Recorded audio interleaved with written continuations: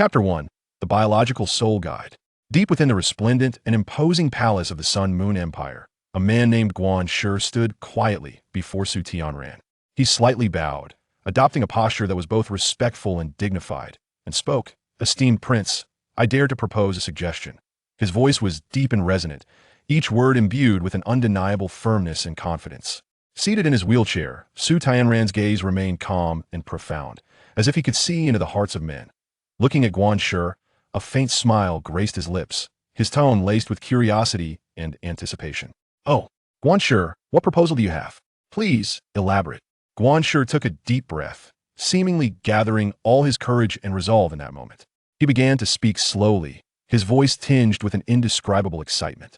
"Your Highness, there exists an item today that surpasses traditional soul guides in power, capable of fundamentally altering the fate of our Sun-Moon Empire, enabling us to unify this continent and achieve everlasting glory." To this point, Guan Shi paused deliberately, his eyes sparkling with fervor as he gauged Su Tianran's reaction. Su Tianran raised an eyebrow and leaned slightly forward, evidently intrigued by Guan Shi's words. "Oh, what is this object that possesses such miraculous effects?" His voice was deep and filled with expectation, as if he could already envision the boundless glory that the mysterious item could bring.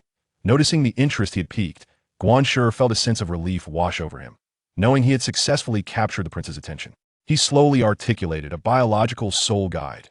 The mere mention of those 5 words left Su Tianran momentarily speechless, while his cousin, Su Zixuan, abruptly lifted her head, her eyes flashing with astonishment and curiosity. The concept of a biological soul guide was unheard of in the Sun-Moon Empire, and indeed, across the entire continent. Su Zixuan instinctively tightened her grip on the teacup, well aware that if this proposal were to come to fruition, it would have a revolutionary impact on the entire empire.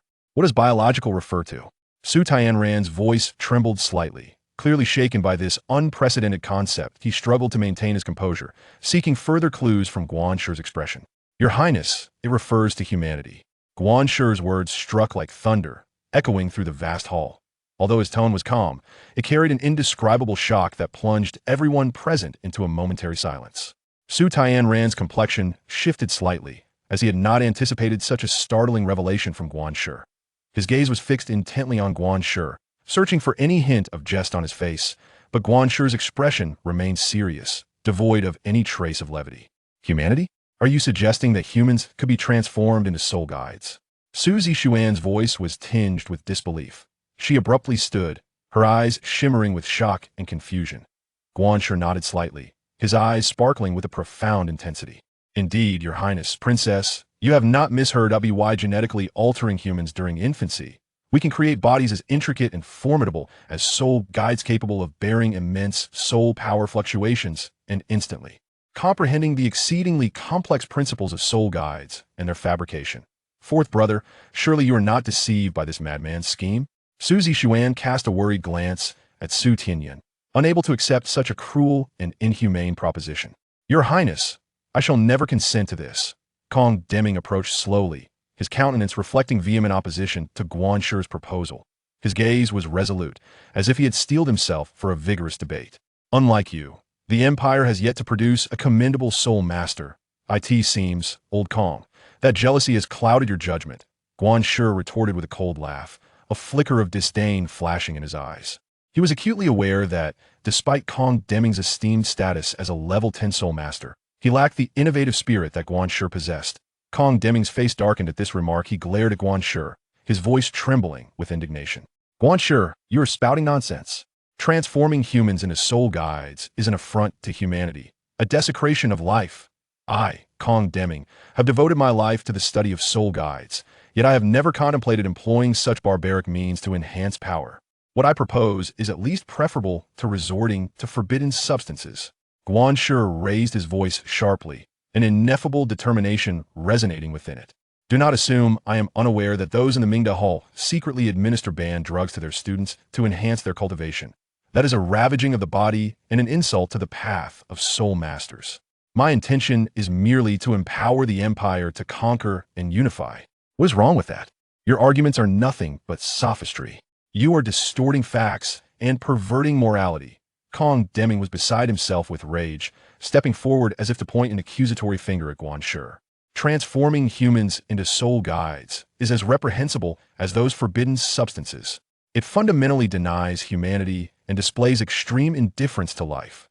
We should strive for technological advancement and harmonious coexistence, not reduce humans to cold machines. At least my proposal will not turn people into addicts, nor will it place the Empire at a disadvantage in future wars. Guanxi stood his ground resolutely, his eyes ablaze with fervent ambition. Old Kong, we both know this continent reveres the strong. Only with sufficient power can we safeguard what we cherish. My plan, though radical, is the most viable means for the Empire to achieve a leap forward in a short span of time. And what do you regard them as? Experimental subjects? Tools? Kong Deming's voice grew hoarse with fury, his fists clenched tightly, his body trembling slightly. They are human beings with thoughts, feelings, and dignity. They are not your test subjects, nor mere instruments for your control. Humph, Old Kong, you are far too naive, Guanxi sneered, his gaze filled with disdain for Kong Deming. On this continent, strength dictates everything. In the pursuit of the Empire's future, necessary sacrifices are simply inevitable. Those chosen shall become the heroes of the Empire, their names etched into the annals of history, forever remembered by posterity. You are resorting to sophistry. Kong Deming glared at Guanxi, his voice sharp with indignation. The sacrifices you speak of are founded upon the suffering and despair of countless individuals. Have you considered their feelings? Have you thought of their families? What do you regard them as? At these words, Guanxi erupted into a maniacal laugh, tinged with a sense of madness and triumph. Old Kong, you remain too inexperienced. I merely acquire the genes of those noble families to forge the most powerful biological soul guides. Thus, these children are not truly human. They are merely the warriors of the Empire's future, our instruments for conquering the world. Guanxi, you are utterly deranged. Kong Deming, you stubborn old fool, do not obstruct my path to forge a future for the Empire. The atmosphere between the two men thickened with tension, as if a fierce conflict could erupt at any moment. You wretched beast, how dare you speak so arrogantly, treating lives as mere chaff? Indeed, I'm a beast, what of you? Merely an antiquated relic clinging to outdated notions? Standing aside, Suzy Xuan listened to the fervent clash between the radicals and the conservatives, feeling as though her mind was being torn apart. She yearned to intervene, yet as a mere county princess, her voice held no weight in their dialogue. Observing the two men, each entrenched in their convictions, she was overwhelmed by a sense of helplessness. Who are you accusing of taking banned substances? The sudden appearance of Jing Hongchun intensified the already fraught atmosphere. Clad in an extravagant soul master robe, his face bore a hint of anger as his sharp gaze swept over Guanxi and Kong Deming. I am referring to your people from Mingda Hall. Guanxi met Jing Hongchun's gaze fearlessly, his voice laced with provocation. Do not presume that your sordid deeds go unnoticed. Administering banned substances to students to enhance their cultivation is hardly a commendable act. Thus, the three engage in a heated exchange, their faces etched with fury and resentment. Upon hearing this, Jing Hongchun's expression darkened, and he laughed in anger. Guanxi, you are slandering us. Mingda Hall has always operated with integrity. How could we commit such despicable acts? Humph, whether you are slandering or not, you know in your heart. Guanxi stood his ground, his eyes glimmering with resolute determination. The abnormal reactions of those students after consuming banned substance Sesto, you think you can conceal that from anyone? Do you really believe we at the Offering Hall are soft targets? Kong Deming roared. The Offering Hall? Humph, merely a collection of stubborn old fools. Guanxi smirked coldly, his eyes full of contempt. You members of the Offering Hall cling to those archaic customs, unwilling to innovate. If it were not for this, how could the Sun and Moon empires still fail to unify this continent? Jing Hongchun inhaled deeply, suppressing the anger that surged within him. He spoke coolly. Guanxi, do not indulge in such reckless words.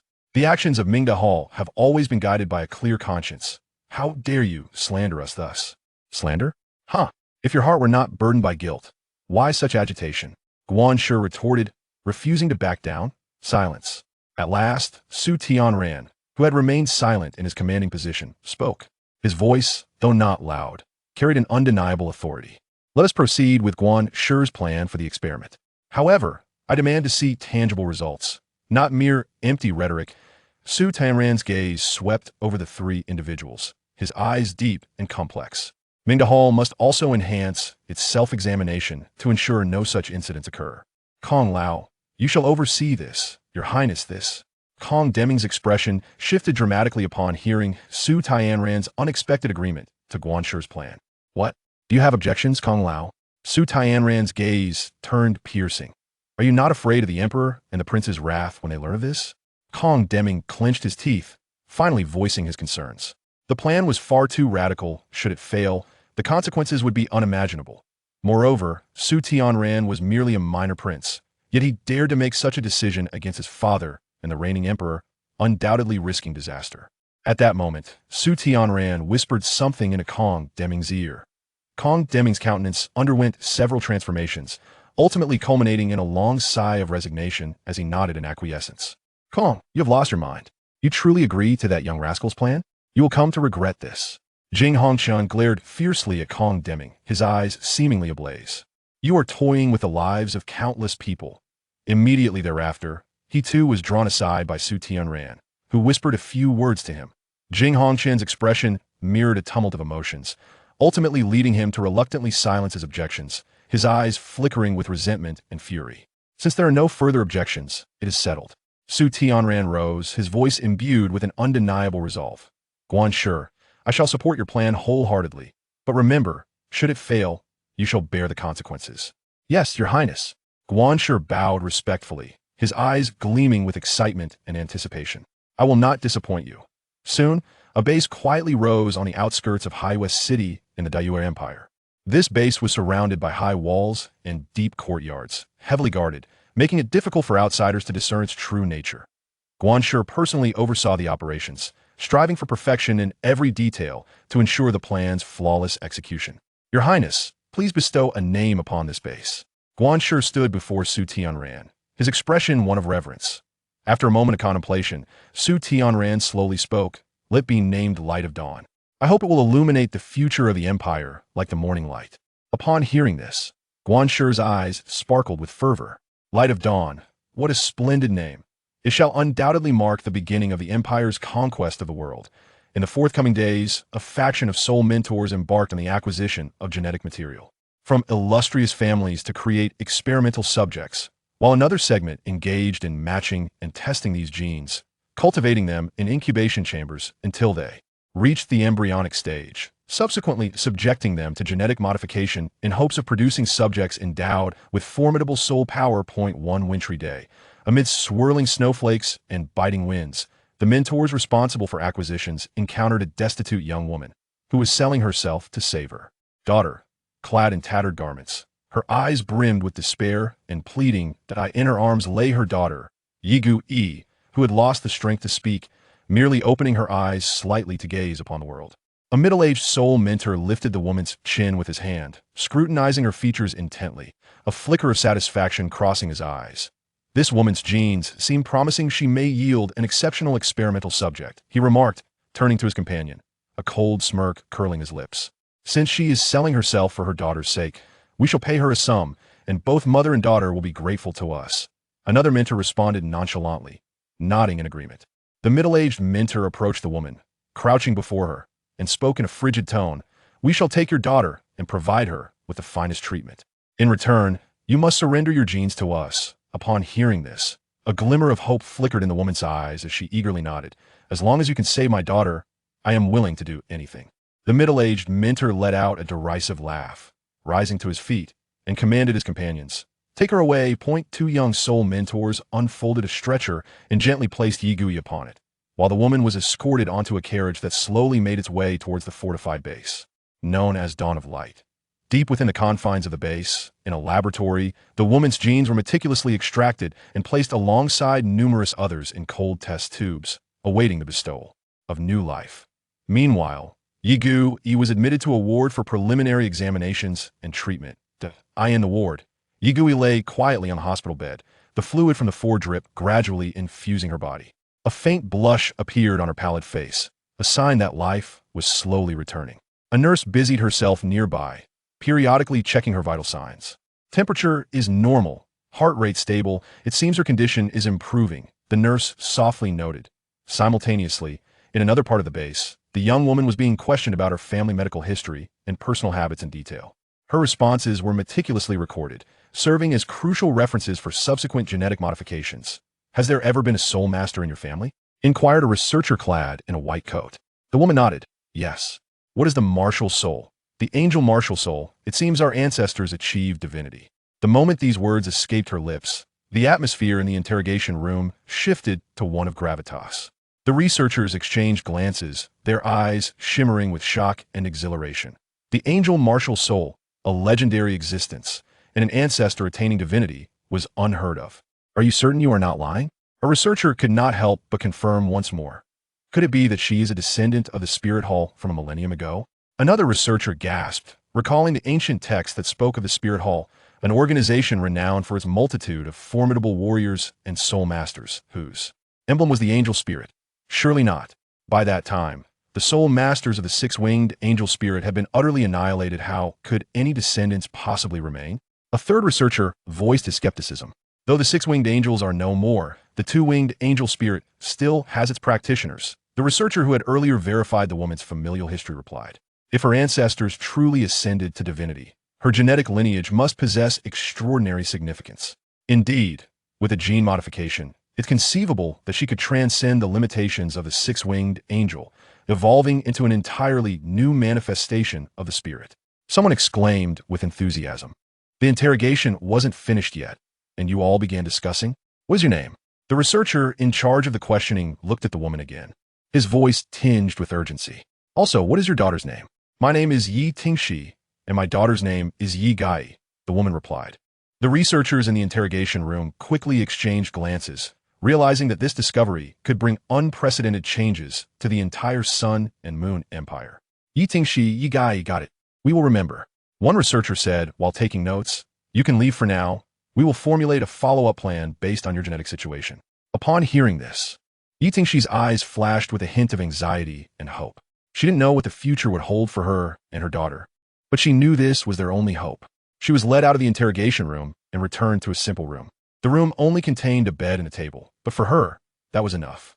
She sat on the edge of the bed, her hands tightly clasped together, silently praying. She hoped her daughter would be safe and sound, and more than anything, she hoped they could escape their current predicament and start their lives anew.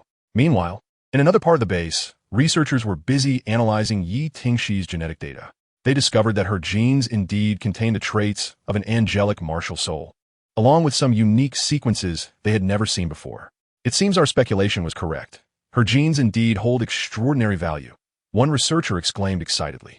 If we can successfully modify her genes, we might truly be able to create a new martial soul form that surpasses the six-winged angel. What are we waiting for? Let's get started. Another researcher urged impatiently. Thus, an experiment concerning gene modification and martial soul evolution quietly commenced at the Dawnlight base. The fate of Yi Tingshi and Yi Gai, this mother-daughter pair, would also undergo earth-shattering changes as a result. Inside the laboratory, various high-tech instruments flickered with cold light as researchers in sterile suits busily worked in front of Yi Tingshi's genetic samples. They carefully operated the precision instruments, conducting matching tests on Yi Tingshi's genes, attempting to find the best modification plan. After several days of effort, they finally established a preliminary modification plan. This plan aimed to activate the potential angelic martial soul traits within Yi Tingshi's genes and attempt to integrate some brand new gene sequences in hopes of achieving effects that surpass the six-winged angel. Without further ado, place it in the cultivation chamber and begin nurturing. Modifications will be made during the embryonic stage. One researcher directed his assistant to place the processed genetic sample into the high-tech cultivation chamber. Inside the cultivation chamber, nutrient solution flowed slowly, providing a perfect growth environment for the genetic sample. At this moment, 4 nurses affixed numbered labels in their designated areas on the cultivation chamber. And Yi Tingshi's genetic sample was marked as 02. The nurses then input the data into the central control system. With a soft beep, the lights inside the cultivation chamber began to flicker, signaling the official start of the gene cultivation process. A month later, Yi Gai successfully recovered, and Yi Tingshi was informed that she could go visit. When she stepped into the hospital room and saw her daughter, Yi Gai, sitting up in bed, her face glowing with a healthy flush, the heavy stone in her heart finally lifted. The mother and daughter embraced tightly, tears welling in their eyes. Yet both tried hard not to let them fall. Mom, I'm much better. Yi Gai's voice was weak but full of strength, her small hand tightly gripping Yi Tingshi's, as if afraid of losing her again. Yi Tingshi gently stroked her daughter's head and softly said, everything will be all right. Guy, mommy will always be by your side. Guan Shi, who was watching the scene through the corridor window, turned to the researcher beside him and said, "Give them some money and tell them they can leave. We've kept their genes, so we won't lose out." The researcher nodded, though feeling somewhat reluctant. After all, Yi Tingxi and Yi Gai were their only hope during this time and were key to their gene modification plan. However, Guan Shi's decision was unquestionable, and they could only comply. When Yi Tingxi received the notification that she could leave, she was both surprised and delighted. Although she didn't know what had happened behind the scenes, she knew that she and her daughter finally had a chance to start anew. Before leaving, she specifically went to thank the researchers. Although they had once confined her here, at this moment, her heart was filled with gratitude. She knew that without them, she and her daughter might never escape their predicament. "Thank you, truly thank you." Yi Tingxi's voice was choked with emotion as she tightly held a researcher's hand, tears glistening in her eyes. The researcher smiled awkwardly, patting her hand. "No need to be polite. This is our job. You both take care and live well. I hope we won't cross paths again in the future." Yi Tingxi nodded and left with her daughter from this place that had once helped them, but also left them with countless mysteries. The outside world was both strange and fresh for Yi Tingxi and Yi Gai as they began a new chapter in their lives. Not long after, the Soul Masters discovered that the embryos in the same batch that entered the cultivation chamber were dying one after another, with none surviving except for Yi Tingxi's genetic sample 02. This abnormal situation quickly drew the attention of the research team, and they speculated that this might be due to the special sequences in Yi Tingxi's genes having some powerful self-protection and repair mechanisms. The prince has arrived. A loud call broke the tense atmosphere in the research room, and everyone turned to look as Su Tianran's wheelchair slowly entered, his face wearing the usual indifference and authority. "What is the situation?" Su Tianran's gaze swept over everyone before finally settling on the cultivation chamber that still glimmered with light. Replying to the prince, apart from sample 02, "All other embryos have died," a researcher said, lowering his head, his voice trembling slightly. Su Tianran frowned, not expecting such a result. However, a fierce look soon flashed in his eyes. "Since 02 can survive, continue the research. At all costs, we must uncover the secrets within her genes." Upon hearing this, the researchers felt a chill in their hearts. They knew that Su Tianran's decision meant they would face an even more arduous task and greater risks. But in this world where the strong are respected, they had no choice but to push forward. In the following days, the laboratory conducted more detailed observations and studies on the number 02 experimental subject. However, they did not know that the 02 experimental subject was merely living slightly longer than the others, and she was already approaching the end of her life. Meanwhile, in the Wangfu, Su Tianran sat alone in his study, lightly tapping his fingers on the table. His gaze was deep, as if penetrating through time and space, seeing some possibilities for the future. He pondered himself whether this gamble, which cost countless lives, could truly bring a turning point for the Sun and Moon Empire. As long as he could usurp the throne and unify the continent, no sacrifice would be too great. Su Tianran murmured to himself, his voice echoing in the empty study, carrying a sense of determination and ruthlessness. He knew very well that this road was filled with thorns and dangers, but he had no way to retreat. Chapter 2. Crossing at this moment, far away in another realm of the Douluo continent, a woman and a man were locked in a life-and-death battle. The woman, dressed in white, with hair cascading like a waterfall, wielded a long sword that shimmered with cold light. Each swing was accompanied by a sharp sword aura, while the man, clad in a black robe with a sinister gaze, held a massive scythe covered in strange patterns, exuding a chilling aura. "You traitor the family. Not only did you kill my family, but you also brought shame upon us. Today, I will make you pay in blood for your debts." The woman's voice was cold and resolute, filled with hatred and anger. The man chuckled darkly, his voice hoarse and grating. "Do you really think you can kill me? I defeated you once back then, so I can defeat you again." Before he finished speaking, he vanished in a flash, lunging at the woman like a ghost, the scythe whistling through the air as it swung down fiercely towards her. The woman nimbly dodged the attack, simultaneously unleashing her long sword, sending a sharp sword aura straight at the man. The man snorted coldly, drawing the scythe in an odd arc in the air, shattering the sword aura. The two exchanged blows, their battle intense and evenly matched. Just then, an unexpected change occurred. The woman felt a powerful force surge within her, her gaze instantly becoming sharp beyond measure, and her long sword seemed to come alive, flashing with light as the man found himself on the defensive. "What is this power?" The man shouted in terror, sensing the overwhelming aura emanating from the woman, a terrifying power he had never encountered before. A trace of sadness flickered in the woman's eyes, but then she became resolute and coldly declared, "The three of them gave me the power of the heavenly soul stones. Li Mingli, today is your day of death." The woman drove the three heavenly soul stones into her heart, and the powerful energy erupted within her, causing her to spit out a mouthful of blood, clearly indicating that the power of the stones was too great, putting her body under immense strain. "You dare!" Li Mingli's face changed dramatically upon seeing this. He never expected the woman would go to such lengths, merging the power of the heavenly soul stones into herself, a move tantamount to mutual destruction. The woman had no intention of returning alive. She had long disregarded life and death. At this moment, her only thought was to kill the man before her and avenge her family. The sword light wove like fabric, each strike containing the terrifying power of the heavenly soul stones. Li Mingli gradually felt overwhelmed. His black robe was slashed by the sword aura, revealing numerous fine wounds on his exposed skin. "No, I can't die here," Li Mingli roared in his heart, exerting all his strength in an attempt to counterattack. But the woman's sword techniques became increasingly fierce, as if she intended to completely crush him. Just then, the woman's gaze suddenly became vacant, and the long sword in her hand slowly fell. Seeing this, Li Mingli felt a surge of joy, thinking the woman had exhausted her strength and was about to counterattack. However, he soon saw the woman's body erupting with dazzling light, indicating that the power of the heavenly soul stones had fully erupted within her. "No!" Li Mingli shouted in horror, but it was too late. The woman's long sword pierced through the man's chest. A flicker of unwillingness and despair crossed his eyes as his body fell weakly to the ground, blood from his black robe spreading across the floor. The woman, equally injured, slowly descended from the air, blood streaming from her 7 orifices as her body crashed heavily to the ground. Her gaze became unfocused, but a victorious smile crept on her lips. "I finally killed Li Mingli and avenged my family," she whispered softly, her voice light yet filled with an indescribable resolution and relief. "Sister," Lei Zitong and Lei Mushi rushed over from afar, having witnessed this heart-stopping battle, their hearts filled with sorrow and shock. Lei Shishue ran over, checked her pulse, and breathed a sigh of relief. She was not dead, just exhausted and in a coma.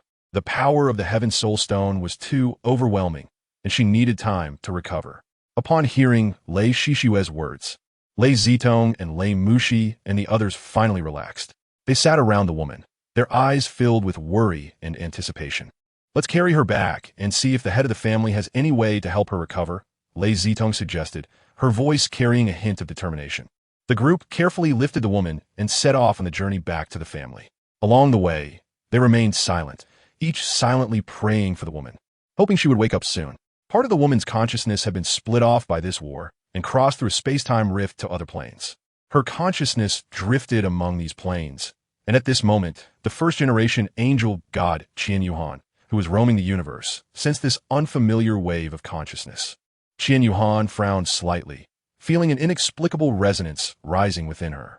As the first-generation angel god of Douluo continent, she possessed extraordinary perception, and this sudden wave of consciousness left her feeling unprecedented shock. The angel god position has been shattered by the new generation sea god. Perhaps I should infuse some of my power into this consciousness. Maybe it can restore my position and revive the glory of the angel clan, Qian Yuhan thought to herself.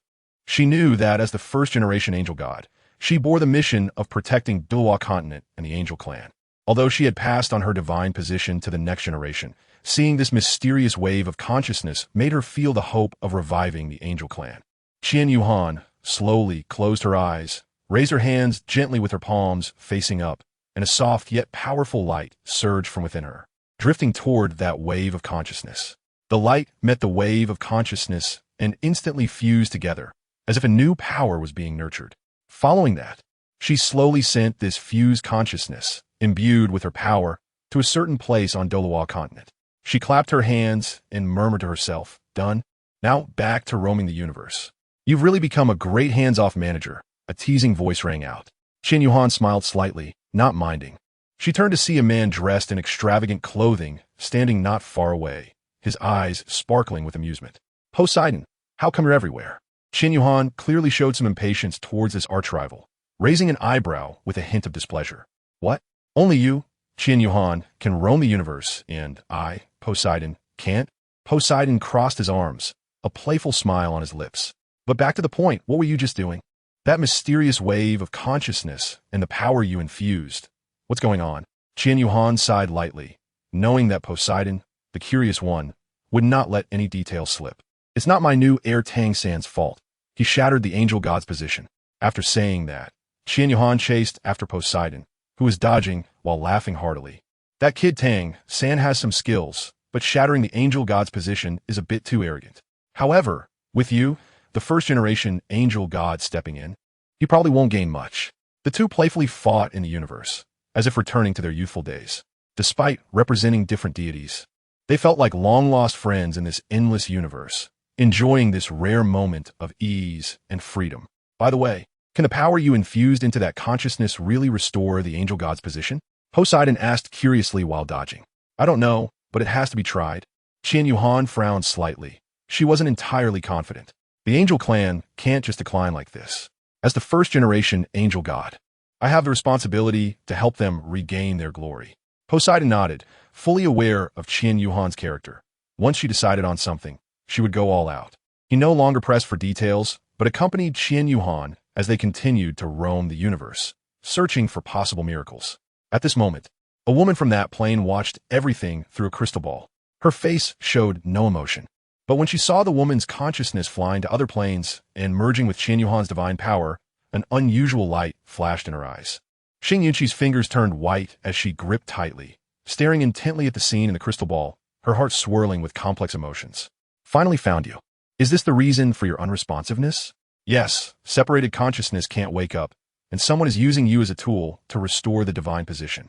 I will settle this score for you, Xing Yunqi murmured to herself, her eyes revealing determination and resolution. Beside her was a man whose face was covered by a cloak, with his limbs severed. He sat in a wheelchair, watching Xing Yunqi's tightly clenched fists and the determination flashing in her eyes. I didn't expect her consciousness to reach such a far place and meet the so-called angel god. And now Su Wan is with her, unresponsive. What should we do? Xing Yunqi took a deep breath, trying to calm her emotions. Coldly, she said, no matter where she is or what difficulties she encounters, I will protect her. After all, she has suffered too much, and I can't let her be harmed again. Xing Yunqi signaled a nearby girl to escort the woman's consciousness to Douluo continent and find a suitable opportunity to return to this plane. The girl accepted the order, and a pair of wings radiating brilliant light, crowned like flames, with colorful feathers shimmering in the sunlight, appeared. It was several meters long, soaring like a magnificent rainbow cutting through the sky. The girl whispered in its ear, go, safely deliver her consciousness to Douluo continent and find the right opportunity for her to return. Remember, her safety is the most important, and there must be no mistakes. The radiant winged divine bird let out a low cry, seemingly responding to the girl's command. It spread its wings and instantly transformed into a streak of light, disappearing into the sky. Xing Yunqi and the others watched the divine bird fly away, but their worries did not diminish. She knew that this task was filled with unknowns and dangers, but she was prepared to persevere, no matter what difficulty she faced. After a while, the divine bird arrived near the consciousness, escorting it toward Douluo continent. The consciousness flew toward the Dawnlight base in the CU city of the Sun and Moon Empire, where the experimental subject baby girl, numbered 02, was already counting down her life. Her life force flickered in the wind like a faint candlelight, ready to extinguish at any moment. However, at that moment, the consciousness infused with Qian Yuhan's power surged toward the experimental subject baby girl in the cultivation chamber. With a loud bang, the entire Dawnlight base emitted a dazzling light, piercing through the night. The patrolling guards in the guard room, who had been dozing off, were startled awake by the sudden light. Rubbing their sleepy eyes, they looked toward the source of the light with confusion. Immediately, the sound of a phoenix echoed in the square outside the base, clear and melodious, filled with endless majesty and sanctity, as if a phoenix had descended. The guards exchanged glances, their astonishment growing. They had never seen such a strange sight. Among them, several curious guards approached to take a look, and their jaws dropped when they saw a divine bird radiating brilliant light, its wings as magnificent as the seven-color clouds, and its crown burning like flames. Circling above the entire base, every flap of its wings seemed to stir the surrounding space, and a sacred and inviolable aura spread out. After circling in the air a few times, the divine bird finally flew far away, leaving the guards paralyzed on the ground, unable to regain their senses for a long time. They supported each other to stand up, their eyes filled with shock and confusion. Such a divine bird. They had only heard of in ancient legends and never imagined they would witness it with their own eyes one day. Meanwhile, in the imperial palace of the Star Luo Empire, Su Jiaowei was dealing with affairs when Su Jiuzhou rushed in, panicked. "Brother, look outside the window." Su Ziaowei Fadawen put down his pen and looked at Su Jiuzhou displeased. "What's the rush? What kind of manners are these?" Su Jiuzhou pointed outside, her voice trembling slightly. "Brother, look at the sky. It seems like there's something unusual." Su Jiaowei walked to the window and looked up, only to see a brilliant light streaking across the sky. The shadow of a phoenix flickering among the clouds, startling him as well. He stared for a moment, his frown deepening, a wave of unease rising in his heart. What kind of power is this? Su Jiaowei muttered to himself, knowing full well that this was beyond human capability, and there must be great fortune or crisis behind it. He immediately turned to Su Jiuzhou and instructed, "Jiuzhou, go gather the strong ones in the royal family and the renowned soul masters in the country. We must prepare for everything that might happen." Although Su Jiuzhou was puzzled, she didn't dare to ask more when she saw her brother's serious expression and hurriedly went off. Su Jiaowei stood alone by the window, gazing at the direction where the light had vanished, his mind racing with thoughts. He knew that such an anomaly was no coincidence, and there must be deeper meaning behind it. Whether it was fortune or misfortune, he had to be fully prepared to face the unknown that was about to arrive. At that moment, in the Sea God Pavilion of Shrek Academy, Muin was having tea with other elder members when suddenly the water in the teacup began to ripple gently. Muin frowned and looked out the window, a glimmer of surprise flashing in his eyes. He saw a divine bird, resembling a phoenix, flying towards Shrek Academy at incredible speed, trailing a brilliant light like a comet streaking across the night sky, magnificent beyond compare. This is Muin. Having lived for so long, he had never seen such a strange sight. The other elders, including Xuanzi, also stood up and walked to the window, staring at the divine bird. Their faces showed shock and confusion, clearly indicating that this anomaly exceeded their understanding. The divine bird drew nearer, eventually circling above the Sea God Pavilion, with each flap of its wings seemingly stirring the surrounding space, a sacred and inviolable aura spreading out, creating a strong sense of pressure among those in the Sea God Pavilion. At that moment, Yin Xiaozhe, Kai Meyer, and the young Ma Xiaotao were walking back to the martial soul department after watching a performance when Ma Xiaotao suddenly stopped, dropping the sugar-coated haws in her hand, staring blankly at the sky, her eyes filled with shock and disbelief. What is that?" Ma Xiaotao trembled, pointing at the divine bird in the sky. Yin Xiaozhe and Kai Meyer also looked up, seeing the divine bird radiating dazzling light, its wings as splendid as colorful clouds, and its crown burning like flames. Circling above the Sea God Pavilion, sacred and inviolable. What is that thing? Kai Meyer was also too shocked to speak, her gaze fixed on the divine bird, afraid to miss any detail. Kai Meyer took Ma Xiaotao in her arms and ran towards the Sea God Pavilion, with Yin Xiaozhe following closely behind. In the courtyard of the Sea God Pavilion, Mu In, Xuanzi, and Song Yunji, along with other elders, had gathered, and even Xian Duo and Xian Liner from the Academy's upper management rushed over upon hearing the news. Their eyes were all focused on the divine bird circling in the air, each face reflecting shock and curiosity. Kai Meyer, out of breath, ran to the crowd, pointing at the divine bird in the sky, her voice trembling with excitement. Everyone looked quickly. "What is that?" Muin gazed at the divine bird in the sky. His brow furrowed. He slowly spoke. "This anomaly is certainly not a coincidence. I fear something significant is about to happen." Xuanzi nodded in agreement. Indeed, the appearance of this divine bird must have profound meaning. Our Shrek Academy may soon face an unprecedented transformation. Qian Duo and Xian Liner exchanged glances, a hint of seriousness flashing in their eyes. They knew that such an anomaly often concealed enormous opportunities and challenges. Ma Xiaotao's small hand grasped Kai Meyer's. Her childish voice piped up, "Teacher, I want that bird. Can we keep it in a cage?" Kai Meyer quickly covered Ma Xiaotao's mouth and scolded softly, "Xiaotao, don't talk nonsense. Such a divine bird is beyond our reach. It has its own mission and belonging."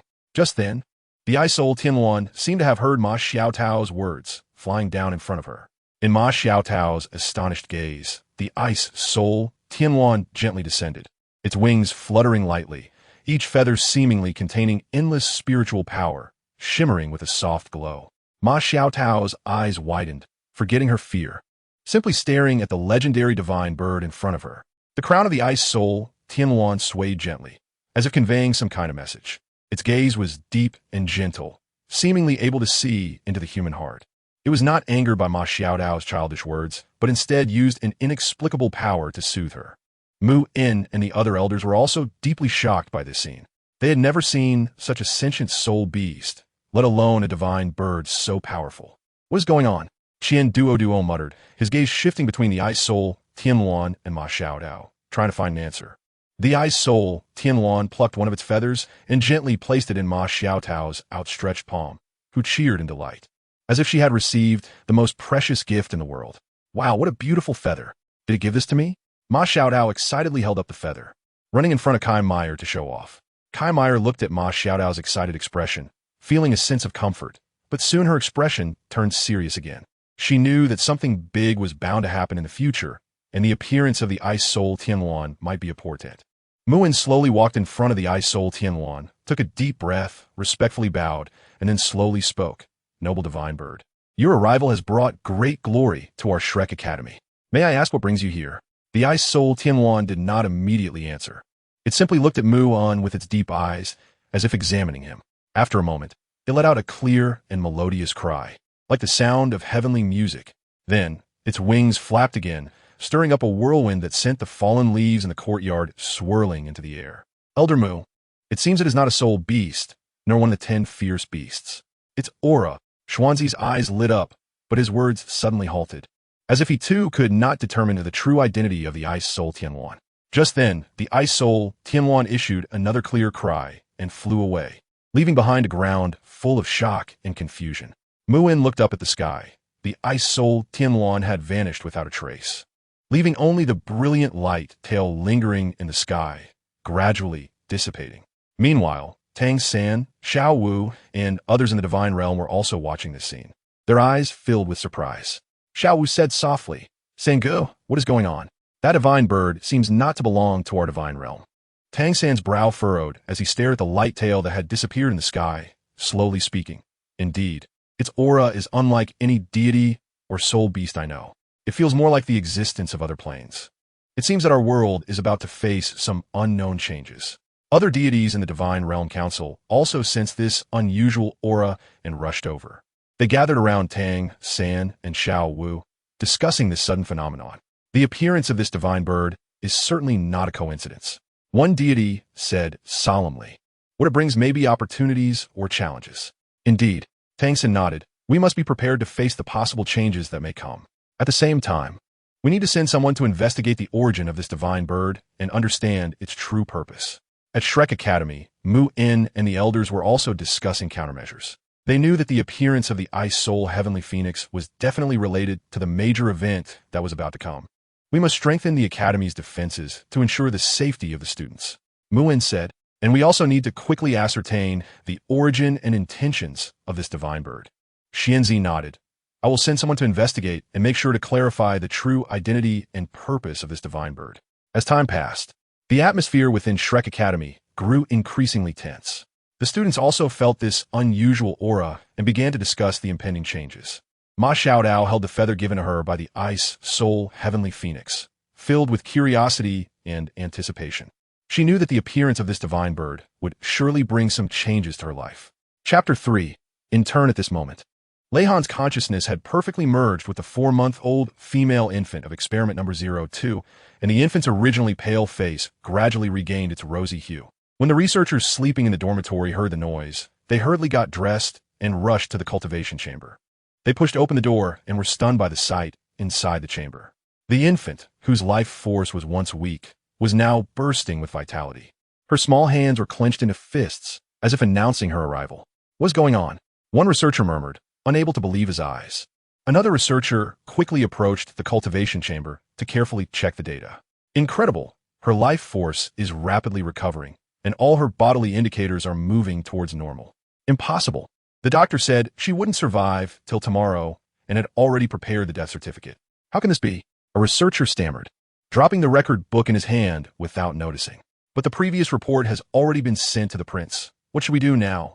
Another researcher said with a worried expression, fully aware of the seriousness of the situation. The female infant of experiment No.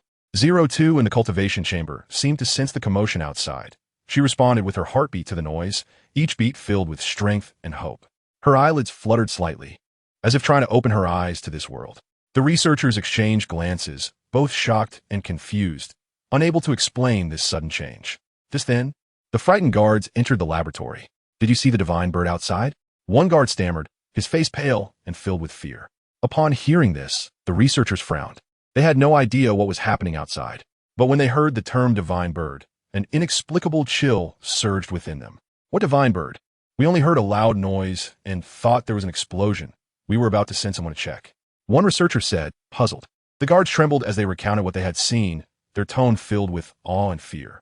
After listening, the researchers exchanged incredulous glances. Although they were engaged in mysterious research, they had never witnessed such an extraordinary sight and could not imagine that a divine bird would be connected to their experiment subject. It doesn't resemble any of the top 10 fierce beasts, one researcher murmured, trying to recall what he knew about soul beasts but finding no information that matched this divine bird. Regardless, we must report this matter to the prince immediately. Another researcher said, his tone carrying undeniable determination. At this moment, Guanshi arrived, his morning grumpiness evident. His hair was disheveled, eyes still sleepy, wearing slippers, muttering as he walked. What is all this noise in the middle of the night? You useless bunch, not only did you fail to save number 02's life, but you also want the entire base and the prince to know about your incompetence? He intended to vent his frustration. But upon seeing the changes in the infant of experiment number 02, he was instantly taken aback. What is going on? Guanshi's voice trembled, unable to believe his eyes. The once critically ill infant was now radiating such strong vitality. He hurried to the side of the cultivation chamber to observe the infant closely. The infant, only 4 months old, with organs not fully developed, was now displaying extraordinary vigor. Her small hands and feet moved gently, as if performing some mysterious life ritual. A glimmer of surprise flashed in Guanshi's eyes as he quickly opened the monitoring system of the cultivation chamber to check the infant's vital signs. She had lived slightly longer than the other subjects. This time she should have died. How is this possible? Guanshi murmured, unable to comprehend everything before him. But as a scientist, he knew that this abnormal phenomenon must be hiding some unknown mechanism. He turned to the researchers beside him, his eyes shining with determination.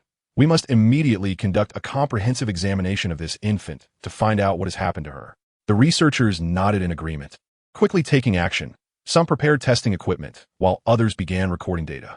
The entire laboratory fell into a busy atmosphere once again. At this moment, Su Tiansai's wheelchair rumbled into the laboratory. His expression was serious, a hint of anger on his face, clearly awakened from a dream. The maid beside him wiped his face with a damp towel, trying to calm him down. But Su Tiansai's gaze was tightly fixed on the infant in the cultivation chamber, his eyes reflecting a complex emotion. Guanshi, you must give me an explanation, or do you think I'm just a monkey to be played with? Didn't you say she wouldn't survive till tomorrow? What is going on now? Su Tiansai's voice was deep and powerful, each word seeming to be squeezed out from between his teeth. Guanshi's forehead broke out in fine beads of sweat as he hurried a few steps forward, respectfully answering, My lord, I also just discovered this anomaly and was about to report to you. We truly do not understand why experiment now. 02 suddenly exhibits such strong vitality, but we are doing our utmost to investigate and hope to find a cause soon. Upon hearing this, Su Tiansai's expression did not soften in the slightest. He coldly glared at Guanshi and said, You better give me a satisfactory answer, or you can forget about being the head of the Morning Dawn base. Guanshi's heart sank. He knew Su Tiansai's temperament, and once he got angry, the consequences would be unimaginable. He quickly lowered his head, respectfully responding, Yes, my lord, I will do my utmost to uncover the truth. Su Tiansai's not Gunli, his gaze returning to the infant in the cultivation chamber. He carefully observed every subtle movement of the infant, as if trying to find answers from her. My lord, perhaps we can start with the infant's genes to see if there are any abnormalities. An experimenter mustered up the courage to make a suggestion. Su Tianran nodded slightly, acknowledging the suggestion. He looked at Guanshi and said, You immediately organize personnel to conduct a comprehensive analysis of this infant's genes. I want to know what secret she holds. Guanshi quickly nodded and turned to instruct the experimenters to begin their work. The The laboratory was once again filled with a tense and busy atmosphere. Meanwhile, the infant in the cultivation chamber seemed completely unaware of the external turmoil, still immersed in her own world, responding to the call of life with her heartbeat and movements. Her existence was like a beam of light, illuminating the entire laboratory and igniting the hope within everyone's hearts. As time passed, the experimenters finally completed the preliminary analysis of the infant's genes. They were astonished to discover that the infant's genes contained an unknown energy, which seemed capable of stimulating her vitality and allowing her to thrive in dire circumstances. Guanxi looked at the report in his hand, his eyes shining with excitement. He knew that this discovery could change everything, even overturn their understanding of life. He immediately conveyed this news to Su Tianran. Upon hearing this, Su Tianran finally revealed a hint of a satisfied smile. He patted Guanxi on the shoulder and said, "You did well, Guanxi. This discovery could lead to a breakthrough in our research. You need to follow up and find out more information about this unknown energy." Guanxi respectfully acknowledged, filled with confidence and anticipation. He knew that he and the entire Dawn of Light base were about to. A month later, two interns, Lei Yunan and Yu Shi, arrived at the Dawn of Light base, filled with curiosity about the unknown world and a love for science. Stepping into this place, full of mystery and hope. Lei Yunan is a lively and active girl. As soon as she entered the room, she was deeply attracted by the miraculous baby in the incubator. Standing beside the incubator, she looked at the child with different emotions in her heart. She reached out and gently touched the glass of the incubator, as if wanting to feel the warmth and vitality coming from the baby. Lei Yunan's eyes sparkled with a gentle light as she softly said, "So cute. I will definitely take good care of you." Just as she wanted to say something more, she was interrupted by Yu Shi, who impatiently remarked, "Sister, you wouldn't have developed feelings for an experiment subject, would you? Don't forget, she is just a machine of war, not a real person."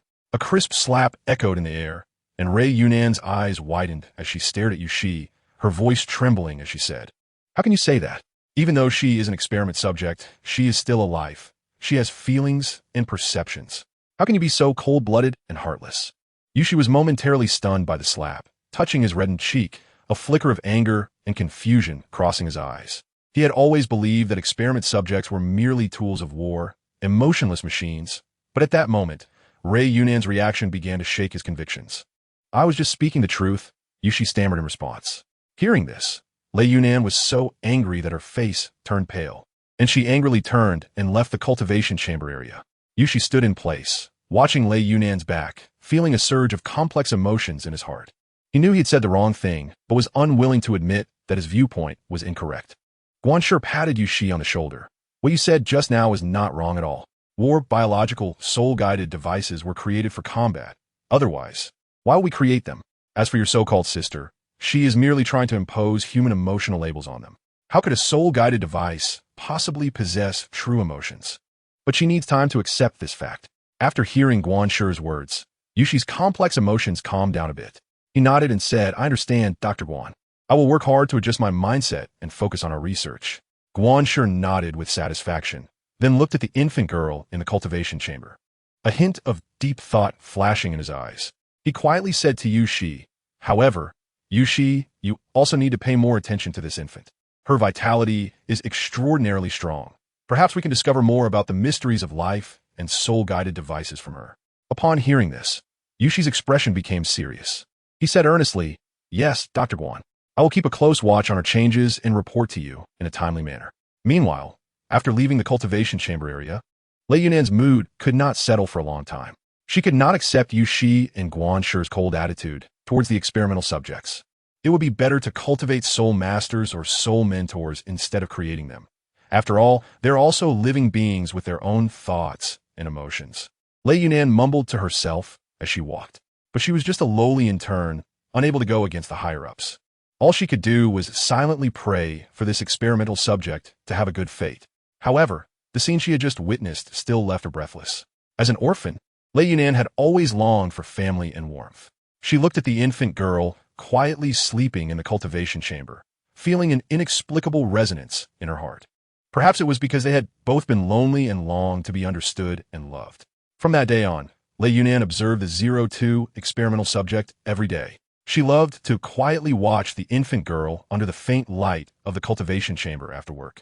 Her gaze contained both the rigor of a scientist and the tenderness of a mother. As time passed, Lei Yunan began to record every subtle change in the infant's growth.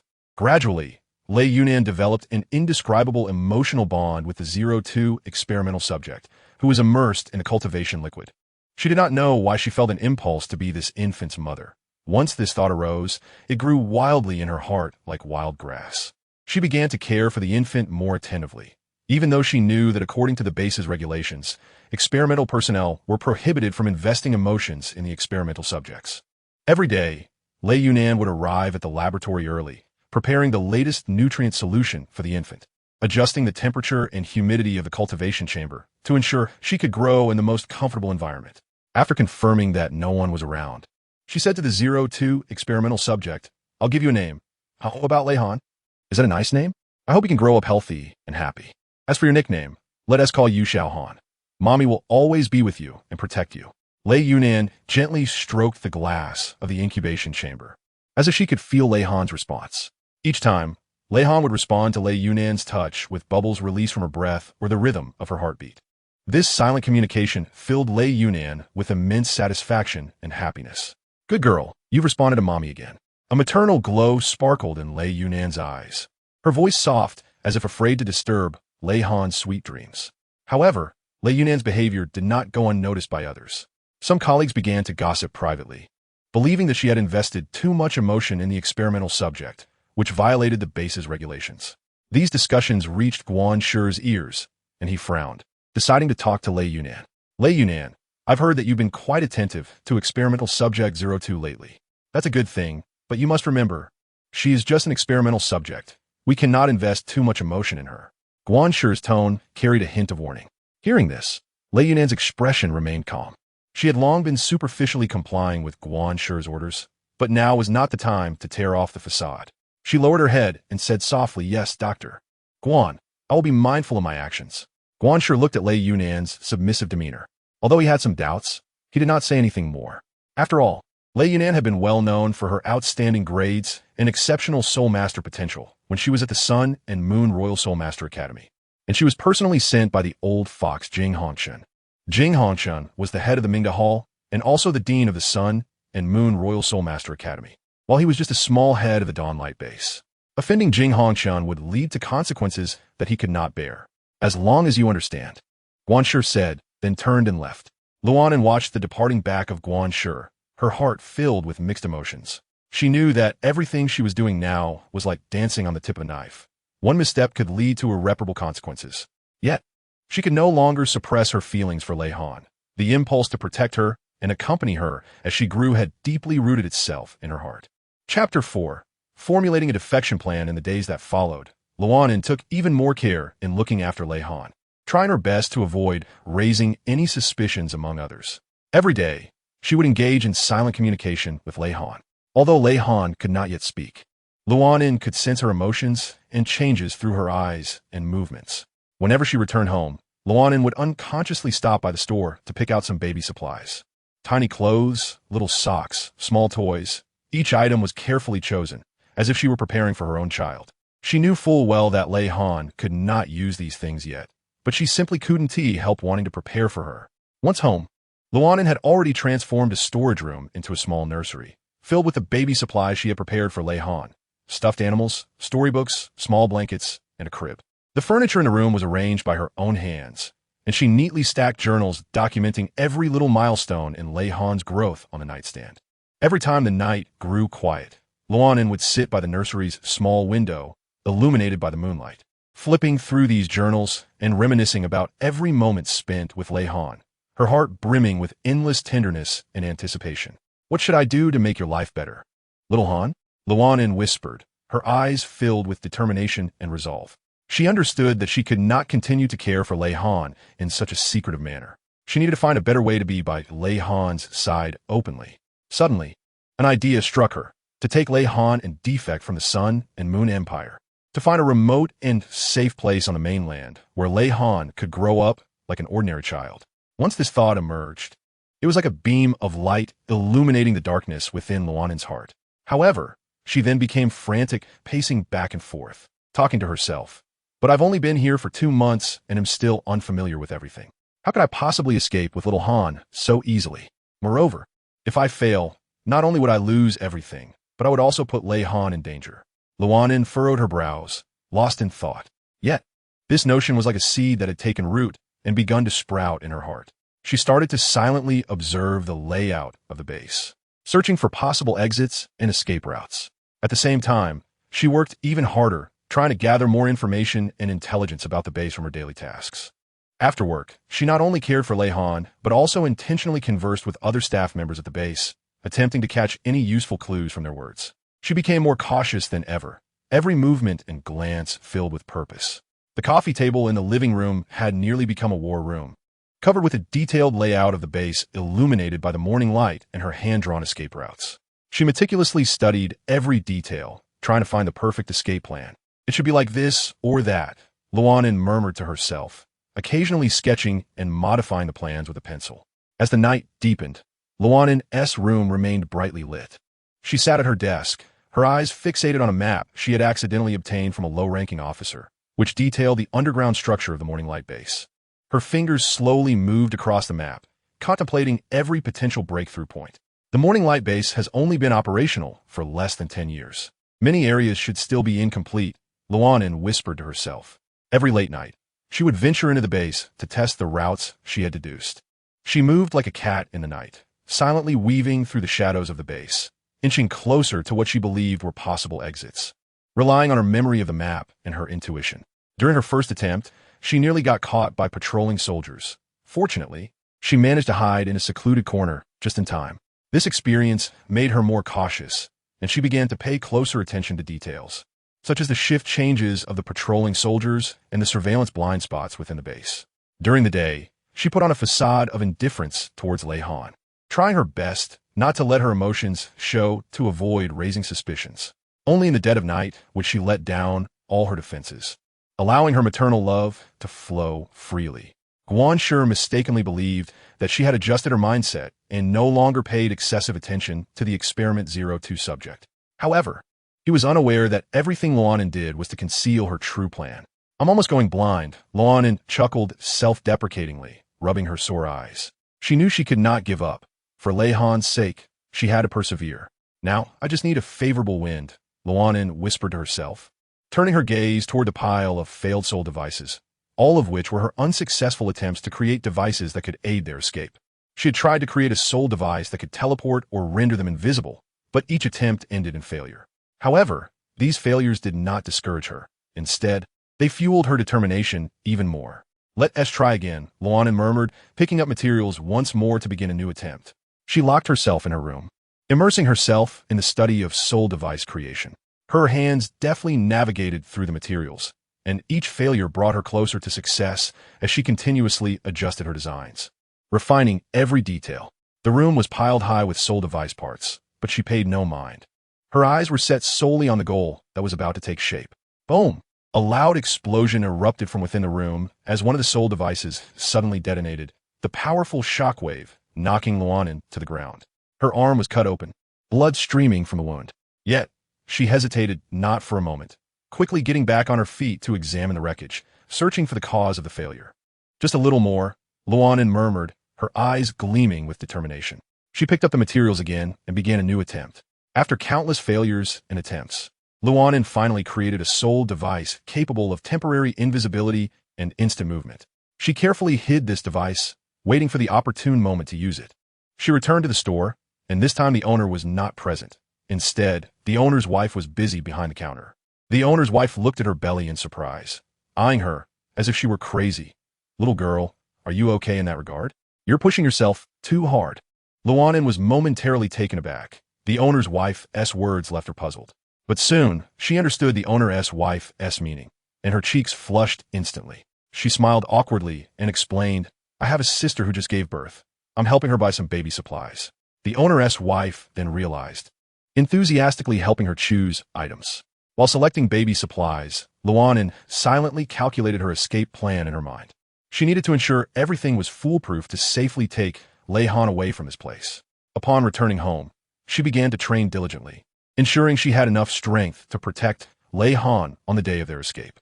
Every day, she carved out time to silently practice in her room, sweat soaking her clothes, but she paid no attention. Her mind was solely focused on one thought: to become stronger, strong enough to protect Lei Han and take her away from this cage. Lei Yunan knew that she could not rely solely on soul-guiding devices. Strength was the most important guarantee. She began to study various combat techniques, trying to find a fighting style that suited her best. She practiced continuously, honing her skills, and each training session brought her closer to her goal. As time passed, Lei Yunan's strength continued to improve. She felt that she was ready, just waiting for the perfect moment to arrive. However, Yushi still urged Lei Yunan to treat Lei Han as a subject for research. But Lei Yunan's heart was exceptionally firm. She clearly understood that Lei Han was not just an experimental subject, but also her daughter, her family. She would never allow anyone to harm Lei Han, nor would she treat her as a tool for research. Yushi looked at the determined expression in Lei Yunan's eyes and shook his head helplessly. He understood that no matter how he tried to persuade her, he could not change her decision. Thus, he began to secretly observe Lei Yunan, trying to find her weaknesses to capture her in one fell swoop. At that moment, Lei Yunan suddenly asked, "Yushi, do you remember how we first met?" Yushi was taken aback by her words, and his thoughts were instantly pulled back to many years ago. At that time, he was only 6 years old, having lost his parents, forced to beg on the streets of High West City, enduring the torment of hunger and cold every day. A certain welfare home in High West City happened to organize an event, and Lei Yunan accidentally got separated from the headmistress, stumbling upon him. At that time, she was holding a piece of candy, looking at him with her clear, watery eyes, and without hesitation, she handed the candy to him. In that moment, Yushi felt an unprecedented warmth. "Of course I remember. Those were the darkest days of my life. Until I met you," Yushi said in a low voice, as if caught in a whirlpool of memories. Lei Yunan smiled slightly, a hint of tenderness flashing in her eyes. "Yes, we were both so young back then, and I never expected we would come to this point today. Yushi, you should understand that for me, Lei Han is like I was back then, abandoned at the door of the orphanage, helpless and pitiful. I can't imagine what I would be like now if no one had reached out to help me back then. So, I know I can't persuade you, my nominal good little brother, but I hope you can understand my feelings. Don't try to stop me, because this is something I must do as a mother." Yushi was silent for a moment, looking at Lei Yunan with a complex expression. He certainly understood her feelings, after all. They had both experienced the despair of being abandoned by the world. But as a member of the Dawn of Light, he had his own mission and responsibilities. He had to ensure the safety of the 02 experimental subject and bring her back to the organization for research. "Sister Yunan, I understand your feelings, but I can't just stand by and watch you make a mistake." Yushi's voice carried a hint of determination. "The 02 experimental subject is too important to the organization. We cannot lose her. Moreover, taking her away from here will only put her in even greater danger." Hearing this, Lei Yunan's expression became incredibly determined. "Yushi, you are wrong. Staying in this place, Lei Han will truly lose her future. She should have freedom. She should have happiness, not be treated as an experimental subject for research. I will take her away, no matter the cost." Yushi looked at Lei Yunan's resolute demeanor and couldn't help but feel a surge of helplessness in his heart. He knew he couldn't persuade Lei Yunan to give up this thought. So, he secretly resolved to find a way to stop her before she acted. Chapter 5. Defection. As night deepened, warm lights lit up along the streets of High West City, adding a touch of vitality to the quiet city. The shadows of Lei Yunan and Yushi stretched under the streetlights, their figures appearing particularly lonely in the night. Lei Yunan looked up at the brilliant starry sky, her heart filled with expectations for the future. She softly said, "Yushi, do you know? Every time I see the stars, I think of Lei Han. She's like those stars, dazzling and free. I don't want her light to be confined in this cold laboratory." Upon hearing this, Yushi remained unmoved, clenching his fist tightly, his nails digging deep into his palm, as if to suppress the inner struggle and conflict. He slowly spoke, his voice carrying a barely noticeable tremor.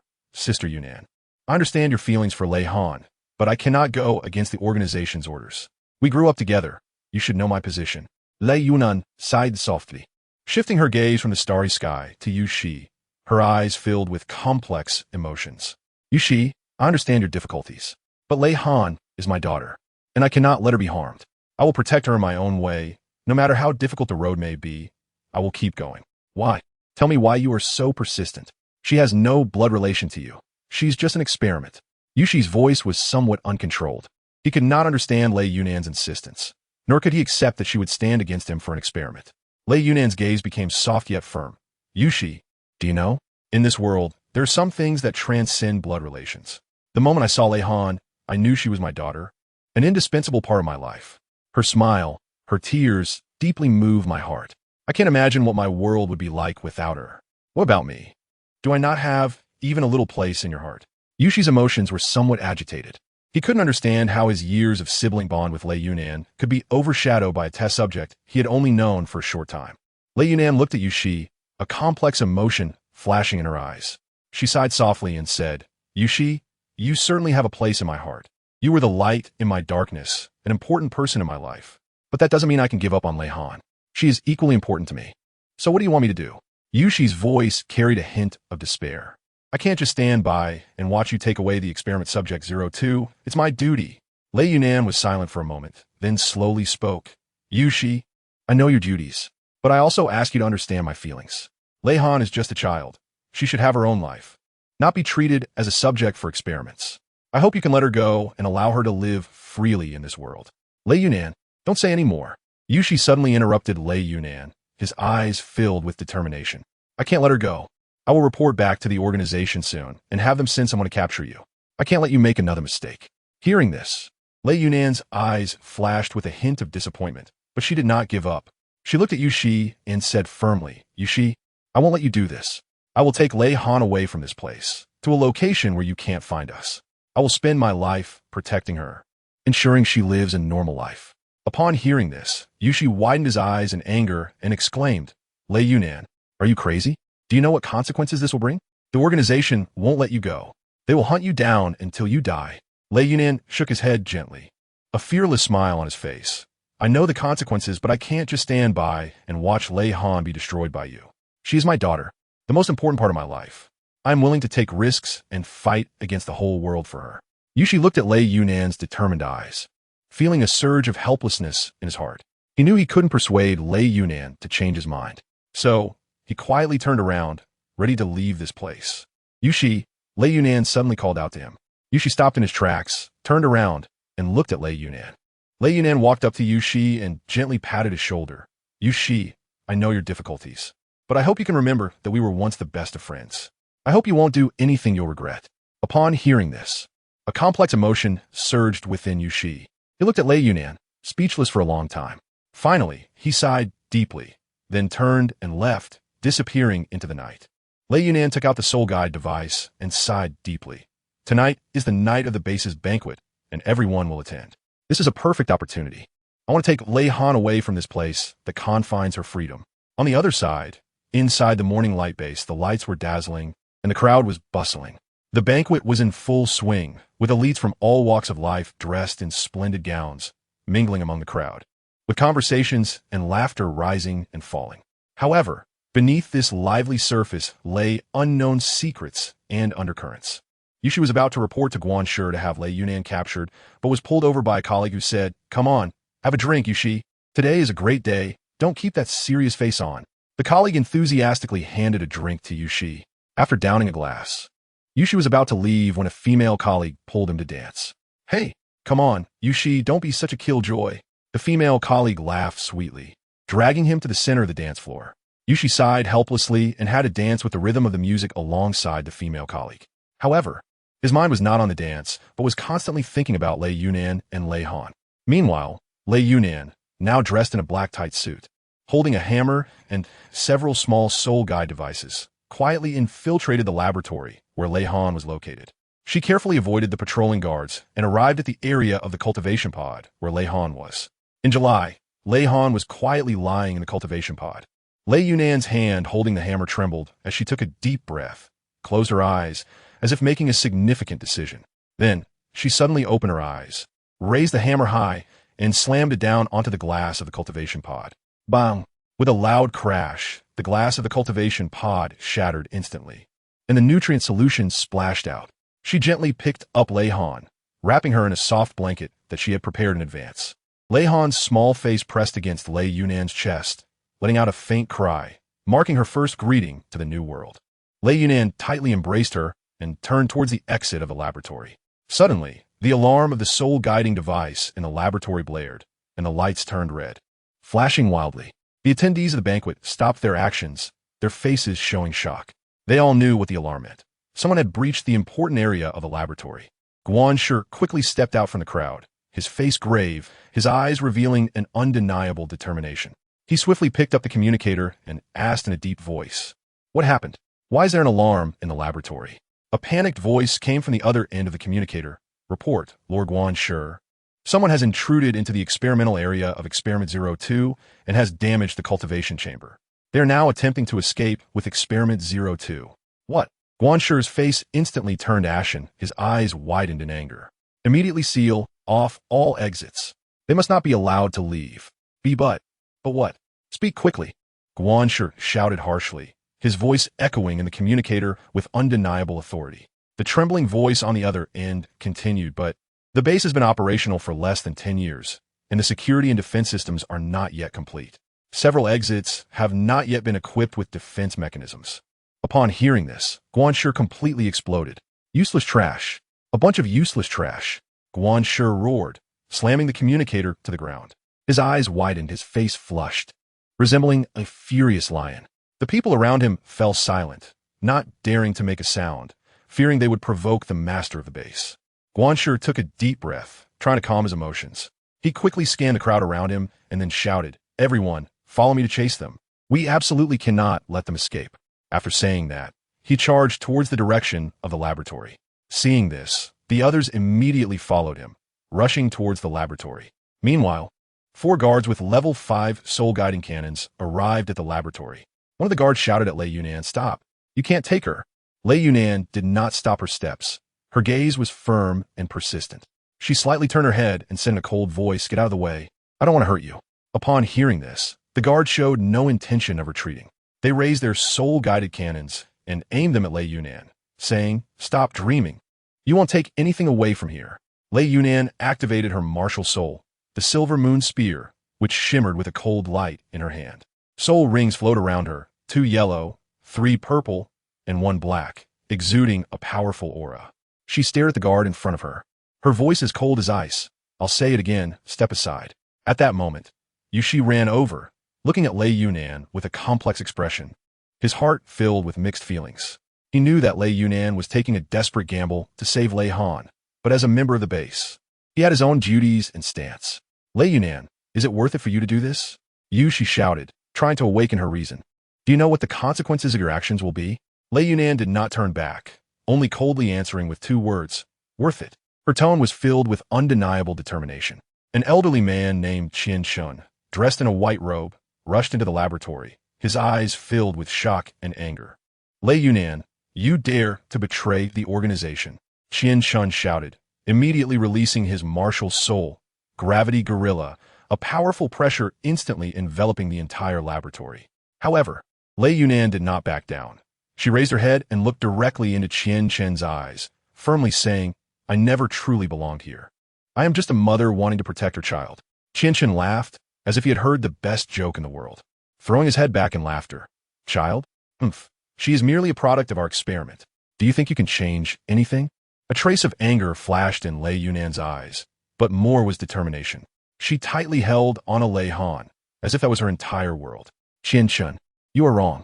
No matter how Lei Han was born, she is a living being. She has the right to choose her own life, instead of being treated as an experiment by you." Qian Chen scoffed coldly, no longer wasting words, and directly swung his fist, bringing the pressure of the gravity gorilla down towards Lei Yunan.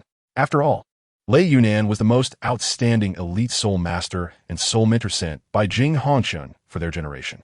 She swiftly sidestepped, cleverly avoiding Qian Chen's attack, while the silver moon spear in her hand turned into a silver flash, stabbing towards Qian Shun. Qian Shun snorted coldly, his figure swaying, evading Lei Yunan's attack. But Lei Yunan's assault did not stop. She fired continuously, each shot carrying a sharp cold wind, directly targeting Qian Chen's vital points. Seeing this, Qian Chen no longer held back his strength. His martial soul, the gravity gorilla, emitted a low roar, and his muscles seemed to be filled with invisible power. Becoming extraordinarily massive, he swung his fist, as large as a small mountain, colliding with Lei Yunan's silver moon spear, producing a deafening sound. The battle in the laboratory grew increasingly intense, with surrounding instruments and test tubes shattering amidst their fight, the flying shards slicing through the air with sharp sounds. However, Lei Yunan remained tightly holding on to Lei Han, ensuring she would not suffer any harm. Yushi stood aside, watching this fierce battle, filled with conflict and struggle in his heart. He wanted to stop Lei Yunan, to make her abandon this futile resistance. Yet he did not want to see Lei Han continue to be treated as an experiment in a laboratory. His gaze shifted back and forth between Lei Yunan and Qian Shun, but he could not make a decision. Guan Shi and the others arrived at the laboratory entrance, and upon seeing the scene before them, they were all stunned. They had never witnessed such a fierce battle, nor did they expect that Lei Yunan would oppose the entire Sun-Moon Empire to rescue Lei Han. A trace of surprise flashed in Guan Shi's eyes, but it was quickly replaced by determination. With a wave of his hand, he commanded, "Go! Capture Lei Yunan and retrieve Experiment 02. More than 26-level fixed soul-guided cannons suddenly lit up at Lei Yunan's waist. She was already prepared and faced the crowd rushing towards her without fear. The cannon muzzles flickered with a cold light, as if ready to engulf everything in the next moment. "For Lei Han, I will never back down." Lei Yunan's voice echoed in the laboratory, her eyes filled with determination. Good, good, good. Truly deserving of being the best student of this year's Sun and Moon Royal Soul Master Academy, hiding so many tricks. Guan Shi, furious to the point of laughter, waved his hands to signal the people behind him not to act rashly. He knew very well that the 6th-level fixed soul-guided cannon in Lei Yunan's hands was immensely powerful.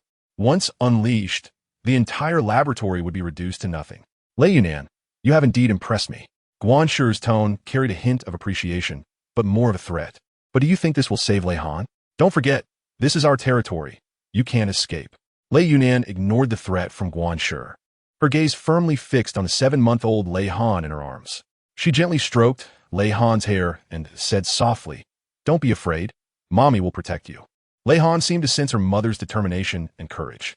Her small hand tightly grasped Lei Yunan's finger, her eyes shining with resolute light. At that moment, the mother and daughter appeared to merge into one, facing the predicament together. Watching this scene, Guan's anger intensified. He took a deep breath, trying to calm his emotions, and then coldly said, "Lei Yunan, I will give you one last chance. Surrender and hand over the 02 experiment subject, and I can guarantee your safety." Hearing this, Lei Yunan only let out a cold laugh. She raised her head, looked directly into Guan Shi's eyes, and said firmly, "Guan Shi, do you think I would believe your nonsense? You people would do anything for the experiment. I will never hand Lei Han over to you." Guan Shi's expression darkened tremendously. He stopped talking and waved his hand, signaling the people behind him to attack. However, at that moment, the warehouse not far from the laboratory exploded. The deafening sound of the explosion shook the air, and a powerful rush of air swept through, knocking everyone in the laboratory off balance. Both Guan Shi and Qian Shen couldn't help but change their expressions, as they didn't expect someone would cause trouble at this time. The smoke produced by the explosion quickly filled the entire laboratory, making visibility poor. Taking the opportunity, Lei Yunan picked up Lei Han and, with a flash of her figure, dashed toward the laboratory's exit. She knew this was the best chance to escape. Guan Shi and Qian Shen quickly reacted, each unleashing their martial souls in an attempt to stop Lei Yunan from escaping. However, under the cover of the smoke, Lei Yunan moved like a ghost, darting left and right, making it difficult for them to catch her. "Block her.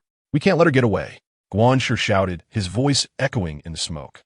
Laced with desperation, Qian Shen also exerted all his strength. His martial soul, the gravity gorilla, let out a deafening roar, trying to bind Lei Yunan's movement with a gravitational field. However, Lei Yunan seemed to have already seen through his intentions. She skillfully utilized the surrounding environment to continuously evade Qian Shen's attacks. Lei Yunan escaped outside, holding Lei Han, quickly ascending with the flying soul guide. Yushi came outside holding a detonator, unsure if it was his conscience that had been awakened or if he was touched by Lei Yunan's maternal love. But he surprisingly chose to help her. "I must do this for Lei Han," Yushi murmured to himself. The moment he pressed the detonator, the entire experimental building and offices number 3 and number 4, along with himself, were engulfed in raging flames. The fierce flames consumed everything, drowning out the roars and unwillingness of Guan Shi and Qian Shen and others. Lei Yunan looked down at the sea of fire below, her heart filled with mixed emotions. She never expected Yushi to make such a choice. Although it allowed her to escape, Yushi's sacrifice weighed heavily on her. She held Lei Han tightly, tears welling up in her eyes, but she fought to keep them from falling. She knew that the most important thing now was to find a safe place for Lei Han to grow up healthy and happy. Most of the experiment personnel on the ground were injured from the explosion, crying out in agony as they tried to find a way out of the flames. Guan Shi and Qianchen stumbled out of the fire, their clothes scorched, hair disheveled, and anger and unwillingness evident in their eyes. Lei Yunan, how dare you destroy everything we had? Guan Shi roared, his voice hoarse from rage. Qianchen clenched his fists, his martial soul, the gravity gorilla, flickering beside him, seemingly also enraged by this failure. She can't escape. The entire Sun Moon Empire will be after her. Qianchen gritted his teeth. Right, and there's a traitor too. Yu Shi. Guan Shi suddenly remembered Yu Shi, his expression darkening further. How dare he betray us? Does he think this will save Lei Yunan? It's ridiculous. With this explosion, that kid will be severely injured, if not dead. Qianchen scoffed, a glint of ruthlessness in his eyes. Once we catch Lei Yunan, we'll slowly torment that traitor. Guan Shi took a deep breath, tried to calm his anger. He knew that the most important thing now was to report the situation to their superiors as soon as possible, and then organize forces to hunt down Lei Yunan and Yu Shi. Let us go back, Guan Shi said, his voice regaining calmness, but the killing intent in his eyes grew even stronger. Meanwhile, not far away in an inconspicuous corner, Yu Shi was hiding, his face disfigured by the explosion, covered in blood. He shakily took out painkillers from his storage soul guide and struggled to swallow them. Sister, it was my ignorance that led you to this point. I hope I can help you this time. Yu Shi murmured to himself, filled with regret and guilt.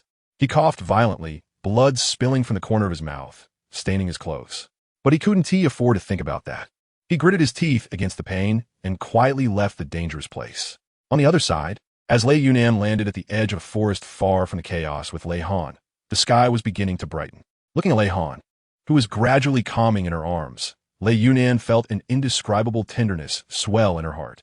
She gently stroked Lei Han's face, her eyes filled with warmth and determination. Sweetheart, we've reached the border of the Sun Moon Empire. We're going to Tianhan City, where there are no cold laboratories, only warm sunlight and friendly people. You will thrive there and become the master of your own destiny. Lei Yunan looked around, the sound of birds chirping coming from deep within the dense forest. The morning dew dampened her clothes, but could not cool the enthusiasm in her heart. She carefully took out the milk and water she had prepared from her storage soul guide and fed it to Lei Han. Watching her satisfied little face filled Lei Yunan's heart with comfort. They temporarily settled in the forest, and Lei Yunan used her survival skills to build a simple yet warm little nest. She frequently ventured out to search for food and clean water, while also scouting for safe paths to Tianhan City nearby. Every nightfall, Lei Yunan would hold Lei Han by the campfire, telling her stories about the outside world, tales of courage, love, and freedom. Although Lei Han couldn't understand much, her bright eyes always sparkled with curiosity and longing. After several days of arduous travel, Lei Yunan finally led Lei Han out of the dense forest. Before them, a vast plain unfolded. In the distance, the outline of Tianhan City gradually became clear in the morning light. That ancient and bustling city seemed to be the starting point of a new life for the two of them. In Lei Yunan's heart, there was both, and she knew that the road ahead was still long, and challenges and difficulties would surely be plentiful. But she also understood that as long as there was love and faith in her heart, nothing could her steps forward. They walked on the leading to Tianhan City, and along the way filled Lei Yunan with deep emotion. She remembered of her childhood, the days spent in the welfare, and how she had gradually made her way to today, becoming a mother who could protect her daughter. Lei Han seemed to sense her mother's emotions, her small hand tightly held here. Chapter 6, Pursuit. On the other side, in the royal palace of the Sun and Moon Empire, Su Tianai, sitting in a wheelchair, slapped Guan Shi hard, his eyes filled with anger. The base has been destroyed, fine, but you actually let that bitch Lei Yunan take the no.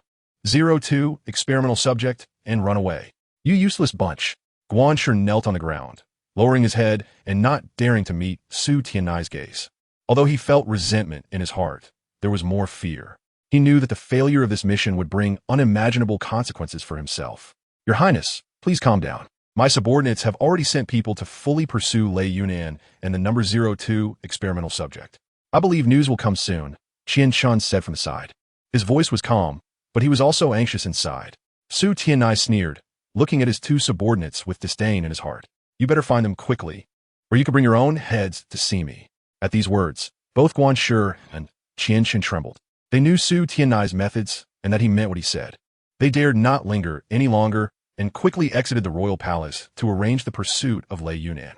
"Big brother, are you really going to do this behind the backs of fourth uncle and the emperor uncle?" Su Tianai's 14th sister, Su Zixuan, looked at Su Tianai with worry, her voice trembling slightly. Su Tianai turned around, looking at Su Zixuan, his eyes revealing determination and resolution.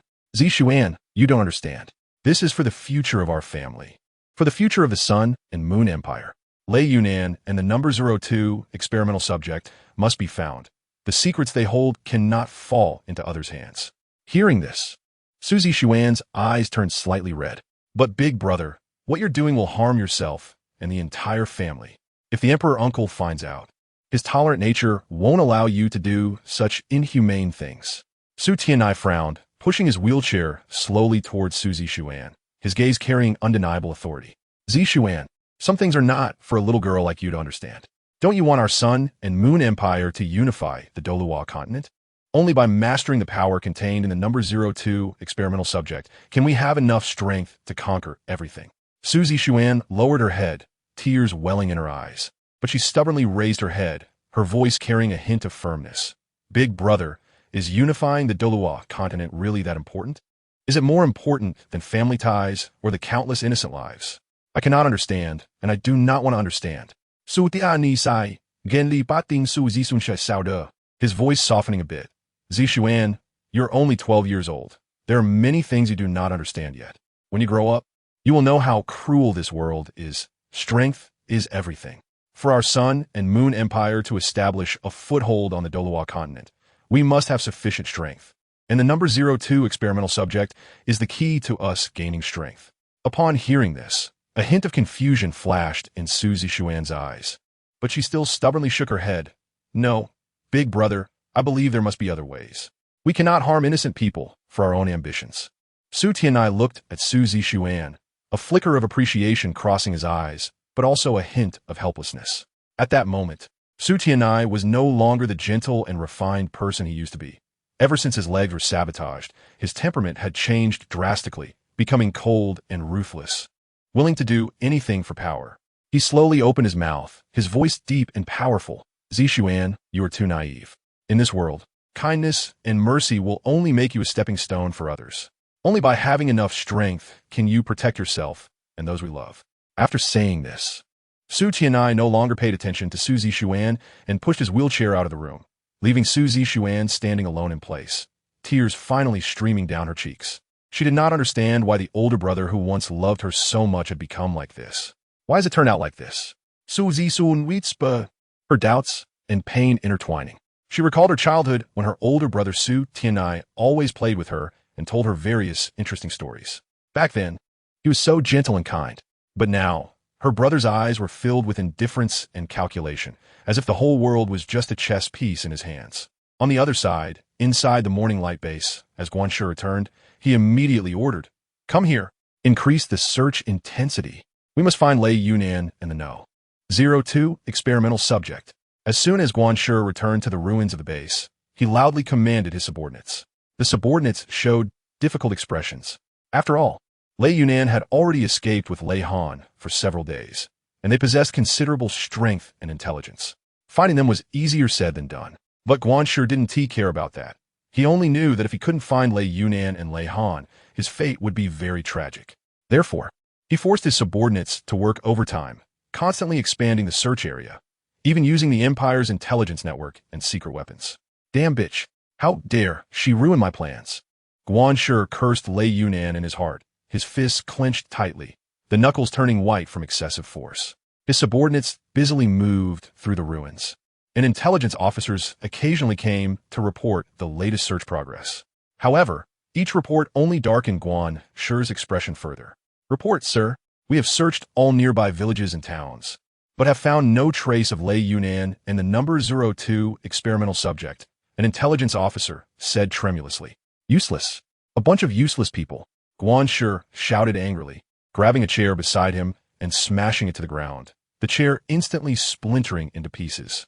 The subordinates were so frightened that they fell silent, not daring to breathe. They knew that Guanshi was close to madness at this moment, and if they were not careful, they might become his outlet for anger. On the other side, Lei Yunan brought Lei Han to a hotel in Tianhan City. The hotel owner looked at Lei Yunan, who was holding the still infant Lei Han, slightly stunned, and then warmly welcomed her. "Oh, young lady, you are traveling with a child? Come in, and rest a bit." Lei Yunan smiled and nodded to the landlady. Following her into the inn, she found a seat by the window, which allowed her to observe the outside while letting Lei Han bask in the sun. Upon a closer look, the landlady noticed that Lei Han resembled a newborn kitten, and she couldn't help but feel a surge of compassion. She gently took Lei Han in her arms and was taken aback. The child felt weightless. "Why is this child so light?" The landlady couldn't help but ask. The landlady suddenly felt that the hope for this child to survive was very slim, but Lei Yunan only smiled bitterly and said nothing more. She understood that the reason Lei Han was so light was that she had been too anxious to bring her out of that dreadful place, causing the 7-month-old Lei Han to be born prematurely from the incubator, leaving her body not fully developed. However, Lei Yunan knew she could no longer let Lei Han stay in that dangerous place. Inside the inn, Lei Yunan sat by the window, glancing outside occasionally, her heart filled with vigilance. She was well aware that the forces of Guanshi and Su Tianran could show up at any moment, and she had to remain alert at all times. The landlady brought a cup of hot tea and placed it on the table in front of Lei Yunan, softly saying, "Miss, you look troubled. Have you encountered some trouble?" Lei Yunan looked up at the landlady with a hint of gratitude in her eyes, then shook her head. "It's nothing, just a bit tired from the journey." The landlady, upon hearing this, did not ask further questions but gently comforted her. "Don't worry, young lady. While you're staying here, I will do my best to ensure the safety of you and your child." Lei Yunan smiled and thanked the landlady, but she knew in her heart that the real danger was far from over. She had to find a safe place as soon as possible for Lei Han to grow up healthily. "Mother, the goat milk is ready." At that moment, a tender voice came from the hotel kitchen, and soon after, a girl around 14 or 15 years old came out holding a bowl of steaming goat milk. The landlady said to the girl, "Rong, go check the warehouse and see if that milk bottle is still there. If it is, wash it for this little sister to use." Hearing this, the girl looked up at Lei Yunan and Lei Han with a hint of curiosity in her eyes, then nodded and turned to walk towards the warehouse. Lei Yunan watched the small girl walk away, feeling a warm surge in her heart. In this dangerous world, it is rare to encounter such kind-hearted people. She gently touched Lei Han's little face and whispered, "Xiao Han, you must live strong. Mommy will protect you." The little girl quickly returned from the warehouse with a milk bottle, carefully cleaned it, and handed it to the boss lady. The boss lady took the bottle, poured in some goat's milk, and cautiously fed it to Lei Han. Lei Han was sucking on the bottle, and a satisfied expression appeared on her little face. Seeing this scene, Lei Yunan felt a slight comfort in her heart. She knew that she couldn't keep avoiding it like this, and had to make a decision soon for Lei Han's future. The landlady said, while feeding Lei Han, "Girl, where are you from, and where are you going?" Lei Yunan pondered for a moment and decided to conceal part of the truth to avoid causing trouble for the innocent. "We come from afar and wish to settle temporarily in Tianhan City." Her words revealed a hint of fatigue, but more so a determination for the future. The landlady nodded upon hearing this, as if she understood something. She did not ask further and simply said softly, "Although Tianhan City is not large, it is a prosperous place, and you should be able to find a means of livelihood here." Lei Yunan gratefully glanced at the landlady, pondering to herself. She knew that she couldn't always rely on others' help and had to find a job quickly to support herself and Lei Han. Just then, a commotion came from outside the inn. Lei Yunan immediately stood up alertly and walked to the window to look outside. She saw a drunken man arguing with another man, who seemed to be a passing traveler who had accidentally bumped into the drunkard. "You blind fool! How dare you bump into me?" the drunkard shouted, waving his fists. Reeking of alcohol, the traveler clearly didn't want to cause trouble and kept apologizing. "I'm sorry, I didn't mean to." The landlady opened the door and stepped outside, attempting to mediate between the two. Lei Yunan didn't follow her out. Her attention was fully on the scene outside, fearing that this might be a deliberate disturbance caused by the authorities. However, after observing carefully, she found that the two men were not acting strangely, which made her breathe a little easier. "Oh dear, sir, you've had quite a bit to drink. Why don't you come inside for a while and have a cup of tea to sober up?" The landlady's voice was gentle and warm as she tried to pull the drunkard into the inn to prevent the situation from escalating further. The drunkard struggled, mumbling incoherently, but was eventually half-dragged, half-led into the inn by the landlady. "You're a smart landlady. Otherwise, I The drunkard mumbled indistinctly, his breath smelling so strongly of alcohol that those around him couldn't help but frown. The landlady settled the drunkard into a chair and poured him a cup of sobering tea. The drunkard snatched the cup and gulped it down in one go, then let out a loud burp before finally quieting down. When Lei Yunan saw this, she secretly felt relieved. She knew that in this chaotic world, it was better to avoid trouble than to seek it. With Lei Han by her side, she couldn't afford to stir up any issues. She returned to her seat by the window, her gaze once again drifting outside. The streets were bustling with people, lively and vibrant. But in her eyes, all of this was just fleeting smoke. What she truly cared about was how to protect Lei Han and help her grow up healthy in this dangerous world. At that moment, Lei Han began to cry, seemingly wanting to sleep. Lei Yunan picked her up and went upstairs to find a quiet guest room. Gently rocking her to sleep, Lei Han's small face gradually became peaceful in Lei Yunan's arms, her breathing slowly calming down. Watching her daughter's serene, sleeping face, Lei Yunan felt a surge of tenderness. She carefully placed Lei Han on the bed, tucked her in, and then sat by the bed, lost in thought. She knew she needed to find a stable job quickly to support her and Lei Han's life. But in this unfamiliar city, where should she go? Xiaohan, Mommy will work hard to make you happy, Lei Yunan whispered softly, her eyes shining with determination and hope. Meanwhile, within the royal palace of the Sun and Moon Empire, an informant was reporting the latest tracking progress to Su Tianran, each word carefully chosen to avoid provoking the furious prince again. Your Highness, we have locked on a Lei Yunan's escape route. They are currently hiding in a nondescript inn on the outskirts of Tianhan City in the Tianhan Empire. Upon hearing this, Su Tianran's lips curled into a cold smile. Very good. Now that we know their whereabouts, we must not let them escape again. Mobilize all available resources immediately. I want them back under my control without a doubt before tonight.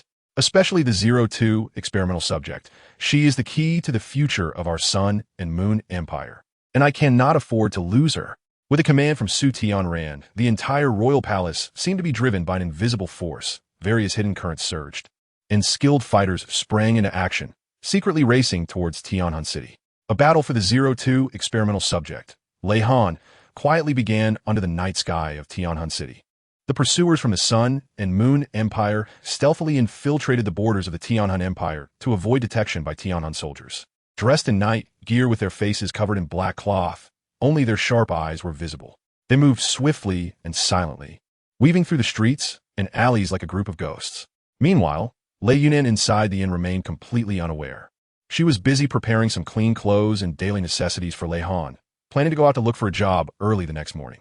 She understood that time was of the essence, and both she and Lei Han needed to settle down in Tianhan City as soon as possible. As night fell and the noise of the streets gradually faded, Lei Yunan extinguished the candle and laid down on the bed with Lei Han. She held Lei Han tightly, feeling her daughter's warm body filled with strength. However, danger was closing in step by step.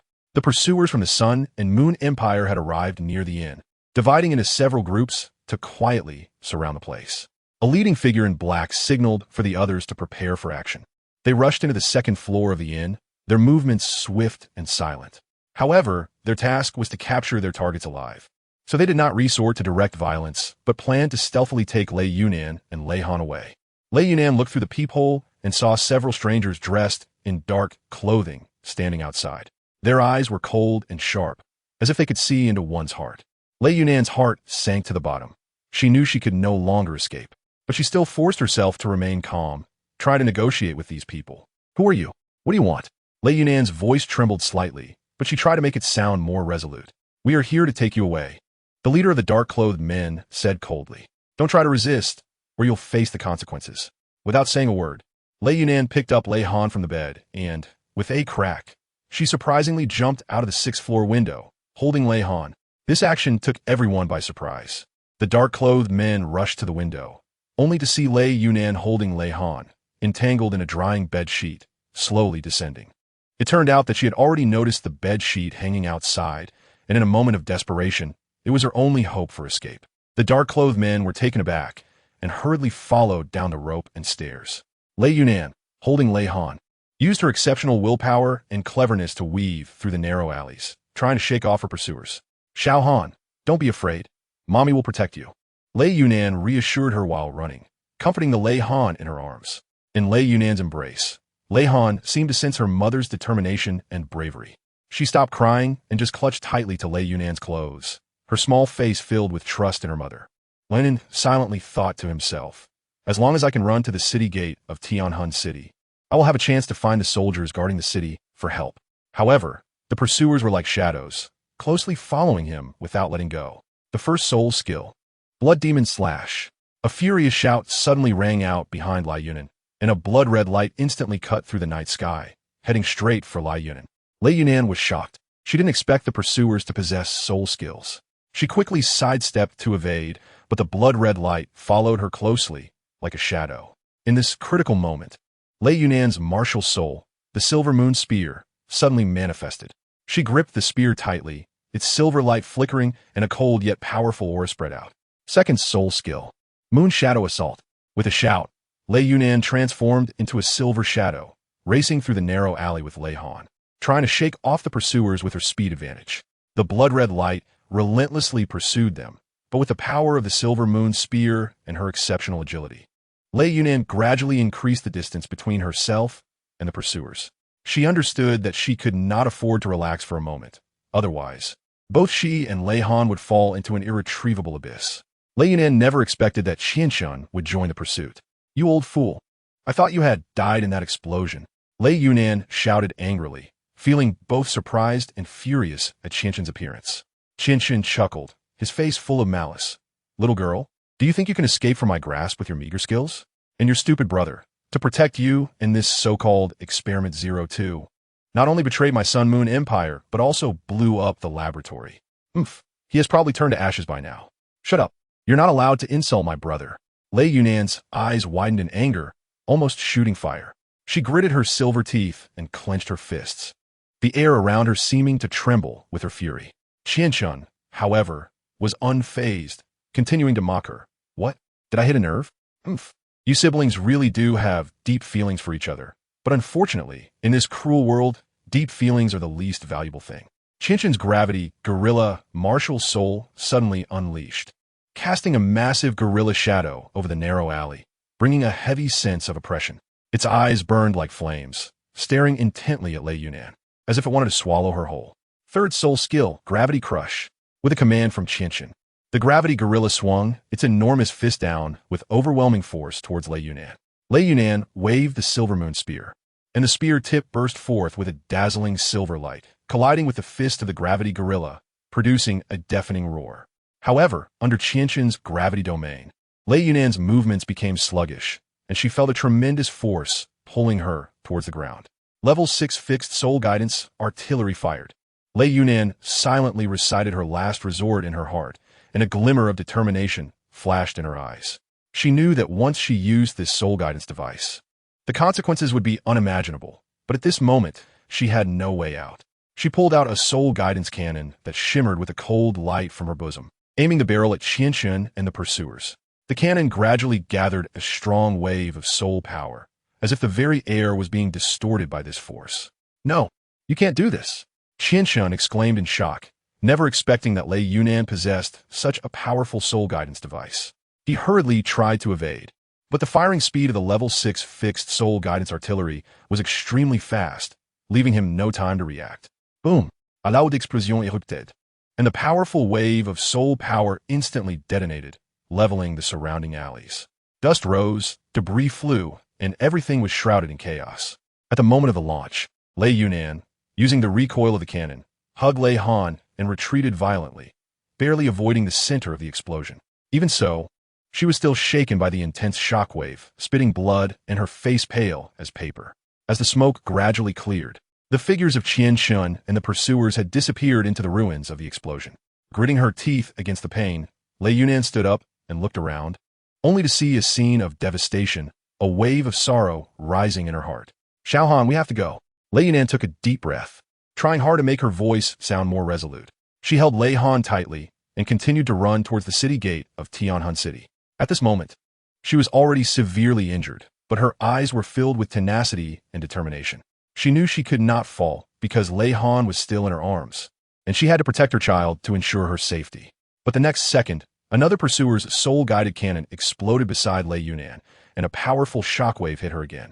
Lei Yunan felt darkness before her eyes and her body involuntarily flew out. With all her strength, she held Lei Han tightly, trying to shield her from harm with her own body. After rolling the air a few times, Lei Yunan crashed heavily to the ground, the pain almost causing her to faint. Yet she still held on, opening her eyes to check on Lei Han. The baby in her arms was scared and crying loudly, her little face full of fear and anxiety. Lei Yunan felt a sharp pain in her heart. She quickly checked Lei Han for injuries, and fortunately, Lei Han was just frightened and unharmed. "Xiao Han, don't be afraid. Mommy is here." Lei Yunan's voice was choked with emotion as she tightly held Lei Han in her embrace, trying to bring her some comfort with her warmth. However, the danger around them had not diminished. The pursuers had regrouped, armed with soul-guided devices, stepping closer to Lei Yunan. Lei Yunan tried to use a flying soul-guided device to take Lei Han up into the air to escape, and fortunately, the flying soul-guided device suddenly lit up, launching Lei Yunan and Lei Han skyward, temporarily shaking off the pursuers on the ground.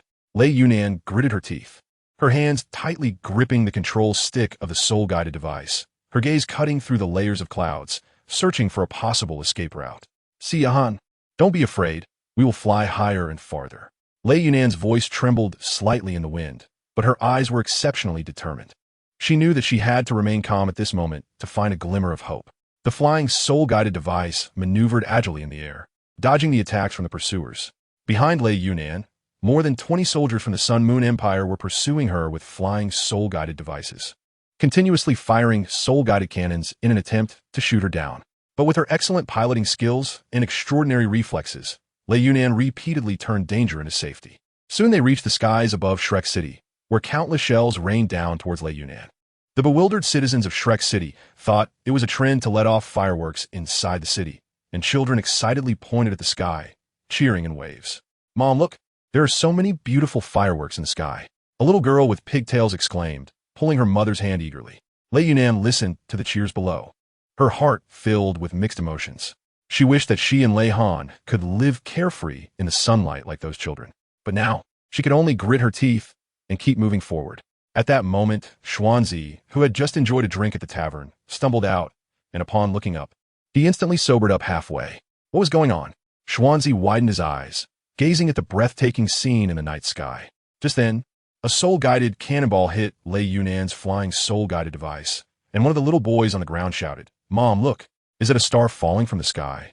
Before he finished speaking, Lei Yunan's figure plummeted like a meteor, landing in a nearby forest, instantly surrounded by dense trees, which obstructed the pursuer's line of sight, making it difficult to continue tracking her. Lei Yunan glanced at her lower abdomen, where there was a shocking blood hole, blood gushing out and staining her clothing. Lei Yunan already knows that her time is limited, but there is no trace of fear in her eyes, only concern for Lei Han's safety.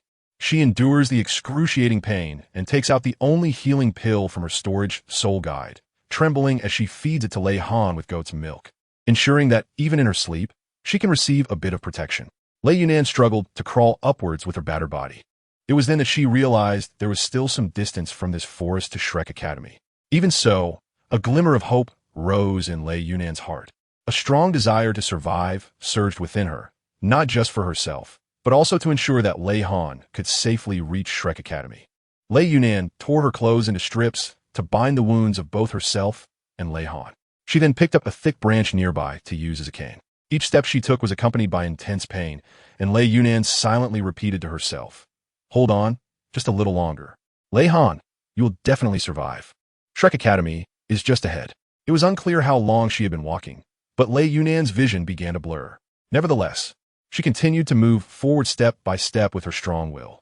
As the sky began to lighten, the first rays of dawn pierced through the dense canopy, dappled light falling upon her, as if it were nature's gentlest comfort. Lei Yunan's breathing became increasingly labored, but her gaze remained exceptionally resolute. The chirping of birds around her gradually became clearer, as if encouraging her. Lei Yunan arrived at the entrance of Shrek Academy, and a girl from the Soul Guidance Department, Wang Mingming, saw the wounds on her body and the unconscious little girl in her arms, and immediately exclaimed, rushing forward to help her. Another boy from the Soul Guidance Department, Chen Wenfeng, hurriedly went to find Qian Duo. Chapter 7. This child, we have adopted in the office of the Dean of the Soul Guidance Academy, Xian Liner, Qian Duo, and Fan, you were discussing issues regarding the students of the Soul Guidance Department. Qian Duo was particularly troubled. as the martial spirit department always pushed unwanted students onto the soul guidance department, and the supply of rare metals and other materials was always tight. It's tough living these days, Duo complained, rubbing his temples. Mainly because most of the ministers of the three major empires on the continent think that soul tools are merely auxiliary tools for soul masters, and they don't pay attention to their development. Fan Yu added, his eyes revealing a hint of helplessness. Even that guy Yin Xiaozhi thinks soul tools are not worth mentioning, Xian Liner said, pouting slightly, her tone tinged with dissatisfaction. At that moment, Chen Wenfeng rushed in through the door, looking anxious as he said, Dean Xian, teacher Fan Yu, something bad has happened. There's a woman covered in wounds, and she is holding a baby. The three turned their gazes towards Chen Wenfeng, their faces showing surprise and confusion. Duo suddenly stood up and asked urgently, where's she? Take me to see her. Meanwhile, at the entrance of Shrek Academy, Wang Mengming's school uniform was already stained red with blood, and she was frantically calling for other students to come help. What you idiots still doing? Come help already. Wang Mengming called out anxiously, her voice tinged with tears. But no one dared to act rashly, as the situation was too critical, and they were afraid that a careless move would worsen the woman's injuries. At this moment, Duo, Xian Liner, and Fan Yu arrived quickly, and their presence seemed to inject a dose of adrenaline into the crowd. Step aside, let's through. Xian Liner's voice cut through the noise of the crowd with undeniable authority. When she and Duo squeezed through and saw the scene, their hearts sank. She lifted Lei Yunan's shirt to examine the wound and couldn't help but gasp. Lei Yunan's abdomen had been pierced, creating a terrifying hole, and the skin around the wound was pale, clearly indicating excessive blood loss. The other students from the Soul Guidance Department who witnessed this all gasped in shock, their faces showing expressions of pity. Wang Mengming even covered her face with her hands, tears slipping through her fingers. Suddenly, Lei Yunan gripped Xian Liner's hand tightly. Xian Liner felt a force that could nearly crush her bones and was startled, quickly leaning in to listen. Lei Yunan's eyes were already hazy, but her voice was exceptionally firm. This child, I named her Lei Han. She is the 02 experimental subject of the Sun and Moon Empire. Please, you must protect her. She is innocent. Lei Yunan spoke in a fragmented manner, each word seeming to exhaust all her strength. Her eyes were filled with pleading and hope, as if she were entrusting her life and mission to the people before her. Upon hearing this, Xian Liner's expression changed drastically. She did not expect that the Sun and Moon Empire, known for its powerful soul-guiding technology, would secretly conduct such cruel human experiments. A flash of anger and determination crossed her gaze as she tightly grasped Lei Yunan's hand and nodded solemnly. You can rest assured. We will do everything we can to protect Lei Han, and we will never allow her fate to be manipulated by anyone again. Lei Yunan nodded, trembling as she tried to put her necklace around Lei Han's neck, but her hand was too weak to complete the motion. Seeing this, Xian Liner quickly took the necklace and carefully put it on Lei Han. However, Xian Liner also noticed something unusual. The necklace was engraved with a complex soul guide array, seemingly a defensive soul guide device. Xian Liner felt a stir in her heart, realizing that it might not just be a decoration, but the last protection Lei Yunan left for Lei Han. At that moment, Lei Yunan attempted to reach out to touch Lei Han's face, but her hand drooped halfway down. As her hand fell weakly, her eyes gradually lost their sparkle, and everything fell silent. She was gone. Wang Mengming cried out with a choked voice, trembling. Everyone present fell silent, deeply shocked by Lei Yunan's sacrifice and courage. Duo looked back at the surrounding students and saw they were all from the Soul Guide Department, not the Martial Soul Department, which relieved him. He ordered, all Soul Guide students, pretend you know nothing about today's incident. No one is allowed to spread it outside. Do you hear me? The students nodded solemnly, understanding the seriousness of the situation, which could bring endless trouble to Shrek Academy if leaked. For male students hurriedly covered Lei Yunan's body with a white cloth and took it away to prevent the Martial Soul Department's teachers and students from knowing. Xian Liner had just picked up Lei Han from Lei Yunan's body when she froze for a moment, her face filled with anger. Lei Han felt weightless in her arms, as if just an illusion. Duo noticed Xian Liner's abnormality and quickly asked, what's wrong? Is the child okay? Xian Liner didn't answer, but handed Lei Han to Duo. When Duo took Lei Han, he was also taken aback. The child's body was eerily light, as if it had no substance. He immediately felt that the hope for this child to survive was bleak. This child might be in a bad situation. Duo furrowed his brows, a trace of worry flashing in his eyes. He looked up at Xian Liner, and both of their gazes were filled with heaviness and helplessness. This child is only 7 months old. No wonder she is so weak, Fan Yu added solemnly. He walked over to Qian Duoduo's side, gently touching Lei Han's head, a complex emotion flashing in his eyes. The three were holding Lei Han, planning to leave when Yin Xiaozhe and Kai Meyer arrived late, looking bewildered at the scene before them, seemingly unaware of what had just happened. What's going on? Yin Xiaozhe frowned, his gaze sweeping over everyone, finally resting on the lifeless little life in Qian Duoduo's arms. Kai Meyer also looked puzzled, glancing at Xian Liner, hoping for an answer. It's nothing. Just picked up a child along the way, Xian Liner casually replied, her eyes flashing with vigilance. She didn't want Yin Xiaozhe and Kai Meyer to know the truth to avoid complications. Renmu Jin, who had come to join the excitement, glanced at Lei Han in Xian Liner's arms and was immediately shocked, exclaiming, I said, Dean Xian, if you hadn't said this as a child, I would have thought you just bought a newborn kitten from the flower and bird market. Zhou Yi, however, took Lei Han from Xian Liner. Upon holding Lei Han, she indeed felt, as Renmu Jin had said, that the child was terrifyingly light, like a feather, as if it could drift away with the wind at any moment. She carefully examined Lei Han's pale little face, a wave of indescribable sadness welling up in her heart. This child seemed to be barely 7 months old, as if she had been forcibly brought into this world, her body too weak. Zhou Yi's voice was low, tinged with sadness. At that moment, Lei Han began to cry, but her cries were so weak, as if they could cease at any moment. This faint crying sounded like a needle, piercing deeply into everyone's hearts present. Ha ha, old Yin, I want to talk to you about our soul guide department matters, as you dislike them the most.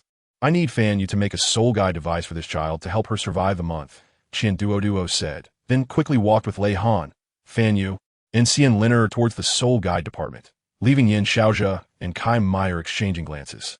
Although they were puzzled, they didn't ask further.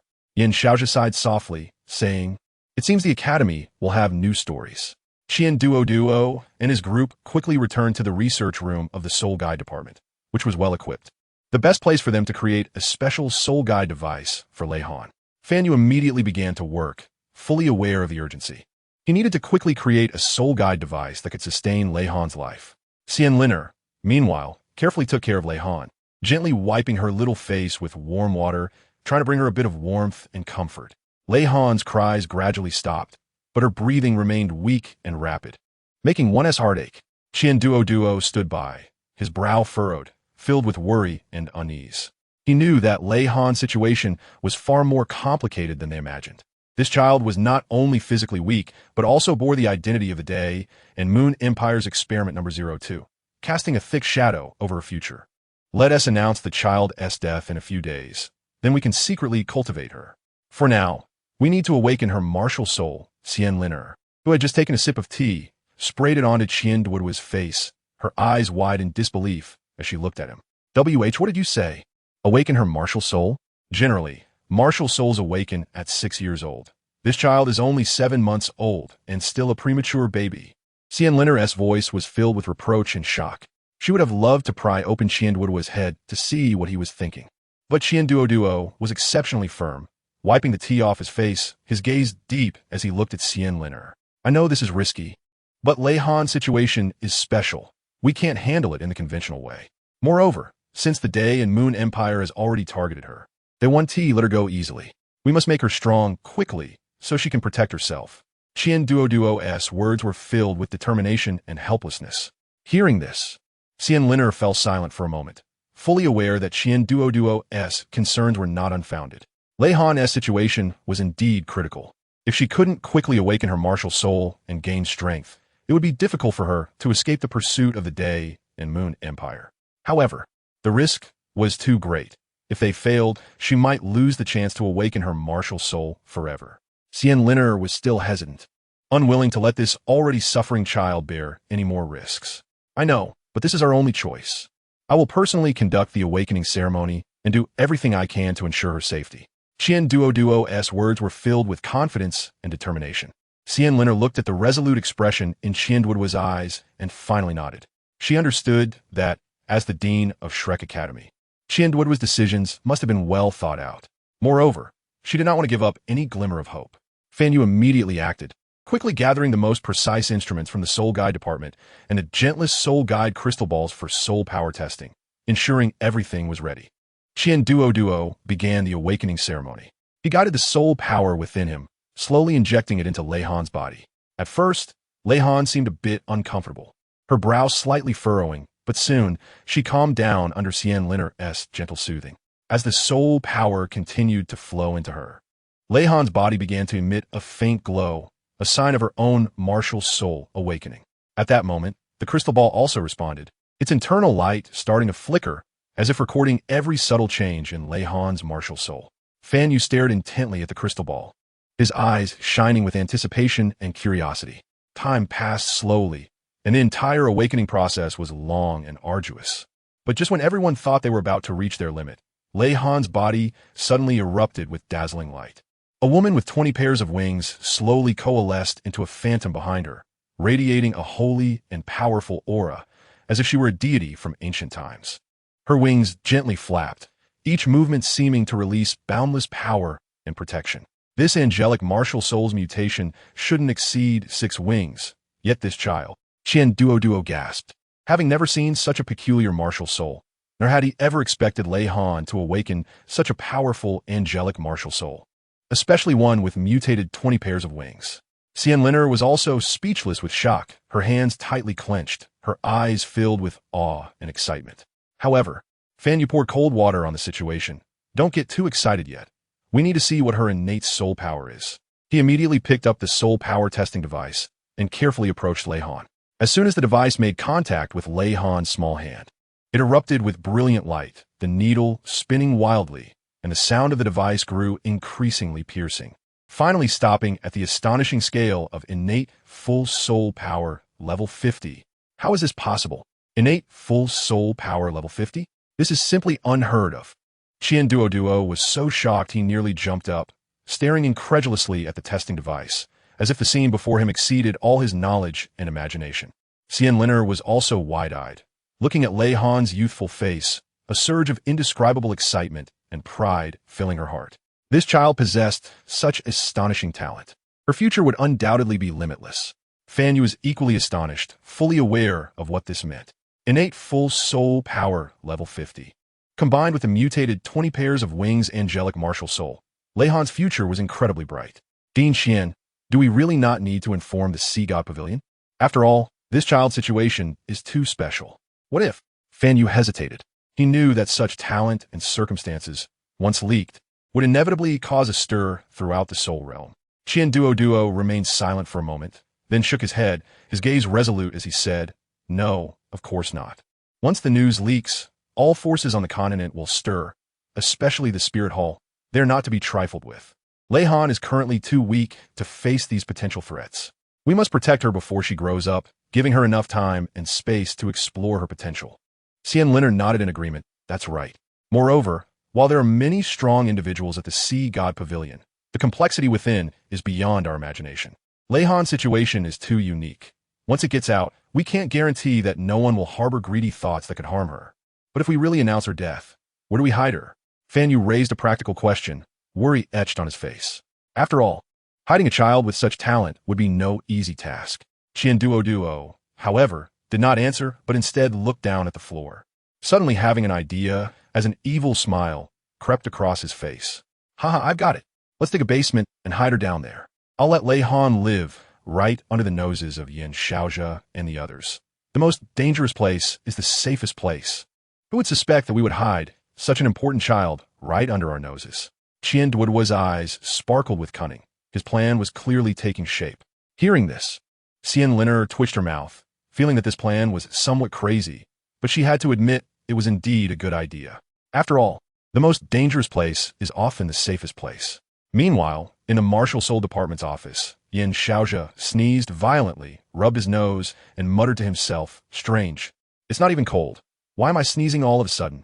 He had no idea that a shocking secret about Lei Han was quietly brewing beneath Shrek Academy. Fan Yu then raised another practical question. We also need to give her a legal citizen identity in Shrek City and a foster family. Dean Xian, I see you don't have any children. Before Fan Yu could finish, a cup flew towards him, and he quickly dodged. Get lost. Hey. I'm doing this for your own good. 100 years from now, either you'll be alone or Xianliner will be alone. How miserable would that be? If she gives you a granddaughter, your family will have heirs. Fan Yu joked, completely unconcerned about Qianduoduo's glare. Qianduoduo was both amused and exasperated by Fan Yu's words. He glared at Fan Yu and said irritably, can you be serious for once? We're discussing Lei Han's situation, not whatever nonsense you're rambling about. Fan Yu chuckled, suppressing his playful demeanor, and said earnestly, Dean, I'm not just rambling. Think about it. If we want to hide Lei Han well, we must give her a reasonable identity. A foster family is the simplest way. You have no children, so adopting Lei Han is reasonable. No one would suspect us. I agree to adopt her and be her mother. Xianlina sighed, holding Lei Han gently, her eyes filled with tenderness and determination. She gently stroked Lei Han's small face as if she had already regarded her as her own flesh and blood. Since she has come to us, it is fate. After all, we can't let someone else take her, especially with Yin Xiao's cunning. Their martial soul department already has Ma Xiaodao as a foster daughter. We, from the soul guidance department, can't fall behind. We need a precious gem too, right? Qianduoduo looked at the determination in Xianliner's eyes and felt a surge of emotion. He nodded and said, all right, it's settled then. Xianlinia, you will adopt Lei Han and be her mother, while I will be her father. As for Fan Yu and Zhou Yi, you two will be her godparents. This way, Lei Han will truly be our Shrek Academy's little princess. Zhou Yi was still in the dark, completely unaware that she had been assigned the role of godmother, causing Fan Yu to laugh out loud, imagining Zhou Yi's surprised and helpless expression upon hearing the news. All right, it's time to arrange for the construction of the basement. Qianduoduo interrupted Fan Yu's daydreaming, standing up with a determined look. We need to find a secluded place and start digging. At the same time, we must ensure that the basement is fully equipped, so Lei Han does not suffer any grievances. Fan Yu, upon hearing this, also sobered up, fully aware of the daunting task ahead. He nodded, saying, Dean, don't worry. I will lead our soul guidance department to work together and ensure that the basement is built safely and comfortably in the shortest time possible. I will personally supervise every detail to ensure everything goes perfectly. Very good, Fan Yu. This matter is entrusted to you. Qianduoduo patted Fan Yu's shoulder, his tone filled with trust. Xianliner, meanwhile, gently held Lei Han, her eyes sparkling with maternal warmth. She softly said, Lei Han, don't worry. We will protect you and let you grow up happily here. You will become the little princess of our Shrek Academy, with the brightest future. Before she had even opened her eyes, Lei Han seemed to sense the gentleness and determination of Xianliner. Her small hand moved slightly, as if responding to her mother's love. Although she had not yet opened her eyes, that innocence and beauty were already deeply engraved in everyone's hearts. At this moment, Fan Yu placed the 7-month premature Lei Han into the soul guide box to maintain her vital signs, ensuring her safety before being transferred to the basement. The soul guide box was filled with warm light, specially prepared by Fan Yu to simulate the most suitable environment for a baby's growth. Lei Han, you little one, you've really given us a big surprise, Fan Yu said with a smile, while adjusting the parameters of the soul guide box. His eyes were filled with expectations for Lei Han's future, but also carried a hint of worry. After all, a child with such talent would inevitably face unknown challenges on her path to growth. Qianduoduo and Xianliner were busy planning the layout and design of the basement. They wanted to ensure that the basement was not only hidden and safe, but also filled with warmth and a sense of home. After all, Lei Han would spend her childhood there, and they hoped she could feel the warmth and happiness of home. On the 7th day, Qianduoduo released a message claiming that Lei Han had died. The Sea God Pavilion and the Wuhuan department did not investigate the matter further, as the death of a premature infant was not uncommon at Shrek Academy. Xiaozhe, why do I feel that something is off? Kai Meyer frowned and looked at Yin Xiaozhe, her intuition telling her that this matter was not so simple. Yin Xiaozhe pondered for a moment and said, I also have a strange feeling, but I can't pinpoint what's wrong. However, since Qianduoduo has said so, we shouldn't ask too much. After all, this child was saved by the Soul Guidance Department, and it has no direct connection to us. He shook his head gently, his gaze becoming deep again. Underground at Shrek Academy, all the students of the Soul Guidance Department were busy building the basement. They had clear divisions of labor, with some responsible for digging, others for transporting materials, and still others for interior decoration and design. That child is really pitiful. She has gone through so much right after birth, a student said while wiping sweat, his eyes filled with sympathy for Lei Han. Isn't the Sun Moon Empire quite strong? Why are they doing human experiments? Another student said indignantly. I think they must have gone crazy trying to unify the continent, doing such inhumane things. That woman was just buried yesterday in the Shrek cemetery. I and my brother dug the grave. That woman had no blood relation to Lei Han, but was willing to sacrifice herself for her. It's really touching and admirable. A student involved in the cemetery work sighed, his voice choked with emotion. Hey, have you heard? Dean Xian found something on that woman. Guess what it is? What is it? The surrounding students gathered around, their eyes sparkling with curiosity. It's a graduation certificate from the Sun Moon Royal Soul Engineer Academy. I must be hearing things. The perennial second-rate academy brought us a big gift? The students exclaimed, their eyes wide with disbelief. This is interesting. The people from the perennial second-rate academy stole their Sun Moon Empire stuff and turned around to give us Shrek a big treasure. One student chuckled, his tone mixed with teasing and pride. At that moment, a student took out a piece of paper from his storage soul guide. What do you think this is? The crowd gathered around, and they saw that the paper was actually a wanted notice featuring the mysterious woman buried in the Shrek cemetery. Her photo was clearly printed on it, and the wanted notice read, Lei Yunan, 26 years old, from High West City, suspected of leaking secrets of the Sun Moon Empire. Currently wanted. Where did you find this? I came out of the cemetery yesterday and bought a candied hawthorn. The vendor wrapped it in this paper and said he found it by the roadside. When I looked, it was a wanted notice. The person on it is the mysterious woman who was just buried, right? The student explained. Perhaps she couldn't bear the inhumane human experiments and escaped with Lei Han. Only to find she couldn't escape her fate, a student speculated. Just then, a hand picked up the wanted notice and examined it closely. What a pitiful woman.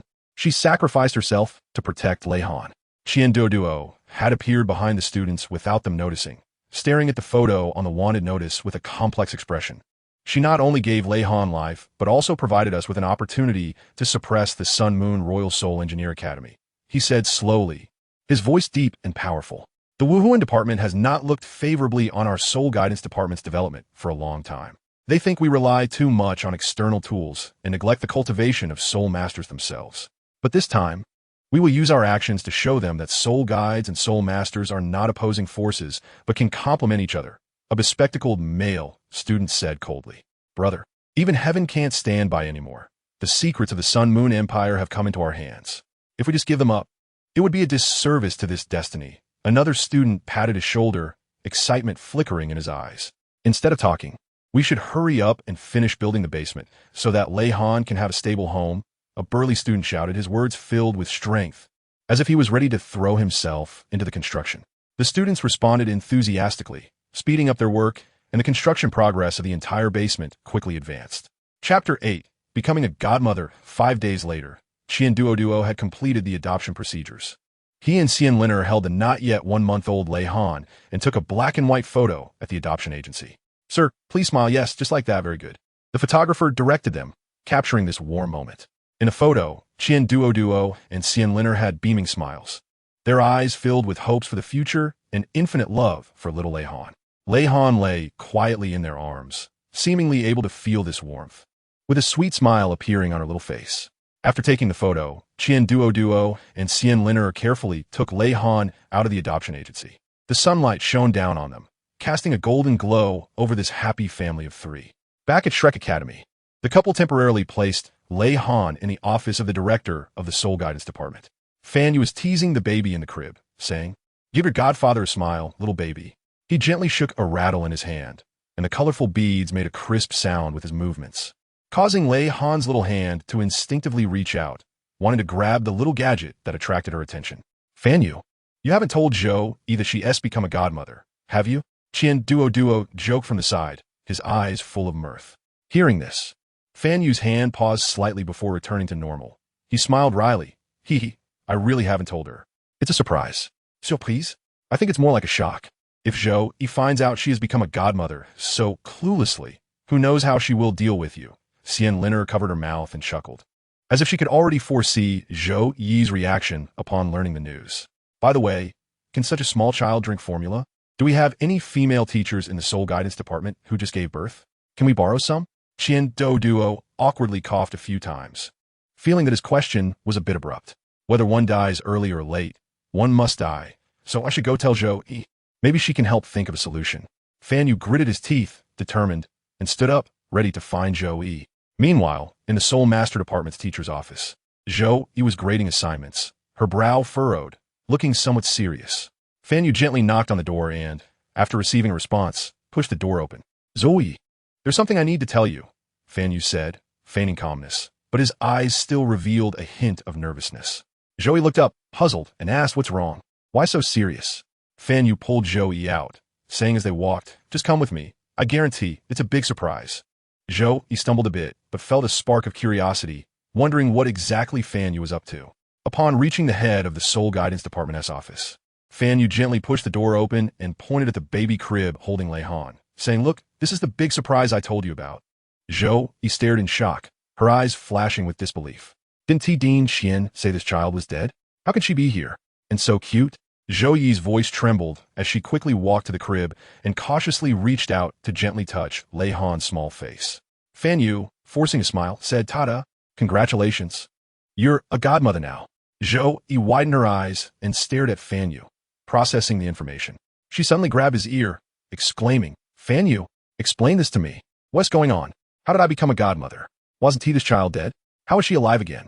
Zhou's anger surged, and a rapid-fire series of questions shot at Fan Yu like bullets from a machine gun. Fan Yu winced in pain, but felt warm inside, seeing Zhou's angry expression. He quickly explained, Zhou, don't be anxious, listen to me. Dean Shin announced false news. This child is not dead. We intentionally spread that rumor to protect her. Look, she is perfectly fine now, and so cute. As Zhou listened to Fan Yu's explanation, her anger gradually dissipated, replaced by overwhelming joy. She looked down at Lei Han, who seemed to feel Zhou's kindness. Tightly grasping one of her fingers with her small hand, her eyes filled with trust and dependence. Douluo then spoke about Lei Han's background, revealing that she was actually an experiment from the Sun Moon Empire, numbered 02. Her adoptive mother, Lei Yunan, entrusted her to them before her death. Douluo's tone was heavy as he slowly recounted Lei Han's origins. Upon hearing this, Zhou's smile instantly froze. Her brows furrowed tightly, and a flash of anger crossed her eyes. The Sun Moon Empire actually used such a small child for experiments. That's utterly inhumane. Zhou's voice trembled with rage as she looked down at Lei Han, her expression filled with pain and affection. Fan Yu added, yes, it's fortunate that this child survived. Now, she is a member of our Shrek Academy, and we will do everything we can to protect her and let her grow up happily here. Douluo nodded and said, exactly, Zhou. You are one of the best teachers at Shrek Academy. I hope you can become Lei Han's mentor, teaching her knowledge and helping her grow. After a moment of silence, Zhou slowly raised her head, her eyes shining with determination. Okay, I will be Lei Han's mentor. I will do my best to help her become an excellent soul master and make those who have harmed her pay the price. Douluo and Fan Yu sighed in relief at Zhou's resolute gaze. They knew she would be a great mentor, and under her guidance, Lei Han would surely thrive. Meanwhile, on the other side of the Sun Moon Empire, in a dark and damp dungeon, Guanshi was enduring cruel beatings, suffering immensely. At that moment, Su Tianran was furious, his voice booming in the dungeon like thunder, deafening, each word filled with uncontrollable rage and deep resentment. Guanshi, he roared, why have you not yet found the 02 experiment? Su Tianran's eyes were like sharp swords, piercing through Guanshi, who was tightly bound to the torture rack. His eyes burned with rage and disbelief at the failure. Guanshi, covered in wounds, had blood soaking through his clothes, staining them like the remnants of the sunset. However, he still gritted his teeth, enduring the indescribable pain. Although his gaze was filled with fear, deep within that fear, he tried to maintain a hint of barely perceptible determination. Your Highness, I have done my best, he managed to say, his voice weak and trembling. We searched the dense forest where Lei Yunan fell, but we only found a shocking pool of blood and no other traces.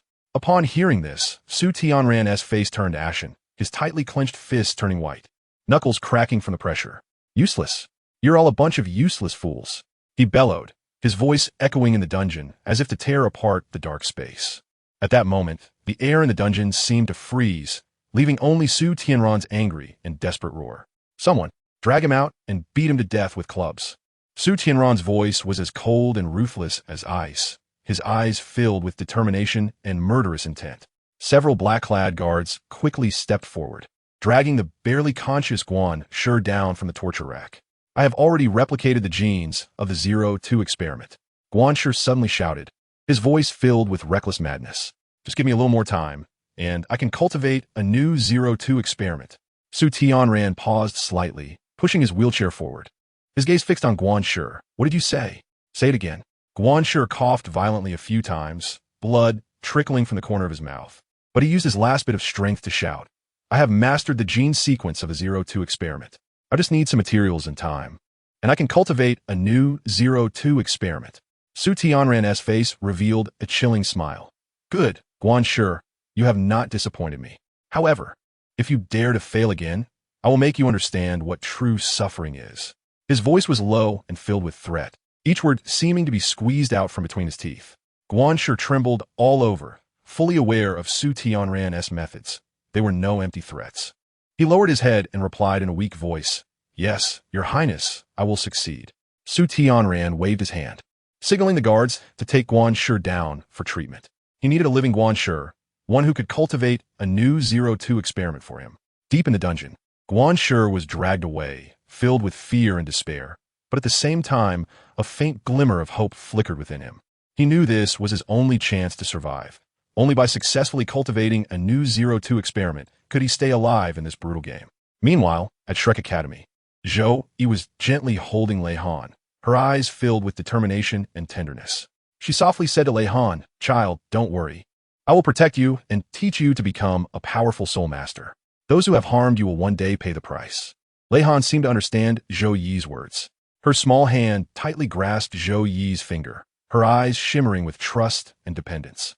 In a warm family of Shrek Academy, Lei Han finally found her own safe haven. For months later, the basement was renovated, divided into living areas, training areas, spirit tool manufacturing areas, and storage. Zhou Yi held Lei Han as they walked back and forth in the spacious basement, her eyes glowing with maternal warmth. She watched Lei Han's curious big eyes looking around, and her heart was filled with warmth and happiness. This will be your home, Lei Han, Zhou Yi whispered softly, as if afraid to disturb the tranquility and beauty of the moment.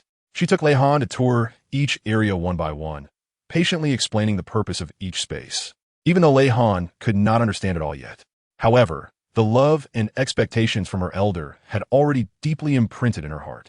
Lei Han's little hands waved in the air, occasionally pointing to a certain area while making cooing sounds, seemingly expressing her curiosity and joy. Zhou Yi smiled in response, picking Lei Han up so she could see those new and fascinating things more clearly. In the training area, Zhou Yi demonstrated various equipment used for soul master training. Although Lei Han was still small, her eyes already revealed a yearning for power. When you grow up, we'll train here together and make you an outstanding soul master, Zhou Yi said gently, her voice filled with encouragement and expectation. Lei Han seemed to understand, tightly grasping Zhou Yi's hair and giggling. I'm back and I brought goat milk. Fan Yu pushed open the door, holding the goat milk he had just bought from the market, while a fresh red handprint was visible on his left cheek. When Qian Duo saw the handprint on Fan Yu's face, he couldn't help but be taken aback, then teased, Oh, which lady is so fierce to dare to hit our great mentor Fan Yu? Fan Yu gave a wry smile, handing the goat milk to Zhou Yi and explaining, Don't mention it. This morning I ran into a woman with a child, and I went up to borrow some. Fan Yu's voice grew quieter, an awkward expression appearing on his face.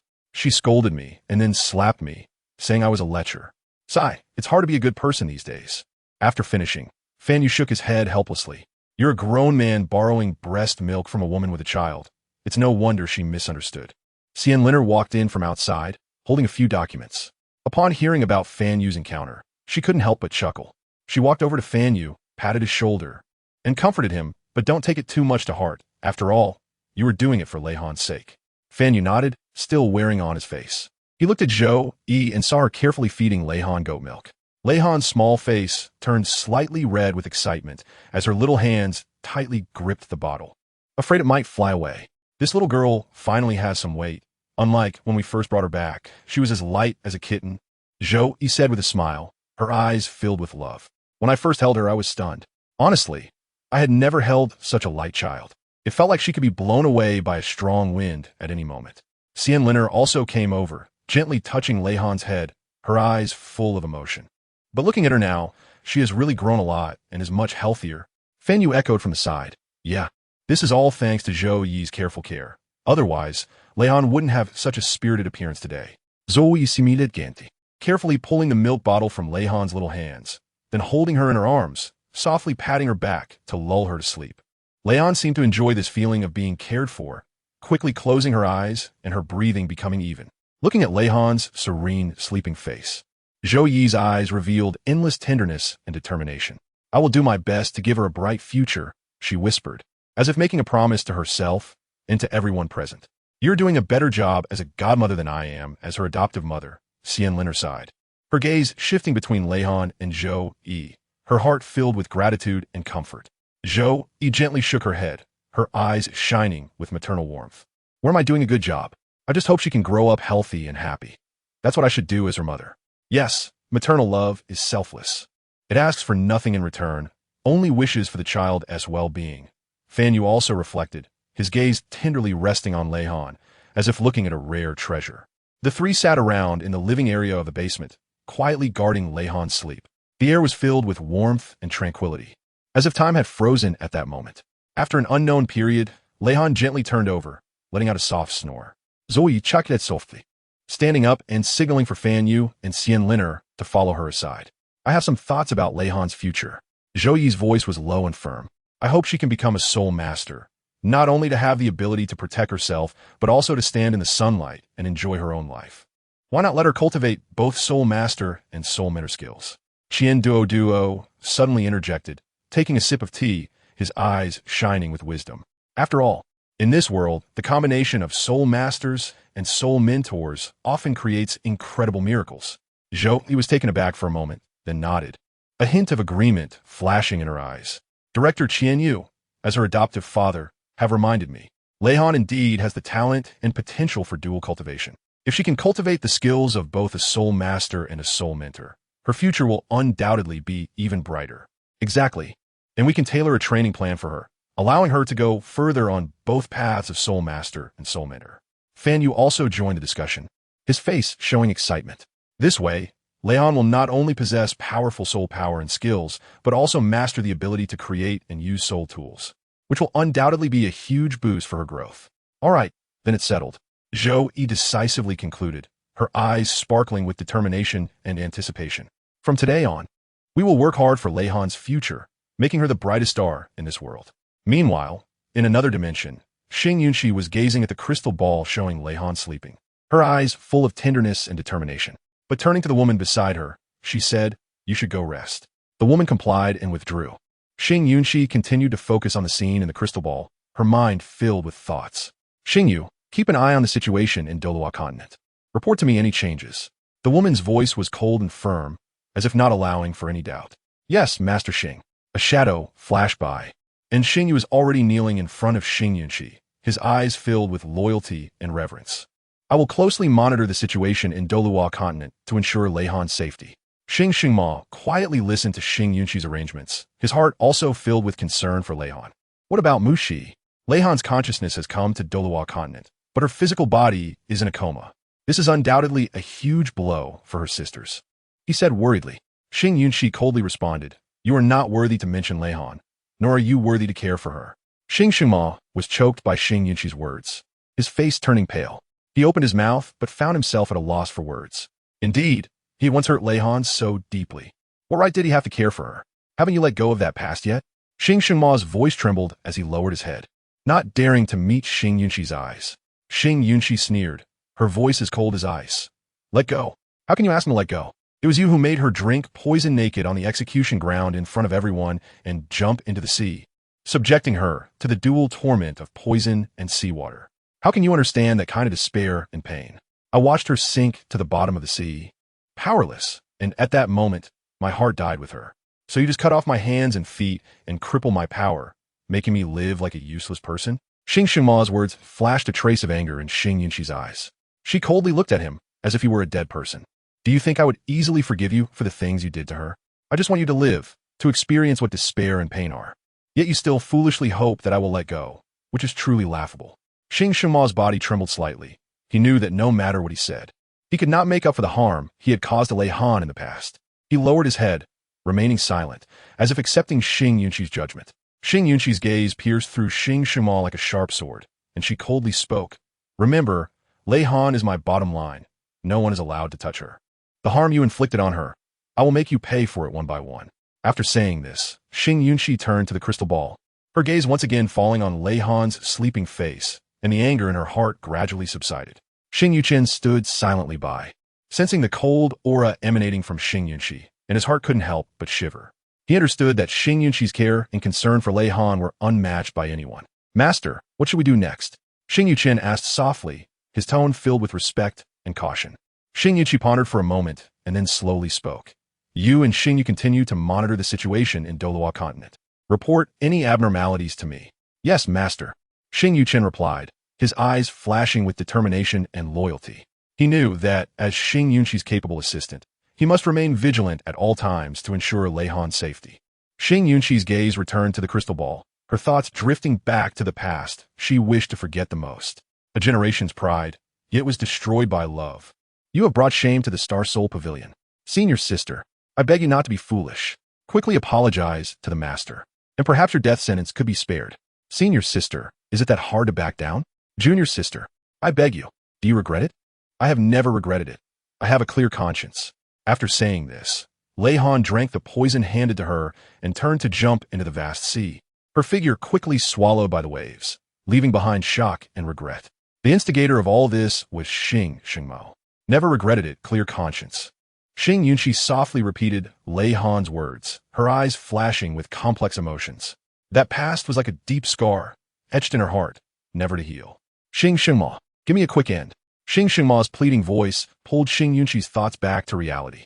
She coldly glanced at him, as if looking at an inconsequential stranger. "Want to die? Not that easy." Xing Yunxi's voice was as chilling as ice. She slowly walked in front of Xingmo, crouched down to look at him. "My good brother, I am your sister. How could I just watch you die so easily? I want you to live with the consequences of everything you have done." A cruel smile appeared on Xing Yunxi's face as she stood up, and the maid beside her understood her meaning. The maid approached Xingmo and said, "Sir, you look tired. Let me take you back to your room to rest." Xingmo's wheelchair was slowly pushed away by the maid, and he shouted angrily, "Xing Yunxi, why won't you give me a quick end? Torturing me like this is worse than killing me." His voice was filled with despair and anger, yet Xing Yunxi merely looked at him coldly, as if his pain and despair were of no concern to her. "Kill you? That would be too easy for you." Xing Yunxi's voice was as terrifying as a demon from hell. She walked slowly to the window, gazing at the endless starry sky outside, as if she wanted to engrave every star in her heart. "Lei Han, rest assured, everything you have endured, I will help you reclaim one by one. Those who have harmed you, I will not let any of them go." Xing Gaian walked over and, seeing this scene, couldn't help but shake his head helplessly. He sighed and said, "Yunxi, do you still hate him? He has already become a living corpse because of you. It's painful to look at." Xing Gaian lightly waved the fan in his hand, a playful smile on his face. Upon hearing this, Xing Yunxi turned her head, her gaze cold as she looked at Xing Gaian, her voice revealing endless chill. "Hate? No, he is no longer worth my hatred. I am merely fulfilling my promise to protect Lei Han and make those who have harmed her pay the price." Xing Gaian put away his smile, understanding Xing Yunxi's determination and knowing she was not joking. He sighed and said, "Yunxi, is it worth it to do this? For that lifetime's Lei Han, are you really willing to give everything?" His words carried a hint of worry and confusion. Xing Yunxi's gaze was firm and deep, and she smiled gently, a smile that contained both resolution and tenderness. "It is worth it because that is my promise to Lei Han and my redemption for myself. I cannot change the past, but I can change the future, making those who have made mistakes pay for their actions." Xing Gaian looked at Xing Yunxi's determined eyes, knowing he could no longer persuade her to change her mind. He silently nodded and said, "Since you have made up your mind, then I will support you. I will first check how she is doing in that place. I hope she can be happy." After saying this, Xing Gaian walked to the crystal ball, gently touching its surface, and images of Lei Han's life on Douluo continent suddenly appeared in the crystal ball. "Yunxi, although Lei Han's consciousness has not been damaged, it seems she has lost all her memories here. However, her main body and its memories have not been greatly affected." Xing Gaian quickly noticed that all of Lei Han's lost memories were related to the star domain, while her life on Douluo continent was like a blank sheet of paper, waiting for new colors to fill it. "You are indeed the memory-healing master of our Star Soul Pavilion, able to see the problem at a glance." Xing Yunxi walked to Xing Gaian's side, her gaze falling on Lei Han's figure in the crystal ball, a complex light flashing in her eyes. "Isn't this good? She has suffered too much before. Starting anew might also be a kind of relief for her." Xing Gaian said carelessly. but then noticed the change in Xing Yunqi's expression and quickly shut his mouth. Losing memories is also good. Just consider it starting a new life. I hope she can find her own happiness on Douluo continent. Xing Yunqi said softly, but her tone carried a hint of barely perceptible bitterness. Xing Gaian looked at Xing Yunqi, feeling a sense of emotion. He knew that although Xing Yunqi said she hoped Lei Han could start anew, deep down, she still felt regret and sadness for Lei Han's lost memories. Yunqi, don't be too sad. Although Lei Han has lost her memories, her main body and consciousness are intact, which is the best outcome. Moreover, I believe that no matter where she is, she can live her own wonderful life. Xing Gaian comforted softly. Xing Yunqi nodded slightly, her gaze still lingering on the crystal ball, as if she wanted to deeply imprint Lei Han's figure in her heart. I know, I'm just a bit emotional. After all, we have experienced so much together, yet now she has forgotten everything. This feeling is indeed quite complex. Xing Gaian patted Xing Yunqi's shoulder and said, Yunqi, don't dwell too much in the past. Although Lei Han has lost her memories now, her future is still long, and your responsibilities are heavy. You not only have to seek justice for her, but also protect the Star Soul Pavilion, right? Xing Yunqi took a deep breath, suppressing her emotions, and her gaze became firm again. You are right. I cannot remain immersed in the past. I must seek justice for Lei Han and protect the Star Soul Pavilion. This is my promise to her and my responsibility to myself. Xing Gaian watched as Xing Yunqi regained her composure, feeling relieved in her heart. It's good that you can think this way. By the way, Yunqi, I advise you to let those 2 juniors you sent out stay out of it and give her a chance to grow. After all, true strength is not something that comes from being protected by others, but is forged through one's own struggles and adversity. Xing Gaian's words carried a deeper meaning. He understood that although Xing Yunqi was powerful, she also needed to learn to let go and allow Lei Han to face future challenges on her own. Xing Yunqi was slightly taken aback by his words, but then nodded. You're right. I have been too persistent. I should give her a chance to grow and let her face the future's storms herself. After all, this is her life, and I can't always make decisions for her. Xing Yunqi's gaze softened and deepened as she said softly, I will instruct them to protect her from the shadows, but will no longer intervene directly. I hope Lei Han can find her own path on the Douluo continent and shine with her own light. Xing Gaian smiled and nodded. He knew that Xing Yunqi had understood his meaning. He said gently, Yunqi, I am truly relieved that you can think this way. Lei Han is a smart child. She will surely understand your good intentions. Xing Yunqi and Xing Gaian exchanged glances, both seeing determination and trust in each other's eyes. They knew that no matter what the future held, they would fight side by side to protect the Star Soul Pavilion and Lei Han. Chapter 9. Boarding the pirate ship unknowingly, a year had passed, and Lei Han had just turned 1 year old. Duo, Xian Liner, and Fan Yu were busy in the Soul Guidance department, while Zhou Yi took care of Lei Han with increasing ease. Every smile and each wobbly step of the little one filled her heart with tenderness and hope. Come on, Xiao Han, call me Mama Zhou. Zhou Yi squatted in front of Lei Han, trying to teach her to speak, her eyes filled with love and anticipation. Lei Han blinked her big, shiny eyes, seemingly a bit confused, but still mimicked Zhou Yi's mouth shape and called out sweetly, Mama Zhou. This call made Zhou Yi's eyes instantly moist. She tightly hugged Lei Han, her face beaming with a happy smile. Oh, my good child. Zhou Yi's voice was a bit choked, but full of joy and satisfaction. Han, you can speak now. Duo and Xian Liner had unknowingly entered the room. Upon hearing Lei Han's call, they both showed surprised expressions. Duo quickly walked over to Lei Han, squatted down, looked in her bright eyes, and smiled, saying, Han, call out Daddy again for me to hear. Lei Han seemed to sense Duo's anticipation. She tilted her little head, thought for a moment, and then sweetly shouted, Daddy. This word Daddy nearly melted Duo's heart. He scooped Lei Han into his arms, his face full of doting smiles. Oh, my good daughter. Duo's voice was filled with happiness and satisfaction. Xian Liner also walked over, looking at Lei Han with tenderness and love in her eyes.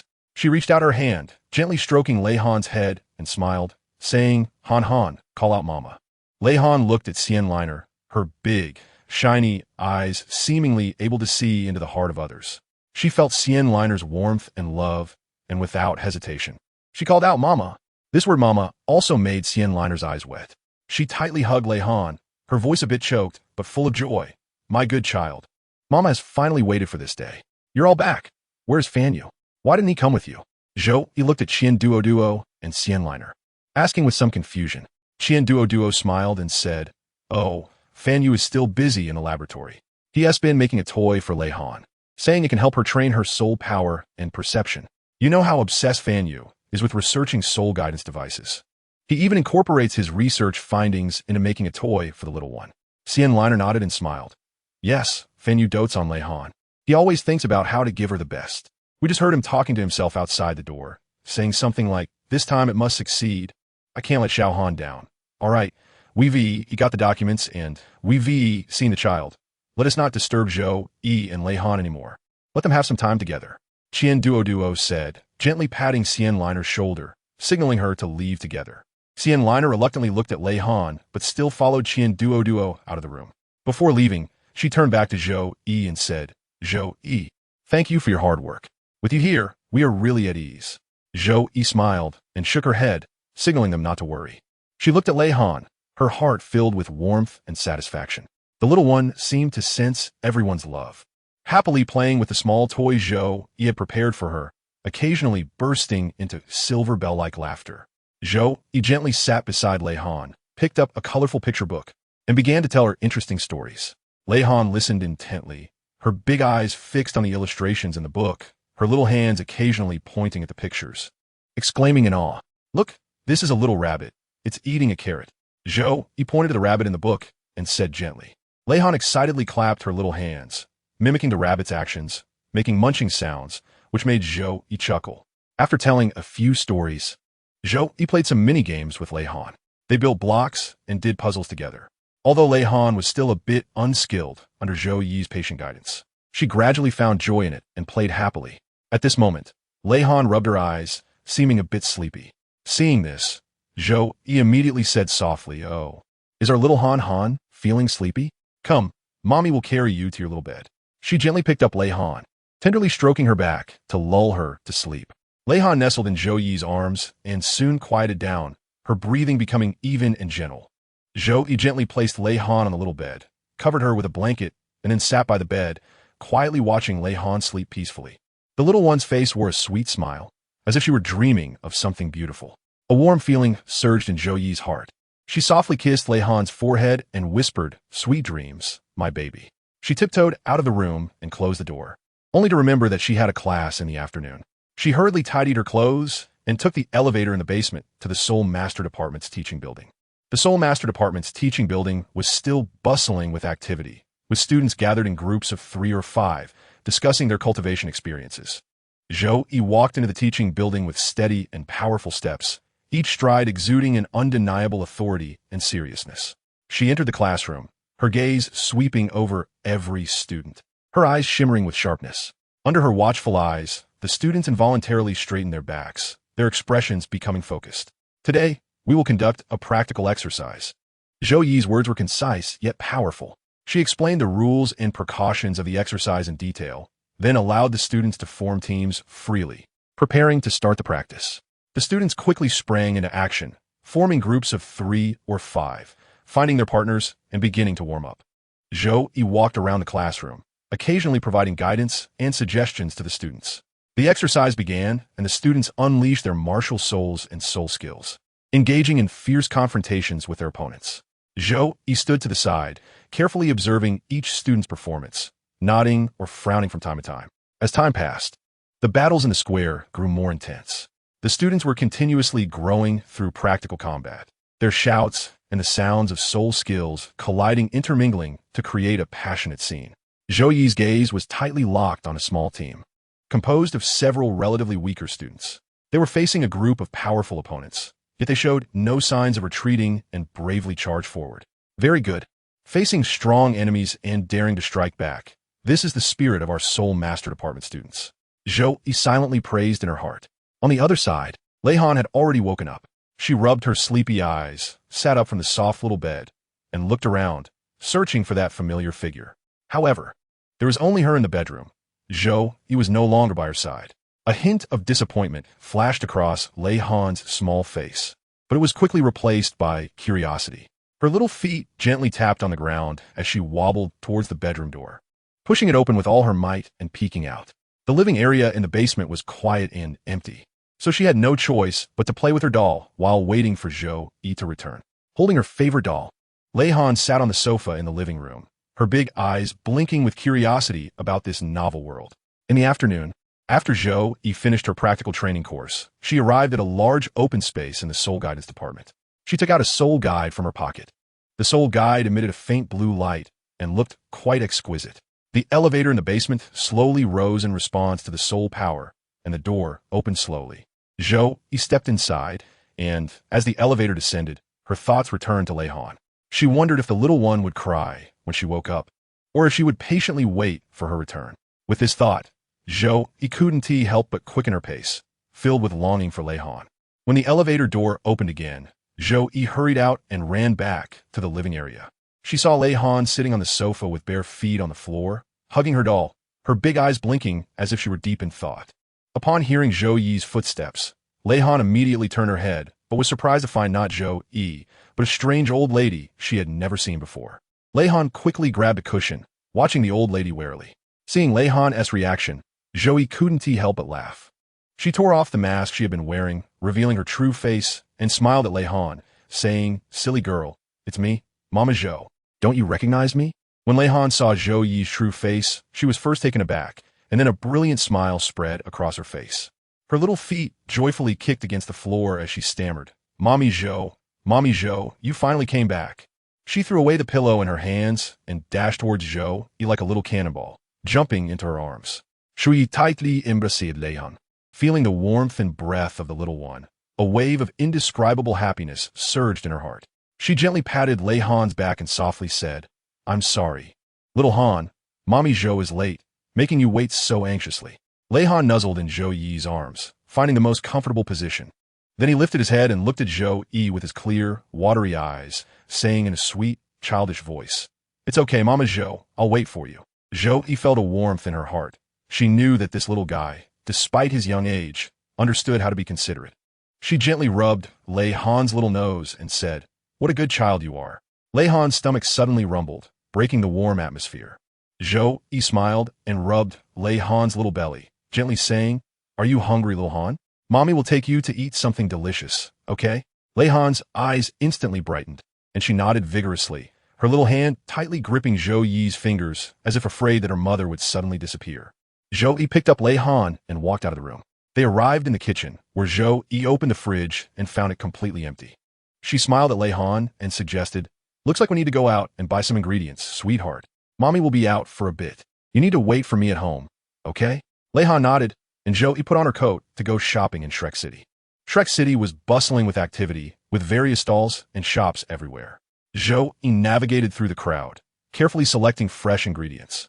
She bought Lei Han's favorite vegetables and fruits, along with some nutritious meats and fish. After returning to Shrek Academy, Wang Yin quietly followed Zhou Yi from behind. Ever since that day when Fan Yu said something to Zhou Yi, she had become very mysterious. Wang Yin was filled with curiosity but didn't dare to disturb her. He could only follow at a distance, observing Zhou Yi's every move. He saw Zhou Yi carrying the groceries, heading not towards the martial soul department, but in the direction of the soul guidance department.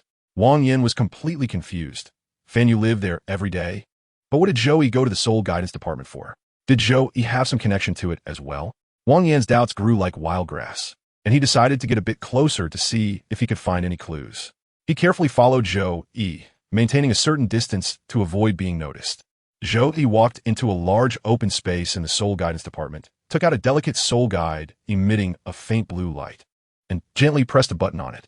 The basement's elevator was once again activated by soul power and began to rise slowly. Wang Yan's eyes widened at this scene.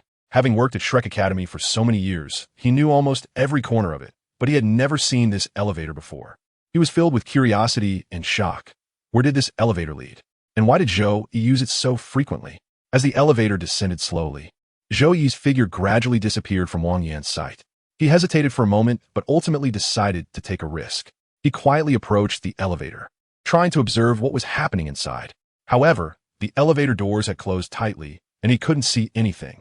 Wang Yin sighed helplessly. He knew that what he was doing was somewhat inappropriate, but his curiosity drove him on, making it impossible to stop. He decided to wait near the elevator exit to see where Zhou Yi would go. Just then, he accidentally glanced at a relatively hidden fire escape nearby, and a thought suddenly surged in his mind. Could this fire escape lead to the area beneath the elevator?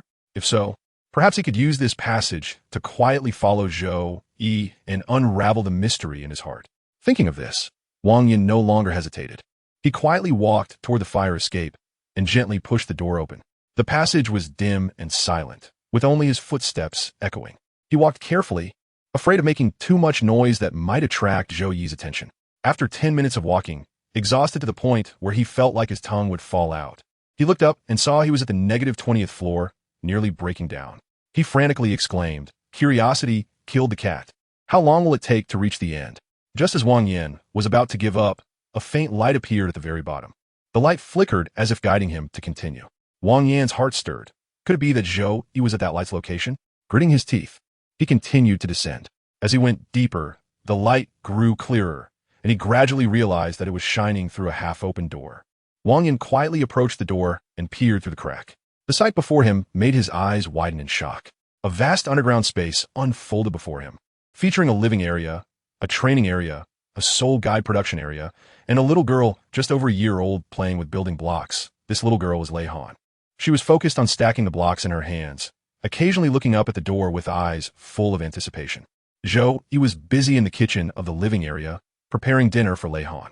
Her movements were skilled and gentle, her eyes filled with deep love for Lei Han.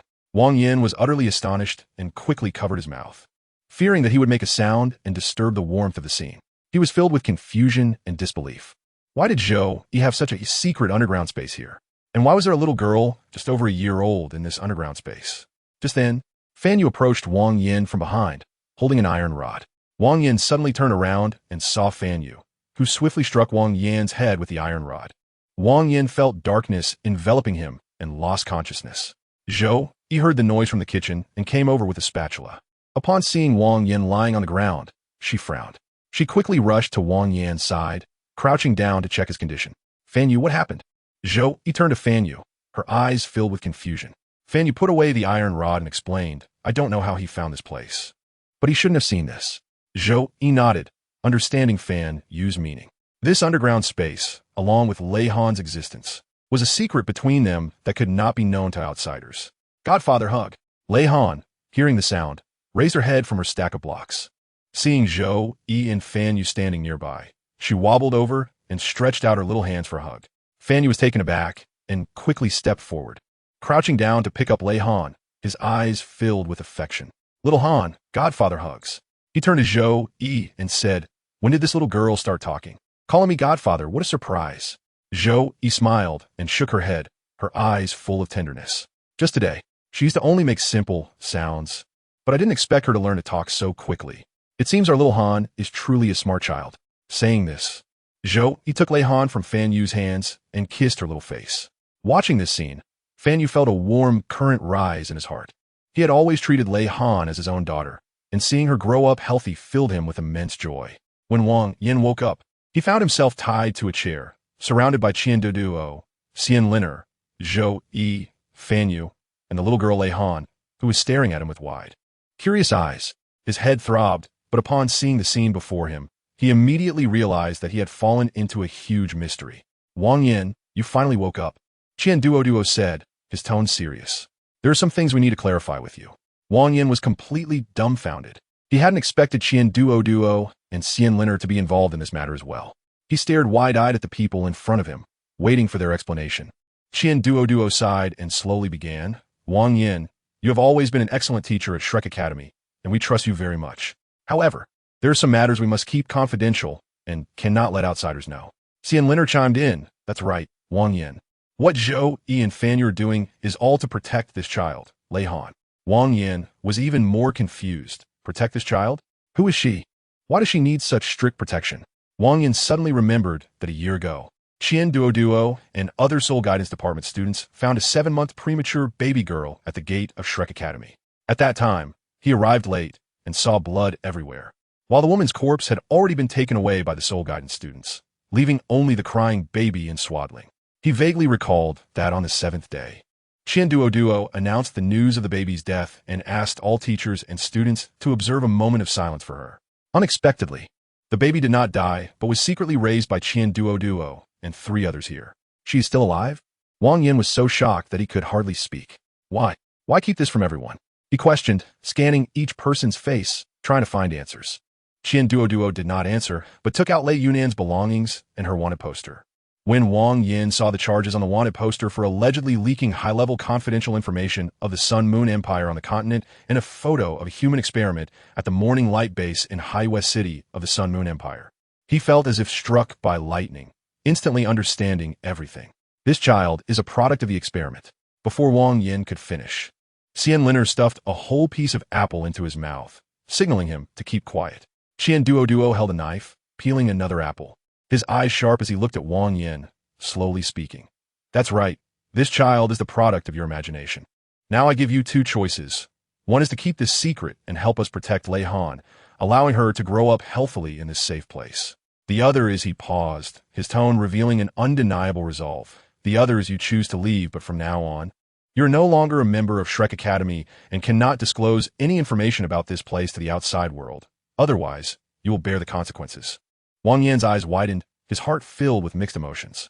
He knew he had been drawn into a huge whirlpool and could not easily extricate himself. Looking at the innocent little girl on the sofa, her smile like warm sunlight illuminating the entire basement, Wang Yan's heart gradually softened. He could not imagine how much harm such an innocent child would suffer. I choose to stay. Wang Yin spoke with difficulty, his voice slightly trembling, but his gaze extraordinarily firm. I will protect her with you until she can safely face this world. Upon hearing this, Duo nodded slightly, seemingly not surprised by Wang Yan's decision. Good, Wang Yan. We did not misjudge you. From now on, you're one of us. However, you must remember, you cannot disclose a word about everything here to the outside world. Zhou Yi and Fan Yu also showed relieved smiles, knowing that Wang Yan's joining would add powerful strength to their efforts to protect Lei Han. Lei Han seemed to sense Wang Yan's kindness, reaching out her small hand to gently pat his cheek, giggling. You are indeed a wise person, Xian Linner said coldly, not wanting her adopted daughter to suffer even the slightest harm.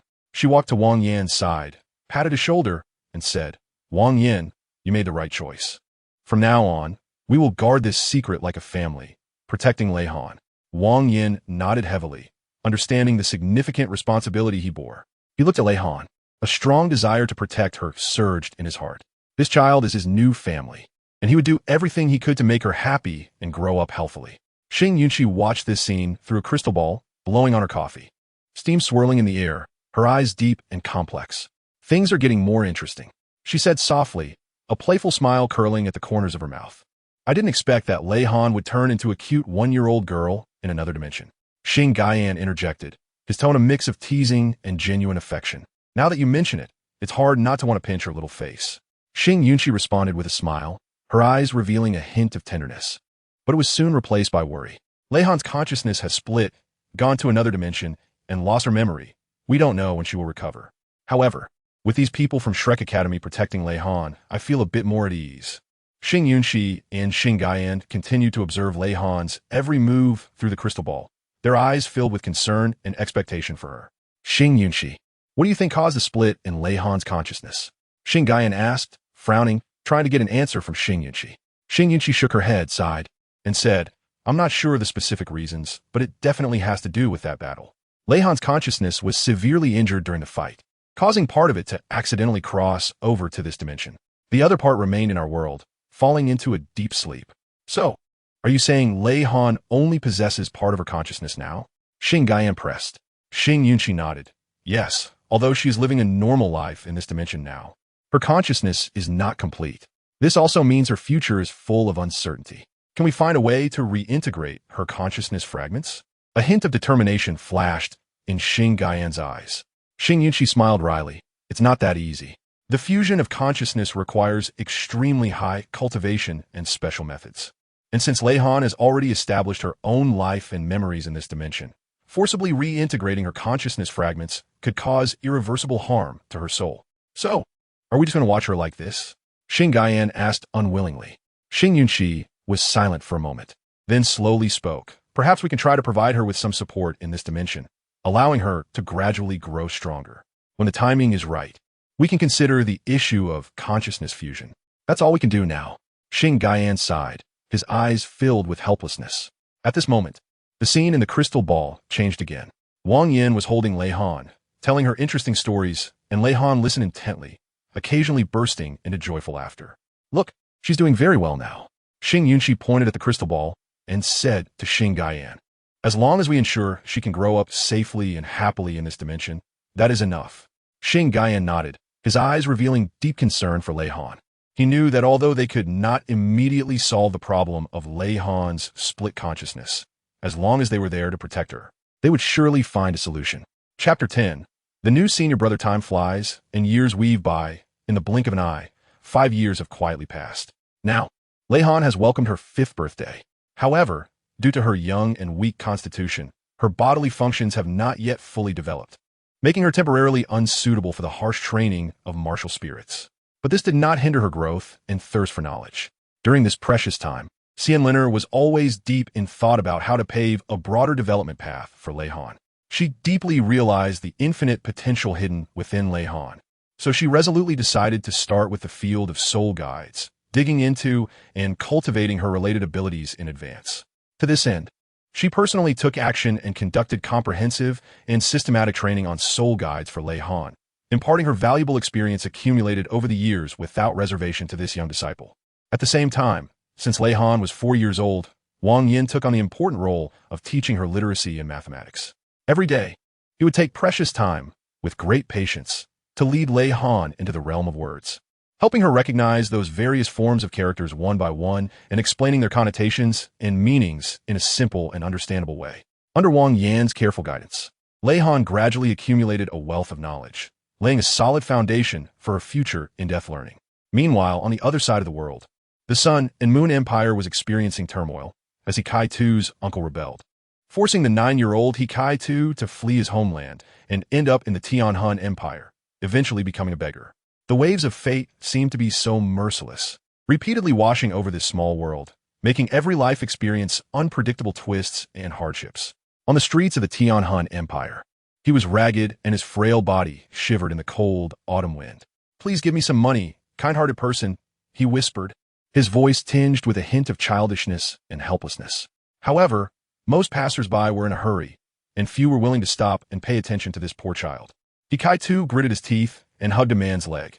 The man was none other than Fan Yu, who was hurrying toward Shrek Academy with toys and candy, thinking that Lei Han would be very happy to see these gifts.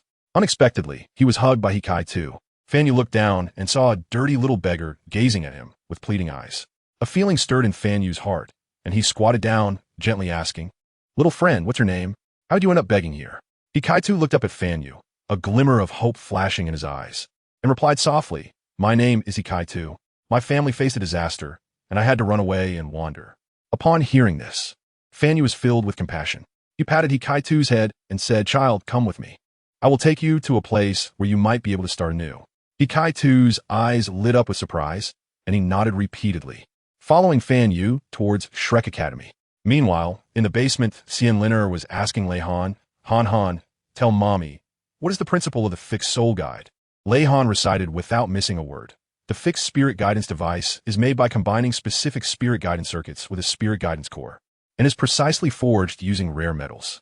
The core lies in the design and combination of the spirit guidance circuits, which can guide spiritual energy to flow along specific trajectories, thereby achieving various functions. For example, some fixed spirit guidance devices can release powerful attack strength, while others can assist in cultivation and enhance spiritual power. What I am currently learning is how to draw these complex spirit guidance circuits and how to perfectly integrate them into the spirit guidance device. Xian Liner listened to Lei Han's fluent response and nodded in satisfaction, a hint of relief flashing in her eyes. She gently stroked Lei Han's head and said softly, Han, you are really amazing. Mom believes that as long as you keep working hard, you will definitely become an outstanding spirit master in the future." Raihan smiled brightly, her eyes sparkling with confidence. She said firmly, "Mom, I will definitely work hard. I want to become a powerful soul mentor like you." Meanwhile, Fan Yu brought Hikai Tu to Shrek Academy. He led Hikai Tu through the academy's gates, introducing him to the various buildings and facilities along the way. Hikai Tu looked at the magnificent academy, his eyes filled with longing and admiration. Fan Yu took Hikai Tu to the basement using the elevator and arrived at the basement where Xian Liner and Raihan were. As soon as he entered, he saw Raihan studying earnestly, with Xian Liner patiently guiding her nearby. "Dean Xian, I brought a child," Fan Yu said, gently patting Hikai Tu's shoulder. Upon hearing this, Xian Liner showed an unhappy expression and impatiently said, "Are you crazy? If someone finds out about Reihan, Yishi Shuei and the others will definitely do anything to snatch her away, which could even trigger a new war. And now you bring back an unidentified child. Isn't that increasing the risk?" Fan Yu felt a bit embarrassed but quickly said firmly, "Dean Xian, this child is named Ikaitu. His family has encountered misfortunes, and he is homeless.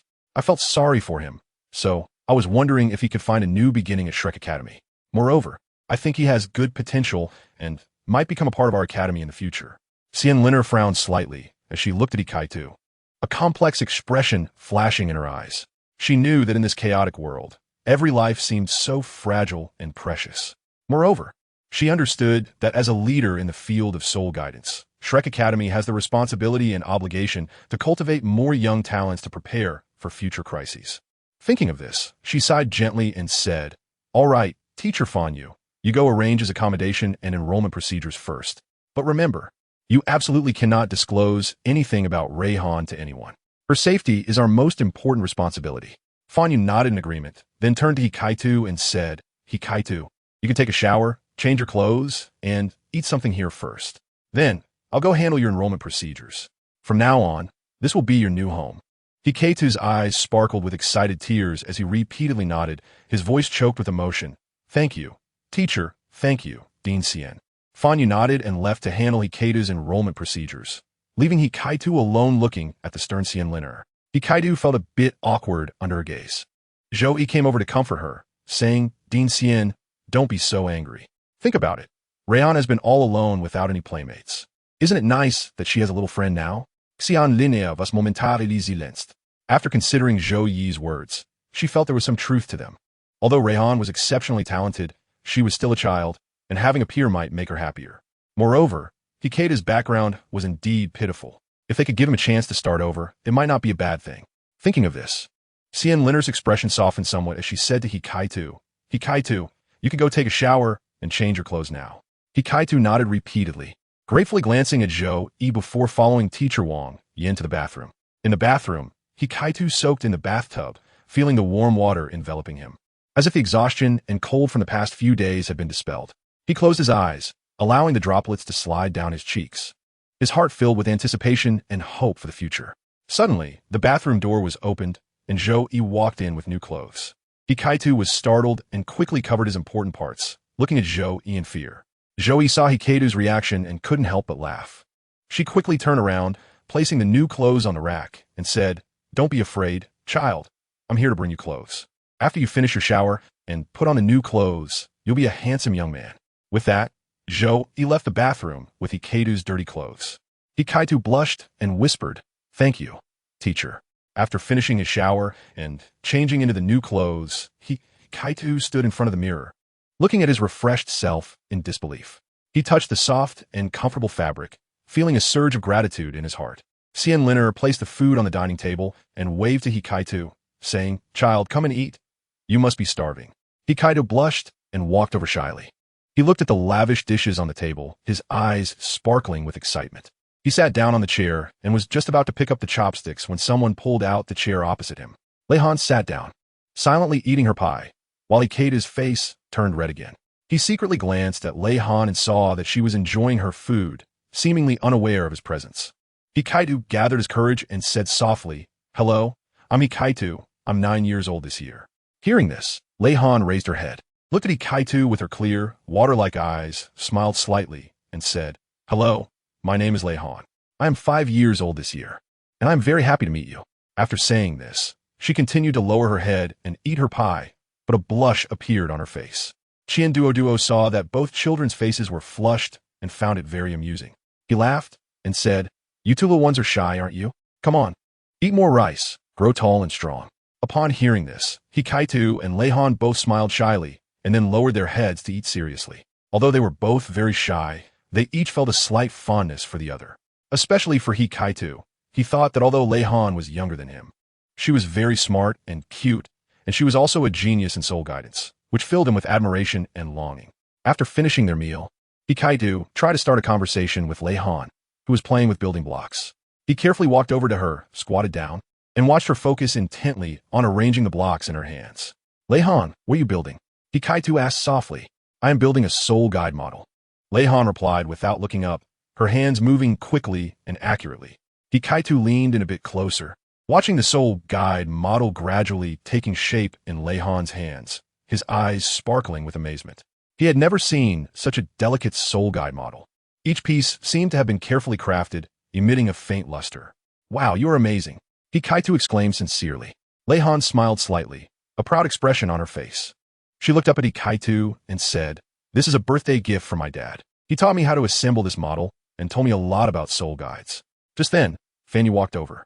Seeing how well the two children were getting along, he felt very pleased. He cleared his throat and said, "Hikaitu, you just arrived at the academy and have a lot to learn. Lei Han is very talented in soul guides. You can ask her for advice." He turned to Lei Han and said, "Xiao Han, from today on, Hikaitu is your senior brother. You should take care of him more." Hearing this, Lei Han nodded vigorously, her bright eyes sparkling with seriousness. She took Hikaitu's hand and said, "Senior brother, I will take good care of you. If you have any questions, feel free to ask me."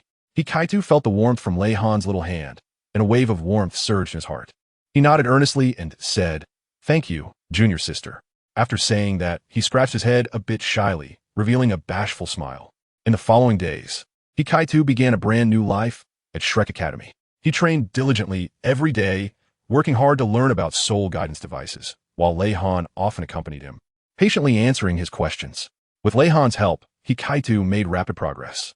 He not only grasped the basic principles of soul guidance devices, but also began to try designing and making them himself. At the same time, the friendship between Hikaitu and Lei Han grew deeper. Although Lei Han couldn't play outside the basement, Hikaitu always found ways to bring her interesting little gadgets or share amusing stories from outside to make her happy. Lei Han would respond to Hikaitu in her unique way, such as making him exquisite little accessories for soul guidance devices or teaching him some profound techniques related to them. Every night, the basement of Shrek Academy would be brightly lit. Hikaitu and Lei Han sat at a large table filled with various parts and blueprints of soul guidance devices. They sometimes bowed their heads in thought and sometimes engaged in heated discussions, filling the small basement with their thirst for knowledge and dreams for the future.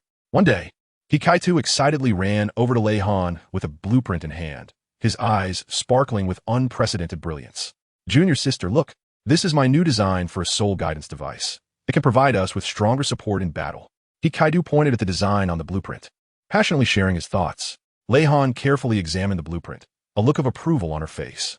She raised her head and said to Hikaitu, "Senior brother, your design is really great. However, there's a small detail that I think could be improved. If we do it this way, it might be even more perfect." Upon hearing this, Hikaitu's eyes lit up. He immediately picked up a pen and began to diligently revise the blueprint. As he modified it, he discussed each detail with Lei Han. Time quietly passed during their discussion, and before they knew it, night had fallen. Yet they remained oblivious, still immersed in the world of soul guides. Finally, when the last detail was perfected, Hikaitu let out a long breath and looked at the blueprint in his hand with a satisfied smile. He turned to Lei Han and said, "Junior sister, thanks to your help, my design could be so perfect." "Thank you." Lei Han smiled faintly and said, "Senior brother, we are partners, so it's only right to help each other. I believe your soul guide will shine brightly in the Academy's competition." Chapter 11. Experiment 16. Meanwhile, at the Morning Light base in High West City of the Sun Moon Empire, a 5-year-old boy named Experiment 16 was engaged in a soul duel with another girl, Experiment 15. Guanshi was nervously watching their every move from the platform. These two children were the best among countless failures, carrying all his hopes for the long-lost replacement of Experiment 02.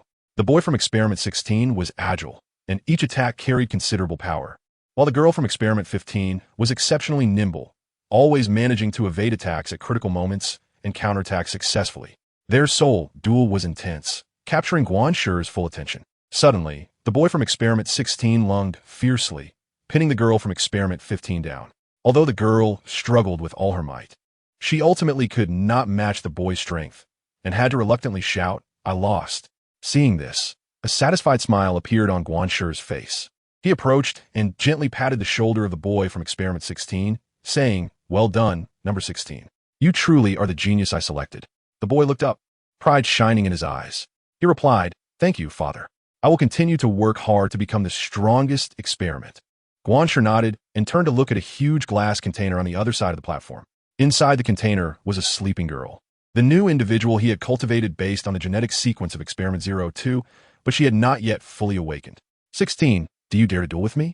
A tall, sturdy figure suddenly intruded into the duel arena, interrupting Guan Shi and the boy's conversation.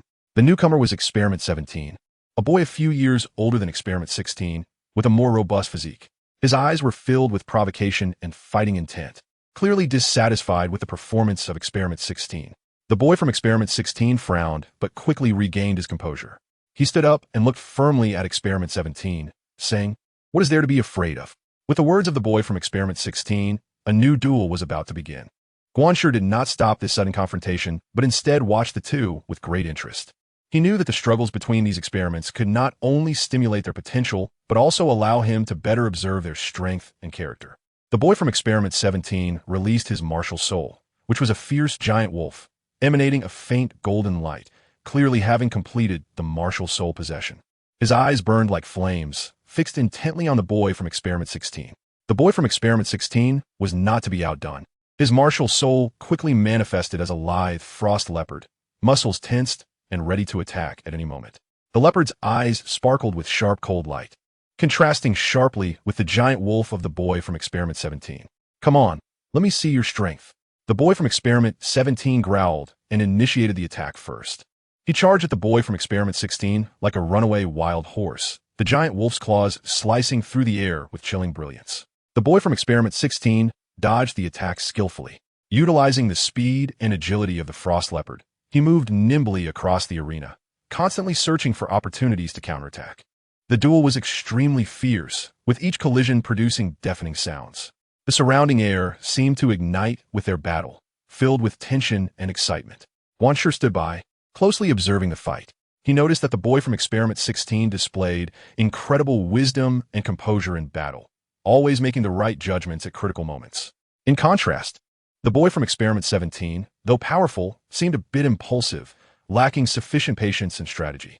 Indeed, number 16 is a genius, Guan Shi thought to himself.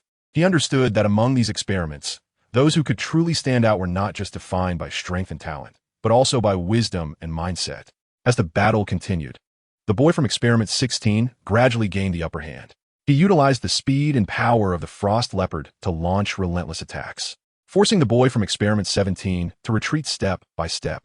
Finally, with a brilliant counterattack, the boy from Experiment 16 successfully struck the key point of the boy from Experiment 17, knocking him to the ground. The battle ended, and the boy from Experiment 16 emerged victorious. Guan Shi approached and patted the boy from Experiment 16 on the shoulder, saying, "You did very well, number 16. Remember, while strength and talent are important, wisdom and mindset are equally indispensable. Keep working hard. I believe you will become the strongest experiment." Upon hearing this, the boy from Experiment 16's eyes sparkled with even more determination. He bowed deeply and said, "Thank you, Father. I will continue to work hard." Guan Shi nodded in satisfaction and then turned to leave the duel arena. He knew that these experiments were his hope for the future, and only by continuously nurturing them could he remain undefeated in this cruel struggle. "Have those two traitors been found yet?" Guan Shi suddenly stopped, frowning as he asked his assistant beside him.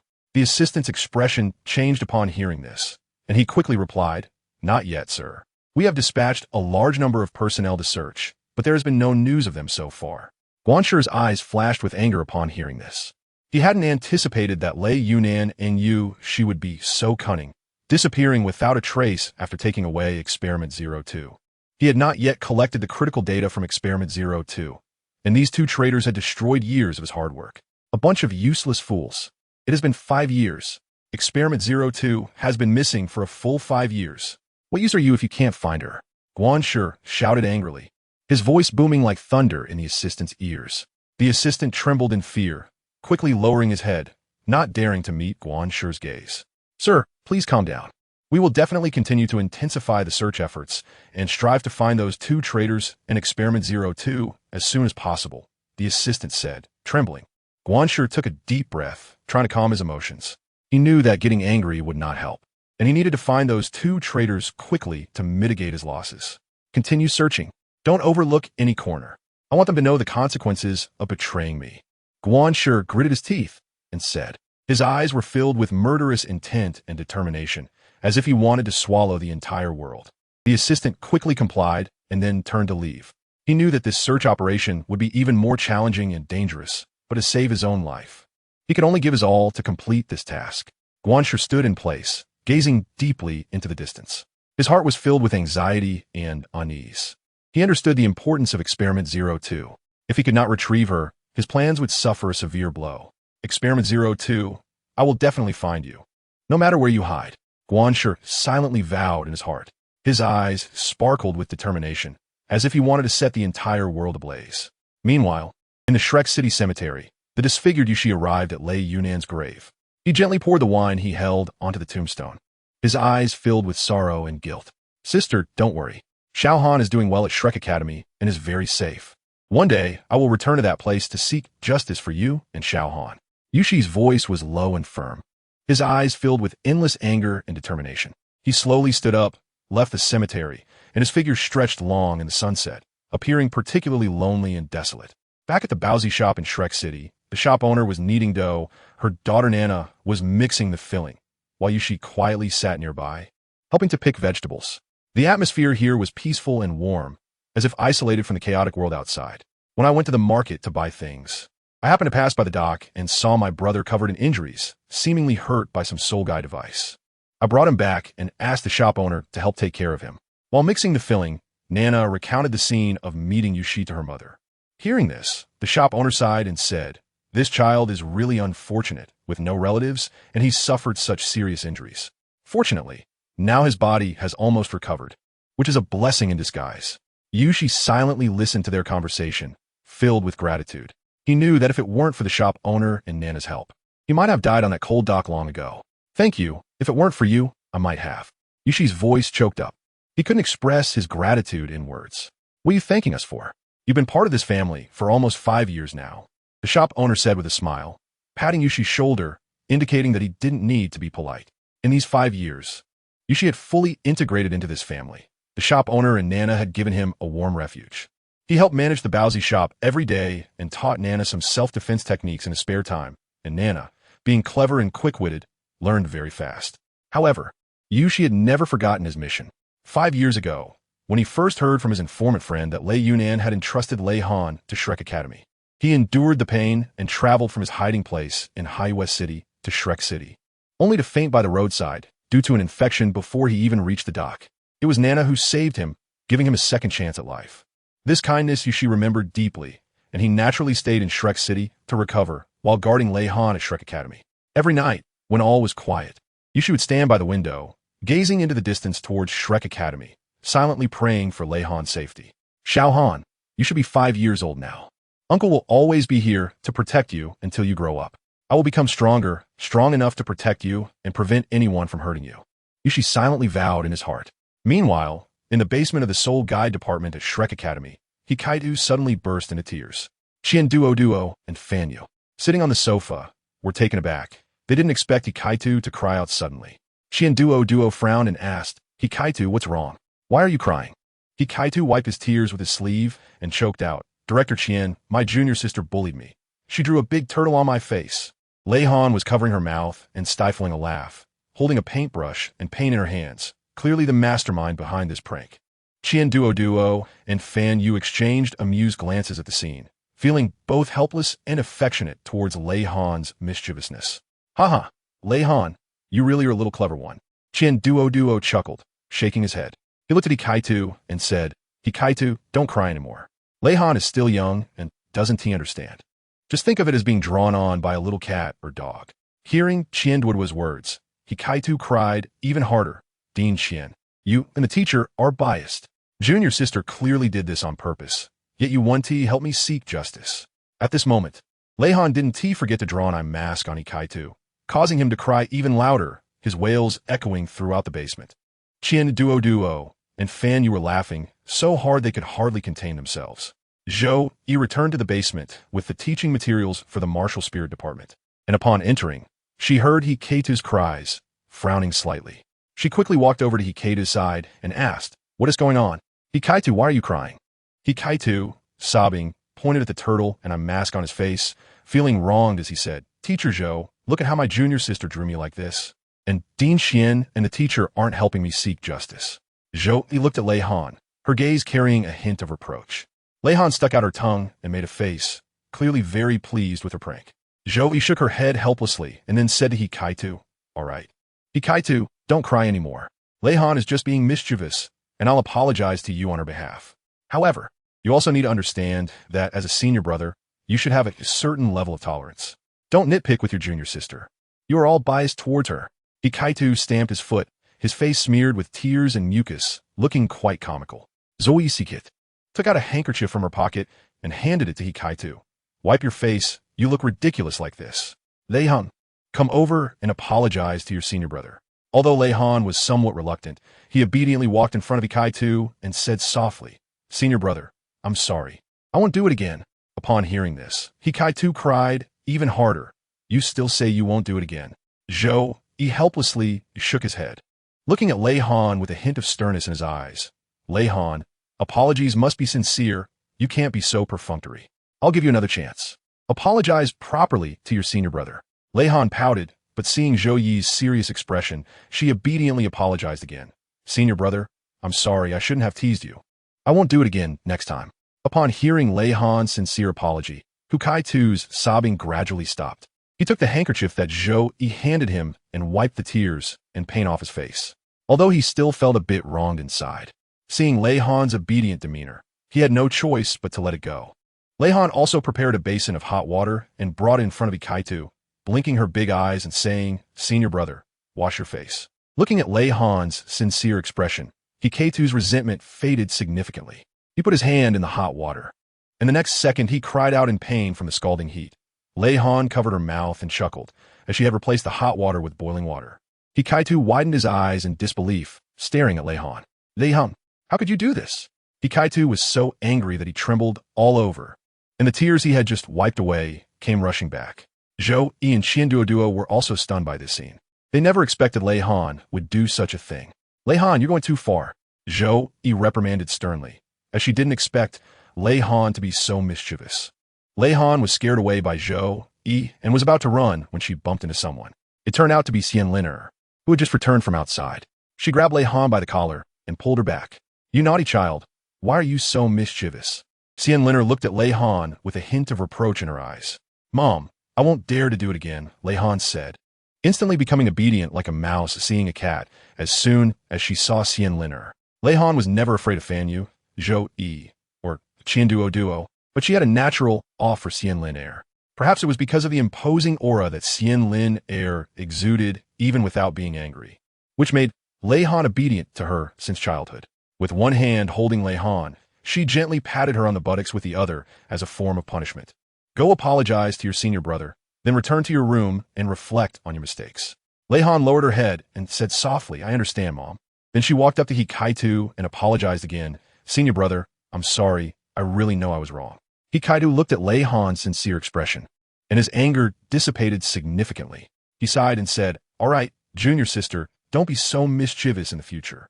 Only then did Xian Liner release Lei Han and said to her, "Go on, reflect on your mistakes in your room. You are not allowed to come out without my permission." Lei Han responded with a sound, drooping her head as she returned to her room. Xian Liner looked at Hikaitu and said, "Hikaitu, don't be angry. It's normal for kids to be mischievous. As their senior brother, you should be more tolerant." Hikaitu nodded and said, "I understand, Dean. It's still you who can manage this little girl." Duo, standing by, chuckled and said, "It's all up to you." Zhou Yi also shook her head helplessly and then said to Hikaitu, "All right, Hikaitu, go wash your face. Don't get the pain in your eyes." Hikaitu responded and took the bowl of now cold boiling water to wash his face. 1, 2, 3, 4, 5, go up the mountain to catch a tiger, but the tiger wasn't caught. Instead, a little squirrel was caught. Lei Han was in her room humming a nursery rhyme softly, kneeling on the mat facing the wall. Although she was punished to face the wall for reflection, her restless mind didn't stop for a moment. Her eyes darted around, occasionally stealing glances at the door, wondering if her mother had left. Outside the room, Xian Liner stood by the door, listening to Lei Han's intermittent singing, a wry smile creeping on her lips. This child truly makes one both love and hate her. She really has no worries. She can still sing at a time like this. Xian Liner murmured to herself, shook her head, and turned to leave, deciding to give Lei Han some time to reflect on her own. "Why are you out? Aren't you afraid she'll cause a ruckus in her room?" Zhou Yi asked in surprise as she saw Xian Liner coming out of Lei Han's room. Xian Liner sighed and said, "This child, although mischievous, has a good nature. I'll give her some time to think about where she went wrong. Plus, I believe she wouldn't dare to act up in her room." However, in the next moment, a loud crash was heard from the room, as if something had been knocked over. Xian Liner and Zhou Yi's expressions changed simultaneously, and they exchanged a glance before rushing towards Lei Han's room. When they pushed the door open, they saw Lei Han buried under a pile of blankets, with only her head sticking out, blinking her eyes innocently at them. "I just wanted to make a nest with the blankets, but I accidentally knocked everything over," Lei Han said quietly, her voice tinged with grievance. "Dean Xian, you really have a quick way of getting hit." Zhou Yi couldn't help but tease as she stepped forward to help move the blankets off Lei Han. Xian Lina shook her head helplessly, looking at Lei Han's disheveled state, both amused and exasperated. "You really are a headache, child." She reached out and gently tapped Lei Han's head, her tone filled with affection. Lei Han stuck out her tongue, crawled out from the pile of blankets, and patted the dust off her clothes. "Mom, I was wrong. I really know I was wrong." She admitted her mistake again, her eyes showing a bit more sincerity. "All right, it's good that you know you were wrong," Xian Liner said, holding Lei Han's hand. "But you still need to be punished for your mistake. You will continue to kneel here until you truly understand where you went wrong." Lei Han hung her head and nodded, kneeling back on the mat. This time, she no longer wore her previous playful smile, but truly began to reflect on her mistakes. The room fell silent, with only the occasional sound of Lei Han's soft sobs. Xian Liner and Zhou Yi stood at the door, watching Lei Han's back, feeling a mix of emotions. "It seems I need to be stricter, otherwise I really can't manage this little rascal." Zhou Yi never expected that her strict approach with students would fail with Lei Han, and that she couldn't keep this little troublemaker in check. "Perhaps our work in the Soul Guidance Department is too busy, and it's just you taking care of her. So she naturally listens to you less." Xian Liner comforted her, her gaze showing understanding for Zhou Yi. Zhou Yi sighed and nodded, saying yes. "This child has grown up by my side since she was little. I've always regarded her as my own daughter. However, her personality is truly unpredictable, sometimes obedient and sensible, and other times mischievous and naughty. Children are always like this." Xian Liner smiled slightly, turning her gaze to Lei Han, her eyes filled with tenderness and hope. "As long as we can be patient in our guidance, I believe she will understand." Time passed in silence, and Lei Han remained kneeling on the mat. Her expression gradually shifted from initial confusion to determination. She seemed to be genuinely reflecting, thinking about her actions and how to become a better person. "Mom, and Joe, I was wrong." Lei Han finally spoke, her voice filled with conviction and regret. "I shouldn't have been naughty, shouldn't have teased my senior, and I shouldn't have made you worry about me. From now on, I will work hard to correct myself and be a good child who listens." Lei Han didn't hear any response, so she had to continue kneeling without a care. It seems they are all not here, so the plan to tease senior brother tomorrow needs to be revised. It can't be too obvious." Xian Liner and Zhou Yi stood outside the door, listening to Lei Han talking to herself. They exchanged a knowing smile, but both had a hint of helplessness in their eyes. They had thought Lei Han had truly repented, but unexpectedly, this little girl was still harboring such mischievous thoughts. "It seems our educational journey is still long." Xian Liner sighed, her tone mixed with teasing and affection. Zhou Yi nodded, a glint of cunning flashing in her eyes. Since she wants to tease Hikaitu so much, let's turn the tables and let her experience what it's like to be teased. Xian Liner was taken aback, then immediately understood Zhou Yi's meaning. The two smiled at each other, their eyes sparkling with cleverness. The next day, Lei Han sneaked out of her room early, ready to implement her new plan. However, the living area in the basement was unusually quiet, as if everyone was fully aware of her actions. She cautiously walked towards Hikaitu's room, calculating how to surprise senior brother. Just as she was about to knock, the door opened by itself, and Hikaitu was standing at the door with a plate of delicious snacks, smiling warmly. "Little junior sister, I knew you would come looking for me, so I specially prepared breakfast for you." Hikaitu's tone was filled with tenderness and tolerance, which left Lei Han momentarily stunned. "Senior brother, Lei Han stammered, unsure what to say. She had originally thought senior brother would be angry and blame her, but she didn't expect him to treat her this way. Hikaitu gently patted Lei Han's shoulder and said, "Junior sister, being mischievous is a natural trait of every child, but we must learn to control ourselves and not always make others worry about us. I believe you can become a thoughtful and good child." Lei Han listened to her senior brother's words, and her eyes couldn't help but become moist. She lowered her head and said softly, "Senior brother, I'm sorry. I really know I was wrong. From now on, I will never be mischievous again, and I won't make you worry about me anymore.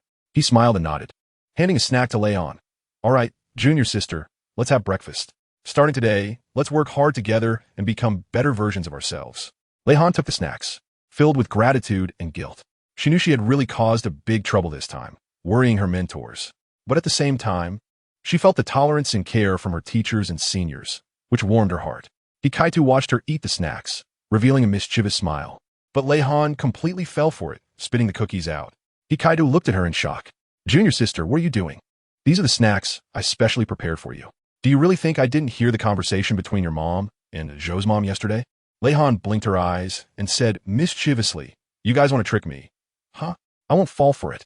Hearing this, Hikaitu was at a loss for words. He originally thought his plan was foolproof, but he didn't expect this little girl to see through it. It seems our junior sister isn't foolish after all. Hikaitu shook his head and then laughed, but even if you know, so what? Tricking others isn't a good thing. You need to learn to correct it. I won't change. Lehan pouted, but I can guarantee that next time I trick someone, I'll be more discreet, so you won't catch me. Hikaitu sighed helplessly. Knowing his junior sister's character, saying more would be in vain. So, he changed the subject, trying to guide Lehan onto the right path. Junior sister, have you ever thought about using your abilities to do something meaningful? For example, helping those in need. Hearing this, Lehan speechlessly revealed a row of first-level soul guide devices, which made Hikaitu feel embarrassed and touch his nose. He forgot that although this junior sister was mischievous, her talent in soul guides was extremely high, and she was now able to craft first-level soul guide devices. What other tricks do you have? Bring it on. Lehan proudly raised his chin and looked provocatively at Hikaitu. Hikaitu suddenly cried out, covering his face as he ran towards the soul guide production area. Sobbing as he ran, Teacher, didn't you say the plan was foolproof? Why did the junior sister still see through it? She's going to tease me. Woo-woo. Leon laughed heartily behind them, proudly raising the plate of snacks in her hand, pretending to throw it, which scared Hikaitu into running even faster. Xian Liner and Zhou emerged from the shadows. Watching this scene, both of them at a loss whether to laugh or cry. Zhou shook her head. It's over. I can't do anything about it either. This little girl is too crafty. We can't compete with her at all. Xian Liner sighed. Yeah, we thought we could make her learn a lesson, but in the end, we are the ones being toyed with. The two exchanged a helpless smile, knowing that although Lehan was mischievous, she wasn't bad at heart. She just lacked some guidance and restraint. Forget it. Let's not be too calculative, Xian Liner said. After all, she is still a child, and being naughty is part of her nature. Zhou nodded. Yes, we still need to patiently teach her, helping her understand what is right and what is wrong. I believe that one day, she will become a sensible good child. With that, the two walked towards Lehan and Hikaitu, ready to join their game. Perhaps, through play, they could better guide Lehan, allowing her to learn and grow while having fun. Lehan saw Xian Liner and Zhou walking over and smiled proudly. How about that? I'm still the best, right? Even my senior brother can't compete with me. Xian Liner affectionately patted her head. Yes, our little Lehan is the best. However, you must remember, being mischievous should have its limits. You can't always make others worry about you. Lehan stuck out his tongue and made a face. Got it. I'll pay attention from now on. The four of them walked together towards the Soul Guide manufacturing area, starting their new adventure and challenge. During this process, Lehan was also gradually growing, learning how to control his emotions and behavior, becoming a more sensible and outstanding child. Chapter 12. The medical saint Lei Shixue in another room of a certain dimension. Lei Shixue was poking the sleeping Lehan with needles, turning him into a hedgehog.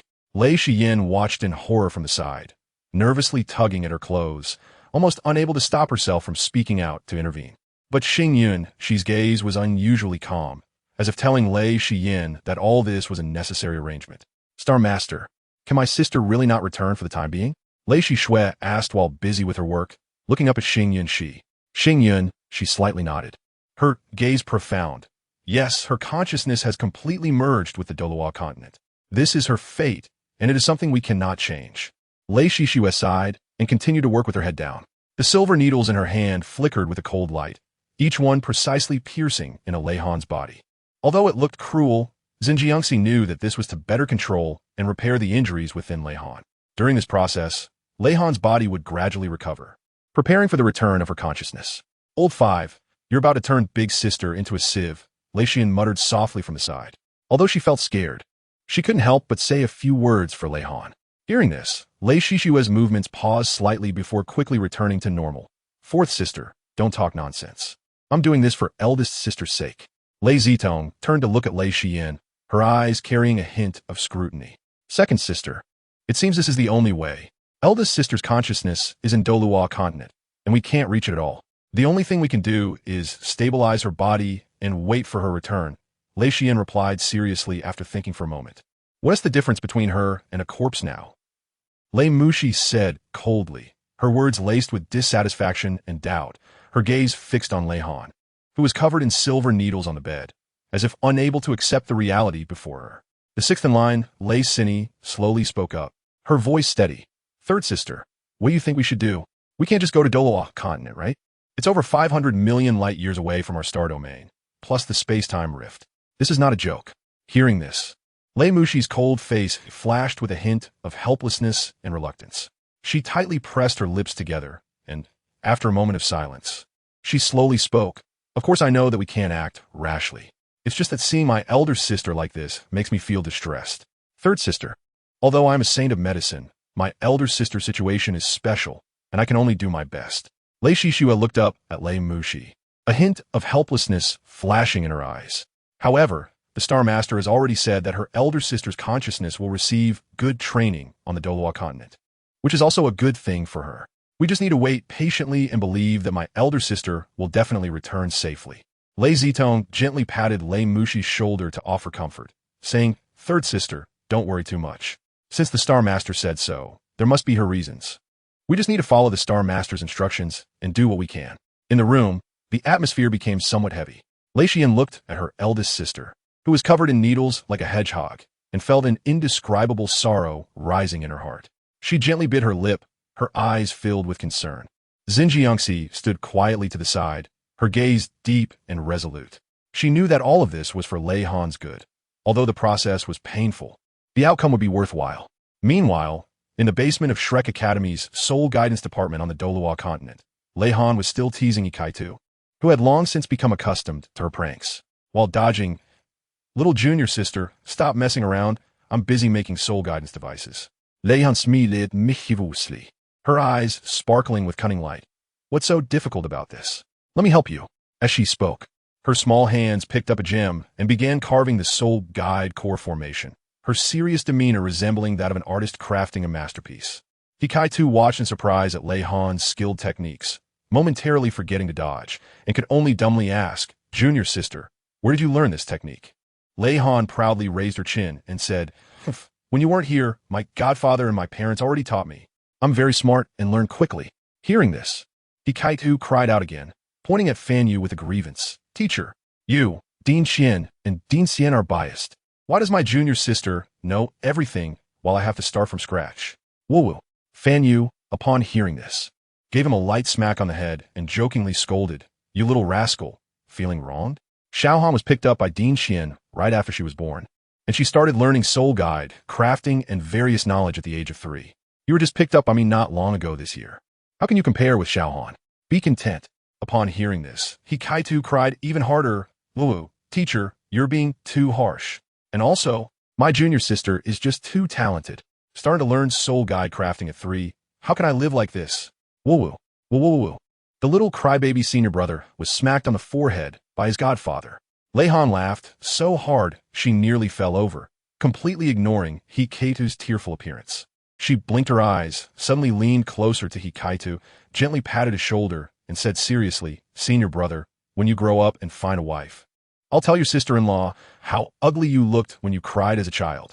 After saying that, Lei Han couldn't help but burst into laughter.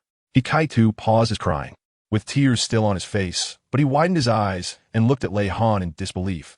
Junior sister, you are too much. I won't just tell her that you looked ugly when you cried, but I'll also say that you're already 9 years old and still wet the bed. And you could even wet the map of the 3 great empires. Lei Han laughed even more joyfully, unable to stop. This made Hikaitu anxious. He leaped up from the ground, forgetting about crying, and chased after Lei Han around the house. Lei Han, you little rascal, watch how I deal with you. Woo.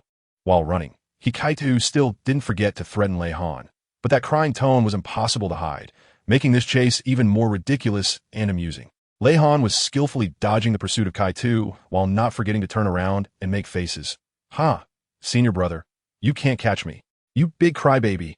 The entire basement was filled with laughter and joy. Even the usually serious Fan Yu couldn't help but smile as he watched the two kids playfully tussle. He secretly sighed to himself. Although Lei Han was mischievous, she was clever and exceptionally talented, destined for greatness in the future. And Kai-Tu, although often teased by Lei Han, his resilience and perseverance were also rare qualities. These two kids would surely create a stir in the soul guidance world in the future. Ouch! Godfather, save me. Senior brother is going to kill me. Lei Han suddenly shouted, accidentally getting her clothes caught by Kai-Tu, who lifted her up. She kicked her legs and flailed her small hands, trying to break free from his grasp. Seeing this, Fan Yu smiled and shook his head, saying, "All right, Kai-Tu, stop messing around. Xiao Han, you stop too and come over here to Godfather." As soon as Lei Han heard Fan Yu's words, it was as if she had found a savior. She forcefully broke free from Kai-Tu's grip and swiftly ran to Fan Yu's side, hiding in his embrace while sticking her tongue out and making a face at Kai-Tu. Seeing Lei Han's smug expression, Kai-Tu was so angry that he stamped his feet, but he didn't dare to really provoke Fan Yu. So he could only sulkily return to his workstation to continue making soul guidance devices. Fan Yu gently patted Lei Han's head and said, "Xiao Han, although you are clever and quick-witted, you shouldn't always tease your senior brother. Kai-Tu is a good kid, and in the future, you will be partners fighting side by side. You need to respect and help each other." Hearing this, Lei Han lowered his head and said softly, "Godfather, I know I was wrong. I won't tease senior brother all the time from now on." Fan Yu nodded in satisfaction and said, "That's more like it. All right, you all go back to your work. Godfather needs to study new soul-guiding devices too." After saying this, Fan Yu turned and walked back to his experimental desk, leaving Lei Han and Kai-Tu exchanging smiles in the living area of the basement, as if nothing had happened moments ago. They knew that although they often teased each other, their friendship was growing deeper. Suddenly, a loud bang came from the soul-guiding device manufacturing area, followed by Fan Yu's furious shout, "Lei Han, why are you so mischievous? You installed a level 1 soul element bomb on my experimental table. This is a new type of soul-guiding device I just developed." The door to the manufacturing area burst open, and a thick cloud of smoke billowed out, accompanied by Fan Yu's somewhat disheveled figure. His hair had turned into an explosion hairstyle. His face was smeared with some black soot, and the new type of soul-guiding device in his hand was completely unrecognizable, clearly having been greeted by the soul element bomb installed by Lei Han. Lei Han stuck out her tongue, knowing she had caused trouble again. She quickly hid behind Kai-Tu and peeked out with a small head, weakly saying, "Godfather, I just wanted to test the power of this bomb. I didn't expect it to be so fierce." "Fan Yu, what happened to you? How did you end up like this?" Zhou Yi's exclamation came from the doorway, as she just walked into the basement. She was startled to see Fan Yu in such a messy state. Fan Yu let out a bitter laugh and pointed at Lei Han hiding behind Kai-Tu. "It's this little girl. While I wasn't paying attention, she installed a level 1 soul guide element bomb on my experiment table. My newly researched soul guide device has just been ruined by her." Upon hearing this, Zhou Yi couldn't help but laugh and cry at the same time. "Lei Han, oh Lei Han, how can you be so mischievous? Fan Yu is your godfather. How could you do this to him?" Lei Han walked out from behind Kai-Tu, lowered her head, and said softly, "Aunt Zhou, I know I was wrong. I just wanted to test the power of that bomb, but I didn't expect it to be so powerful." Upon hearing this, Zhou Yi still gave Lei Han a good beating, but it was not too hard, clearly more for the purpose of scaring her. After the beating, Zhou Yi gently stroked Lei Han's head and said, "You child, you really make people love and hate you at the same time. You mustn't be so mischievous next time. Do you understand?" Lei Han did, tears welling up in her eyes, and said softly, "Understand, Mom Zhou. I won't do this again." Fan Yu watched this scene and shook his head helplessly, saying, "All right, it's all in the past now. Xiao Han, don't take it too much to heart. However, you did go too far this time and need to reflect on it." Lei Han nodded again, indicating that she would seriously reflect on her actions. Then, she walked up to Fan Yu, held his hand, and said, "Godfather, I'm sorry. I really know I've made a mistake. I will be careful in the future and won't cause you any more trouble." Fan Yu looked at Lei Han's sincere eyes, and his anger dissipated significantly. He patted Lei Han's shoulder and said, "All right, Godfather believes in you. You can go now and help Kai-Tu tidy up the basement." Hearing this, Lei Han took out the 2-level soul guide he had just made yesterday, a device resembling a small vacuum cleaner. He pointed it at the wreckage in the soul guide manufacturing area, and the fragments and dust were quickly sucked in. In no time, The manufacturing area was restored to its original state, clean and tidy, as if the explosion had never happened. Fan Yu's mouth twitched a few times as he looked at the two-level soul guide in Lei Han's hand, and he shouted in frustration, "You little monster! You can even make a two-level soul guide." Lei Han smiled mischievously and proudly shook the small vacuum cleaner soul guide in her hand. "Yes, Godfather. I just made this yesterday. It can absorb and filter various impurities and dust, making it perfect for cleaning our studio." Fan Yu sighed helplessly, but he was amazed by Lei Han's talent in soul guide creation. He knew that although this little girl was mischievous, she had an incredible talent and potential in making soul guides. "All right, since it's already clean, you can continue with your work." Fan Yu waved his hand, signaling for Lei Han and He Kaitu to leave. However, at that moment, Zhou Yi grabbed Lei Han's feet and lifted her upside down, shaking her a few times, causing several level 2 soul guide element bombs and a level 3 fixed soul guide cannon to fall out. Fan Yu was instantly dumbfounded. Over the past few months, he hadn't been busy and had been accompanying He Kaitu and Lei Han, but he hadn't realized when Lei Han had made these. Even Duo and Xianliner, who had just returned, were startled by this sudden scene. They exchanged glances, both filled with surprise and confusion. "Zhou Yi, what are you doing?" Duo asked in puzzlement. Zhou Yi smiled wryly and displayed the level 2 soul guide element bombs and the level 3 fixed soul guide cannon in her hands. "Look, these fell out from Lei Han. If I hadn't raised her, knowing her character, today our basement might have been blown to the sky by her. I really have no idea where she got the materials for these advanced soul guides, or when she made them."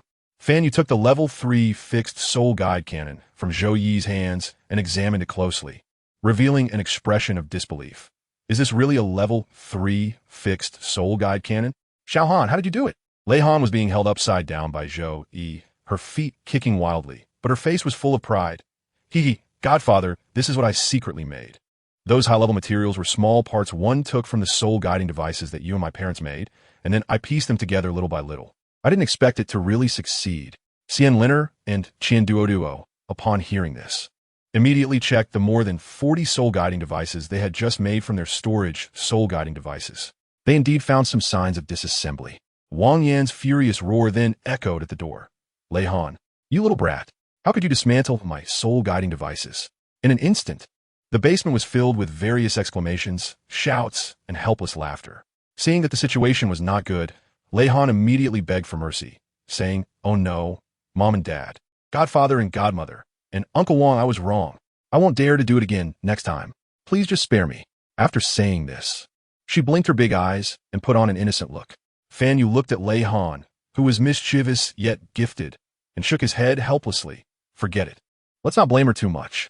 After all, she's still a child, and her talent in making soul tools is indeed something we cannot compare to. We need to nurture her well.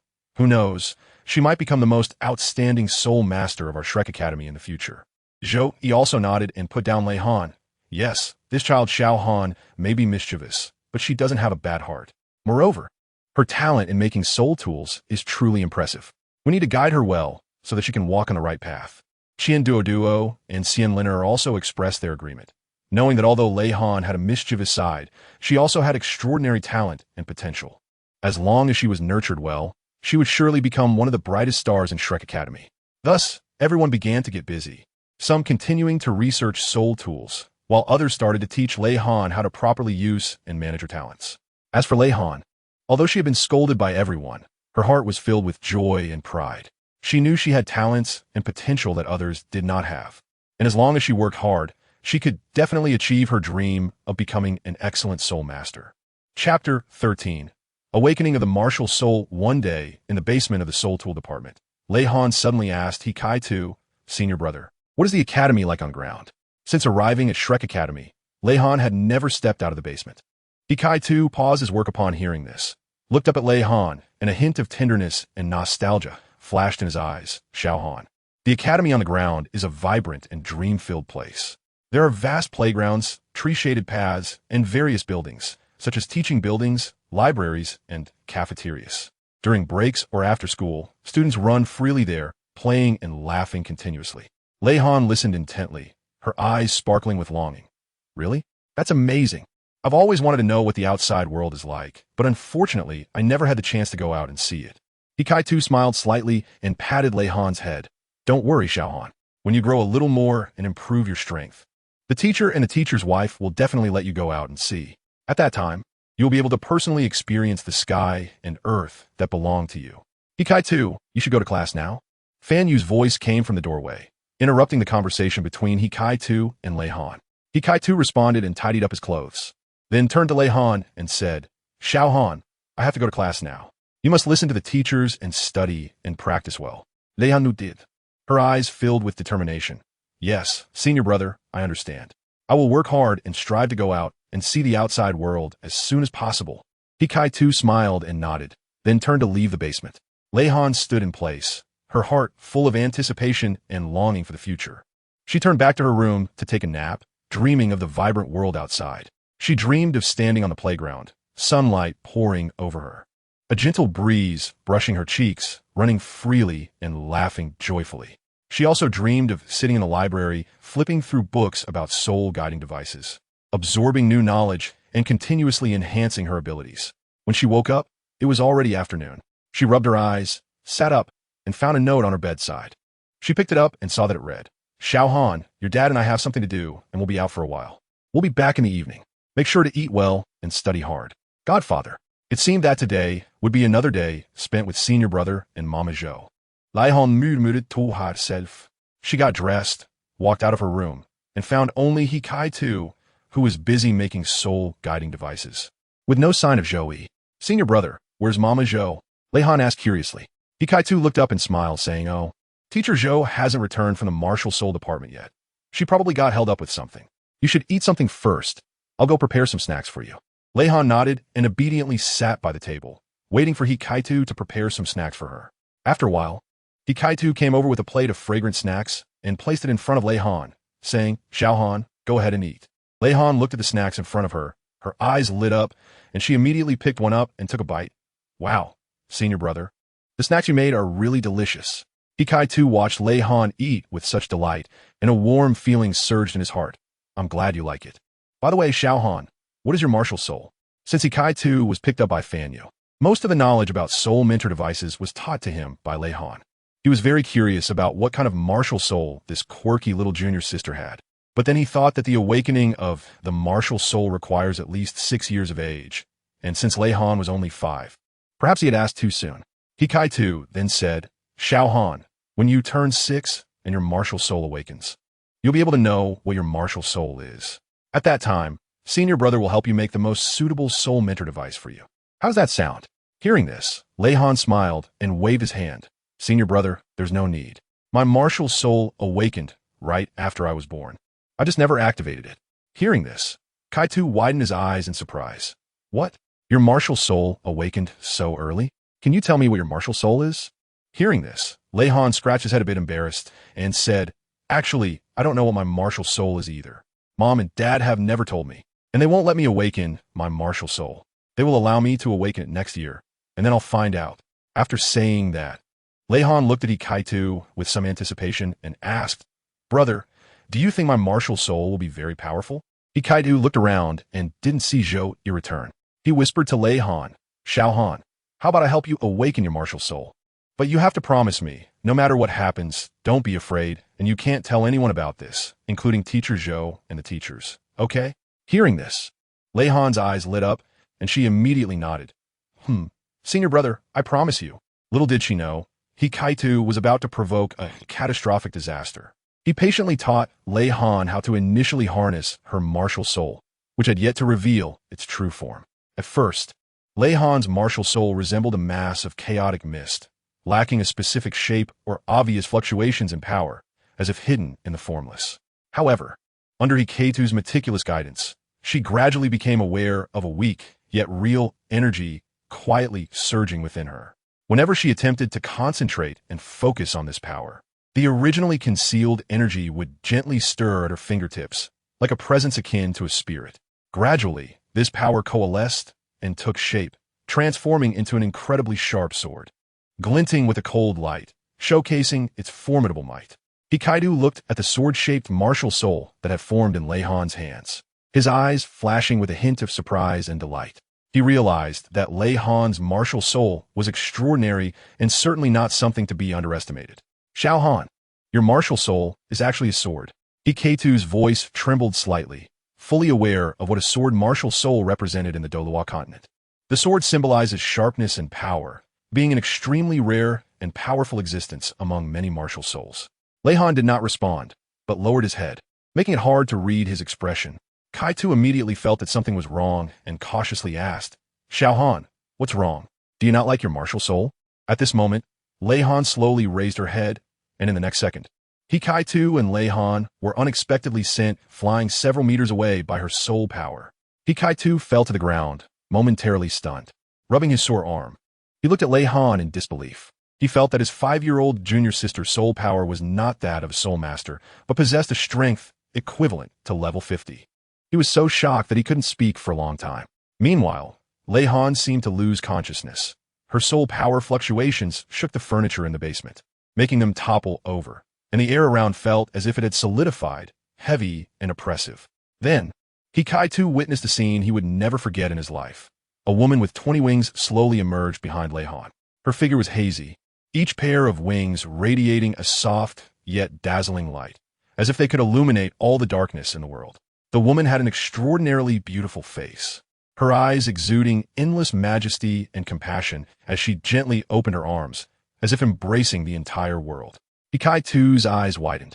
He had never seen such a breathtaking manifestation of a martial soul. A surge of indescribable awe filled his heart, and he felt both happy and worried for Leihan having such a powerful martial soul. At that moment, the woman suddenly vanished from the basement, and Kaitu, not knowing what came over him, hurriedly took the elevator to the ground floor to find Zhou, Yi, and Fan Yu. As he stepped outside and saw the scene in the sky, he immediately knelt down.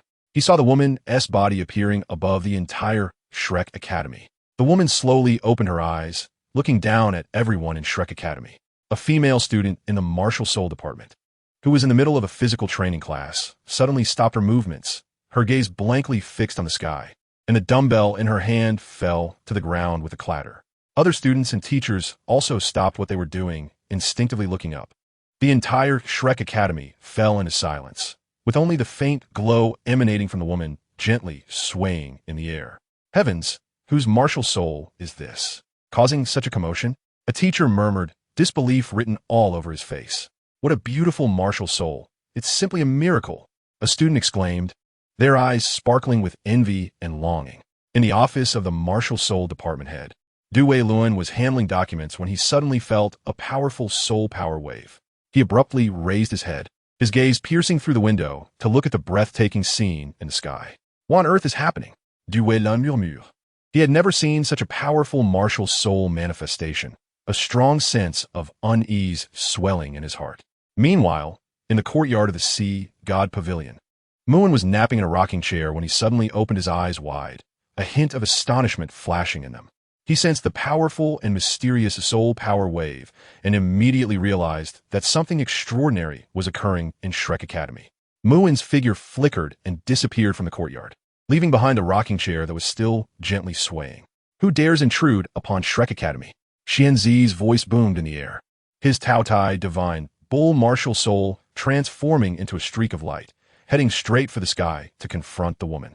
Within Shrek Academy, all soul masters felt this pressure, releasing their martial souls in an attempt to withstand the oppressive force from the heavens.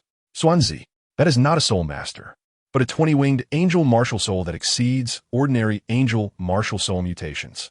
Muin's voice echoed in the air as he appeared beside Xianzi, looking gravely at the woman in the sky. Hearing this, Xianzi's expression changed slightly. He carefully observed the woman in the sky and realized that her aura was completely different from that of ordinary soul masters, far beyond what angel martial souls could compare to. What on earth is this being? Xianzi murmured, a sense of unprecedented crisis swelling in his heart. Muin shook his head and said solemnly, I don't know, but her appearance is definitely not a coincidence. Xianzi, we must be prepared for the worst. Just then, the ice soul Tianwan, which had been absent for 5 years, reappeared in the sky, circling around the woman with the 20-wing angel martial soul, as if there was a marvelous connection between them. This divine bird has appeared again. What kind of connection does it have with this 20-winged angel martial soul woman? Muin pondered inwardly, his gaze fixed tightly on the 2 figures in the sky. He saw the ice soul Tianwan's wings gently flap, each movement seemingly carrying endless cold, contrasting sharply with the warm glow radiating from the woman. It was as if they were engaged in a silent dialogue, one only they could understand. Mu Lao. Xianzi looked at Muan, his eyes filled with confusion and unease. Muan furrowed his brow, staring at the two mysterious figures in the sky, and slowly spoke. It seems that Shrek Academy is about to face an unprecedented challenge. This soul master with the 20-winged angel martial soul and that divine bird, their appearance is certainly not coincidental. We must quickly investigate their origins and intentions to prevent any threat to the Academy. Upon hearing this, Xianzi's expression grew even more serious. He knew that as the continent's top soul master academy, Shrek Academy had always carried countless expectations and responsibilities. Now, this sudden change was undoubtedly a significant test for the Academy. Mu Lao, I will gather the elite soul masters of the Academy and prepare for a response, Xianzi said, preparing to turn and leave. But Muan reached out to stop him, saying, Xianzi, do not act rashly. The strength of these two is not trivial. We cannot act impulsively. First, send someone to secretly monitor their movements, and, at the same time, we must quickly find out their origins and intentions. Xianzi nodded and said, All right, I will arrange it immediately. Mu Lao, you must also be very careful.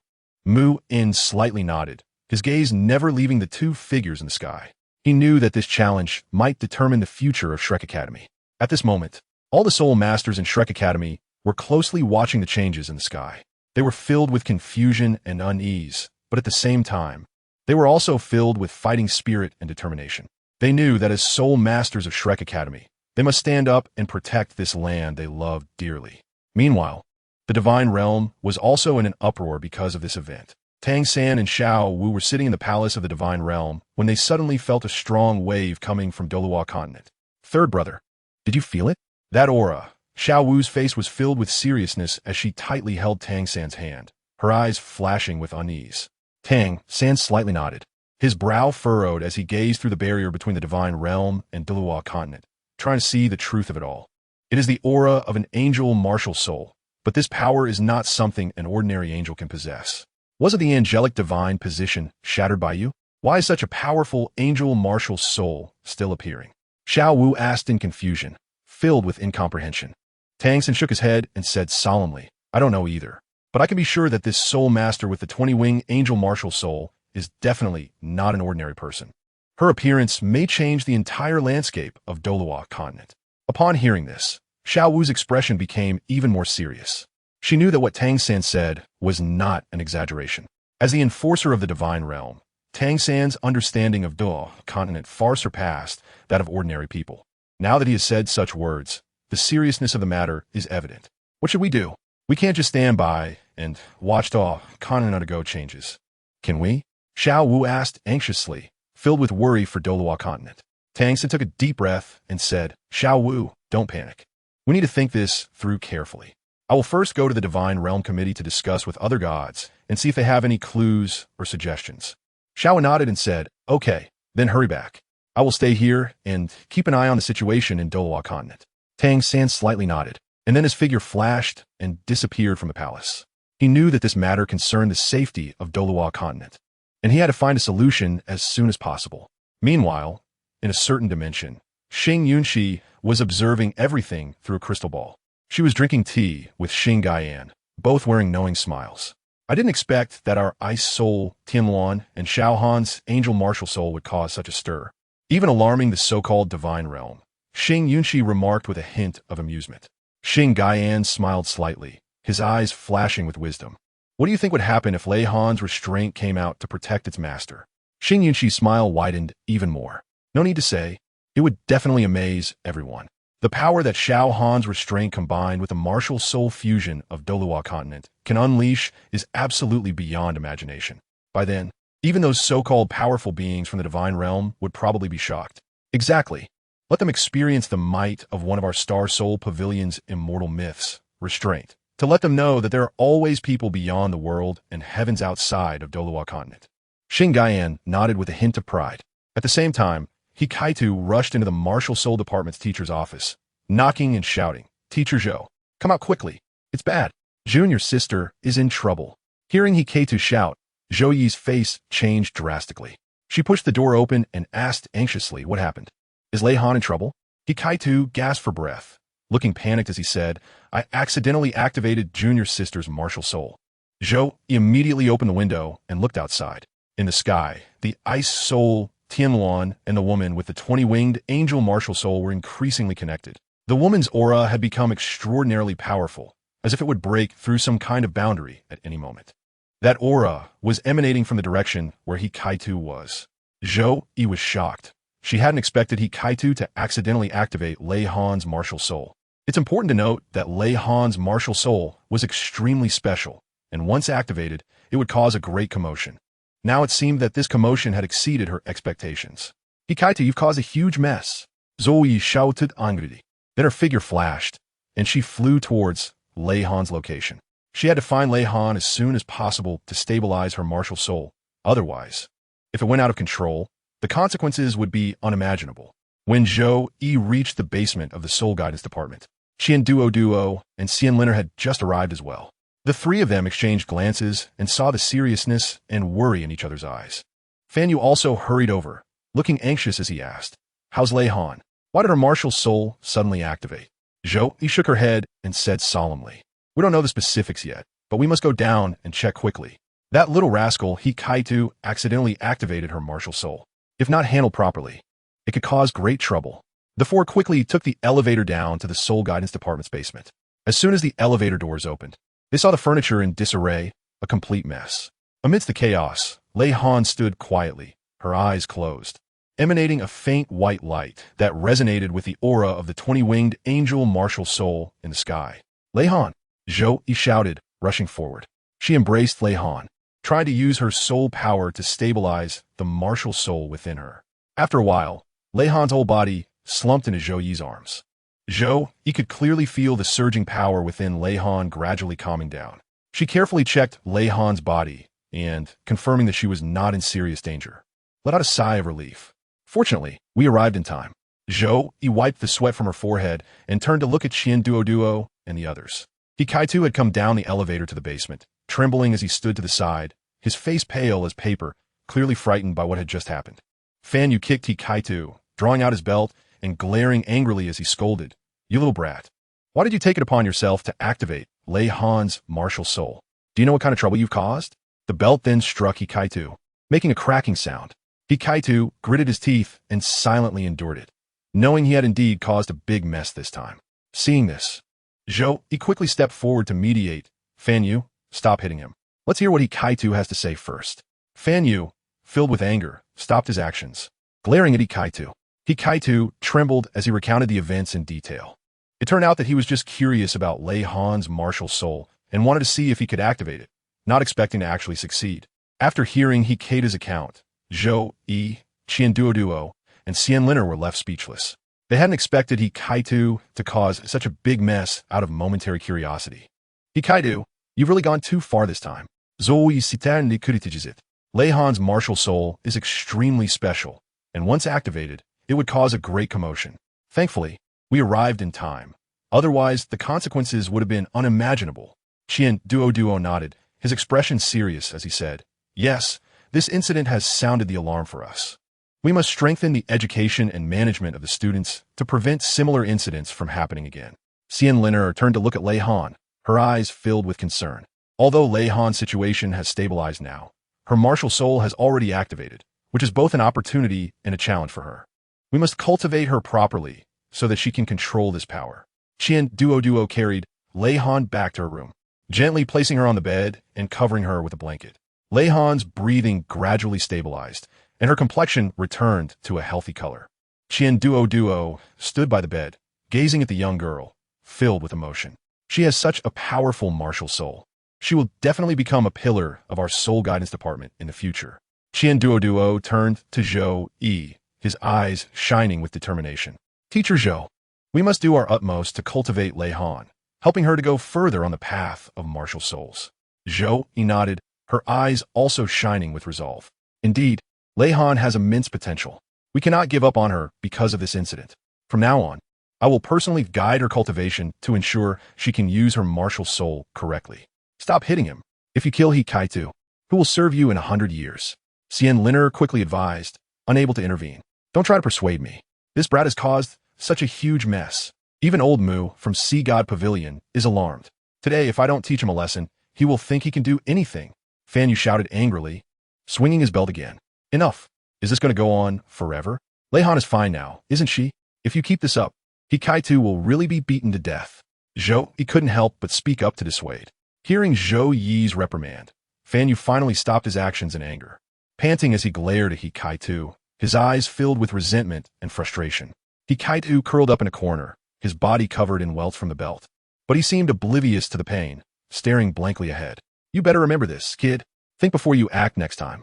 Fan Yu angrily threw the belt aside and turned to the door of Lei Han's room. I'll explain things to Mu Lao, but you better stay in the soul guidance department and not go anywhere during this time. After saying this, Fan Yu shot a fierce glare at He Kai-tu and pushed the door into Lei Han's room.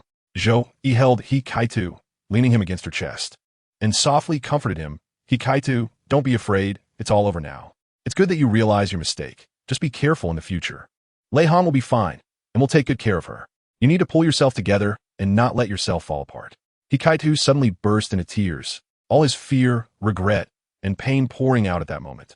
He clung tightly to Zhou Yi, as if grasping a lifeline.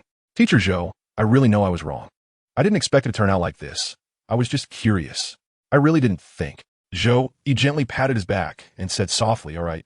It's all right, He Kai-tu. What has happened has happened. There's no point in dwelling on the reasons now. What is important is that you learn from this incident and don't act so recklessly in the future. Lei Han is a kind child. She won't blame you. We'll all help her grow together. He Kai-tu nodded in Zhou Yi's embrace, gradually crying himself to exhaustion, and fell asleep on her shoulder. Zhou Yi looked at He Kai-tu, her heart filled with mixed emotions. She knew that every child has their own curiosity and desire to explore, but He Kai-tu's actions this time were indeed a bit excessive. However, she also understood that He Kai-tu did not do it intentionally. He was just a child who needed guidance and education. Zhou Yi gently placed He Kai-tu back onto the bed and covered him with a blanket. Then, she walked out of the room and stood before Lei Han's door. Through the crack, she saw Fan Yu intently checking Lei Han's condition, his expression focused and serious. Zhou Yi knew that although Fan Yu was strict with He Kai-tu, he was extremely caring and responsible for every student. Fan Yu, how is Lei Han? Zhou Yi asked softly. Fan Yu looked up, saw it was Zhou Yi, and replied. Her body is gradually recovering. The activation of her martial soul has caused some impact on her body, but fortunately, there are no major issues. We need to continue monitoring her condition to ensure she can smoothly get through this phase. Duo took a puff of smoke, lost in thought, his gaze on the still unconscious Lei Han, revealing a hint of complex emotion. This young girl possessed such a powerful martial soul, and her future was filled with infinite possibilities. But at the same time, she also bore immense responsibility and pressure. Chapter 14. The Divine Realm Council. Meanwhile, in the meeting room of the Divine Realm Council, Tang San was discussing the unusual situation on Douluo continent with the various deities. Everyone, what do you think about the 20-winged angel martial soul that has appeared on Douluo continent? Tang San spoke first, his voice steady and powerful. A deity frowned and said, this power is somewhat tricky, even for us. The 20-winged angel martial soul is not something an ordinary angel can possess. Could it be that the angelic divine position has reappeared? Tang San shook his head and replied, impossible. The angelic divine position has been shattered by me and cannot reappear. But the power of this martial soul is indeed related to the angelic divine position, which confuses me greatly. Perhaps it is really the first-generation angel god, Qian Yuhan, who has found someone to reincarnate. The god of destruction speculated, his eyes flickering with thought. The goddess of life shook her head gently and said, that's unlikely. Although the first-generation angel god, Qian Yuhan, is powerful, she has already passed her position to Qian Renshua. How could she reincarnate again? Moreover, this power, while related to the angelic divine position, seems to incorporate other powers. The god of kindness nodded and said, the goddess of life is right. This power is indeed very complex and cannot be possessed by a single divine position. We must be cautious in our response, just in case. The god of evil snorted and said, what are we afraid of? It's just a small Douluo continent. Can it really stir up any waves? To send someone down to deal with that soul master who possesses the 20-winged angel martial soul. Hearing this, Tang San's expression hardened, and he looked at the god of evil seriously, saying, God of evil, you are mistaken. Although Douluo continent is just a lower realm, The potential within it is boundless. We cannot allow a moment of negligence to plunge the entire Douluo continent into crisis. The god of evil sneered, Tang-san, you're making too much of fuss. What kind of storm can a soul master from a lower realm stir up? Tang-san took a deep breath and said, God of evil, don't forget that we in the divine realm also ascended step by step from the lower realms. The soul masters on Douluo continent possess infinite possibilities. They may one day become part of our divine realm. We cannot stifle their future due to our arrogance and contempt. The god of evil fell silent for a moment, then snorted coldly and said, all right, I understand. I was just saying it. I won't really do anything. You all continue discussing. I won't interrupt. Tang-san nodded slightly and continued, everyone, I believe we should first send someone down to secretly investigate this soul master with the 20-winged angel martial soul. We need to understand her background and purpose before making plans. See, God, it's easy for you to say, gods cannot interfere in the affairs of the lower realms. That's the rule. A deity spoke up, his face serious, his eyes revealing a commitment to the rules. Tang-san smiled slightly and said, rules are dead. People are alive. We're not saying we will directly interfere in the affairs of the lower realms. We just want to investigate secretly. This does not violate the rules. Then you can try to interfere and see if it will cause any unpredictable consequences. Another deity retorted, a hint of provocation in his tone. Tang-san remained unfazed. He knew that some of these deities harbored resentment towards him, especially after he became the sea god, and some were even jealous of him. But he didn't care about that. He only knew that for the safety of Douluo continent, he had to do his utmost. Everyone, I know you have some dissatisfaction with me, but right now we are facing a common enemy or an unknown threat. We cannot let personal grievances overshadow the safety of the entire Douluo continent. Tang-san's voice grew firm and powerful, his eyes shining with an undeniable light. The deities fell silent upon hearing this.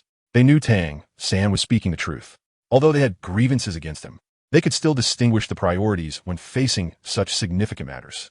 All right, since no one has any objections, I will decide this. I will first send my avatar down to secretly investigate this soul master with the 20-winged angel martial soul. You will continue to monitor the situation in the divine realm, just in case. After Tang-san finished speaking, he prepared to leave the meeting room. See, God, be careful. A deity suddenly spoke up, his tone tinged with concern. Tang-san nodded slightly and said, don't worry, I will. After saying that, Tang-san vanished from the meeting room in a flash. He knew that this investigation was filled with unknowns and dangers, but he had to do it.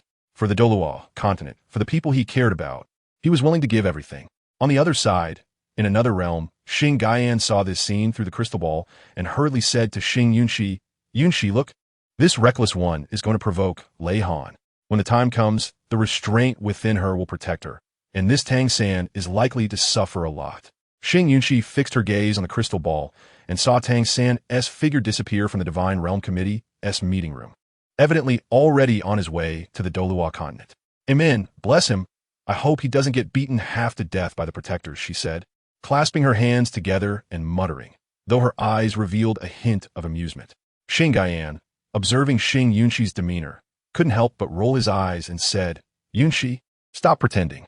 Deep down, you must be hoping that Tang-san suffers a bit, right? Xing Yunxi chuckled and replied, you understand me, Gaian. But speaking of which, Tang-san is really bold to dare to provoke Lei Han. I wonder where he got the courage from. Xing Gaian shook his head and said, courage? I think he's just foolish. The restraining power within Lei Han is no joke. After all, she is one of the immortal legends of our Star Soul Pavilion, and very few can cultivate it successfully, but those who do are extraordinary. This Tang-san is likely to pay the price for his recklessness. Xing Yunxi's eyes flashed with anticipation as she said, I wonder how long this Tang-san can hold out. I hope he doesn't let us down too much. Tang-san stealthily arrived at the basement of Shrek Academy's Soul Guidance Department and saw the unconscious Lei Han. Her face was pale, but could not hide her exquisite beauty. Tang-san couldn't help but praise her inwardly. No wonder Lei Han had attracted so much attention. Her demeanor alone was remarkable. He carefully released his divine consciousness to probe into Lei Han's condition, but suddenly felt a strong repulsive force, as if an invisible barrier kept his consciousness out. Immediately after, he was violently struck by something, and a punch sent him back to the divine realm. Tang-san felt darkness before his eyes, staggering and nearly losing his balance. Once he steadied himself, he found himself back in the Divine Realm Committee's meeting room, with all the gods looking at him in astonishment. See, God, what happened to you? A deity asked. You went down and came back looking like a panda? Meanwhile, in that other realm, Xing Gaiyan and Xing Yunqi, who saw this scene through the crystal ball, couldn't help but burst into laughter. Ha ha ha. It seems this Tang Sin isn't all that great. He got sent back so quickly by the restraint within Lei Han. Xing Gaiyan mocked mercilessly, laughing to the point of tears. Xing Yunqi was also laughing uncontrollably. Patting Xing Gaiyan on the shoulder, she said, Gaiyan, see, I told you this Tang Sin would suffer. Now look, he was directly beaten back to his original form. After laughing enough, Xing Gaiyan wiped away the tears at the corners of his eyes and said, this Tang San really is disappointing. I thought he could last a bit longer. I didn't expect him to be so easily defeated. Tang San's face turned ashen. He never expected that as the sea god, he would be sent back by a little girl who hadn't even awakened her martial soul. This sudden turn of events made the gods in the meeting room burst into laughter, with the most boisterous laughter coming from his rival, the god of destruction. While laughing, pounded on the armrest, as if witnessing the most amusing scene of Tang San's life. Haha, Tang San, you have your day too. The god of destruction laughed heartily, his voice filled with glee at Tang San's misfortune. Tang San gritted his teeth, a wave of humiliation washing over him. He understood that this failure was not due to his lack of strength, but because he had underestimated the mysterious power within Lei Han. God of destruction, laugh all you want, but don't forget, we are in the same boat now. If the Douluo continent really encounters a crisis, you won't be able to escape blame either, Tang San said coldly, his eyes flashing with cold light. The god of destruction laughed even harder, as if he had heard the funniest joke in the world. Tang San, you and the god of speed came from the Douluo continent, but we did not come from that place. The safety of the Douluo continent has nothing to do with us. The peace of our divine realm is what we truly care about. Tang San's heart sank. He knew that although the god of destruction's words were cruel, they were the truth. The deities of the divine realm each had their own positions and interests. They would not have the same deep feelings for the Douluo continent as he did. But don't forget, if the Douluo continent really encounters a crisis, the entire divine realm will also be affected. By then, can you really remain uninvolved? Tang Sin tried to persuade the god of destruction, his tone tinged with urgency. Even if the Douluo continent exploded, it wouldn't affect the divine realm much. Don't spread alarmist tales here, the god of destruction replied disdainfully, his eyes filled with mockery and contempt for Tang San. Exactly, even if the Douluo continent exploded, what does it have to do with us?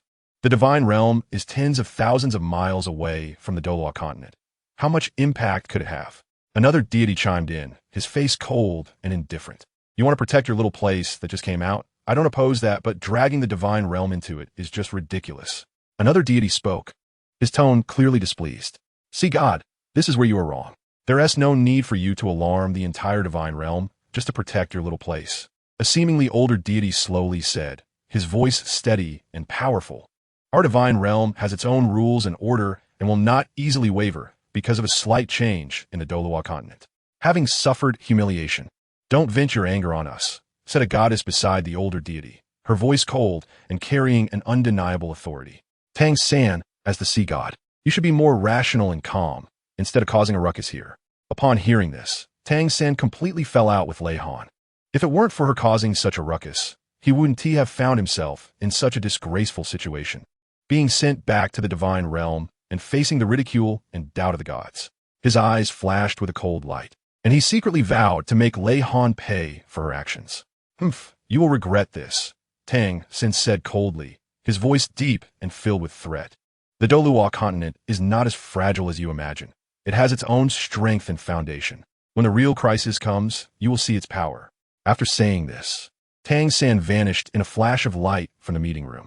He knew he needed to understand more about Lei Han and the Douluo continent to formulate a response strategy. What's wrong with him? Is he acting like a mad dog, biting everywhere? A deity slammed his cup down on the table angrily, his face full of rage. What is wrong with this Tang San today? Did he take the wrong medicine? Humph, I think he got beaten up by that little girl and is feeling unsatisfied, so he is venting on us, another deity scoffed. Why should we be the objects of his venting? If he lacks the skills, can he still blame us? Another deity expressed his dissatisfaction, his eyes filled with disdain for Tang San. The atmosphere in the conference room became tense as the gods began to whisper among themselves, discussing Tang San's unexpected and unsatisfactory performance today, deeming him too impulsive and reckless. All right, everyone, stop the noise. The elder deity spoke again, his voice steady and powerful. instantly calming the commotion in the room. Tang San may indeed have lost his composure today, but as guardians of the divine realm, we should be more tolerant and understanding. After all, everyone has their weaknesses and vulnerabilities. Hearing this, the gods nodded in agreement, recognizing the wisdom in the elders' words. As guardians of the divine realm, they should unite to face future challenges and crises. Through the crystal ball, Xing Gaian saw this scene, his shoulders shaking slightly as he clearly struggled to suppress laughter. Xing Yunxi did not hide her amusement, slapping the table and laughing until tears streamed down her face. Ha ha, this guy named Tang San is too funny. After being taught a lesson by Xiao Han, he actually went back to throw a tantrum at the so-called higher-ups of the divine realm. What's he trying to do? Does he want the divine realm to stand up for him and teach Xiao Han a lesson? It's just ridiculous, Xing Yunxi said while laughing, her tone filled with mockery for Tang San. If he really dares to take action, should we go to Douluo continent? After all, Lei Han's consciousness is still there. Having lost all her memories, her current restraint has not fully manifested. If any danger arises, I fear that the 2 juniors we send may not be able to handle this guy, named Tang San. Xing Gaian's smile gradually faded, becoming serious as he continued. Calm down, Xing Yunxi. Let's first see what Tang San intends to do before making any plans. He hurriedly advised, not wanting Xing Yunxi to act impulsively and cause irreparable consequences. Xing Yunxi took a deep breath, trying to calm her emotions. She understood that Xing Gaian's words were reasonable. Acting impulsively now would only worsen the situation. All right, let's wait and see. However, if Tang San truly dares to harm Lei Han, just watch if I dare to overturn this so-called divine realm, Xing Yunxi said fiercely, her eyes flashing with determination and dominance. Hearing this, Xing Gaian quickly smacked his own mouth, realizing that if he hadn't mentioned Lei Han, Xing Yunxi wouldn't be so agitated. He understood the love Xing Yunxi had for Lei Han and the significance of this disciple in her heart. All right, Xing Yunxi, don't worry too much.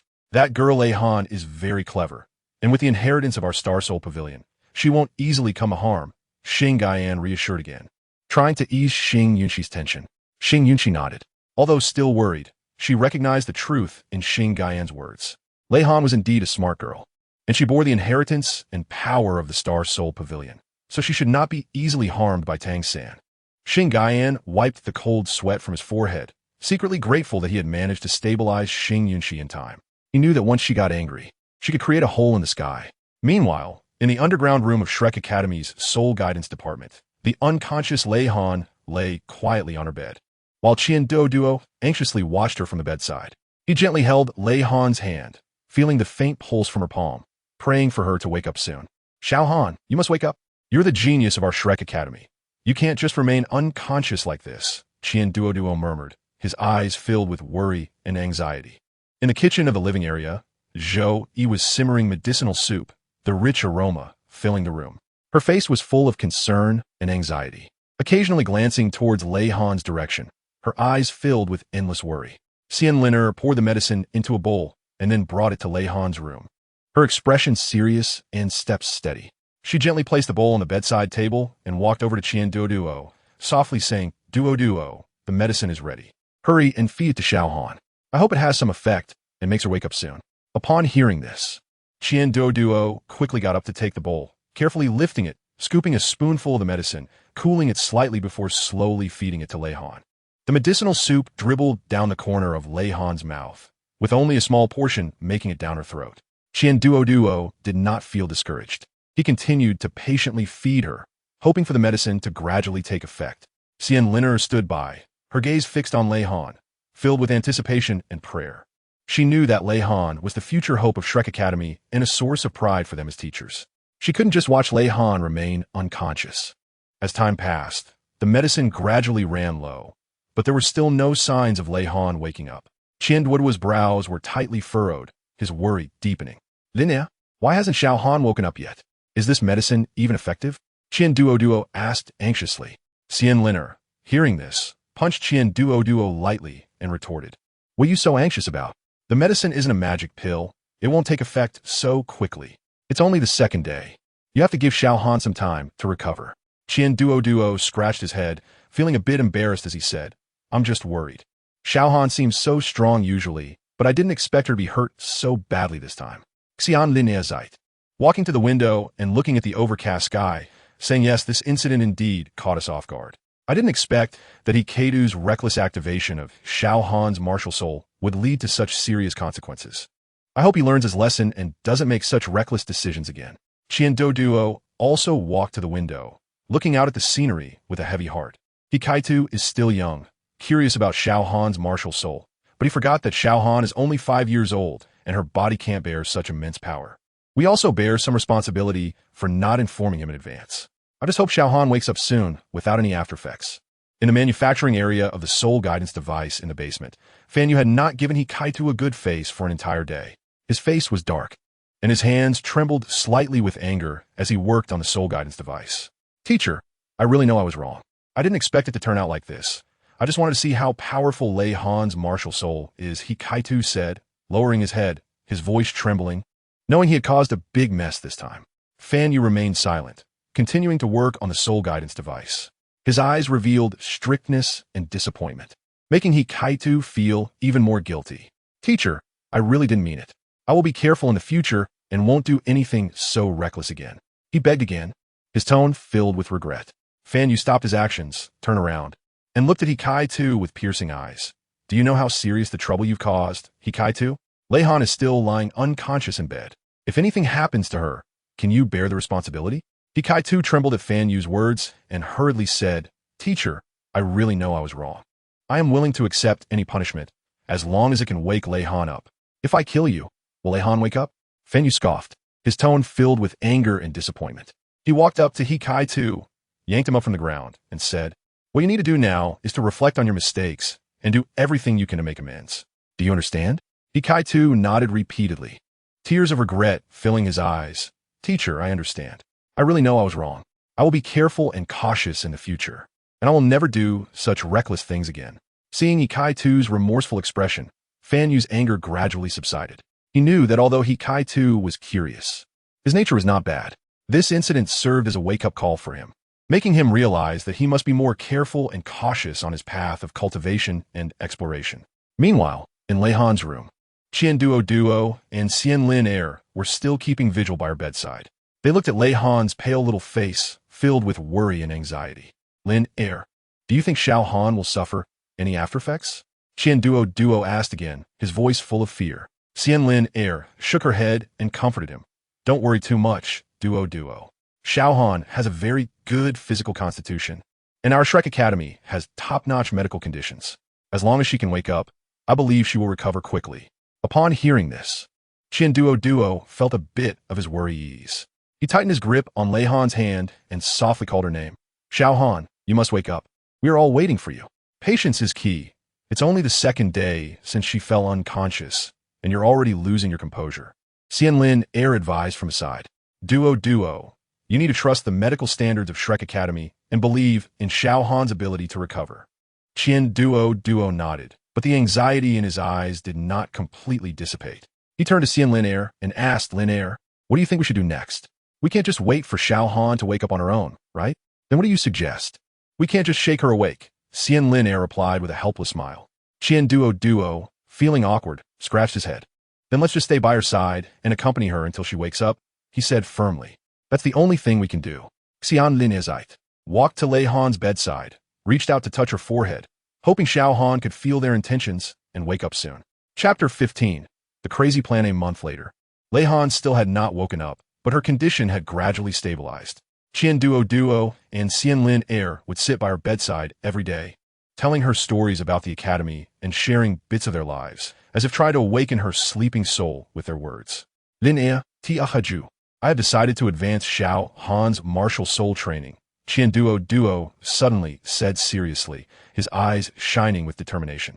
Xianlin Er and Zhou Yi turned back in disbelief, their eyes fixed on Duo, filled with indescribable shock and astonishment. Duo sighed slightly, as if that sigh contained a hint of helplessness about the decision he had just made, and his heart was a mix of emotions, difficult to calm. He continued, You both know that Xiao Han has extraordinary talent, but the power hidden within her is like a double-edged sword, having both remarkable sharpness and unpredictable danger. However, Xianlin Er interrupted Duo's words without hesitation, urgency, and anger in her voice. Duo, are you crazy? Xiao Han is only 5 years old. How can you bear to let her step into the cruel martial soul training so early? Her body and mind are still far from mature.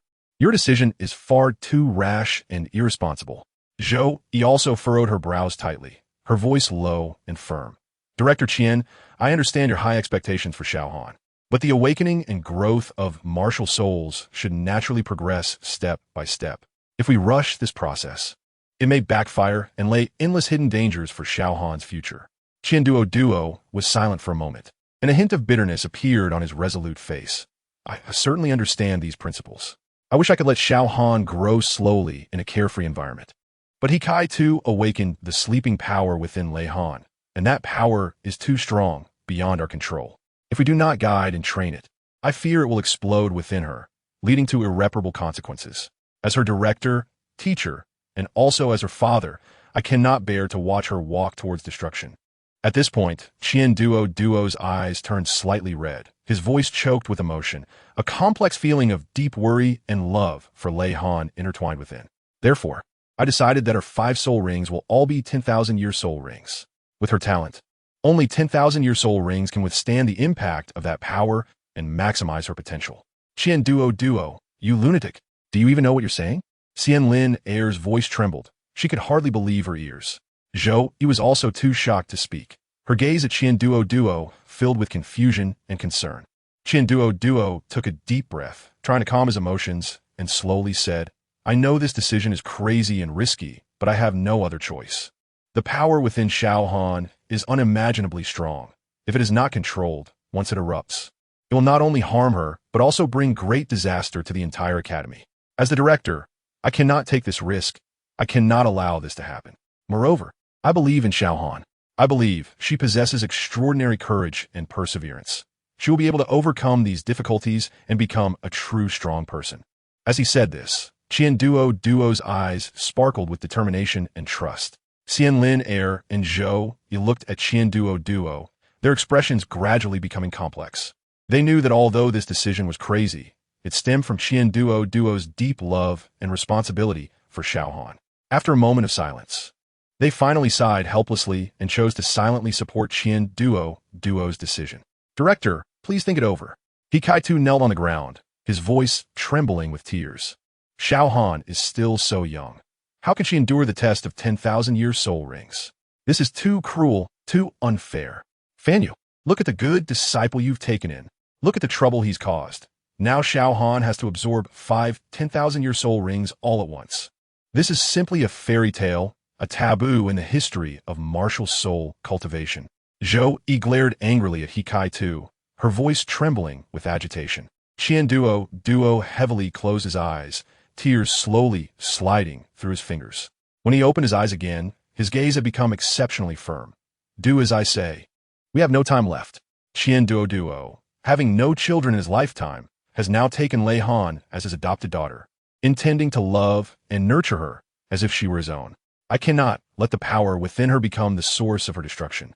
I want her to become a true powerhouse, making everyone aware that the disciple cultivated by Duo is no ordinary being.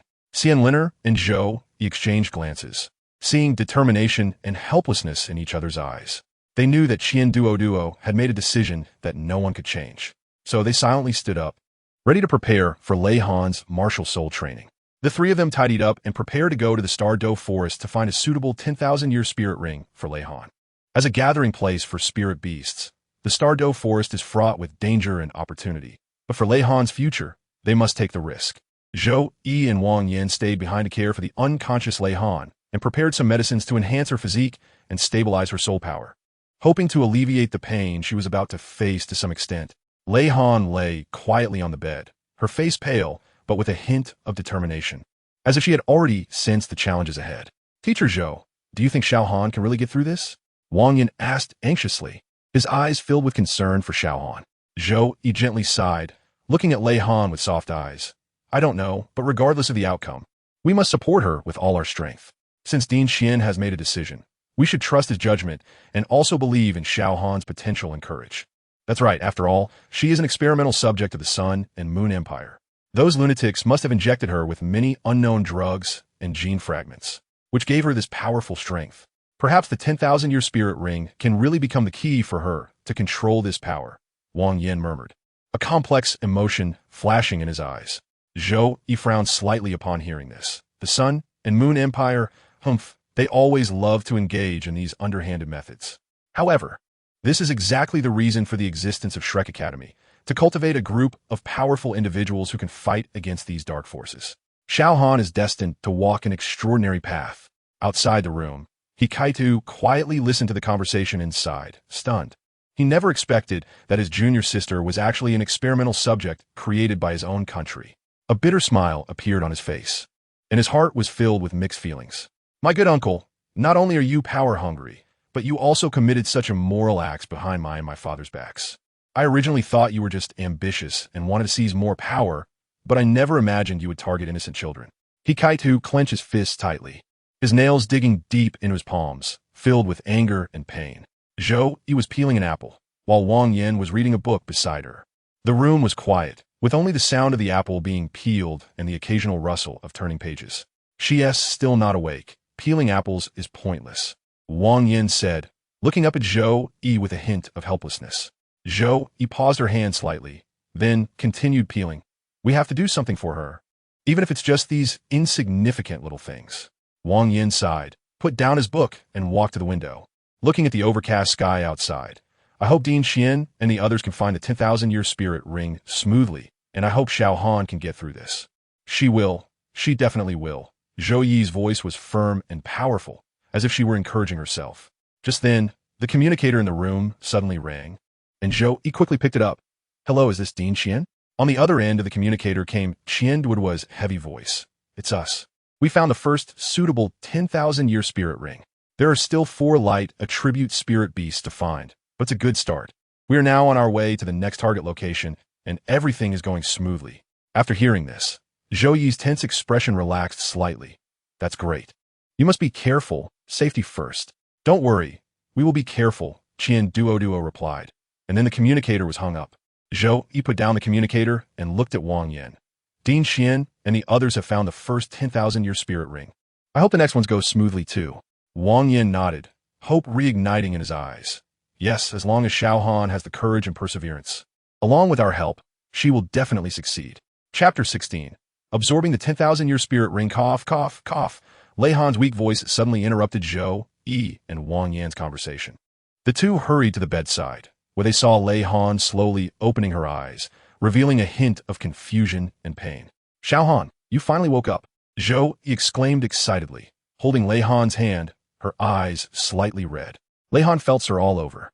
Just as he was about to get up, Zhou Yi gently pressed him back down and said, Don't move, you're still very weak.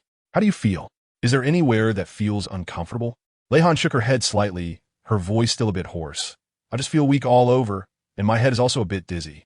Wang Yin quickly poured a cup of warm water from the side and handed it to Lei Han. Here, drink some water first. Lei Han took the cup of water, sipping it slowly. The warm water soothed her throat, making her feel a bit more comfortable. Dean Xian and the others have already found the Eternal Soul Ring. You need to be strong. We are all by your side. Zhou Yi gently comforted her, her eyes filled with encouragement. Hearing this, Lei Han showed a hint of surprise and emotion in her eyes, but Dad said I'm not yet 6 years old. Why are they already starting to look for a 10,000-year soul ring for me? Isn't that too early? Her tone carried a hint of confusion, clearly not understanding Qian Duoduo and the other's urgency. Zhou Yi gently patted Lei Han's head and explained, Your situation is quite special. After being stimulated by your senior brother, the power within you has become somewhat uncontrollable. Dean Xian is worried that this power might harm you.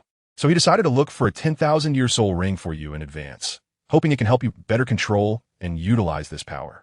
Lei Han nodded vaguely, a hint of determination flashing in her eyes. I will work hard. I don't want to disappoint Dad, Aunt Zhou, and Uncle Wang. Come on, Xiao Han. Drink the medicine first. Wang Yin brought over a bowl of herbal concoction with a faint fragrant aroma and handed it to Lei Han. Lei Han looked at the bowl of dark, bitter medicine and felt a wave of resistance in her heart. She turned to Zhou Yi, her eyes carrying a hint of a pout. Mom Zhou, can I not drink it? It smells so bitter. Zhou Yi chuckled lightly and shook her head, her tone full of affection. Be good, Xiao Han. Good medicine is bitter to the mouth. You need to drink the medicine to get better quickly. Plus, if you drink the medicine, you'll become stronger faster, and you won't be easily bullied in the future. As she spoke, Zhou Yi took a candy from her pocket, saying, once you finish your medicine, this candy will be yours.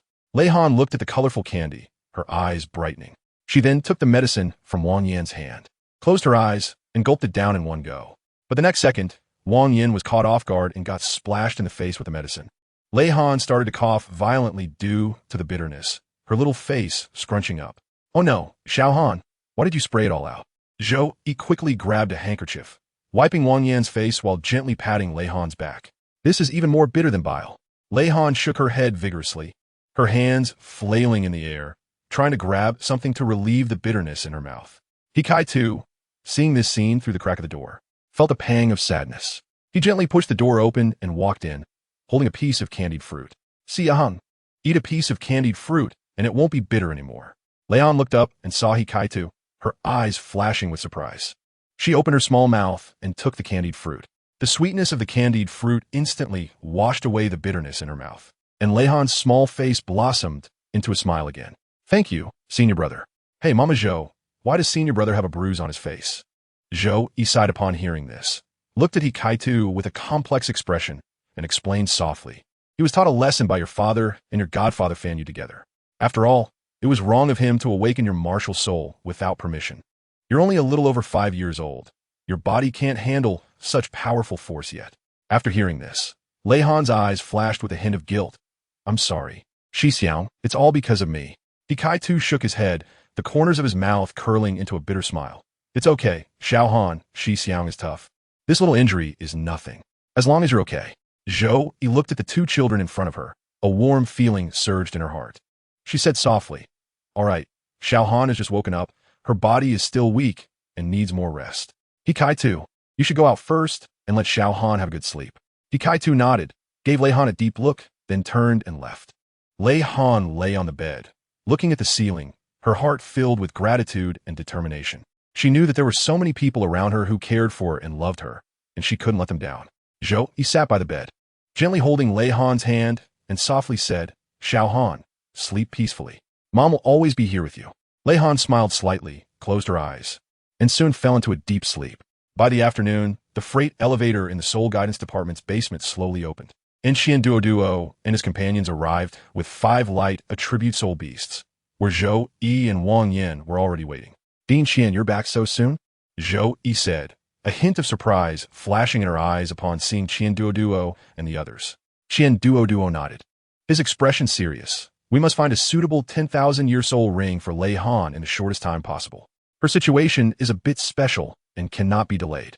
Fan Yu instructed the students of the Soul Guidance Department to move the 5 iron cages to the living area. Inside the cages, the 5 light attribute soul beasts either curled up or roared, seemingly sensing the impending turn of fate.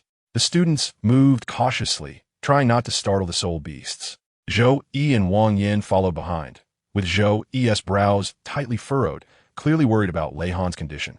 Wang Yan occasionally whispered to Duo, discussing the issue of choosing a soul ring for Lei Han. Duo pondered for a moment and said, Lei Han's constitution is different from ordinary people. The energy fluctuations released when her martial soul awakened shocked even me. A 10,000-year soul ring is both a challenge and an opportunity for her. We must choose carefully to ensure she can absorb it smoothly. Wang Yan nodded in agreement. That's right, the power of a 10,000-year soul ring is immense. If chosen improperly, it could cause irreversible harm to Lei Han. We must find the soul beast that best matches her martial soul.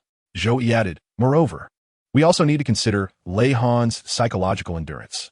After all, she is still a child, and facing such a powerful soul ring, she is bound to feel fear and anxiety. Xian Lin knocked on the door of Lei Han's room and said, Xiao Han, are you there? Mom, Dad, and Godfather are back. After saying that, she opened the door to see Lei Han sitting up, leaning against the head of the bed, her eyes filled with curiosity and anticipation. Mom, Dad, Godfather, you're back. Lei Han's voice was filled with joy, as if she had forgotten about her physical weakness and was eager to know what they had brought back. Duo smiled as he walked to Lei Han's bedside and said softly, Xiao Han, we have found 5 light attribute soul beasts for you. They all have over 10,000 years of cultivation. We will choose the one that is most suitable for you to help you obtain a 10,000-year soul ring. Hearing this, Lei Han's eyes flashed with surprise and excitement. Really? Does that mean I can become stronger? Xian Linner gently stroked Lei Han's head and comforted him. Yes, Xiao Han. But you must remember, the process of obtaining a soul ring is not easy. You need to bravely face the challenges and overcome your inner fears. Lei Han knew did heavily, her eyes shining with determination. Mom, I'm not afraid. I will be brave. Qian Duo looked at Lei Han with relief and turned to Zhou, Yi, and Wang Yan, saying, then let's start preparing now. Wang Yan, go get a knife. Let Xiao Han kill the soul beast herself. This will help her face the absorption of the soul ring on her own in the future. Remember, she must make the choice herself. This is an important test of her will. Wang Yan, though a bit reluctant, nodded and turned to get the knife. He knew this was a necessary lesson on Lei Han's path to growth, and no matter how difficult it was, she had to face it alone. Zhou Yi then walked over to Lei Han and said softly, Xiao Han, you need to make your choice bravely later. Mom believes you can do it. Lei Han tightly held Zhou Yi's hand, her eyes shimmering with determination. Mom, don't worry, I will. Qian Duo supported Lei Han as they walked out of the room and into the living area. 5 soul beasts with light attributes were placed in 5 iron cages. Some were calm while others were restless, but all emitted a powerful aura. At that moment, Hikaitu asked Qian Duo, Dean, junior sister, what level is she exactly? Qian Duo pondered for a moment and slowly replied, we awakened her martial spirit, the 20-winged angel, when she was young, and her soul power level is a full innate 50. What? A full innate soul power of 50? Hikaitu exclaimed, his eyes widening in shock. He swayed slightly, almost losing his balance. An innate full soul power of level 10 or 20 is already considered a genius. But he never expected Lei Han to reach a full innate soul power of level 50, which exceeded his imagination. Wang Yan, who had just come out of the kitchen with a knife, also trembled at Qian Duo's words, nearly dropping the knife. He looked at Lei Han in disbelief, waves of shock surging in his heart. Lei Han looked at the surprised gazes of everyone, feeling somewhat at a loss. She had always known she was different, but she never expected her soul power level to be so high. Dad, am I really that amazing? Lei Han's voice carried a hint of uncertainty. Qian Duo smiled and nodded, his eyes filled with encouragement. Yes, Xiao Han, you are very impressive. You have exceptional talent and will surely become a powerful figure in the future. Hearing Qian Duo's affirmation, a glimmer of light flashed in Lei Han's eyes. Filled with hope for the future and confidence in herself, she took a deep breath and then slowly exhaled, as if to motivate herself. So what should I do now? Lei Han looked at Qian Duo, waiting for his instructions. Qian Duo turned to Wang Yan, who had already steadied his mind and handed the knife in his hand to Lei Han. Lei Han took the knife, her hand trembling slightly, but she still gripped the hilt firmly. Xiao Han, you need to choose one of these 5 soul beasts and then kill it yourself to obtain its soul ring. Qian Duo said seriously. Lei Han nodded and then walked towards the 5 iron cages. She stood in front of the cages, her gaze sweeping back and forth over the 5 soul beasts. Each of these soul beasts exuded a powerful aura that made her feel a bit of pressure. But she knew that this was a challenge she had to face, and she had to bravely take this step. Lei Han took a deep breath and then walked toward one of the seemingly gentler soul beasts. It was a bright bird with pure white wings, and its eyes revealed a sense of tranquility and peace. Looking at it, Lei Han felt an inexplicable sense of familiarity. I'll choose you. Lei Han closed her eyes and wildly swung the knife in her hand. After a while, she opened her eyes and saw that she had completely chopped off all the feathers of the bright bird. However, the bird was still standing in the cage, completely unharmed, with an expression of innocence and grievance. Junior sister, ha ha ha, I didn't know you had such skills. You practically gave this bright bird a full body wax. Hikaidu laughed so hard he almost gasped for air. If someone didn't know better, they would think you were plucking feathers off a chicken before stewing it. After finally stopping his laughter, Hikaidu made another teasing remark. Xian Linner couldn't help but chuckle as well. She gently patted Lei Han's shoulder and comforted her. Xiao Han, don't be discouraged. It's normal to be a bit awkward the first time. Let's try again. This time, I'll teach you how to strike with precision. Lei Han's cheeks flushed slightly, and she nodded a bit shyly. She took a deep breath again, adjusted her state, and then looked at the bright bird once more. This time, she was no longer impatient, but carefully observed every movement and breath of the bright bird. Qian Duo was also guiding her from the side. Xiao Han, you need to feel the aura and rhythm of the soul beast, find its weaknesses, and then deliver a fatal blow. Remember, you must be calm and decisive. Lei Han nodded and then swung her knife again. This time, her blade flashed like lightning, accurately striking the neck of the light bird. The light bird let out a piercing cry and then fell to the ground, no longer moving. Lei Han looked at the bright bird on the ground, a hint of surprise and joy flashing in her eyes. She didn't expect to have really succeeded, which greatly boosted her confidence. I did it. Lei Han's voice carried a touch of excitement and tremor. Duo smiled and nodded, then walked to Lei Han's side and said softly, "Very good, Xiao Han. You did well. Now we can begin to absorb the soul ring." Under Duo's guidance, Lei Han began to sit cross-legged, closed her eyes, and focused, preparing to absorb the soul ring. The air around them began to grow heavy and tense, and everyone held their breath, watching Lei Han's every move. Lei Han was drenched in cold sweat. Clearly the process of absorbing the soul ring was not easy. The soul ring of the bright bird slowly rose, emitting a gentle light, seemingly resonating with the soul power within Lei Han. Lei Han's brows were tightly furrowed, a look of pain on her face, but her gaze was exceptionally resolute. Duo watched nervously from the side, occasionally whispering reminders. "Relax, Xiao Han. Relax your body and let the soul ring naturally merge into you." Lei Han adjusted her breathing and state according to Duo's instructions. As time passed, the pain on her face gradually diminished, and the glow of the soul ring became fainter, eventually merging completely into her body. When Lei Han opened her eyes again, her gaze became brighter and deeper, as if she had undergone some kind of transformation.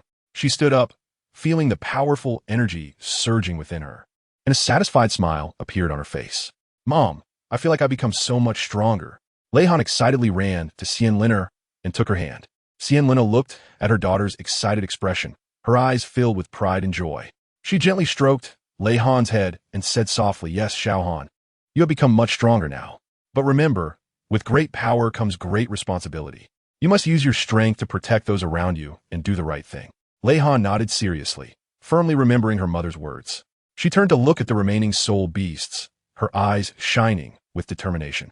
She knew this was just the beginning of her journey of growth, and she still had a long way to go. Duo watched Lei Han's performance, filled with admiration. He knew that Lei Han had extraordinary talent and potential, and as long as she could persist and work hard, she would undoubtedly become a great warrior in the future. "All right, Xiao Han, continue to take down the remaining 4 10,000-year soul beasts. This is a further test of your will and strength," Duo said seriously, his tone carrying an undeniable firmness. Lei Han was momentarily taken aback, then nodded. Although she had just gone through a tough challenge, she did not back down upon hearing Duo's words. She knew that to become stronger, she had to face more difficulties and challenges. Duo opened one cage after another, releasing soul beasts, and Lei Han precisely dealt with them one by one with her knife. Each soul beast's soul ring was absorbed by her, and each absorption further enhanced her strength. However, an unexpected incident occurred with the last one. The soul beast, struggling for its life, opened its mouth and bit down hard on Lei Han's left shoulder. Duo and Xianlin were shocked and rushed forward. At that moment, a certain power within Lei Han began to stir. A burst of white gas suddenly erupted from her body, and Duo and Xianlin, who were closest to her, suddenly felt that their martial souls could not be used, and even the soul power of the soul beast seemed to be completely suppressed at that moment. "My martial soul seems to be restrained. Even the soul guide has lost its response," Kaitu exclaimed in surprise. The soul guide in his hand indeed dimmed as he said, as if it had lost all its power. "What kind of power is this?" Zhou Yi's voice trembled. She had never seen such a bizarre phenomenon. The soul beast was ultimately killed by Lei Han, who did not rush to absorb the soul ring. Zhou Yi turned to get the medicine box. When she turned back after retrieving it, she witnessed an incredible scene. The gruesome wound on Lei Han's left shoulder was visibly healing at a remarkable speed, and a faint glow flickered around the wound, as if some mysterious power was repairing her body. What was going on? Zhou Yi was so astonished that she couldn't close her mouth, nearly dropping the medicine box at her hand. Lei Han was also quite surprised. She looked down at the rapidly healing wound, her eyes flashing with curiosity and confusion. "I don't know either. It seems like my body is automatically repairing itself." Lei Han's voice carried a hint of perplexity. Duo and Xianlin exchanged glances, both seeing shock and confusion in each other's eyes. They knew that Lei Han must be hiding some kind of secret, The ability to automatically heal wounds was anything but ordinary. After a while, the four of them began frantically flipping through various ancient texts on the sofa in the living area, but they found nothing recorded about it.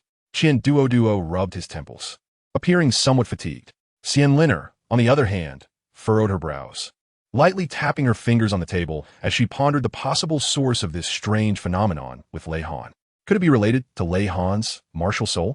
Hikaitu suddenly proposed a hypothesis. After all, her martial soul was quite special. No, Duo shook his head, dismissing Hikaitu's guess. Lei Han's martial soul is the 20-winged angel. Although it is powerful and rare, from what I know, it doesn't possess such healing abilities. Moreover, it doesn't seem to be a kind of soul power. Rather, it can counter our martial souls and soul-guiding devices. Xianliner added, her gaze becoming profound, as if she was recalling something. Lei Han sat quietly to the side, listening to their discussion, her heart filled with doubt. She looked at her shoulder, which had completely healed. There was nothing left but a faint scar. How about I name it Void Spirit? Let that be the name of this mysterious power within me. Lei Han suddenly spoke up, breaking the silence. Void Spirit Duo repeated the name, a glimmer of thought passing through her eyes. It was indeed a good name, both mysterious and powerful. However, Xiaoan, remember, you must not use this power lightly unless it's absolutely necessary or your life is in serious danger. It will be your last resort. Lei Han nodded, keeping Duo's words in mind. She understood that this mysterious power, while strong, inevitably came with unknown risks. She needed to use it cautiously to avoid unnecessary trouble. Chapter 17. Hellish Education. Since Lei Han obtained 5 precious 10,000-year spirit rings, Duo entrusted Zhou Yi to carefully plan a series of elite training programs for Lei Han that could be considered hellishly difficult. Each time Kai Tu looked forward to observing, he was always tactfully declined by Fan Yu with various reasonable excuses. Zhou Yi implemented an extremely rigorous spirit soul training plan for Lei Han, while Wang Yin provided personalized theoretical instruction and tactical analysis regarding spirit souls, along with tactical simulation exercises for the continent's high-level spirit master competition, striving to ensure Lei Han made progress both theoretically and practically. After the spirit soul course concluded, the brief break of just a few minutes quickly passed, followed by a high-intensity 3-on-1 theoretical lesson on soul-guided devices, production, and shell forging taught by Duo, Xianliner, and Fan Yu.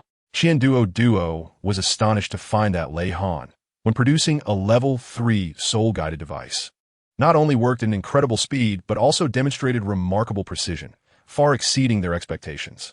He felt secretly pleased, knowing that his initial judgment had indeed been sharp. Lei Han not only had exceptional talent in spirit souls, but also showed impressive potential in the field of soul-guided devices. Xianliner focused more on teaching the application strategies of soul-guided devices. Drawing from her rich, practical experience, she explained to Lei Han how to flexibly use soul-guided devices in intense battles, achieving a clever transition between offense and defense. Fan Yu took a hands-on approach, providing one-on-one guidance to Lei Han in forging the shells of soul-guided devices, from carefully selecting materials and meticulous smelting to the final shaping, pursuing perfection in every step. At this moment, Wang Yin sat on the sofa, flipping through a book with a frustrated expression, before slamming it down on the coffee table. He turned to Zhou Yi and said, Xiaohan is only 5 years old. You shouldn't train her so harshly. She will end up dead on your training ground. Wang Yan's tone was filled with worry and dissatisfaction. Before Zhou Yi could respond, Duo slowly stood up, walked over to Wang Yin, gently patted his shoulder, and said in a deep voice, Wang Yin, I understand your concerns, but this child, Lei Han, is different from any genius we've seen. Her potential is unfathomable, and if we don't stimulate it in a stringent manner, we might waste such talent. Moreover, she is like a spring. The greater the pressure you apply, the stronger her rebound will be. I also want her to grow up happily, but reality often does not allow us to do so. Duo sighed, his gaze deepening. You and I both know that the Sun Moon Empire is hunting her and the long-dead Lei Yunan. After all, it was Lei Yunan who stole Lei Han from that place and changed her fate. Sai, once this basement is exposed, Yishi Shui and the others will come to compete for Lei Han. This child, with her immense potential, is a storm in herself. I have to pave a thorny path for her growth, hoping she can become more resilient in the winds and rain, enough to face any challenges in the future. Zhou Yi clenched her fists, her voice slightly choked. Don't I want her to have an easier life? Look at those spirit masters outside hunting for her. Which of them doesn't want to gain her power? What we can do is make her stronger as soon as possible. Only then does she have a chance to survive this storm. Wang Yin fell silent, knowing he couldn't refute their words. Lei Han's situation was indeed dangerous. Her existence was like a magnet, attracting the attention of various forces. After a moment of silence, he finally spoke slowly. I understand. But when can she leave this basement and truly interact with the outside world? We can't keep her living in the dark. We have to consider many factors, such as a legitimate identity, a reasonable background, and sufficient self-defense strength. Duo took a sip of coffee and continued. All of this requires time and planning. Although Lei Han now possesses powerful spirit souls and soul-guided device production abilities, her mind is still not mature enough, and her understanding of the world is limited. She might not even distinguish between a copper soul coin and a gold soul coin. Therefore, we still need to provide her with more education and guidance, helping her gradually adapt to this world. I heard your soul-guided devices recently launched some extreme individual soldier program. Wang Yin suddenly changed the topic, seemingly trying to lighten the heavy atmosphere. Duo's eyes brightened, and he nodded. That's right, it's a project I researched with Fanyu. We plan to cultivate a group of individual spirit masters with extreme combat capabilities. They need to excel in spirit soul training and be proficient in the production and use of soul-guided devices. As for the candidates, we haven't fully decided yet. What do you ask? Wang Yin smiled slightly, a hint of cunning flashing in his eyes. I think Lei Han might be a good candidate. Her talent and abilities are more than enough for this program. Moreover, the Extreme Individual Soldier program might help her grow faster and better adapt to the outside world. Duo fell into thought upon hearing this. He had indeed considered including Lei Han in the Extreme Individual Soldier program, but had hesitated to make a decision. He then shook his head. No, the Extreme Individual Soldier program is not worthy of her. Wang Yin was taken aback, not expecting Duo to refuse so directly. He asked in confusion, why? Isn't the Extreme Individual Soldier program something you meticulously crafted? Why do you think it's not worthy of Lei Han? Are you guys from the Soul Guided Department too proud? Duo waved his hand, interrupting Wang Yin. You've misunderstood. I'm not saying the Extreme Individual Soldier program is bad. I'm saying it doesn't fully utilize Lei Han's potential. Her abilities far exceed our imagination. Her future shouldn't be limited to a single program. It should be something she creates herself. What do you think we should do then? Zhou Yi interjected, her eyes filled with anticipation. What else can we do? Of course, we need to forge her into a sharp weapon for the soul-guided department. Fanyu said casually, but the seriousness and passion in his eyes couldn't be hidden. I want her to become the stabilizing force, the final trump card of the soul-guided department, able to turn the tide of battle with her own strength against any opponent. You little brat have quite the ambition. Duo pointed at Fanyu, then revealed a meaningful smile. However, I like it. Lei Han indeed has the potential to become a legend in the soul-guided department, but this road is destined to be bumpy. We need to customize a unique training plan for her, not only to strengthen her spirit soul and soul-guided device production abilities, but also to cultivate her mind and tactical acumen. Fanyu chuckled, his eyes sparkling with confidence. Of course, I'm eager to see Lei Han shine in the field of soul-guided devices. I plan to personally guide her in the production and application of soul-guided devices, allowing her to sharpen her skills in practical combat and gradually grow into a true master of soul-guided devices. Zhou Yi, hearing this, showed a hint of worry. Fanyu, you must remember that Lei Han is still a child. You can't push her too hard. Fanyu sobered up, nodding seriously. Don't worry. I will keep a proper balance. Although the training will be strict, I will ensure she grows in a way that maintains her physical and mental health. After all, I'm her godfather. How could I not care for her? Saying this, he gently patted his chest, as if to encourage himself. Duo looked at Fanyu and nodded slightly. With you here, I feel at ease. All right, it's settled then. Everyone go back and take care of your own matters. Upon hearing this, the crowd stood up and prepared to disperse. Wang Yin walked over to Zhou Yi and whispered, Zhou Yi, you should take care of your health too. Don't overwork yourself. Although Lei Han's matters are important, your health cannot be neglected either. Zhou Yi looked at Wang Yin gratefully and nodded. I know. Thank you for your concern. I will be careful. After saying that, she turned and walked towards the door, her steps firm and strong. Duo and Fanyu followed closely behind, and the three of them left the room together. One day, in the Soul Guidance Department's basement, in the area for making soul-guided devices, Lei Han was squatting on the ground, intently fiddling with the parts in her hands. Her eyes were focused and bright, as if the entire world was captivated by the little gadget she was working on. Xiaohan, what are you doing? Fan Yu's voice suddenly rang in her ears. Lei Han looked up to see Fan Yu, smiling at her. Godfather, I'm trying to assemble a soul-guided device. Hoping to see if I can come up with something new?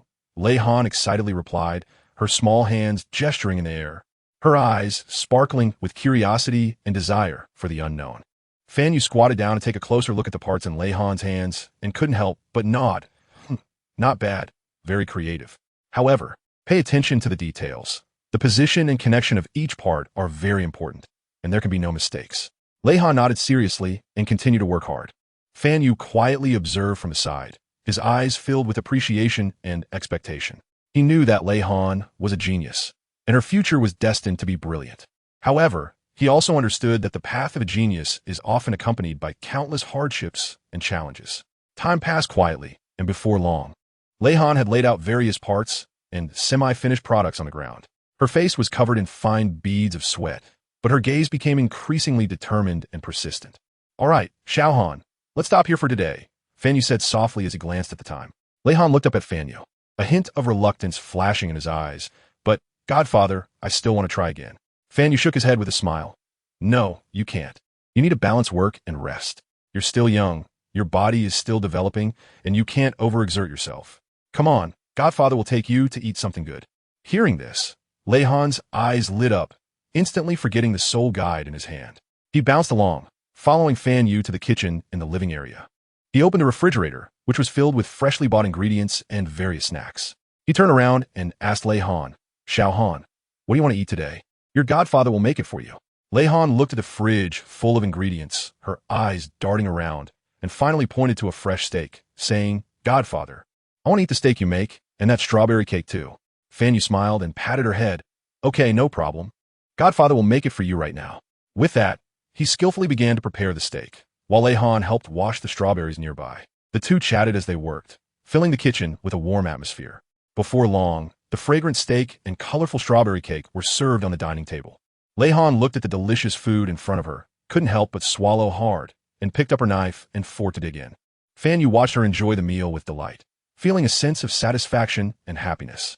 He knew that for Lei Han, good food, like a soul guide device, could bring her joy and fulfillment. After finishing the meal, Lei Han ran to the soul guide device manufacturing area to continue working on her unfinished project. This time, she handled every part more carefully, striving for perfection in every connection point. Fan Yu guided her from the side, occasionally offering valuable suggestions. This doesn't look like a soul guide cannon. It looks more like a scanner, Fan Yu said curiously as he looked at the semi-finished soul guide device in Lei Han's hands. Lei Han looked up, a mischievous glint in his eyes. Hee, Godfather. You guessed it right, this is indeed a scanner, but it's a scanner that can scan and explore rare metals. Regular scanners can only detect the shape and size of objects, but mine can detect rare metals hidden deep underground. Fan Yu's eyes lit up with surprise. Oh, that's a great idea. If it can really be done, it will be a tremendous help for our soul guide device production. Rare metals are crucial materials in the making of soul guide devices, and accurately locating them will undoubtedly greatly improve our efficiency and quality in production. Lei Han smiled proudly and said, that's what I think too. So I'm currently working hard to improve it, aiming to make it more accurate in detecting the location and depth of rare metals. Fan Yu nodded and encouraged. That's great. Go ahead and do it. I believe you will definitely succeed. However, remember to take breaks and don't exhaust yourself. Lei Han smiled and replied, Don't worry, Godfather, I know my limits. Besides, I have you as my godfather, so if anything goes wrong, I can always come to you for help. Fan Yu laughed heartily at this, saying, Good, you little clever one. But seriously, if you encounter any difficulties, feel free to come to me. Your godfather will definitely support you wholeheartedly. A month later, Lei Han ran up to Fan Yu with a delicate and compact scanner in hand, her face beaming with excitement and pride. Godfather, look, I made it. Fan Yu took the scanner and examined it closely. The small scanner was beautifully designed with smooth lines and felt heavy and substantial in his hand. He pressed the switch, and the scanner immediately emitted a soft glow and began to rotate slowly. Not bad. It looks very high-tech, Fan Yu admired. Now go try on the ground and see how it works. Lei Han said with great anticipation. Fan Yu nodded, turned around, and left the basement to a spacious area of the academy. He found a suitable spot, placed the scanner on the ground, and then turned it on. The scanner emitted a gentle glow and began to move slowly across the ground while producing a faint buzzing sound. As the scanner moved, a look of surprise gradually appeared in Fan Yu's eyes. The screen of the scanner clearly displayed the conditions deep underground, showing the distribution of various metal ores at a glance. Moreover, the positions and depths of those rare metals were accurately marked, almost like a treasure map of the underground. That's amazing! Fan Yu couldn't help but exclaim. After returning, he immediately shared this good news with Lei Han. When Lei Han heard this, she jumped up in joy. Really? Godfather, that's great. We finally succeeded. Fan Yu smiled at her, his eyes filled with appreciation. Yes, Xiao Han, you really are amazing. This scanner will be a great help for our Soul Guide production. Lei Han smiled proudly and said, Of course. I have been working very hard. Fan Yu smiled and patted her head. I believe in you. However, this scanner still has room for improvement, such as its detection depth and range, as well as its accuracy, which can be further enhanced. You can continue to research and refine it to make it even more outstanding. Lei Han did, his eyes shining with determination. Yes, I will. I will definitely make it better. Duo and Xian Liner rushed over upon hearing the news. He picked up the scanner and examined it carefully, a look of surprise appearing on his face. Good daughter, tell Daddy, did you do this yourself? Duo looked at Lei Han, his eyes filled with disbelief. Lei Han nodded proudly and said, Yes, Dad, this is the result of my hard work with my godfather. Upon hearing this, Duo turned to Xian Liner and said, Let's see if we can wholesale it. It might save us a lot of expenses in the Soul Guidance department. Xian Liner smiled and nodded, clearly showing great interest in the scanner. When Fan Yu heard Duo's suggestion, he smiled slightly and said, This scanner is still just a prototype. Although its functions have been verified, we need to optimize and improve it further for mass production. However, I believe that with Xiao Han's intelligence and my experience, we can definitely refine it to the point of being ready for mass production. Duo, upon hearing this, showed a hint of admiration in his eyes and said, Very good. Fan Yu, as our Soul Guidance Department's teacher, you have always demonstrated outstanding talent and responsibility. I believe you and Lei Han can make this scanner even better. Xian Liner also smiled in agreement, saying, Yes, Teacher Fan Yu, you and Lei Han are the pride of our academy. If this scanner can really be mass-produced, it would undoubtedly be a huge boost for the development of our Soul Guidance Department. Fan Yu humbly smiled and said, Thank you, Dean and Department Head, for your recognition. I will continue to work hard and contribute to the development of the Soul Guidance Department. Just then, Duo suddenly felt something poke him in the waist, and he heard Lei Han's mischievous voice from behind. Don't move. Raise your hands. You have been arrested by me, Dad. Duo was taken aback and turned around, only to be stunned. He saw that Lei Han had somehow created a 4th-level fixed soul guidance cannon, a fact that even Fan Yu was unaware of. Lei Han, don't treat Dad like this. Xian Liner pretended to be angry, but her face was filled with a doting smile. Duo burst out laughing, surrendering with his hands up and saying, Good daughter, you are really amazing, even able to make a 4th-level fixed soul guidance cannon. I really underestimated you. After saying this, Duo suddenly realized something, and his expression changed. Wait, a 4th-level fixed soul guidance cannon? Where did you get the materials? You should know that the materials for making a 4th-level fixed soul guidance cannon are very rare and expensive. Lei Han blinked and giggled. These materials were taken from the soul guides you made.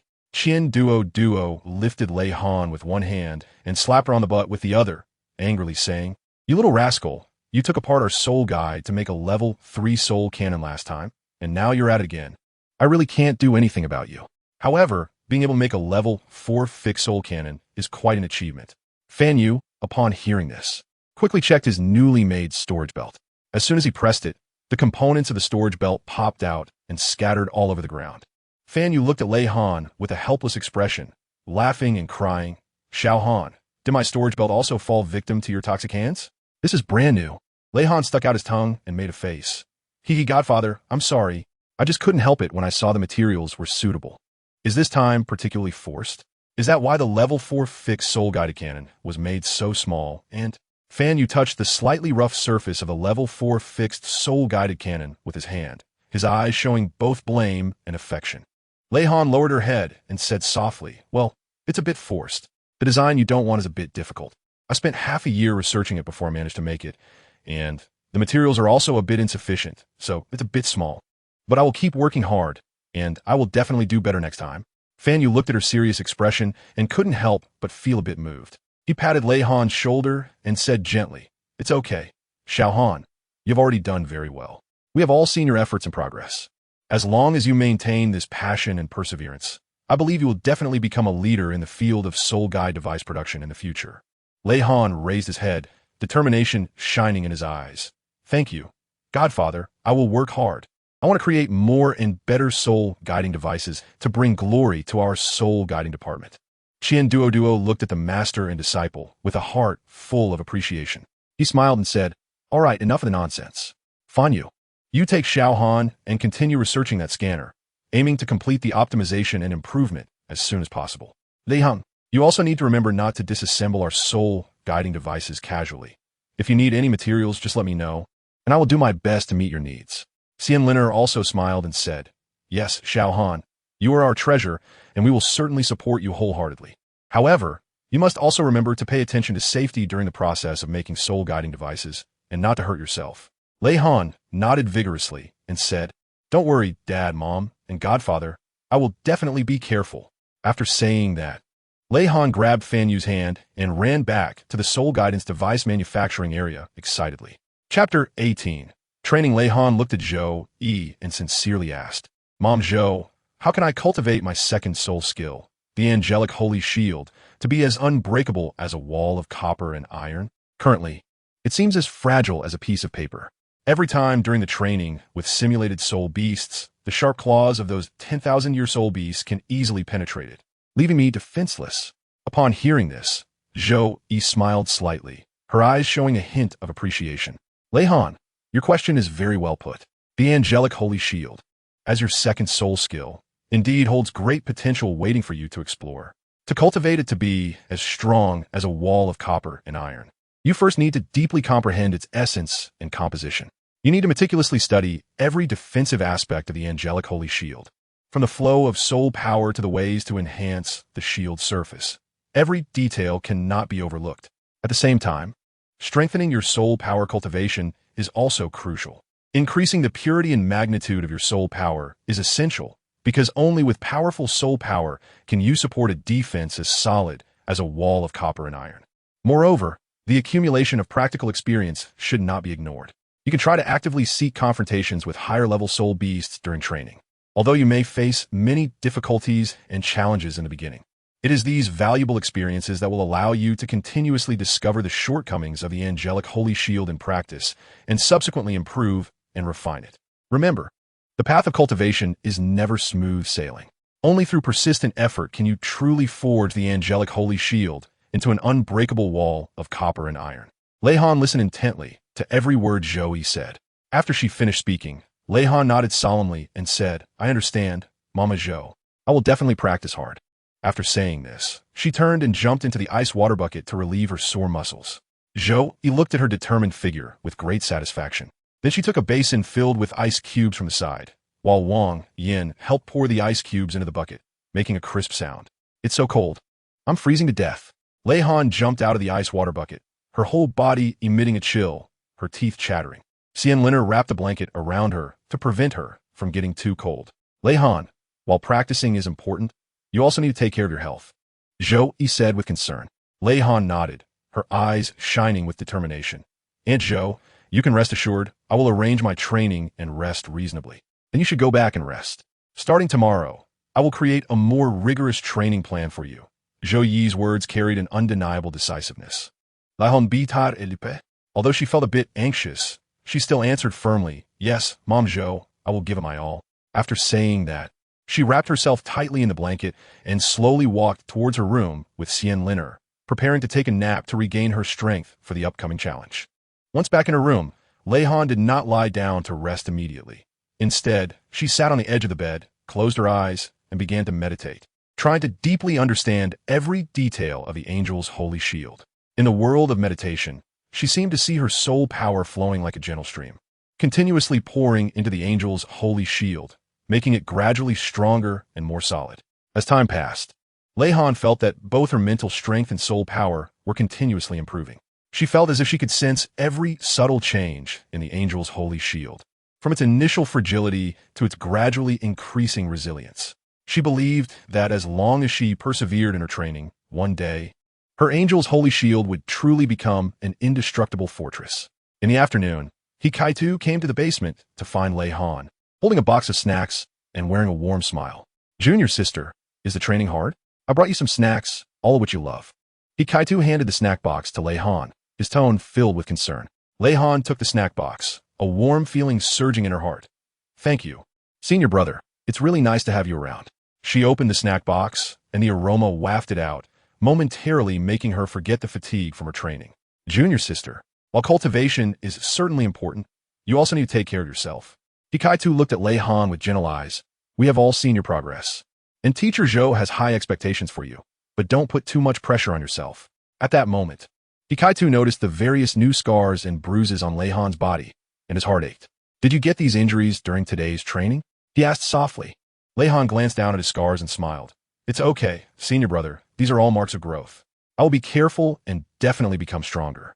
Upon hearing this, Kaitu gently patted Lei Han's shoulder. "I believe you can do it, Lei Han. You have talents and perseverance that others don't. As long as you keep going, the future will definitely be brighter." He paused and continued. "By the way, I've been researching some new soul-guiding devices recently, which might help with your cultivation. Once you've rested well, we could discuss it together." Lei Han's eyes lit up. "Really? Senior brother, you are so kind. I've always wanted to learn more about soul guides." He smiled and nodded. "No problem. I'll teach you everything I know. Our Shrek Academy's Soul Engineering Department has abundant resources and strong faculty." The two chatted while eating, creating a warm and pleasant atmosphere. With Hikaitu's company, Lei Han temporarily forgot the hardships of cultivation and felt the care and warmth from her senior brother. After finishing the snacks, Hikaitu carefully treated each of Lei Han's wounds, his movements gentle, afraid of hurting her. While busy, they shared experiences and interesting stories about cultivation, and the air was filled with an indescribable sense of understanding and harmony. "Senior brother, thank you." Lei Han looked at Hikaitu gratefully, her eyes shining with sincere light. "With you here, I feel that the road of cultivation is no longer so lonely and difficult." Hikaitu smiled and shook his head. "Don't say that, Lei Han.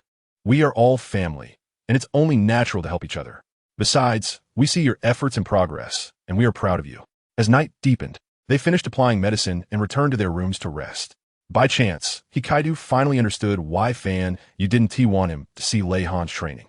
After school, Hikaitu went to the basement and saw Lei Han engaged in a battle simulation against a soul beast, which was simulated to have nearly 100,000 years of cultivation.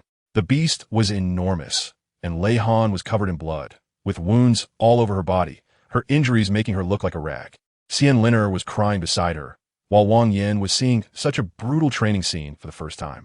He wanted to rush up to stop it, but was pressed down by Qian Duo. "Stop! You're hurting her!" Qian Duo shouted in a low voice, his gaze resolute. Wang Yan's eyes were red, anger and worry intertwined, and he clenched his fists, his nails almost digging into his palms. "But she's just a child. How can she endure such training intensity? The attack power of that soul beast is hard to withstand, even for advanced soul masters." Qian Duo's gaze was deep as he looked at Lei Han fighting desperately in the basement, and said solemnly, "It's precisely because she's a child that she must go through this."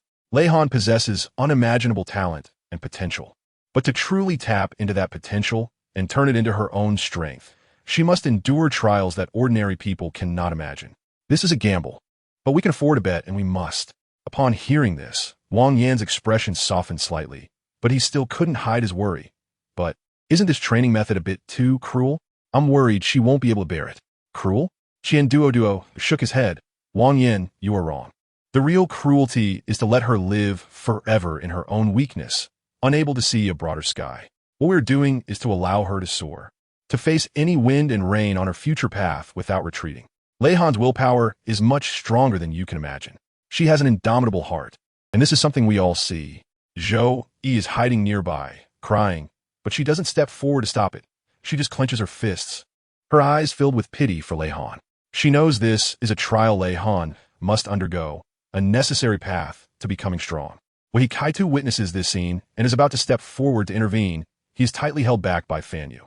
Fan Yu's voice is filled with undeniable determination as he shouts, "Hikaitu, you may be able to protect her for a moment, but ultimately, you cannot safeguard her for a lifetime." She must learn to find opportunities in desperate situations. This is the necessary path for her resilient growth. Hikatu's eyes widen in shock. He never expected that Fan Yu, as Lei Han's godfather, would have the heart to witness her endure such cruel trials and torment. Teacher Zhou, please show mercy. She is only 5 years old. How can she endure such training intensity? I'm afraid she won't be able to hold on. Hearing this, Zhou Yi's body trembles slightly, yet she still grits her teeth and stands firm. Her gaze pierces through the misty tears, locking tightly onto that small figure, who stubbornly resists even under the fierce attacks of the soul beasts, her heart filled with mixed emotions. She knows full well what this harsh training means for Lei Han. She also understands that this is an unavoidable path for Lei Han on her journey to becoming strong. Then let her be tempered to the point of death in this training. Zhou Yi's voice carries a sense of determination and helplessness. She deliberately turns her head away, not wanting Hikaitu to see the tears running down her cheeks. Believing it is better than being trained by the crazed lunatics of the morning light as a war machine. We are saving her. Do you know how those lunatics will treat her? They will train her into a cold-blooded killing machine. And we're doing this so that she can live. Live with dignity. Hikaitu stands there in shock.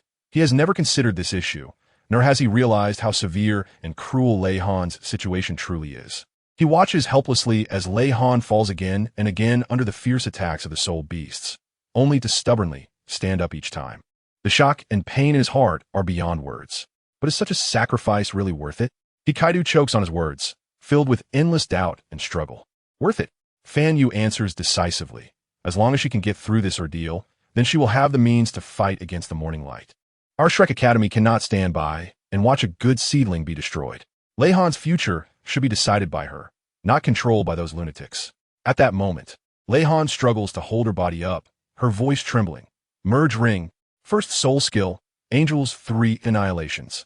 Lei Han forcibly fused his first 10,000-year soul ring with his second 10,000-year soul ring, creating an illusion of a 100,000-year soul ring. The immense fluctuation of soul power instantly swept across the entire training area. The simulated 100,000-year soul beast seemed to sense an unprecedented threat and roared as it launched a more ferocious attack. Lei Han swung her Angel Holy Sword, the tip of the sword gathering brilliant light, and in this moment, her first soul skill, Angel's Triple Annihilation, was endowed with unprecedented power. The light at the sword's tip streaked through the night sky like a meteor, directly striking the vital point of the simulated soul beast. Accompanied by a deafening roar, the massive body of the simulated soul beast was hit by the light, instantly collapsing and dissipating, turning into twinkling starlight that scattered in the air. Even the Shrek Academy on the ground was affected, with the Martial Soul Department students and the Soul Engineer Department students attending classes outside, feeling the intense fluctuation of soul power, causing the Soul Engineer teaching building to tremble slightly. Everyone looked toward the direction of the basement with confusion, unsure of what had happened. What kind of origin does that elusive junior sister have? Zhao Yang, a student from the first class of the first year of the Soul Engineer Department, murmured to himself.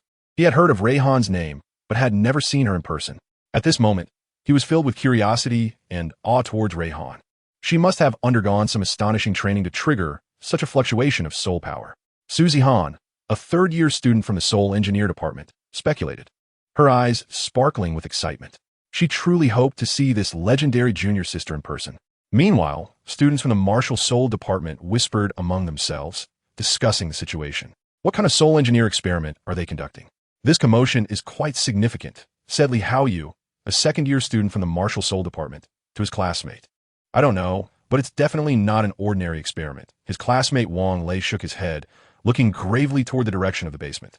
Even I feel startled by this fluctuation of soul power. It seems Shrek Academy is hiding some secret weapon. At the same time, Yin Xiaozhe, who was taking a walk with Kai Meyer, furrowed his brow slightly upon sensing the intense fluctuation of soul power and stopped in his tracks. Yin Xiaozhe said solemnly, "It seems someone in the academy is engaged in an extremely fierce battle, and their strength is formidable." Kai Meyer frowned slightly. Is it an inner courtyard student? Such a fluctuation of soul power is rarely seen, even by us. Could it be one of those little ones trying to break through their limits? Yin Xiaozhe nodded, a thoughtful look flashing in his eyes. Let's go take a look. This commotion likely indicates an important breakthrough or crisis. As the dean of the Martial Soul Department, I cannot stand by idly. Let's go check the inner courtyard and see which child has achieved such remarkable growth. Kai Meyer suggested. and the two quickly disappeared from their spot, rushing toward the inner courtyard. Little did they know that the source of this fluctuation of soul power was from the basement of the Soul Engineer Department. When they arrived at the inner courtyard, they found everything to be normal, with no signs of the intense battle they had imagined. The students in the inner courtyard looked confused, either practicing alone or in small groups, clearly unaware of the shocking fluctuation of soul power that had just resonated throughout the academy. Yin Xiaojia and Kai Meyer exchanged glances, both seeing the confusion and concern in each other's eyes. Kai Meyer said softly, "Could it be that this fluctuation did not come from the inner courtyard?" Yin Xiaojia pondered for a moment and suddenly seemed to think of something, his expression changing slightly. "Could it be from the Soul Engineer Department? That's impossible. We have arranged all those students with poor martial souls into the Soul Engineer Department. How could there be such a strong fluctuation of soul power?" Kai Meyer thought for a moment and realized Yin Xiaojia had a point. After all, the students in the Soul Engineer Department were those filtered out by the Martial Soul Department, and their training paths were often more challenging, so the strength they could display was relatively limited. How could there be such an astonishing fluctuation of soul power? However, the unease in Kai Meyer's heart did not dissipate. She had no choice but to suppress her doubts and return to the main building of the Martial Soul Department with Yin Xiaojia. Meanwhile, in the basement of the Soul Engineer Department, Ray Han lay on the ground, covered in wounds, gasping for breath. Her eyes were tightly closed, and her brows were furrowed, clearly indicating that the recent battle had pushed her to her limits. Xian Liner and Xian Duo surrounded her, their faces full of worry and heartache. "This child Ray Han is truly giving it her all," Xian Liner sighed softly, her eyes filled with admiration and concern. Xian Duo frowned tightly, looking at Ray Han with determination. "We must ensure she gets through this. She is the future of Shrek Academy."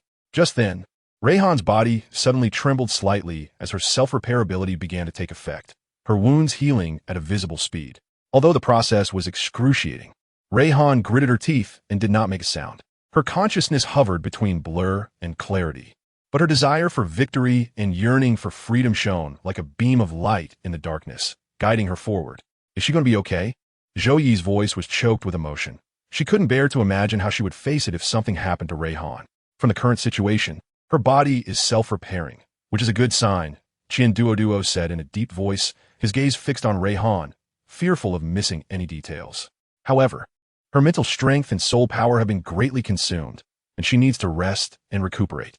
Xian Liner picked up Ray Han and quickly walked toward her room, each step revealing her anxiety and concern. In the room, Xian Liner carefully placed Ray Han on the bed and covered her with a soft blanket. Although Ray Han's complexion was still pale, her breathing gradually stabilized. "Now, it depends on her," Xian Liner said softly, her eyes filled with trust and expectation for Ray Han. "You and Dean Xian are being too harsh as guardians." He Chaidu stood at the door, watching Xian Liner and Qian Duo bustling around Ray Han, unable to help but complain. His tone was filled with reproach, but more so with heartache for Ray Han. Hearing this, Xian Liner raised her head and shot He Chaidu a sharp glare. "Humph, if we aren't strict, should we wait for those lunatics from the Dawn of Light to turn her into a heartless killing machine? We are allowing her to live with dignity, to become a true human being, not some biological soul engineer."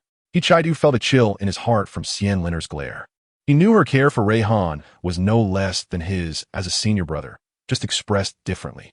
He lowered his head, fell silent, and quietly walked to Ray Han's bedside to tuck her in. The room fell silent, with only the sound of Ray Han's steady breathing echoing in the air.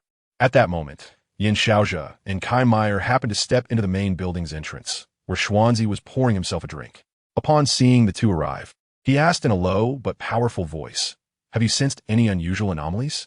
His voice carried an undeniable strength, clearly indicating he had also keenly captured the unusual fluctuation of soul power. Yin Xiaojia and Kai Meyer exchanged a glance, deciding to suppress their doubts for now, as there were more urgent matters to attend to. "Yes, Elder Xian, we did feel that strong fluctuation of soul power, but upon entering the inner courtyard, we found no abnormalities," Kai Meyer reported truthfully while secretly pondering the true source of that power. Hearing this, Xuanzi narrowed his eyes, seemingly in deep thought. As long as the inner courtyard is fine, that power is certainly not ordinary. After pondering for a moment, he suddenly stood up, gently shaking the wine pot in his hand, the liquid inside producing a crisp clinking sound. Perhaps it is time to investigate the Soul Engineer Department. Over the years, although they have acted low-key, who could say for certain that there aren't hidden dragons and crouching tigers among them? Upon hearing this, Yin Xiaozhe and Kai Meyer's heart stirred. Yes, they have always focused their attention on the martial soul system, neglecting the equally limitless potential of the soul guide system. Perhaps that mysterious power is hidden within the soul guide system. What Elder Xian said is very true. Let us head to the soul guide system and investigate. Yin Xiaozhe said as he took the lead, with Kai Meyer following closely behind, and the three of them walked towards the soul guide system. Along the way, they were filled with curiosity and anticipation. What is the true source of that power? What changes and impacts will it bring to Shrek Academy? As they stepped into the territory of the soul guide system, a completely different atmosphere greeted them. Compared to the solemn and ancient martial soul system, the soul guide system appeared more modern and technological. Various strange mechanical devices and soul guides were scattered around, making one marvel at the rapid development of soul guide technology. However, they did not find any abnormalities at the periphery of the soul guide system. That power seemed to be deliberately hidden by some mysterious force. It seems we need to explore further, Xuanzi said in a deep voice, his gaze becoming exceptionally sharp, as if he could see through all illusions. Yin Xiaozhe and Kai Meyer nodded and continued forward. At this moment, Fan Yu had already planned everything. He walked out of the basement and gathered a few students. He held in his hand the new type of Level 3 fixed soul guide cannon made by Lei Han a few days ago, with a smile on his face, though a hint of barely noticeable tension flashed in his eyes. Oh, isn't this Dean Yin, Dean Kai, and Elder Xian? What brings you all here? Haha, our soul guide system is truly honored. Fan Yu laughed, trying to cover up his inner panic. Yin Xiaozhe smiled slightly, his gaze sharp, and said straightforwardly, Fan Yu, we sensed a strong wave of soul power, seemingly originating from the soul guide system. We wonder if you can clarify this for us? Kai Meyer echoed, yes. This power is not trivial. We are concerned that something unexpected might happen. Fan Yu secretly called it luck, but pretended to be surprised. Oh, is that so? I didn't notice anything unusual. However, since the Deans and Elder Xian are here, let us investigate together. Having said that, Fan Yu elegantly turned around and led everyone steadily towards the mysterious core experimental area of the soul guide system. Along the way, the carefully arranged students greeted Yin Xiaozhe and Kai Meyer warmly, their eyes filled with curiosity and tension, undoubtedly filled with various speculations and expectations for the investigation about to unfold.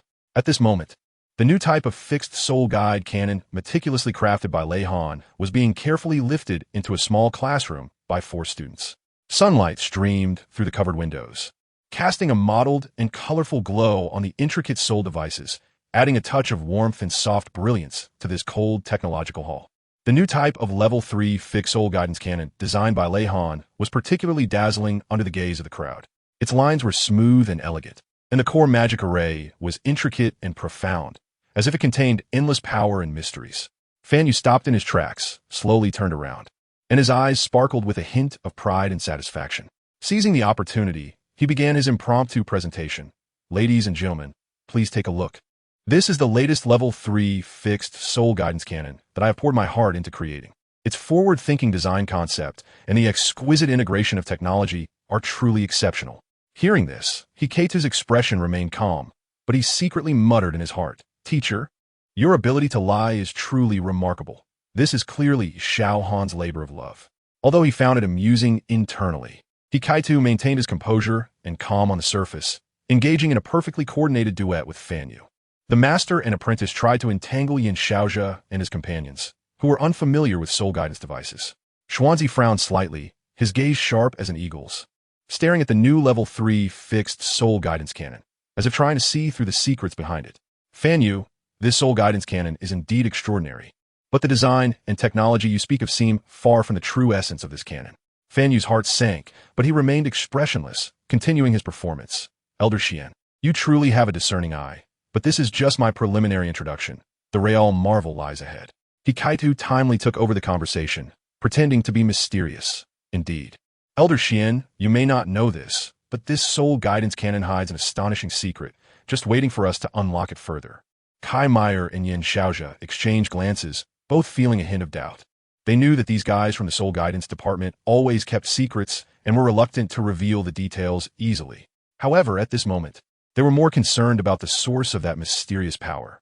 Fan Yu, our purpose in coming here is not to admire your new Soul Guidance cannon, but to uncover the truth behind that power, Yin Xiaozhe said firmly, locking eyes with Fan Yu. Fan Yu silently lamented, but maintained his composure. Director Yin, you overestimate me. I understand naturally, but please believe that everything in our soul guidance department is under control. That power is merely a small experiment of ours. Xuanzi snorted coldly, clearly not buying Fan Yu's words.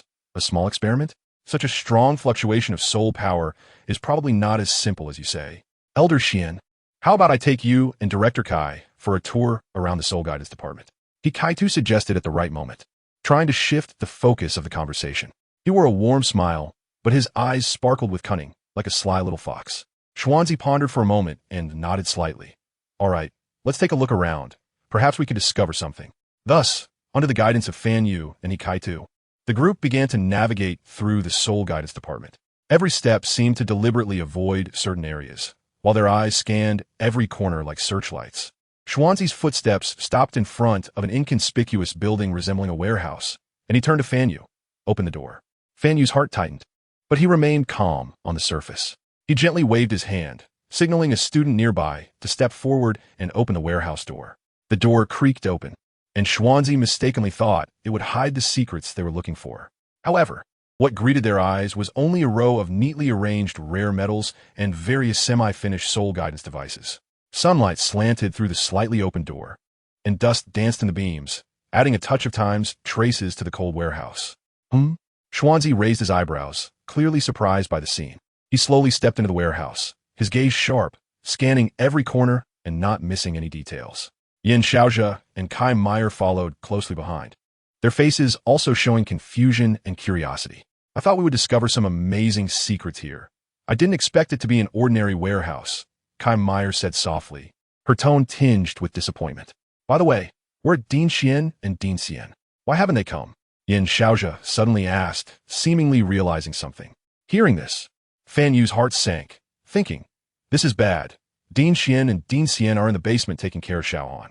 If they discover Lei Han's existence, it will be troublesome.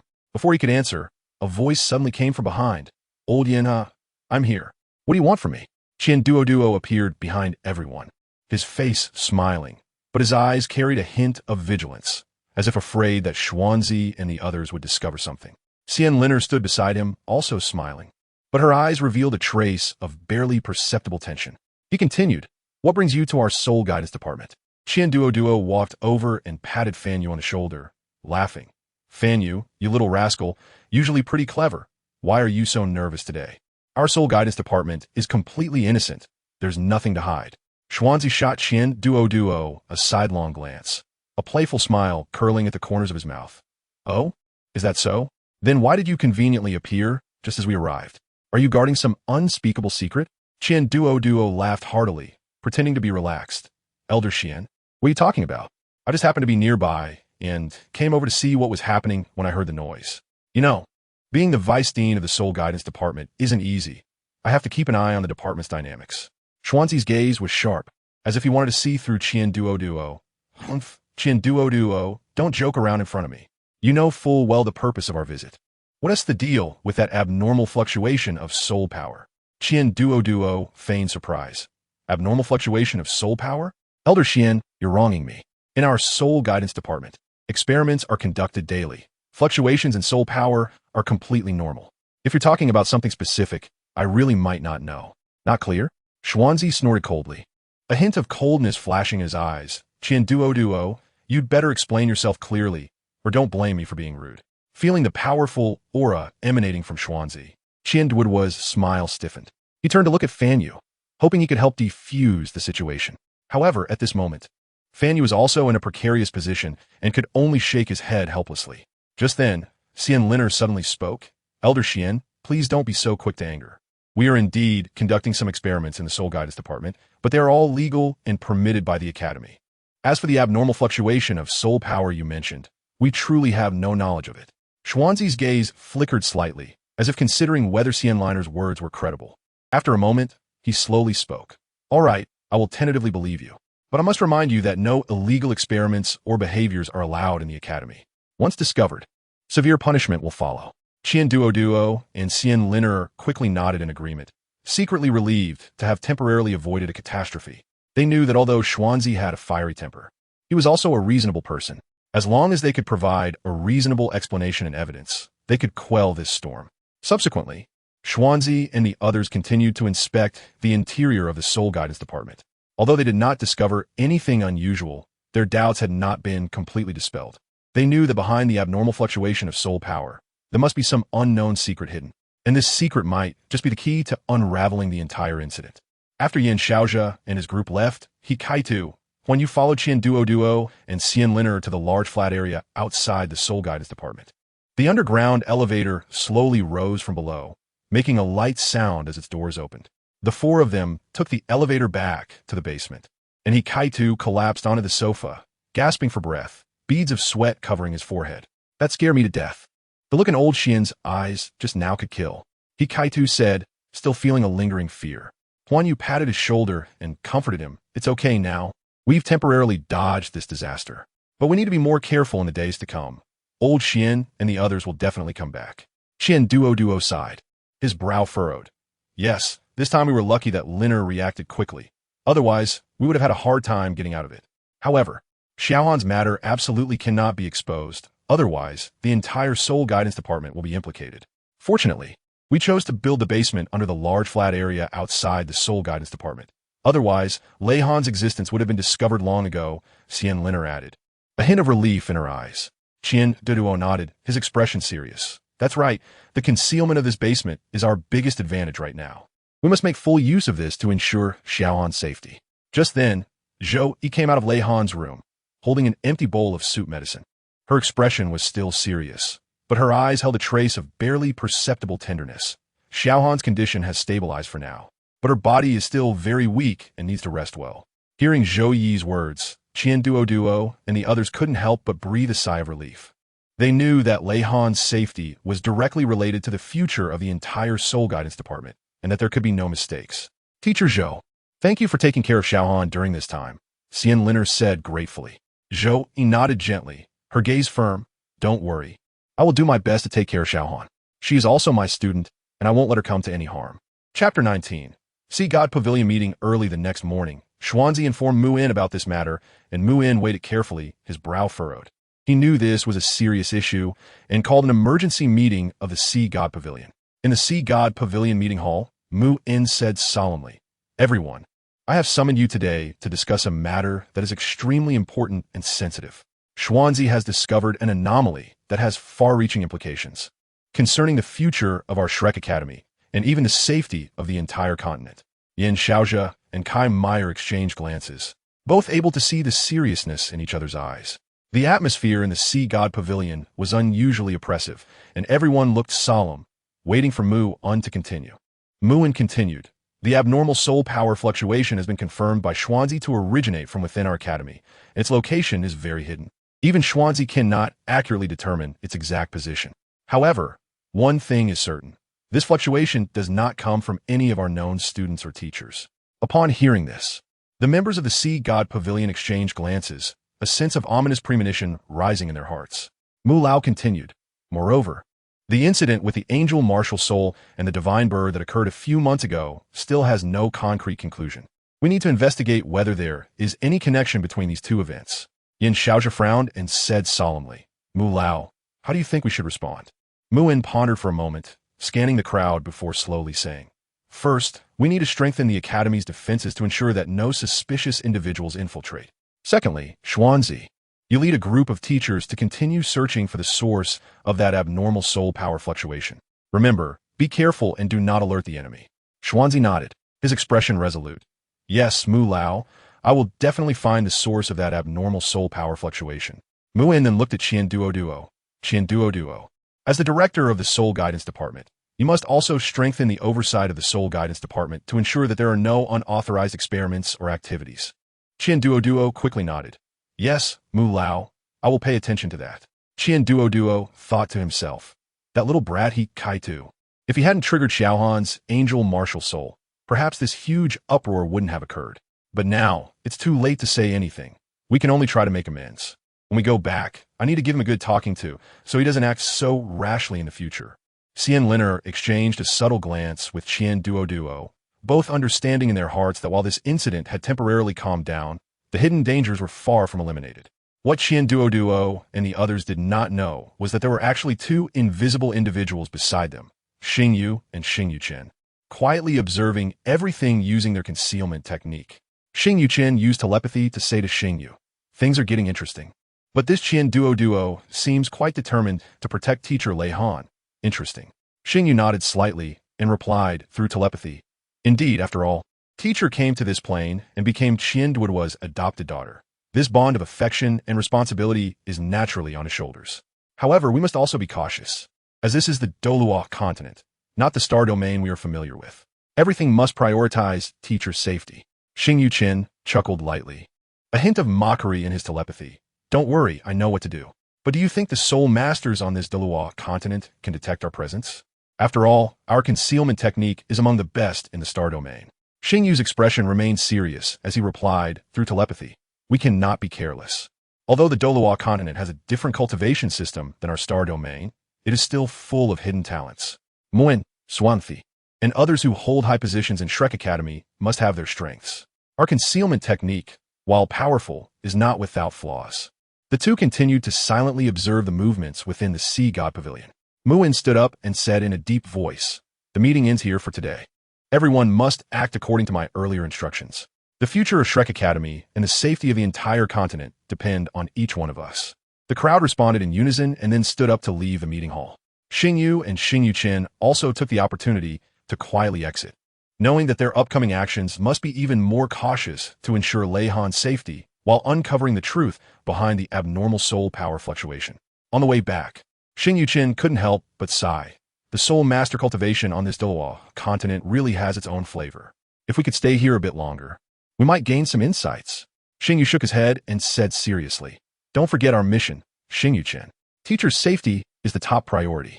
Everything else can be set aside for now."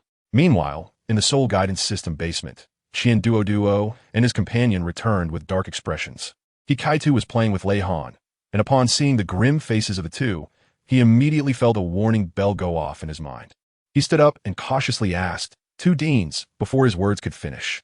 He noticed that Duo and his companion were tightly gripping iron rods thicker than an adult's arm, their eyes burning with rage, like two blazing flames ready to engulf him completely. Ikeda's heart suddenly sank, realizing he had gotten himself into a huge mess this time. In a panic, he hurriedly hid behind Lei Han, whose innocent face and clear eyes were like a spring. He hoped to use her pure and innocent gaze as a shield against the coming storm.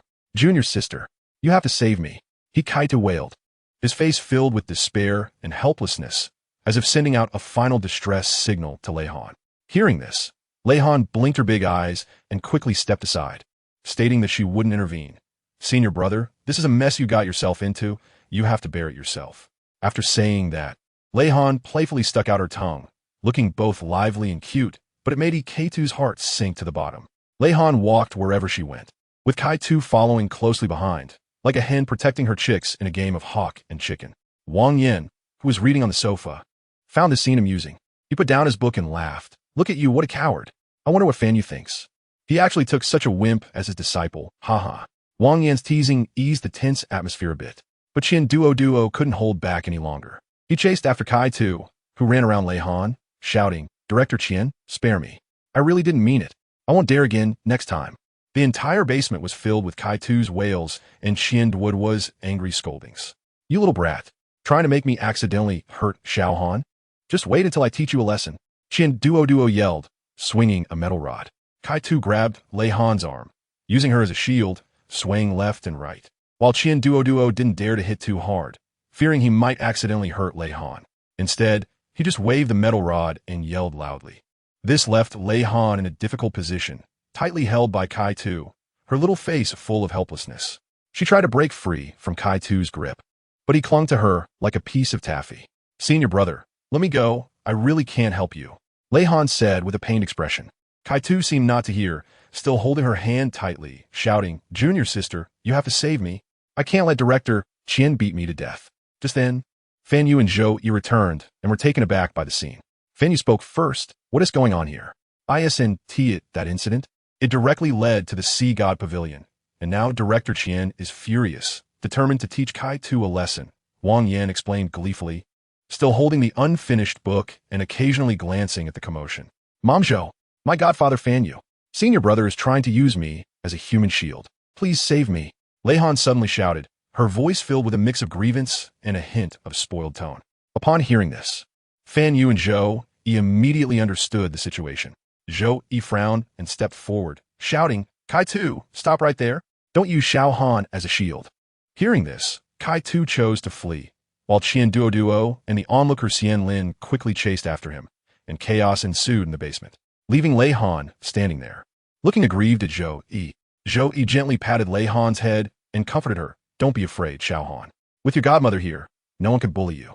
Lei Han blinked, tears welling up in her eyes, but she held back and didn't let them fall. She sniffed and said softly, Aunt Zhou, I'm fine.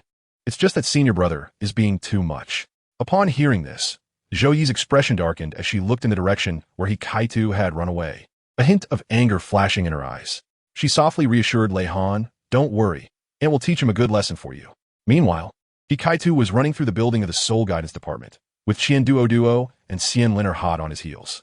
As he ran, Kai-Tu glanced back, his face filled with anxiety and helplessness. He knew well that he had caused quite a mess this time, and Director Qian's anger would not be easily calmed. Kai-Tu, stop right there. Qian Duo's furious shout echoed through the corridor, shaking the surrounding walls as if they were trembling. Kai-Tu dared not stop. He ran with all his might, trying to find an escape route. However, the building of the Soul Guidance Department seemed like a maze, and no matter how he turned, he could always hear Qian Duo's footsteps getting closer. Qian Duo had been a marathon champion in his youth, with extraordinary stamina and endurance. Xian Lin had been a sprint champion. Her speed was astonishing. The two worked seamlessly together, closing in on Kai-Tu more and more. Forced by the situation, Kai-Tu jumped directly out of the fifth-floor window, using a flying soul-guided device to glide in the air, hoping to escape. However, the flying device malfunctioned midair, and Kai-Tu fell awkwardly onto the lawn in front of the Soul Guidance Department building, landing heavily in a spread-eagle position, gritting his teeth in pain and unable to get up for a long time. The students of the Soul Guidance Department heard the commotion and opened their windows to peek out. They saw Kai-Tu face down in a very undignified position on the lawn, with parts of the flying device scattered around him, making for a comical scene. The students were initially stunned, then burst into laughter. Haha, isn't that Kai-Tu? What is he doing playing flying man in broad daylight? Haha, Kai-Tu has really embarrassed himself this time. He can't even handle a flying device. The students' chatter and laughter made Kai-Tu feel even more humiliated. He struggled to get up but found that his limbs felt as if they were shattered. Any slight movement sent waves of pain through him. He could only lie there, listening to the mockery around him, his heart filled with despair. Oh no, I've really lost all my face this time, Kai-Tu lamented inwardly, his face alternating between pale and flushed. Just then, Qian Duo and Xian Lin arrived at the scene. They looked at the disheveled Kai-Tu on the ground and couldn't help but laugh. Qian Duo stepped forward, bent down to look at Kai-Tu, and spoke with a mix of helplessness and reproach. You, how come you never learn? This time, you've really caused a big mess. After saying that, he reached out and pulled Kai-Tu up from the ground, causing Kai-Tu to let out a scream that sounded like a pig being slaughtered, which drew another round of laughter from the surrounding students. Oh no, isn't this a shattered limb? Xian Lin exclaimed, rushing forward to check on Kai-Tu's injuries. Qian Duo also came over to take a look, frowning. It does look serious. We need to get him to the infirmary for treatment quickly. The two of them supported Kai-Tu, one on each side, and walked towards the infirmary. Kai-Tu hung his head like a defeated rooster, not daring to say a word. The students around watched their departing figures and burst into another round of laughter. At that moment, Zhou Yi arrived at the lawn with a stick in hand. Seeing the students gathered and laughing, her expression darkened, and she shouted, What are you laughing at? Where's Kai-Tu? The students fell silent at Zhou Yi's arrival, each retracting their heads and closing their windows. Zhou Yi scanned the crowd, but didn't see Kai-Tu, her brow furrowing slightly. Tell me, where did Kai-Tu go? Zhou Yi's voice carried an undeniable authority. A trembling student pointed towards the infirmary. Kai-Tu was taken to the infirmary by Director Qian and teacher Xian Lin. Upon hearing this, a hint of worry flashed in Zhou Yi's eyes, but more was her dissatisfaction with Kai-Tu's troublemaking. She snorted coldly and turned towards the infirmary, dragging the stick along the ground, leaving marks behind. Arriving at the infirmary, Zhou Yi pushed the door open and saw Kai-Tu lying on the hospital bed, groaning as he received treatment. Qian Duo and Xian Lin stood beside him, looking helpless. Teacher Zhou, you also came? Duo said, a bit surprised to see Zhou Yi. Isn't it because he used Xiao Han as a shield? As her godmother. How could I not stand up for her? Zhou Yi said irritably, her gaze fixed on Hikaitu as if she wanted to bore a hole through him. Feeling Zhou Yi's sharp gaze, Hikaitu involuntarily trembled, and his groaning quieted down significantly. He inwardly lamented, realizing he had stirred up a hornet's nest this time, even getting Zhou Yi involved. Meanwhile, in the basement of the Soul Guidance Department, Fan Yu was playing with Lei Han using building blocks, trying to divert her attention and make her forget the earlier unpleasantness. Although Lei Han still felt a bit wronged, she gradually began to smile under Fan Yu's patient company. Uncle Fan, do you think senior brother will get scolded badly by Dad, Mom, and Aunt Zhou? Lei Han asked while fiddling with the building blocks. Fan Yu chuckled lightly and patted Lei Han's head. Don't worry, Xiao Han. Your senior brother is tough and can take a scolding. Besides, he really did something wrong this time. He deserves a proper lesson. Lei Han pouted and said, but what if Aunt Zhou hits him? I'm a little worried. Fan Yu thought for a moment and comforted her. She probably won't. Even though Aunt Zhou is angry, she cares more about you, her goddaughter. Produce. Your senior brother knows he was wrong and won't use you as a shield anymore. As Fan Yu spoke, a serious look flashed in his eyes. He planned to have a good talk with Hikaitu when he returned to make sure he learned his lesson. Just then, the door of the basement elevator slowly opened, and Duo, Xianlin Air, Zhou Yi, and Hikaitu, who was wrapped up like a mummy in a wheelchair, came out. Seeing this scene, Lei Han's mouth dropped open in surprise, and the building blocks in her hands fell to the ground. Godfather! The mummy ran out of the pyramid. Lei Han pointed at Hikaitu and shouted in horror. At night, Lei Han doesn't like to sleep much, and Duo once scared her with a story about mummies. Unexpectedly, at this moment, it became an excellent metaphor for describing her senior brother and Kaitu. Fan Yu heard Lei Han shout and quickly stepped forward, wrapping her in his arms and gently comforting her. Don't be afraid, Xiao Han. That's not a mummy. It's your senior brother and Kaitu. He just got a little hurt and has been bandaged up like this. Lei Han widened her eyes and, through Fan Yu's shoulder, looked at Hikaitu, who was bandaged up like a rice dumpling, and quietly asked, Godfather, is senior brother really okay? Fan Yu nodded and assured her. He's really fine, just some superficial injuries. A few days of rest, and he'll be good as new. Hearing this, Lei Han finally breathed a sigh of relief, her small face showing a look of relief. She gently patted her chest, as if to soothe her frightened little heart. Hikaitu, hearing Lei Han's call, felt even more embarrassed, his face turning even redder, wishing he could find a crack in the ground to hide in. Duo and Xianlin Air watched Hikaitu's demeanor, unable to hold back their laughter. Xianlin Air stepped forward and gently patted Hikaitu's shoulder. Smiling, look at you, you've scared Xiao Han. I didn't expect it to turn into such a big mess when I activated her martial spirit. Hikaitu's voice came through the gauze, somewhat muffled but filled with regret. I really didn't think it would turn out this way. Zhou Yi, listening from the side, still wore a gloomy expression. She stepped forward, standing in front of Hikaitu, and said sternly, as a senior brother, not only did you fail to set a good example for your junior sister, but you also caused trouble and used her as a shield. You really disappoint me. You must give a reasonable explanation for this incident. Otherwise, I will not let you off easily. Hikaitu lowered his head, not daring to meet Zhou Yi's eyes, fully aware that he had indeed gone too far this time. After a moment of silence, he spoke softly, Teacher Zhou, I know I was wrong. I was just too scared at that moment, which is why I acted that way. I promise I won't make the same mistake again. Duo watched from the side, sighed, and said, Hikaitu, when are you going to make things easier for me? You handle this matter yourself. But I must remind you, Xiao Han is our treasure in the Soul Guidance Department. If you dare to use her as a shield again, I won't spare you. Upon hearing this, Hikaitu nodded repeatedly, secretly vowing never to do such a thing again. He raised his head to look at Lei Han, his eyes filled with apology. Junior sister, I'm sorry. It was my fault. I promise I will protect you well from now on and will not let you suffer any harm. Lei Han looked at Hikaitu's sincere eyes, and the grievances and fears in her heart gradually faded away. She took a step forward, gently patted Hikaitu's hand, and softly said, Senior brother, it's okay. I know you didn't mean it. As long as you don't use me as a shield in the future, we can still be good friends. Upon hearing Lei Han say this, Hikaitu felt a surge of emotion in his heart. He understood that he could be forgiven this time thanks to Lei Han's tolerance and generosity. At that moment, Lei Han ran to the kitchen and brought back a bowl of milk, feeding Hikaitu sip by sip. While feeding him, she said, Senior brother, you can't just let this matter of you using me as a shield end here. Hikaitu was taken aback, nearly choking on the milk. And after coughing a few times, he asked in confusion, "Then what do you want?" Lei Han blinked and chuckled. "Drink all 40 bowls of milk, and in return, promise me 3 things. First, most of the snacks from your portion will belong to me.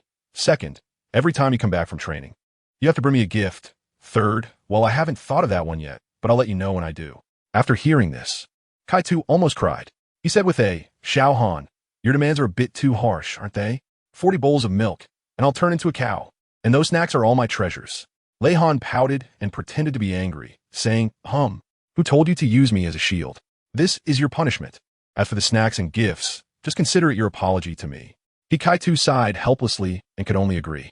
He knew that if he didn't comply with Lei Han's request, this little girl might harass him endlessly, leaving him no peace. Fan Yu, watching this scene, couldn't help but laugh. He didn't expect that Lei Han, this little girl, had such means. He patted Kai-Tu's shoulder and said, "Kai-Tu, you should be content. It's already quite good that Xiao Han can forgive you. You should cherish this opportunity and not make such foolish mistakes again." Kai-Tu nodded, secretly relieved. He knew that this time, it was thanks to Lei Han's tolerance and generosity that he managed to escape a disaster. He silently vowed to protect Lei Han well in the future and not let her suffer any harm again. Lei Han placed 2 large buckets of milk in front of Kai-Tu and smiled, saying, "Senior brother, I'm here to feed you." Kai-Tu looked at the 2 large buckets of milk in front of him, his expression even more pained.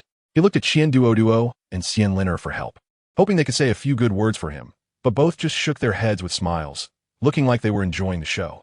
Lei Han didn't care about that much. She picked up a spoon, scooped a spoonful of milk, and brought it to Kai-Tu's mouth, saying, "Senior brother, drink up. This is for your health."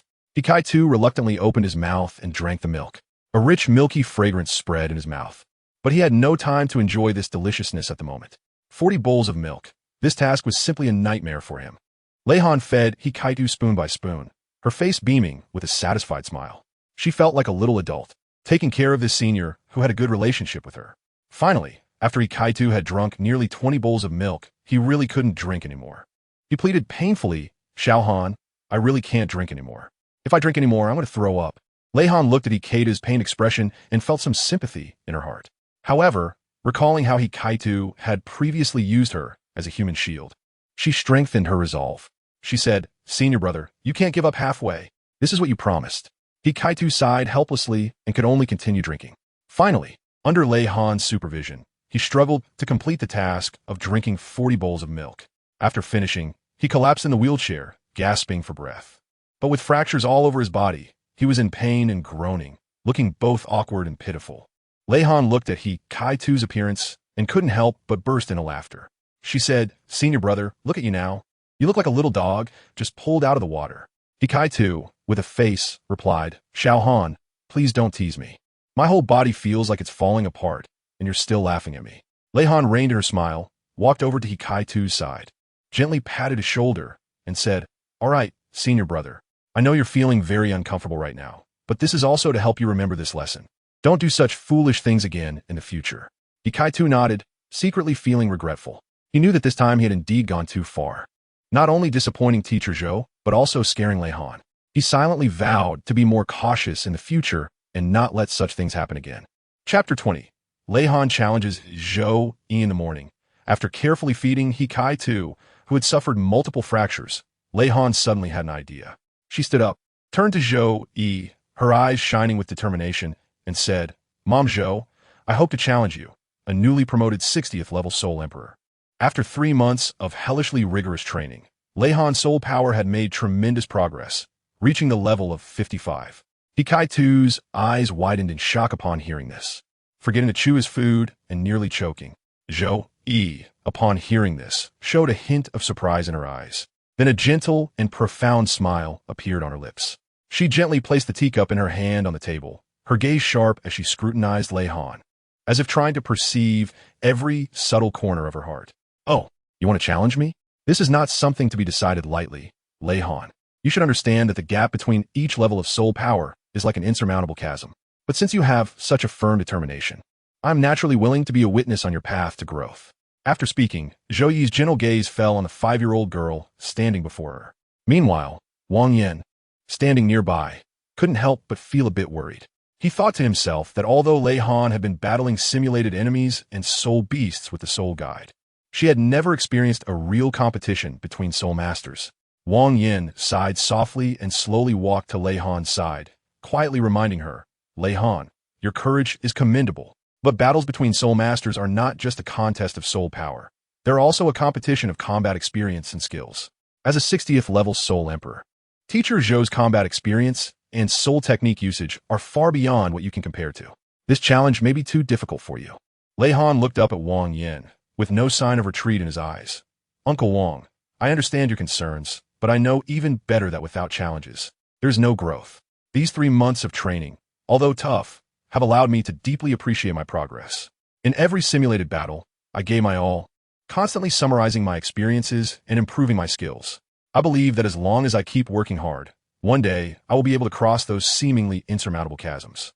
Lei Han's words were filled with determination and confidence, and her small face radiated an unyielding light. Zhou looked at the child in front of her and couldn't help but feel a surge of admiration. She gently patted Lei Han's shoulder and said, Very good. Lei Han, your courage and determination move me.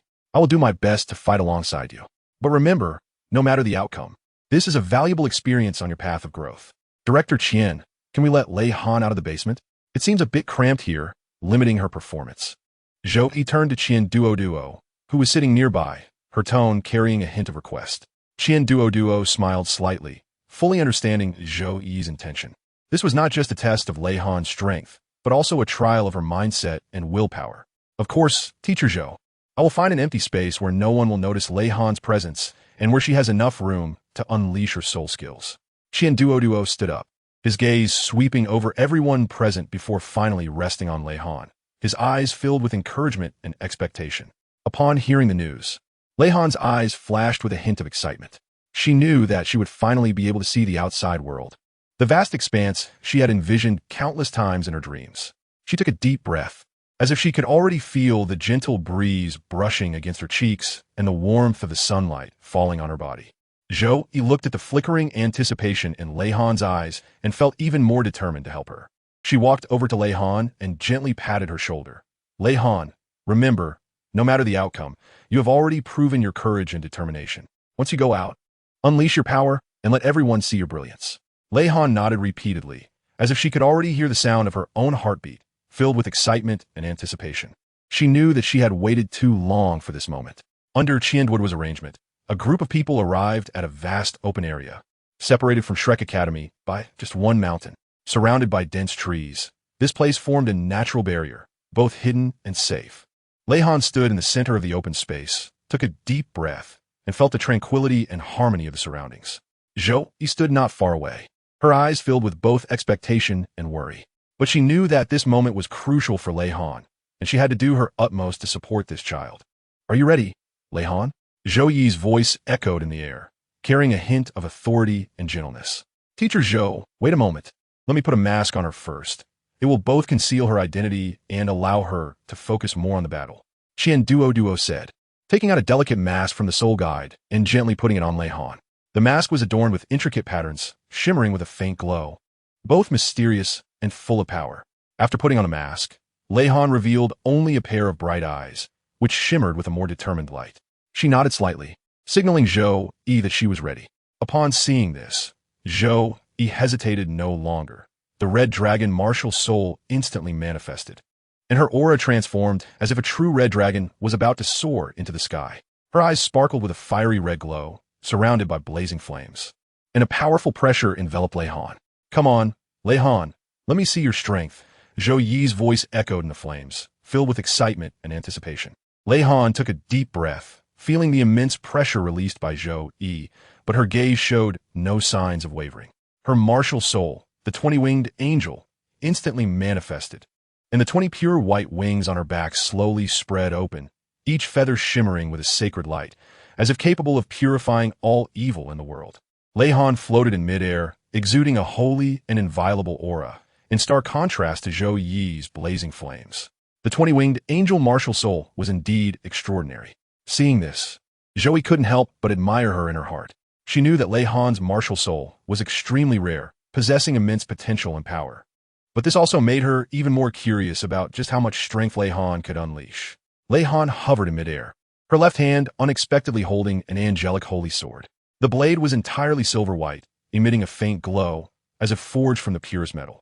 She gripped the angelic holy sword tightly, its tip pointing to the ground, a sacred and solemn aura radiating from her. "Mom Zhou, please guide me." Lei Han's voice was crisp and resolute. She knew she was about to face an unprecedented challenge, but she felt no fear at all.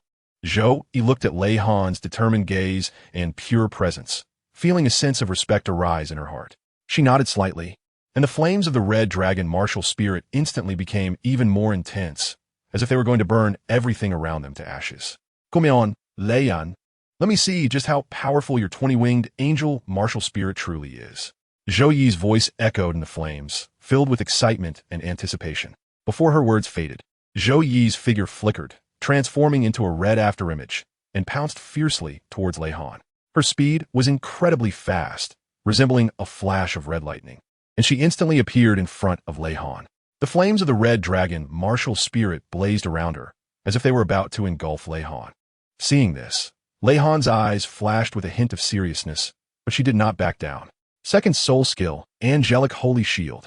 Accompanied by Lei Han's low shout, the space in front of her seemed to be twisted by divine power, and a huge Angelic Holy Shield instantly formed, blocking in front of her. The Angelic Holy Shield emitted a pure white light, intricately adorned with angelic patterns, as if containing endless holy power. Zhou Yi's fire attack crashed violently against the Angelic Holy Shield, producing a deafening roar. The flames and holy light intertwined, colliding and merging, as if engaged in a silent contest. First soul skill, Angelic Triple Annihilation. While Lei Han defended against Zhou Yi's attack, she did not forget to launch a counterattack. With a low shout, her figure quickly flickered in the air, transforming into 3 holy light shadows, each attacking Zhou Yi from different directions. These 3 light shadows moved as fast as lightning, each containing all of Lei Han's power.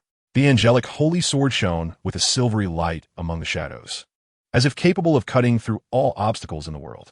Seeing this, Zhou Yi couldn't help but admire Lei Han's combat talent. She moved slightly, skillfully dodging the attack from the first light shadow, while the flames of her red dragon martial soul instantly intensified, transforming into a blazing wall of flames to block the second light shadow. However, the third light shadow appeared like a ghost in Zhou Yi's blind spot. Caught off guard, Zhou Yi was hit by this light shadow and involuntarily retreated a few steps. What a powerful soul skill. After stabilizing her stance, Zhou Yi looked at Lei Han with a hint of appreciation in her eyes. She knew she had been a bit careless just now. Otherwise, she would never have been hit by Lei Han. First soul skill, Red Dragon Roar. Zhou Yi also stopped holding back, letting out a low shout as the flames of the red dragon martial soul boiled up instantly, transforming into a massive red dragon phantom, roaring towards Lei Han. The red dragon phantom carried scorching flames and endless pressure, as if it wanted to completely devour Lei Han. Feeling this powerful pressure, Lei Han's expression became serious. However, she did not back down. Instead, she took a deep breath and adjusted her state to its best. Second soul skill, Angelic Holy Shield. Lei Han once again condensed the Angelic Holy Shield, and this time the shield was thicker and its light even more dazzling than before. She tightly gripped the sword hilt, raising the Angelic Holy Sword in front of her chest, creating an indestructible defense with the Angelic Holy Shield. The red dragon phantom roared as it crashed against the Angelic Holy Shield, producing a deafening roar. Flames and holy light intertwined once again, filling the entire space with these 2 powers. Lei Han's feet were firmly planted in midair, her gaze steady and calm, showing no signs of being shaken by Zhou Yi's powerful attack. Zhou Yi looked at Lei Han's resolute figure and couldn't help but feel a sense of emotion. She knew that Lei Han not only possessed the rare 20-winged angel martial soul, but also had an indomitable heart. Such a child would surely achieve great things in the future. Third soul skill, Red Dragon Incinerate Heaven. Zhou Yi let out a low shout, and the flames of the red dragon martial soul instantly reached their peak, transforming into a sea of scorching fire, sweeping towards Lei Han. This attack was even more ferocious than before, as if it wanted to burn the entire space to ashes. Lei Han felt an unprecedented pressure, and her expression became extremely serious. However, she did not back down.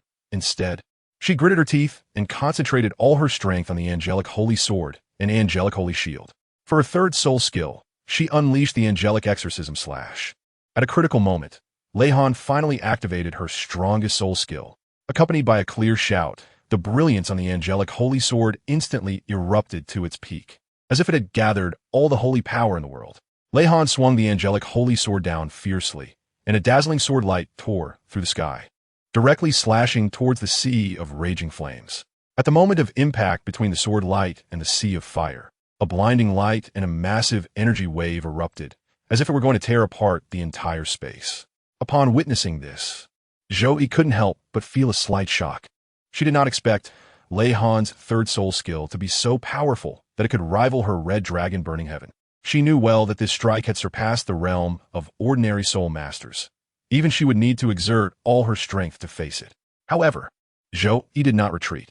She let out a low shout, and the flames of her red dragon martial spirit intensified once again, transforming into an even larger illusion of the red dragon, engaging in a fierce collision with Lei Han's angelic exorcism slash. The two powers intertwined and collided in midair, producing a deafening roar and dazzling light, as if they were going to engulf the entire world. The battle between the two impacted the entire Shrek Academy not far away, causing the teachers and students of the Martial Spirit Department and Soul Guidance Department next door to stop their activities, their attention drawn to the earth-shattering fight. Some higher-ranking teachers showed expressions of astonishment. They did not expect such an intense Soul Master duel to occur near the academy. Who is that? How can they fight Zhou Teacher to such an extent? A middle-aged teacher from the Martial Spirit Department murmured, his gaze fixed on the figure, emitting a holy glow not far away. I'm not sure, but judging by the martial spirit, it seems to be the 20-winged angel martial spirit that was recently reported to the Sea God Pavilion. I heard that the elders of the Sea God Pavilion have never seen this type of martial spirit and are currently researching its origins. Another young teacher from the Martial Spirit Department responded, his face filled with shock. Meanwhile, Yin Xiaozhe and Kai Meyer also sensed the unusual fluctuations in soul power. They exchanged glances, both wearing serious expressions. Yin Xiaozhe said in a deep voice, this fluctuation in soul power seems even stronger than before. We need to hurry over and check. We can't let this fight affect other students in the academy. Just as Yin Xiaozhe was about to take a look, he was blocked by Xuanzi's wine gourd. Don't block my view of the match. This is a rare spectacle. Xuanzi squinted his eyes, a playful smile on his face. Yin Xiaozhe helplessly glanced at Xuanzi and said, Elder Xian, please don't make a fuss. I have no idea why Zhou Yi decided to fight with that person who possesses the 20-winged angel martial spirit. But if this escalates, it could be hard to handle. Xuanzi chuckled and said, don't worry, I know what I'm doing. These two kids, although strong, won't cause any major waves. Besides, haven't you noticed? Their battle seems to lack malice. It feels more like sparring. Upon hearing this, Yin Xiaozhe was slightly taken aback. He carefully observed the battlefield where holy light and blazing flames intertwined. Although he couldn't see the individuals, he indeed sensed a feeling of sparring from the intense clashes of their soul skills, rather than a deadly struggle. You're right, Elder Xian.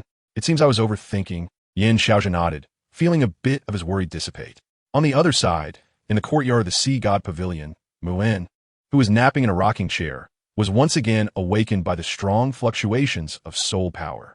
He suddenly opened his eyes, a hint of surprise and curiosity flashing in them. Is this fluctuation from that little girl Zhou Yi? No. There's also a power so pure and holy, the 20-winged angel martial spirit. Indeed extraordinary. Mu'en murmured to himself. He was unsure of the origins of the person with the 20-winged angel martial spirit, but it was clear that such an impressive fluctuation of soul power was not something ordinary.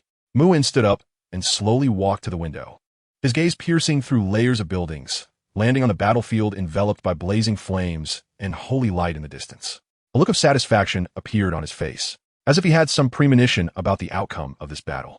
Youth should have such vigor and sharpness, Mu'en said softly, his voice, though quiet, seemed to carry boundless strength, making one nod in agreement involuntarily. Meanwhile, Song Yunji, who was eating pastries, suddenly felt the fluctuations of soul power in the air. The pastry in her hand inadvertently came to a halt, and she turned her gaze towards the window, also catching sight of the battlefield covered in light. Mu Lao, who do you think will win this battle? Song Yunji asked curiously. Mu'en smiled slightly, not answering directly, but instead asking, what do you think? Song Yunji thought for a moment and replied, although Teacher Zhou is very strong, that student with the 20-winged angel martial spirit doesn't seem weak either. Moreover, from the pure and holy power just now, it seems she has a lot of potential yet to be unleashed. Mu'en nodded and said, you're right. The outcome of this battle is not so easy to determine. Although Zhou Yi is experienced, that one. seems not to be a student of our Shrek Academy. At least, I have never seen her in the records of the Sea God Pavilion. Upon hearing this, Song Yunji's eyes flashed with surprise. Not a student of our academy? Then how did she end up here and even fought with Teacher Zhou? Mu-in gently shook his head and said, that's also what intrigues me. However, the Soul Master world has many prodigies. She might be a disciple of some hidden expert, traveling here and having some misunderstanding with Zhou Yi, which led to this fight. I don't think it looks like a misunderstanding. It seems more like a carefully arranged spar. Lin Huichuan had quietly stood behind Mu-in and Song Yunji. Her sharp gaze focused on the distant battlefield, her expression thoughtful. Lin Huichuan's words surprised both Mu-in and Song Yunji, and they turned to look at her. They saw her gaze locked tightly on the battlefield, as if she could penetrate the blazing flames and holy light to see the details of the fight within. Lin Lao, why are you so certain this is a spar and not a misunderstanding? Moi nasket curiously. Lin Huichuan smiled slightly and said, look, although their battle seems thrilling, their attacks have consistently avoided each other's vital points. Moreover, judging from how they release and respond to their soul skills, it's full of testing and learning. This doesn't seem like a life-and-death struggle. Rather, it feels more like they're honing themselves through battle. Upon hearing this, Song Yunji nodded in understanding. Lin Lao makes a point. It seems that the student with the 20-winged angel martial spirit is also a hidden expert. I wonder where she came from to possess such powerful strength and talent. Muin also showed an approving expression, saying, indeed, being able to fight Zhou Yi to such an extent, this student is truly extraordinary. Furthermore, the martial spirit and soul skills she uses are something we have never seen before. It seems the Soul Master world is about to welcome a new change. Song Yunji slowly stood up, and a student from a soul guidance department handed her a cane. Confused, she asked Song Lao what exactly happened over there. Why is someone fighting with Teacher Zhou from the martial spirit department? And it looks so grand. Song Yunzitzi took the cane, lightly touched the ground, steadied her posture, and gazed deeply at the misty mountain peak, the corners of her mouth curling into a faint smile. It seems that our Shrek Academy is indeed a place where talents are hidden. That 20-winged angel, every appearance is accompanied by extraordinary fluctuations. But I hate that she is not from Shrek and cannot witness her growth with my own eyes. After saying this, Song Yunzitzi sighed softly, tapped the cane lightly on the ground, and turned to walk into the Sea God Pavilion. Mu-in and Lin Huichuan exchanged glances, reading a hint of seriousness and anticipation in each other's eyes. There's no need to panic. Continue your cultivation. Sometimes, witnessing miracles is also a form of cultivation. Muin's voice echoed in the courtyard of the Sea God Pavilion, calming the inner courtyard students who were curious about the fluctuations of soul power, allowing them to return to their respective training. Meanwhile, on the distant battlefield, the momentum of the blazing flames and holy light intertwined became even more intense. On the playground of the outer courtyard's martial soul department, many students gathered to watch the mountain peak. Among the crowd was Ma Xiaotao, who squeezed in with her companions, her iconic fiery red hair shining particularly brightly under the sun. Dai Yaoheng, look at the battle on that mountain peak. It seems quite intense, Ma Xiaotao said to Dai Yaoheng beside her, her eyes sparkling with curiosity and excitement. Upon hearing this, Dai Yaoheng looked in the direction Ma Xiaotao pointed, and saw that the mountain peak enveloped in blazing flames and holy light resembled a brilliant pearl, standing out against the backdrop of blue skies and white clouds. Indeed, this fluctuation of soul power could be distinctly felt even from a distance. It seems that two formidable soul masters are sparring. I wonder which expert can contend evenly with Teacher Zhou. Ma Xiaotao frowned slightly, feeling a surge of curiosity to find out more. Dai Yaoheng smiled gently and said, who cares who it is? Our main task now is to cultivate and improve our strength. Only then can we enter the inner courtyard and have the opportunity to spar with those true masters. I can't afford to cultivate too quickly, or I won't be able to control my evil fire, Ma Xiaotao said with a bitter smile, her words carrying a hint of helplessness and worry. The power of her evil fire phoenix martial soul came with the challenge of uncontrollable evil fire, which was a significant obstacle on her cultivation path. Dai Yaoheng's expression turned serious upon hearing this. He understood the troubles Ma Xiaotao faced. He patted her shoulder and said, Xiaotao, don't worry too much. There will always be a way to solve your evil fire problem. Moreover, I believe with your talent and effort, you will definitely overcome this hurdle and become a true powerhouse. Ma Xiaotao looked at Dai Yaoheng with gratitude, nodded, and said, I will work hard. And I also believe that one day, I will find a way to suppress the evil fire and elevate my strength to a new level.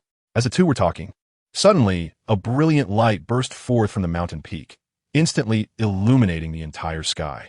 The light contained pure and holy power, as if it could purify all evil and filth in the world. Ma Xiaodao and Dai Yaoheng were both startled and looked up towards the source of the light, where the figures of two soul masters appeared indistinctly on the mountain peak. They moved through the light, clashing with each other, and every impact was accompanied by deafening roars and dazzling fluctuations of soul power. What kind of strength is this? Ma Xiaodao exclaimed in shock, her eyes filled with awe and longing. Dai Yaoheng's expression was also serious. He took a deep breath and said, "It seems that our Shrek Academy truly has hidden dragons and crouching tigers. Such experts are probably rare, even in the inner courtyard." The two silently watched the battle on the mountain peak, with a strong sense of fighting spirit and desire surging within them. They knew that only by continuously improving their strength could they have the chance to spar with those true masters and establish themselves in the world of soul masters. Chapter 21. The evil fire goes out of control on another side. The battle between Lei Han and Zhou Yi grew increasingly intense, as the clash of the 20-winged angel martial soul and the red dragon martial soul was breathtaking. Every swing of Lei Han was accompanied by deafening thunder, as if the heavens were trembling, while Zhou Yi's red dragon martial soul soared gracefully in the air, spewing forth scorching flames that transformed into a rain of fire, attempting to engulf Lei Han completely in a sea of flames. Zhou Yi nodded in satisfaction, her gaze filled with approval as she looked at the determined girl before her. Lei Han's face was covered in fine beads of sweat, but the determination in her eyes was undiminished. "Aunt Zhou, I will never give up easily. We will continue to fight." Seeing this, Zhou Yi couldn't help but smile with appreciation. The red dragon's body suddenly expanded, its scales shimmering with dazzling red light. It let out a long howl, and a more intense and fierce flame surged explosively from its mouth, violently colliding with the ultimate light released by Lei Han in midair. The clash produced a deafening roar, and the light radiated outwards as if daylight had descended, illuminating the entire battlefield. "Good girl, you really have guts." Zhou Yi's voice sounded particularly clear and firm amidst the thunderous noise. "Then let me see where your limits truly lie." The angelic holy sword in Lei Han's hand shimmered with a dazzling brilliance. She took a deep breath, gathering all her strength. Fifth soul skill, angelic cross slash. As her voice fell, the sword light wove together, and Lei Han's figure instantly moved, as if she had truly transformed into a celestial messenger, descending to the mortal realm.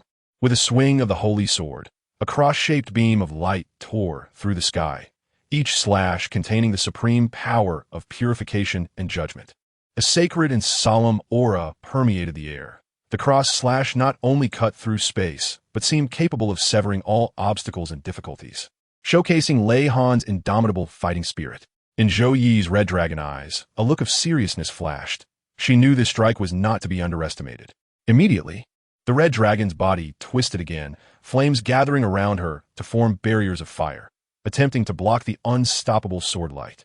However, the power of the angelic cross slash was beyond imagination. The fire barriers shattered under the sword light, flames bursting forth like brilliant fireworks, yet carrying a breath of destruction.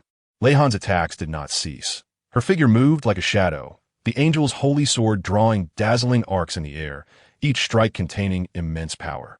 Zhou Yi's red dragon martial soul demonstrated incredible agility, constantly flipping in the air to evade Lei Han's lethal blows while searching for opportunities to counterattack. "Girl, your strength is indeed not to be underestimated, but the battle is far from over."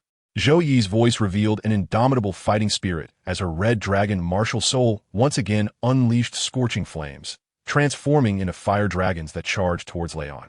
Lei Han sidestepped, nimbly dodging the fire dragon's attack, while the angelic sword swung out, a brilliant sword light splitting the approaching fire dragon in two. The battle between the two grew increasingly intense. The surrounding air seemed to ignite, waves of heat rolling in, suffocating. Both Lei Han and Zhou Yi displayed extraordinary strength and resilient will. Their clash was not only a contest of soul power, but also a test of will and conviction. The fierce confrontation on the mountaintop caused the surrounding winds and clouds to change color, as if the heavens and earth trembled in response. Lei Han's figure darted through the sword light, each swing of her sword accompanied by thunder, her gaze filled with both determination and unyielding spirit, a challenge to her own limits and an endless thirst for victory. Zhou Yi's red dragon martial soul was equally unwilling to back down, roaring with fury, flames surging like a tide, each dragon's cry seemingly narrating an indomitable will. The light surrounding the red dragon intensified, as if it would ignite the entire sky, her scales shimmering with a metallic sheen in the firelight, displaying an almost divine majesty. "Girl, you're quite good, but still far from enough." Zhou Yi's voice carried a hint of encouragement, as more and more students gathered in the martial soul and soul guide departments, all watching the earth-shattering duel on the distant mountaintop, their discussions rising and falling, their eyes filled with awe and anticipation, as if witnessing the rise of a new star in the soul master world. "Who is she? How can she battle with teacher Zhou Yi so evenly?" a student exclaimed, their gaze fixed on a mountaintop, unwilling to miss any details. The students from the martial soul department shook their heads, indicating they did not know her. While on the other side, the fifth-year students from the external soul guide department wore expressions of pride. After all, 5 years ago, when they were just first-year freshmen, they had already witnessed the shocking scene of Lei Yunnan, covered in wounds, tightly holding the premature Lei Han, staggering into the academy gates. They understood well that Lei Han was no ordinary person, but an experimental subject meticulously crafted by the Sun and Moon Empire, a secret that weighed heavily on their hearts. The upperclassmen from the external soul guide department joined hands with Qian Duoduo, Xian Liner, and Fan Yu, carefully concealing this astonishing secret and Lei Han's existence from the academy's higher-ups. She must be 5 years old by now. The girl from the soul guide department who spoke was none other than Wang Mengmeng, the one who discovered and supported Lei Yunnan back then. Her words carried a sense of nostalgia, as if the past was vividly replaying before her eyes. The surrounding students from the external soul guide department nodded, their eyes filled with both reverence for the secret and admiration for Lei Han's current display of incredible strength. That's right, she is now 5 years old. But who would have thought that the tiny little thing who was like a kitten back then could now battle so fiercely with teacher Zhou Yi? It's truly unbelievable. Chen Wenfeng chimed in, his eyes sparkling with excitement, as if he had witnessed a miracle unfold. At that time, we thought she wouldn't survive, but unexpectedly, not only did she survive, but she also displayed such astonishing talent and strength. Fourth-year Wang Xian also sighed, his voice choked with emotion, as if those memories had touched a soft spot deep within him. "Seniors, what are you talking about? I don't understand at all." The newly enrolled first-year soul guide, student Chun Lei, curiously asked, his gaze fixed on the battle on the mountaintop, yet filled with curiosity about the conversation of his seniors. "Hee, you're still young. There are some things you don't understand yet."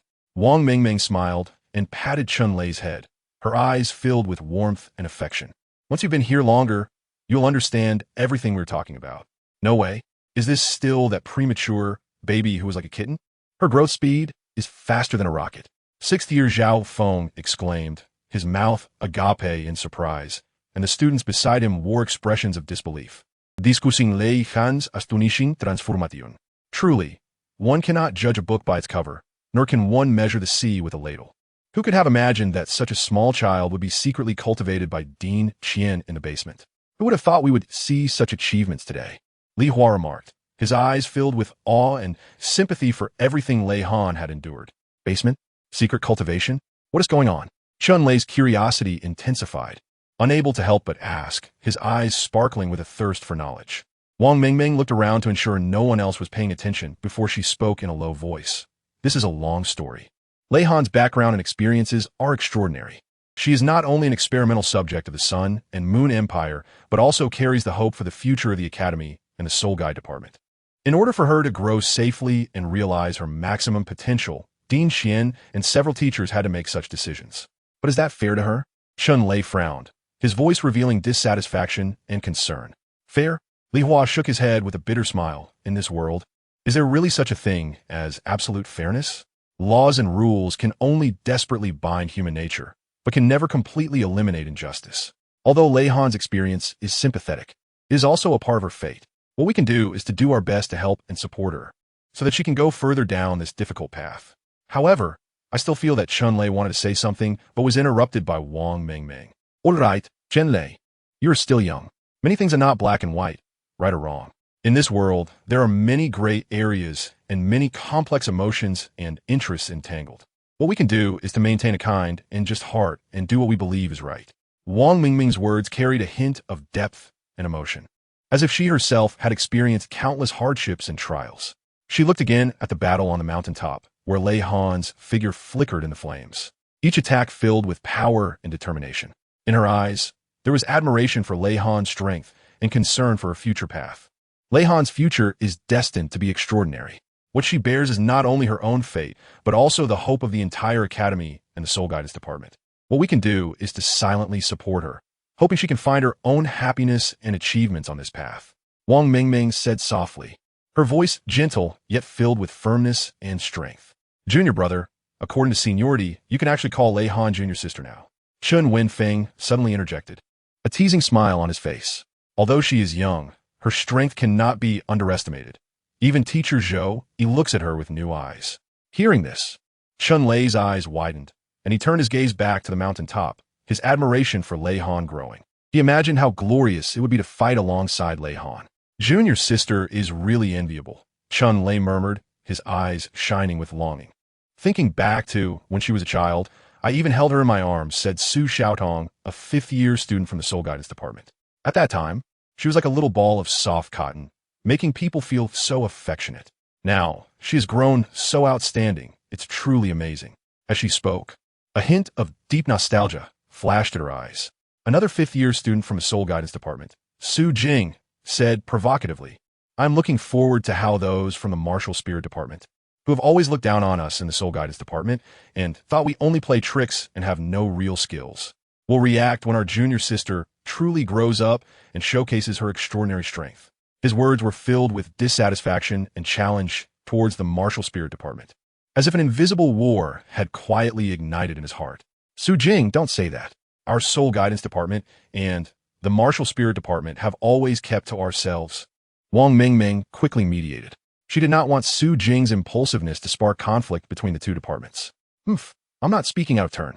Those from the Martial Spirit Department have always looked down on us, thinking we only play tricks and have no real skills, Su Jing snorted coldly, his tone filled with disdain and provocation. But it can't be said like that. Both the Martial Spirit Department and the Soul Guidance Department have their strengths. It can't be generalized, Chun Wenfeng interjected, trying to ease the tense atmosphere between the two departments. Isn't Lei Han a great example? She is both a genius in the Soul Guidance Department and has astonishing achievements in martial spirit cultivation. That's true. Lei Han's appearance has indeed made those guys from the Martial Spirit Department look at us with new eyes. Su Xiaotong nodded, her tone filled with pride and relief. All right, let's not discuss this here anymore. Let's focus on the battle between Lei Han and Teacher Zhou Yi. Wang Mingming once again shifted the topic back to the battle on the mountaintop, her eyes filled with concern and anticipation for Lei Han. I'm back.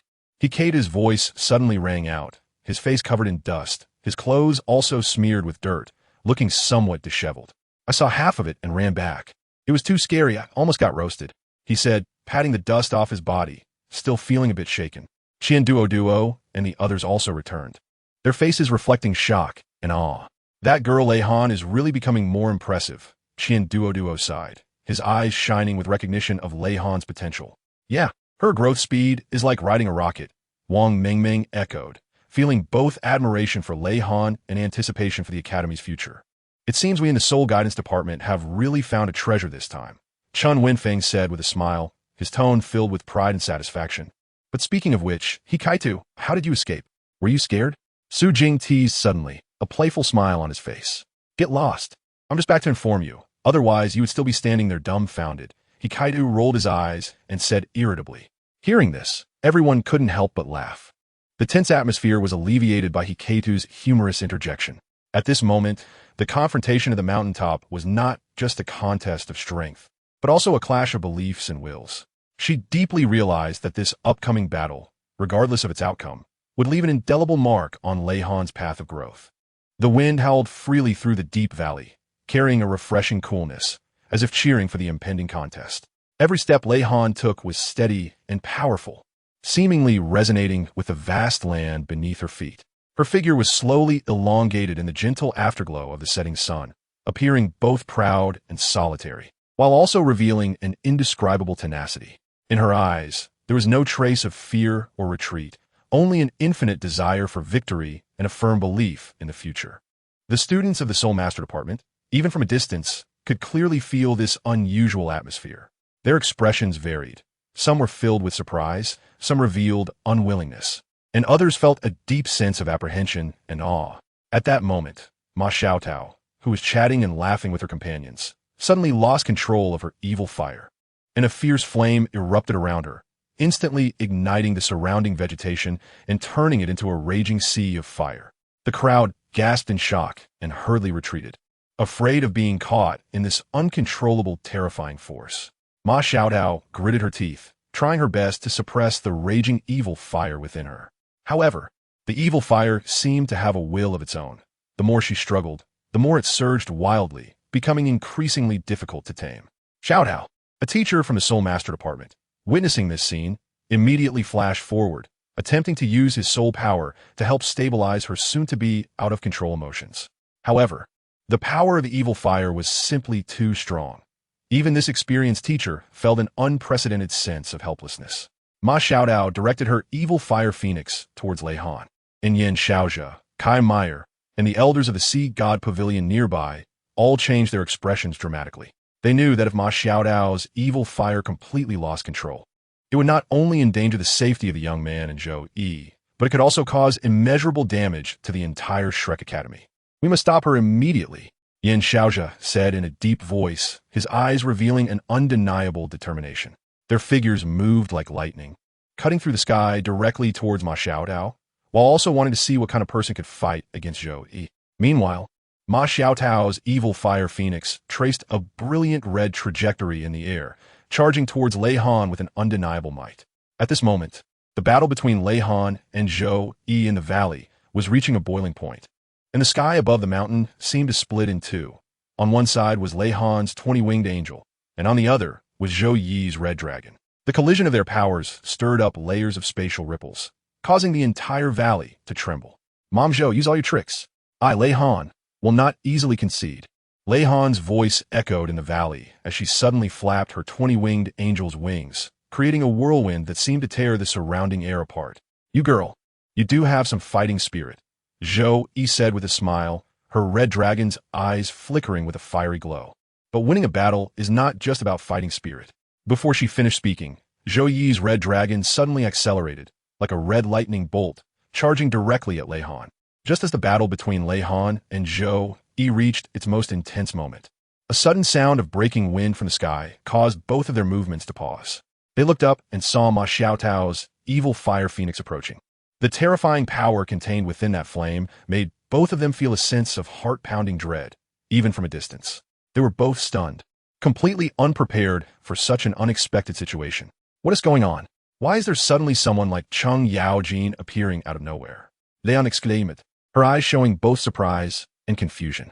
Zhou Yi furrowed her brows and quickly made a judgment. Lei Han, pause the duel. We must first deal with this unexpected situation. Sigh, this really ruins my fighting enthusiasm.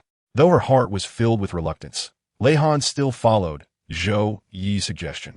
She quickly retracted her 20-winged angel's wings and, with a flash, appeared beside Zhou Yi. She activated her void spirit, which formed a white gas around her. Turning to Zhou Yi, she said, Mom Zhou, step back. Let me see if I can control her.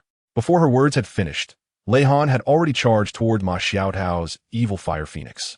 She grabbed Ma Xiaotao's hand, but as soon as she touched it, she let out a hiss from the searing heat and quickly released her grip. Hot, hot, hot! It's burning me alive. Lei Han cried out in pain, not expecting the fire of Ma Xiaotao's evil phoenix to be so intense. In her pain, Ma Xiaotao struggled desperately, her eyes filled with despair and unwillingness as if two forces were clashing violently within her heart. With all her might, she used the last shred of rationality that was about to be engulfed in chaos to weakly call out to Lei Han, don't mind me, just go. At that moment, Ma Xiaotao's remaining rationality caught sight of a shocking scene. The one fiercely battling Zhou Yi was not an adult, nor a teenager, but a 5-year-old girl wearing a mask on her face. This scene struck Ma Xiaotao like a thunderbolt, deeply shaking her soul and completely overturning her perception of strength. All right, big sister, I should help you now. I can't let you burn yourself here. Lei Han crossed her arms, a playful smile tugging at the corners of her mouth. Zhou Yi, watching from the side, was secretly amazed by Lei Han's courage and adaptability. At this moment, Yin Xiaozhe and the others had approached. their faces filled with anxiety and tension. Yin Xiaozhe, Kai Meyer, and Du Weilan were the first to arrive, and all three were shaken by the sight before them. 5 years old? Du Weilan's voice trembled. He could hardly believe his eyes. A 5-year-old girl could actually fight evenly with a powerhouse like Zhou Yi. This was simply unbelievable. Mu In and the other elders of the Sea God Pavilion also arrived one after another, their faces equally marked with disbelief. The scene before them exceeded all their expectations and imaginations. How is this possible? Mu In muttered, his gaze fixed on Lei Han, trying to discern some clues about her. However, no matter how he observed, he could not understand why a 5-year-old girl would possess such powerful strength and skills. Ma Xiao Tao esse criis gradually weakened. Her body began to tremble uncontrollably, as if she would collapse at any moment. Seeing this, Lei Han's expression became resolute. She knew that action had to be taken now. Otherwise, Ma Xiaotao might really burn herself. At that moment, Lei Han slowly picked up Ma Xiaotao and began to absorb the evil fire from her. The evil fire on Ma Xiaotao hissed as it came into contact with the white gas around Lei Han, as if it had encountered a natural enemy, and was quickly devoured. Ma Xiaotao's complexion gradually returned to calm, and the frenzied red light in her eyes slowly faded away. She leaned weakly against Lei Han, as if she had just experienced a life-and-death ordeal. Lei Han gently stroked Ma Xiaotao's back, a glimmer of tenderness passing through her eyes, but it quickly returned to her usual calmness. Then, she carefully placed Ma Xiaotao on the ground, gently clapped her hands, and said with a hint of relief, "All right, there shouldn't be any more problems now. I estimate that for the next half-year or so, that evil fire won't erupt recklessly again." Everyone was shocked upon hearing this, unable to believe that such a tricky problem had been easily solved by a seemingly innocent little girl. Lei Han waved goodbye to them, ready to leave when Sun Zi called out to her in a deep voice, his gaze filled with both confusion and respect. "Little girl, who exactly are you? This power is unheard of and unseen." Lei Han turned around, a playful glint flashing in her eyes beneath the mask. She said, "Just an ordinary little kid, Grandpa. Don't be so serious. As for this power, let's just consider it a special gift from heaven, meant to help those in need." Her words were light, yet carried an undeniable seriousness that left everyone present in a state of indescribable shock. Yin Xiaozhe stepped forward, his tone infused with more warmth and curiosity. "Little girl, your arrival is like a sudden ray of light, and with your extraordinary abilities, we must adopt a cautious approach. But please believe that our intentions are not malicious in the slightest. We sincerely hope you can share more about yourself and your remarkable abilities with us." Lei Han's lips curled into a faint smile, as if she didn't take their probing question seriously. "Well, since you are filled with such strong curiosity, I will reveal a little bit to satisfy your desires." Lei Han quietly leaned close to Yin Xiaozhe's ear and playfully said, "I'm not going to tell you, hee." After saying that, she mischievously tugged at Yin Xiaozhe's beard, causing him to grimace in pain, but he could only smile helplessly, not daring to show any sign of dissatisfaction. Yin Xiaozhe rubbed his sore beard, but there was no anger in his eyes. Instead, there was a hint of affectionate amusement. He shook his head and sighed. "What a quirky little girl." Lei Han smiled playfully, turned around, and jumped off the cliff. The crowd gasped and rushed to the edge of the cliff, only to see Lei Han soaring in the air with her angelic martial soul, like a joyful sprite. She turned around and waved to everyone, mischievously saying, "No need to see me off, dear uncles and aunties. We'll meet again if fate allows." The crowd watched Lei Han's disappearing figure, filled with shock and confusion. This seemingly innocent little girl not only possessed immense strength, but also had a quirky personality, her actions completely defying common sense. How could a 5-year-old possibly awaken a martial soul, have such a powerful soul power fluctuation, and battle against a soul emperor like Zhou Yi without losing ground? It was simply unbelievable, Kai Meyer murmured, her eyes filled with both awe and doubt. Muin pondered for a moment before slowly speaking. Perhaps she is not an ordinary 5-year-old child. In this world, there are always some exceptionally gifted beings who can grow at an extraordinary pace and master powerful abilities. This girl is likely one of them. Yin Xiaozhe nodded in agreement, indicating his support for Muin's view. He gazed in the direction where Lei Han had vanished, his expression deep, seemingly contemplating something. In any case, the appearance of this girl undoubtedly brought new possibilities to our Shrek Academy.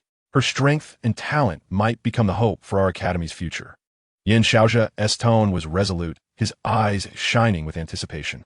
At this moment, Ma Xiaotao had already regained consciousness. She looked around in confusion, seemingly not understanding what had happened. When her gaze fell on the direction where Lei Han had disappeared, a complex emotion flashed in her eyes. She murmured softly, "Who exactly is that little girl?" As Ma Xiaodao's memories gradually returned, she recalled her uncontrollable evil fire and the mysterious little girl who had suddenly appeared to save her. A warm feeling surged in her heart, a mix of gratitude and curiosity towards Lei Han. Elder Xian walked over to Ma Xiaodao, gently patting her shoulder and comforting her. "It's all right, Xiaodao. That little girl is a miraculous existence. She saved you. Although we still don't know her origins, her power is indeed not to be underestimated." Ma Xiaodao nodded. Although her heart was still filled with doubts, she knew that the most important thing now was to restore her own power and stand up again. She looked at Elder Xian, her eyes shining with determination. "Elder Xian, I will strive to cultivate and ensure such things don't happen again." Elder Xian smiled with satisfaction. He knew that Ma Xiaodao was a strong child, and after this incident, she would definitely work even harder to improve herself. At this moment, Lei Han returned gracefully, even using a level 3 flying soul guide to soar freely in the air, lightly gliding over the heads of Yin Xiaozhe and the others. Lei Han spun around joyfully, sometimes diving down like an eagle, and at other times soaring up like a nimble swallow. Her figure danced with the wind, as if she had completely merged with the sky, enjoying the boundless freedom and wildness. This nameless girl was too mischievous, simply impossible to comprehend. Kai Meier watched Lei Han's reckless figure, unable to help but shake her head, yet a smile crept onto her lips. After circling in air a few times, Lei Han vanished in a flash and quickly flew towards the Soul Guidance Department of the Academy. When she stepped into the territory of the Soul Guidance Department, Douluo and Xianliner were already waiting there, their faces intertwined with a mix of anxiety and eager anticipation. Han spotted Douluo and Xianliner at a glance and immediately shouted, "Mom and Dad, I'm back," before the words could leave her mouth. Douluo and Xianliner almost simultaneously stepped forward and tightly embraced Han, their eyes filled with deep concern and endless love. Douluo gently patted Han's back, and Han's eyelids began to grow heavy.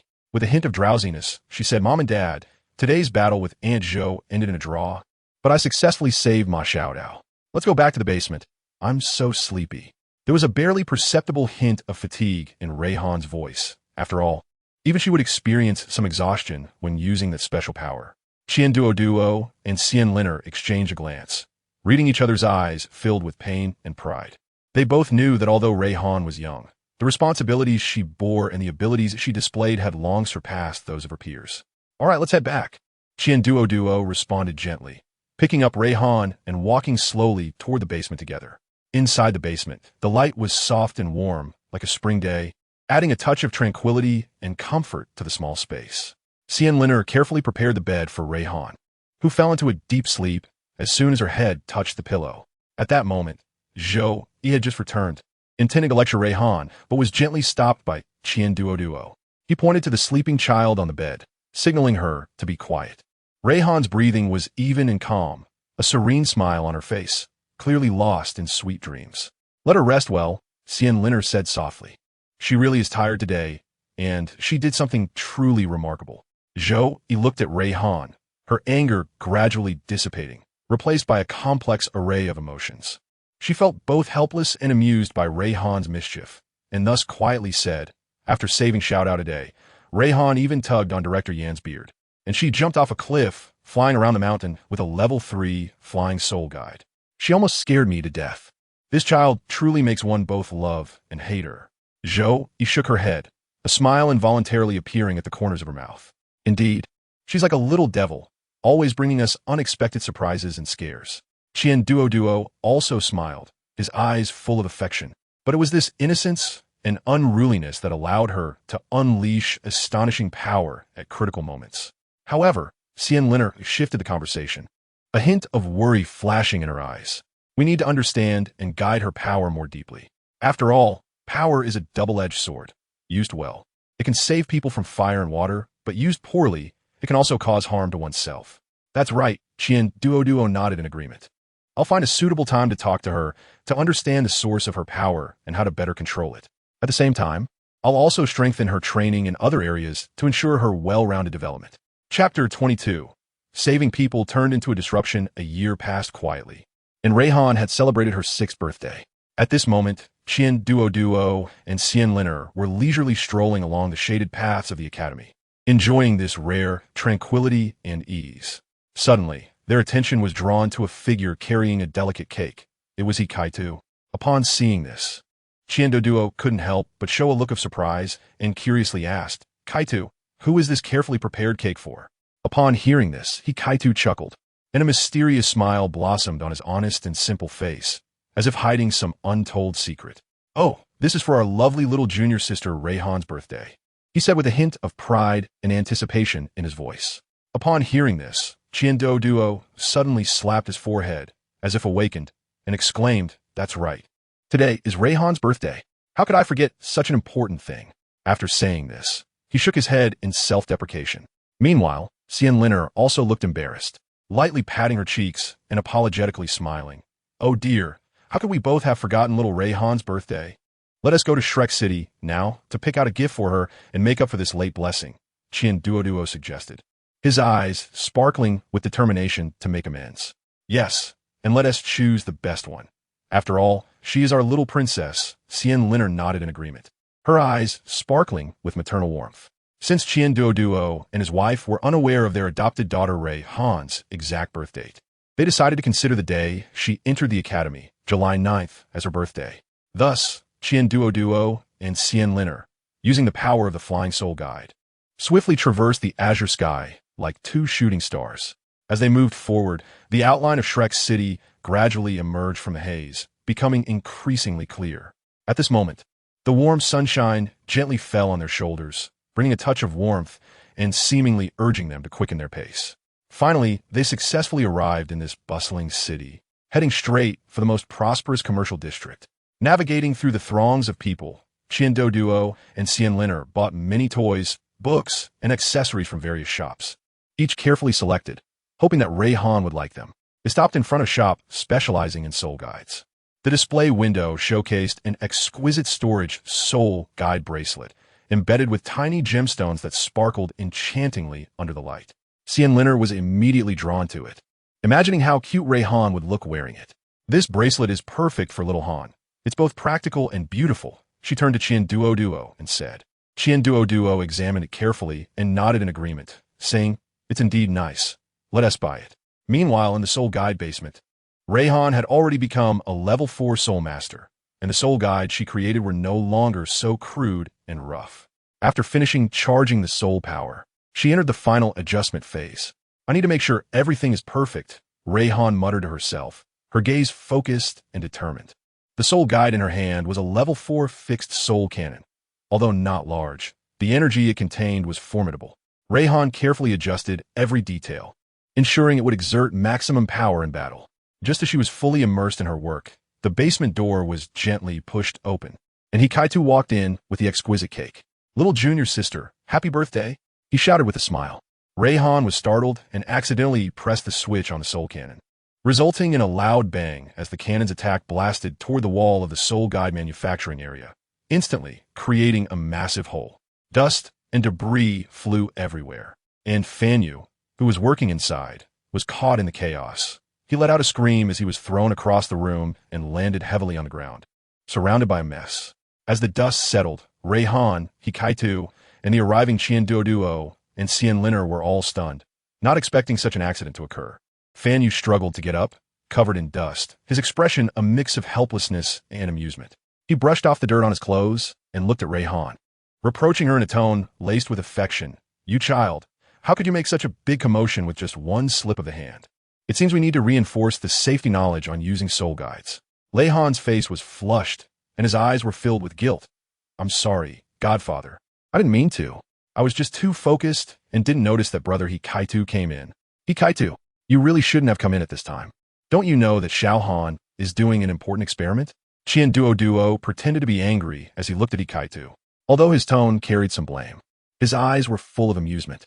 Kaitu scratched his head and chuckled. "I just wanted to give my junior sister a surprise. Who knew it would turn out like this?" Xian Liner stepped forward, gently stroking Raihan's head, and comforted, "It's okay, Xiao Han. Don't blame yourself. Godfather knows he didn't do it on purpose. Just be more careful next time." Raihan nodded, with a determined gleam in his eyes. "Yes, I will be more careful and not let my godfather and everyone else down. At this moment, Fan Yu also walked over, looking at Lei Han with admiration in his eyes. By the way, Xiao Han, your progress is truly remarkable. You become a level 4 soul mentor so quickly. That's incredible. Lei Han smiled shyly, her face beaming with confidence and joy. Thank you for the compliment, Godfather. I will keep working hard. Douluo put the large and small bag she was holding on the ground, clapped her hands, and said with a smile, All right, now it's time to celebrate the birthday. These gifts were carefully chosen by me and your mom. So little Han, you should take a good look. Lei Han excitedly ran over and opened the beautifully wrapped gift boxes. Inside were toys, books, and accessories she had never seen before, each one making her unable to put them down, especially the storage soul guide bracelet, which Lei Han wore on her wrist, gently stroking the gems on it, her eyes sparkling with joy. Thank you, Mom and Dad. I really love these gifts. Lei Han said gratefully, her face beaming with happiness.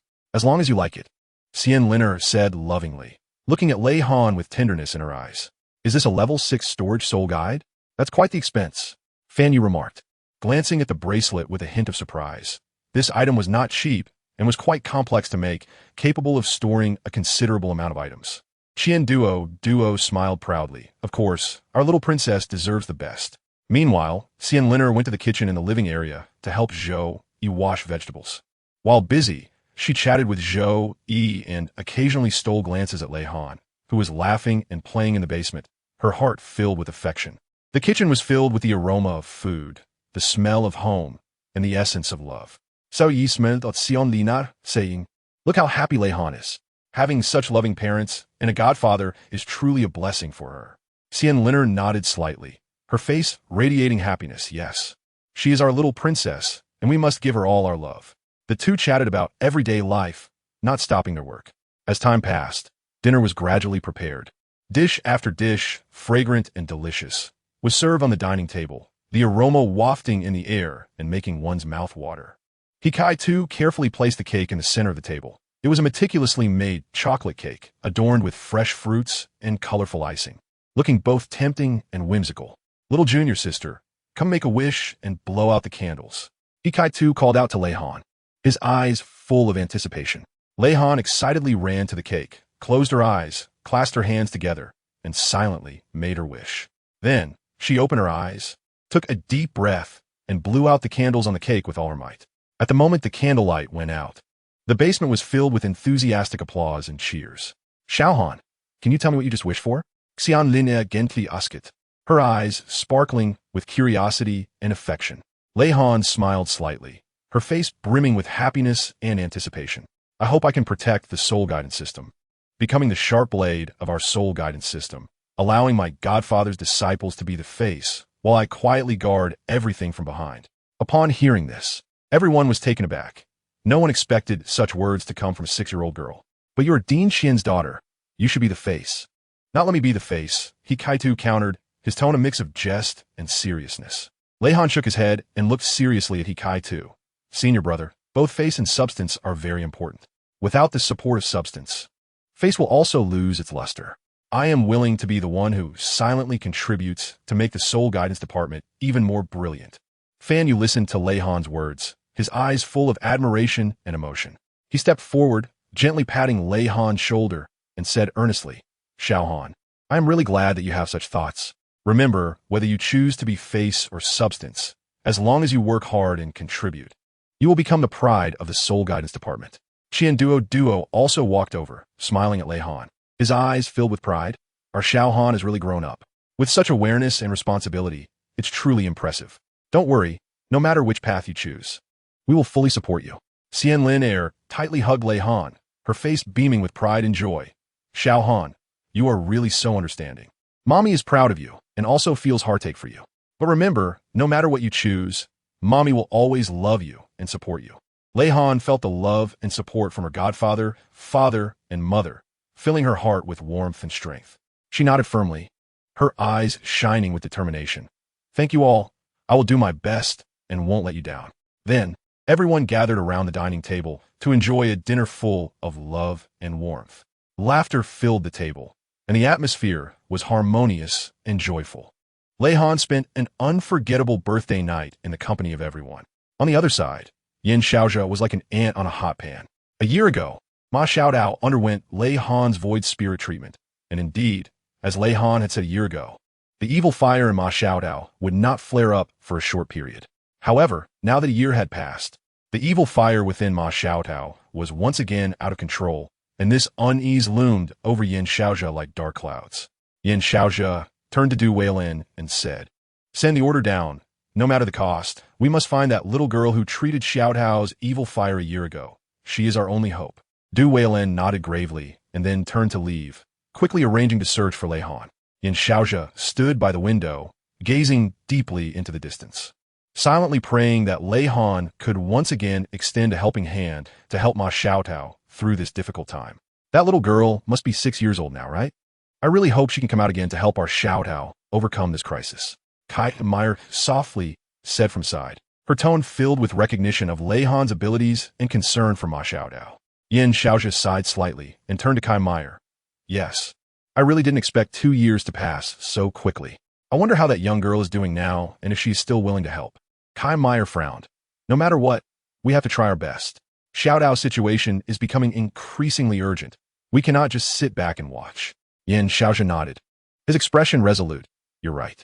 Regardless, we must find that young girl and ask her to help treat Xiaodao. This is our responsibility as mentors and as part of Shrek Academy. The next day, Kaitu heard that the Soul Master Department was doing everything possible to find his junior sister. He hurriedly found Qian Duo and Xian Lin his expression anxious.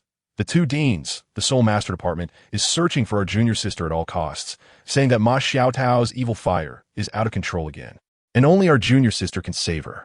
Qian Duo frowned tightly. Is this news reliable? The Soul Master Department is in chaos over this matter, and with Dean Yin personally giving the order, it can't be false. Kaitu said anxiously. Xian Lin, her expression also became serious. Xiao Han's void spirit does have a suppressive effect on evil fire. But if Ma Xiaotao's evil fire is already out of control, then the situation is dangerous. Qian Duo was silent for a moment and then looked at Kaitu. Kaitu, you go notify Xiao Han immediately and have her get ready. If she is willing to help, we will fully support her. If she is unwilling, we cannot force her. Kaitu nodded immediately and turned to leave. He knew that this matter involved the willingness and safety of his junior sister and must be handled with caution. After hearing the news, Lei Han fell silent for a moment. She recalled the pain that her sister Ma Xiaodao had endured a year ago, tormented by the evil fire, and a complex emotion surged within her. She looked up at her godfather and mother, her eyes shining with determination. I am willing to help Sister Ma Xiaodao. I don't want to see her tormented by the evil fire anymore. Qian Duo and Xian Liner looked at Lei Han, their eyes filled with appreciation and pride. They knew that Lei Han's decision was not impulsive, but stemmed from her deep-seated kindness and sense of responsibility. Xiao Han, you have really grown up, Xian Liner said softly, her voice carrying a barely perceptible tremor. But you must remember, no matter the outcome, you have to protect yourself, understand? Lei Han nodded vigorously, her eyes shining with determination. Don't worry, Mom. I will take good care of myself. Qian Duo brought over the mask, and Lei Han took it, gently putting it on her face. The masked hero is making a comeback. She joked, trying to ease the tense atmosphere. But her gaze was exceptionally resolute. She knew what she was about to face. Dad, am I going to the Martial Soul Department alone this time? Qian Duo did not answer, but nodded instead. He handed the map to Lei Han, then turned around to the sofa and lit a cigarette, his brow furrowed as if deep in thought. He signaled Fan Yu to install a positioning soul guide on Lei Han to ensure her safety during the mission. Fan Yu quickly took a small soul guide that resembled a badge from the nearby soul guide device and gently affixed it to Lei Han's collar. This positioning soul guide can transmit your location information in real time, allowing us to keep track of your movements and ensure your safety, Fan Yu explained. Lei Han looked down at the small soul guide, and a warm feeling surged in her heart. She knew that this was everyone's silent care and support for her. She took a deep breath, raised her head, and her gaze was firm. Thank you, Uncle Fan Yu. I will be careful. Xian Liner walked to Lei Han's side and gently stroked her hair. Xiao Han, Mom believes in you. You will definitely complete this mission excellently. Remember, no matter what difficulties you encounter, you must respond calmly, understand? Lei Han nodded repeatedly, taking her mother's hand off her head, then holding it tightly. Mom, don't worry. I will definitely come back safely. Kaitu took Lei Han to the elevator, which slowly ascended from the underground to the surface of Shrek Academy. At that moment, the first ray of morning sunlight fell upon them, as if cheering for Lei Han's brave act. Stepping out of the elevator, Lei Han took a deep breath of fresh air, looking up towards the distance with an unprecedented determination in her eyes. She knew that this mission was not only about the safety of Sister Ma Xiaotao, but also a test of her own strength and courage. He Kai too watched Lei Han's departing figure with mixed feelings. This little girl, although not very old, possessed extraordinary courage and determination. He believed that Lei Han would definitely excel in completing this task. Would she succeed? He Kai too turned around and saw Qian Duo and Xian Liner standing behind him, their eyes filled with concern and anticipation for Lei Han. Qian Duo took a deep breath of smoke and then slowly exhaled, his gaze steady and profound. No matter the outcome, we must believe in her. Xiao Han has unimaginable potential and ability. She will definitely overcome this challenge. Xian Liner gently nodded, her eyes shining with trust and pride. But her voice was exceptionally firm. I believe in Xiao Han. She is the pride of our Shrek Academy. No matter what difficulties she encounters, she will face them bravely until the final victory. He Kai too also nodded firmly. I believe in our junior sister. She has never let us down. This time, she will once again prove her strength. At this moment, Lei Han, wearing a mask and holding a map, walked along the path of Shrek Academy, attracting the attention of many students and teachers who whispered among themselves. Why is there a 6-year-old girl wearing such a strange mask? I don't know, but looking at her direction, it seems she is heading towards the Wuhuan department. A little girl going to the Wuhuan department? Could she be lost? Little sister, are you new here? Do you need help? A senior passing by stopped and asked with concern. Lei Han smiled and shook her head, responding with her tender yet firm voice. Thank you, senior. I'm fine. I know where I'm going. After saying that, she continued on her way to the Wuhuan department. When Lei Han arrived at the entrance of the Wuhuan department, several teachers were gathered together discussing something. Upon seeing Lei Han's arrival, they all cast surprised looks at her. Whose little girl is this? How did she end up in the Wuhuan department? One teacher asked in confusion. Little friend, are you lost? This is the Wuhuan department. Not a place for a little girl like you. Another teacher gently reminded her. Lei Han ignored him completely, tightly gripping the map in her hand. Her gaze determined as she moved forward. One of the teachers grabbed her arm. Hey, little girl, I told you this is not a place for you. Why are you still trying to go in? Hearing this, Lei Han took a deep breath and looked up at the teacher, her eyes shining with an undeniable light. Please let go, or don't blame me for being rude. Although her voice still carried a hint of childishness, the determination in her words was impossible to ignore. The teacher snorted coldly in response. Humph, little girl, quite bold you are. Do you know where this is? With your small frame, you think you can cause trouble in the martial soul department? Lei Han did not say more. She pried open the teacher's hand. Her strength was comparable to that of a pair of pliers, as she pried open the teacher's fingers one by one, causing the teacher to cry out in pain. Other teachers, seeing this, gasped in shock and rushed forward to stop her, while the surrounding students gathered around, pointing and discussing animatedly. What a bold girl. How dare she cause a scene in the Soul Martial Department? A tall teacher from the Soul Martial Department shouted angrily and was about to take action against Lei Han. Lei Han took advantage of his momentary surprise and, with a loud bang, punched him in the eye. The speed and force of the punch shocked everyone. The tall teacher staggered back a few steps, covering his painful eye with a look of disbelief. What are you looking at? Get him. Another teacher from the Martial Soul Department shouted angrily, directing the surrounding teachers and students to encircle Lei Han. Lei Han looked around and counted at least 700 people. Although there were many, she felt no fear. She knew she could not retreat, as retreating meant failure. She clenched her fists tightly, ready to face the upcoming challenges. Taking a deep breath, she struck a starting pose of her martial arts technique, and the teachers and students of the Martial Soul Department, no longer hesitating, unleashed their martial souls and charged towards Lei Han. However, Lei Han did not activate her martial soul. Instead, she engaged in fierce combat using her physical skills. Her figure darted through the crowd, every punch and kick precise and powerful, catching the teachers and students of the Martial Soul Department off guard. Someone from behind grabbed Lei Han, but she used the person like a windmill, sweeping through the crowd and instantly knocking down a group. One punch after another. Lei Han's attacks were like a torrential storm, leaving the teachers and students of the Martial Soul Department unable to keep up. Lei Han inadvertently glanced at the branch beside her, casually picking up a branch thicker than her thumb. She swung it with great force, causing one of the tall and big students to retreat step by step. He ended up sitting right on a cactus, instantly wincing in pain, while the crowd erupted in laughter. However, this did not make Lei Han relax in the slightest. She knew well that the real challenge was still ahead. Dai Yoing, Yao Haoxuan, and Chun Zifeng heard the commotion and came to join in. As the three squeezed through the crowd and saw the scene before them, Dai Yaoheng couldn't help but frown. Good. Someone is making trouble for our Soul Master Department. This cannot be tolerated. Without saying a word, he rushed to Lei Han's front, only to be met by Lei Han's branch, which made him stumble and nearly lose his balance.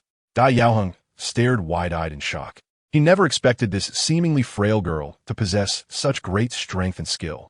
Eventually, the branch Lei Han wielded broke, and she continued to confront Dai Yaoheng and Chun Zifeng with her fists, each punch accompanied by the sound of wind and thunder, causing the eardrums of those around her to ache. Although Dai Yaoheng and his companions were also top-notch students from Shrek Academy, they found themselves struggling against Lei Han's reckless fighting style. This little girl, where did this monster come from? Yao Haoxuan thought in horror while dodging and wiping the blood from the corner of his mouth. She then retaliated against others, executing a sweeping kick and a backflip in quick succession. Lei Han's movements were fluid as water, pushing back the surrounding Soul Master faculty and students one by one. Her figure was as light as a swallow, with each jump and landing perfectly timed, leaving onlookers in awe. Cece also came over to join the excitement. Seeing the scene, she gasped in disbelief, hardly believing her eyes. Rubbing her eyes to confirm she wasn't mistaken, she marveled at how a little girl could single-handedly take on the entire Soul Master Department and still be on the offensive. How is this possible? Cece murmured to herself. Although she was also a student at Shrek Academy, she had never witnessed such an astonishing scene. No way. Even Dai Yaoheng and the others are no match for that little girl. Students nearby expressed their shock, speculating about Lei Han's background and identity, filled with confusion and curiosity. You little brat. I'll take you on. Not far away, Rin Mujin, seeing her classmate getting beaten, completely exploded. With a flash of her figure, she charged towards Lei Han, hands gathering soul power, ready to give Lei Han a harsh lesson. However, Lei Han seemed to have eyes on the back of her head. She turned around and intercepted Rin Mujin's hand with astonishing speed, leaving Rin Mujin stunned and everyone else around Agape. She pushed Rin Mujin away, who stumbled a few steps, and Cece quickly stepped forward to support her, both girls filled with disbelief. You little brats, usually slacking off, and now at a crucial moment. You all look dumbfounded. At some point, Xuanzi, holding a wine jug and swaying, walked over. He glanced at the fierce battle involving Lei Han, a hint of surprise flashing in his eyes, but he quickly returned to calmness. Xianlao, why are you here? Dai Yaoheng called out upon seeing Xuanzi. Xuanzi ignored him and walked to Lei Han's side, carefully examining her. Lei Han also sensed Xuanzi's aura. She stopped her movements and turned to look at him. Little girl, your strength is impressive, but you can't act so recklessly in our Soul Master Department, Xuanzi said slowly. His voice was not loud, but it carried an undeniable authority. Lei Han didn't say a word, but wiped the sweat off her face with her hand and continued to assume a fighting stance, her eyes revealing a hint of stubbornness. She understood that the seemingly drunken old man in front of her was no ordinary person, but she would never back down. Xuanzi noticed this, and a slight smile appeared at the corners of his mouth. He hadn't expected this little girl to be so stubborn. Good, she has character. Let's see what you're made of. Before he finished speaking, Xuanzi's figure flashed and disappeared from the spot. Lei Han was startled and quickly looked around warily, but Xuanzi's figure flickered in and out like a ghost, making it hard for her to grasp. Little girl, catch this. Xuanzi suddenly appeared behind Lei Han and struck toward her with a palm. Lei Han reacted very quickly, but she managed to catch Xuanzi's palm with one hand, which surprised Xuanzi slightly. He hadn't expected Lei Han to be able to catch his palm, although he hadn't used all his strength. It wasn't something an ordinary person could easily handle. After Lei Han caught Xianzi's palm, she did not retreat but advanced instead, using Xianzi's palm strength. She turned around and kicked towards Xianzi. Xianzi sidestepped to avoid it, while simultaneously waving his left hand, sending a wave of soul power towards Lei Han. Lei Han's figure flashed again, dodging Xianzi's attack, and with a wave of her right hand, she counterattacked with a wave of soul power towards Xianzi. The two exchanged blows fiercely, making it hard to determine a winner. The surrounding martial spirit department students and teachers saw this and immediately stopped fighting, stepping aside. They knew that the seemingly drunken old man in front of them was one of the Academy's strong figures, Elder Xian. The fact that Lei Han could match Elder Xian equally shocked them all. The more Xianzi fought, the more excited he became. He did not expect to find the long-lost thrill of battle in this little girl. He laughed heartily, accelerating his movements to launch a fierce attack on Lei Han. Lei Han was equally unyielding, fully immersing herself in the battle, with every movement filled with power and skill. Unleash your martial spirit. The owner of the 20-winged angel martial spirit. Xianzi had long recognized that the little girl who helped Ma Xiaodao clear her evil fire a year ago was the Lei Han in front of him. The moment this was said, the martial spirit department students and teachers lying on the ground were all shocked. They all remembered the mysterious girl from a year ago who had fought back and forth with Zhou Yi in that valley. Hearing this, Lei Han's eyes flickered slightly. She didn't expect Xuanzi to recognize her identity. However, she didn't say much and silently summoned her martial soul, the 20-winged angel. Instantly, a sacred and powerful aura emanated from Lei Han, and a pair of gigantic wings sprouted from her back, with each feather shimmering with dazzling light. Her eyes also became bright and piercing, as if she could see through everything in the world. Is this your martial soul? Indeed powerful, Xuanzi said, a hint of admiration flashing in his eyes as he looked at Lei Han's transformation. Lei Han didn't speak, but instead released her 5 10,000-year soul rings. Dai Yaoheng, Chen Zifeng, and the teachers and students of the Soul Master Department all gasped at this scene. 5 10,000-year soul rings were simply an unbelievable existence in their eyes. It is important to note that 10,000-year soul rings are extremely rare for most soul masters, let alone a 6-year-old girl possessing 5 of them. Xuanzi's expression also became serious. He could feel the powerful aura emanating from Lei Han, which even made him a bit apprehensive. All right, then I will experience your strength. As Xuanzi spoke, he summoned his own martial soul. In an instant, the phantom of the gluttonous divine bull appeared behind him, and a tremendous aura spread out. His clothes burst open, muscles bulging like dragon veins, and he seemed to transform into a true, gluttonous divine bull. Xian Lao is actually serious.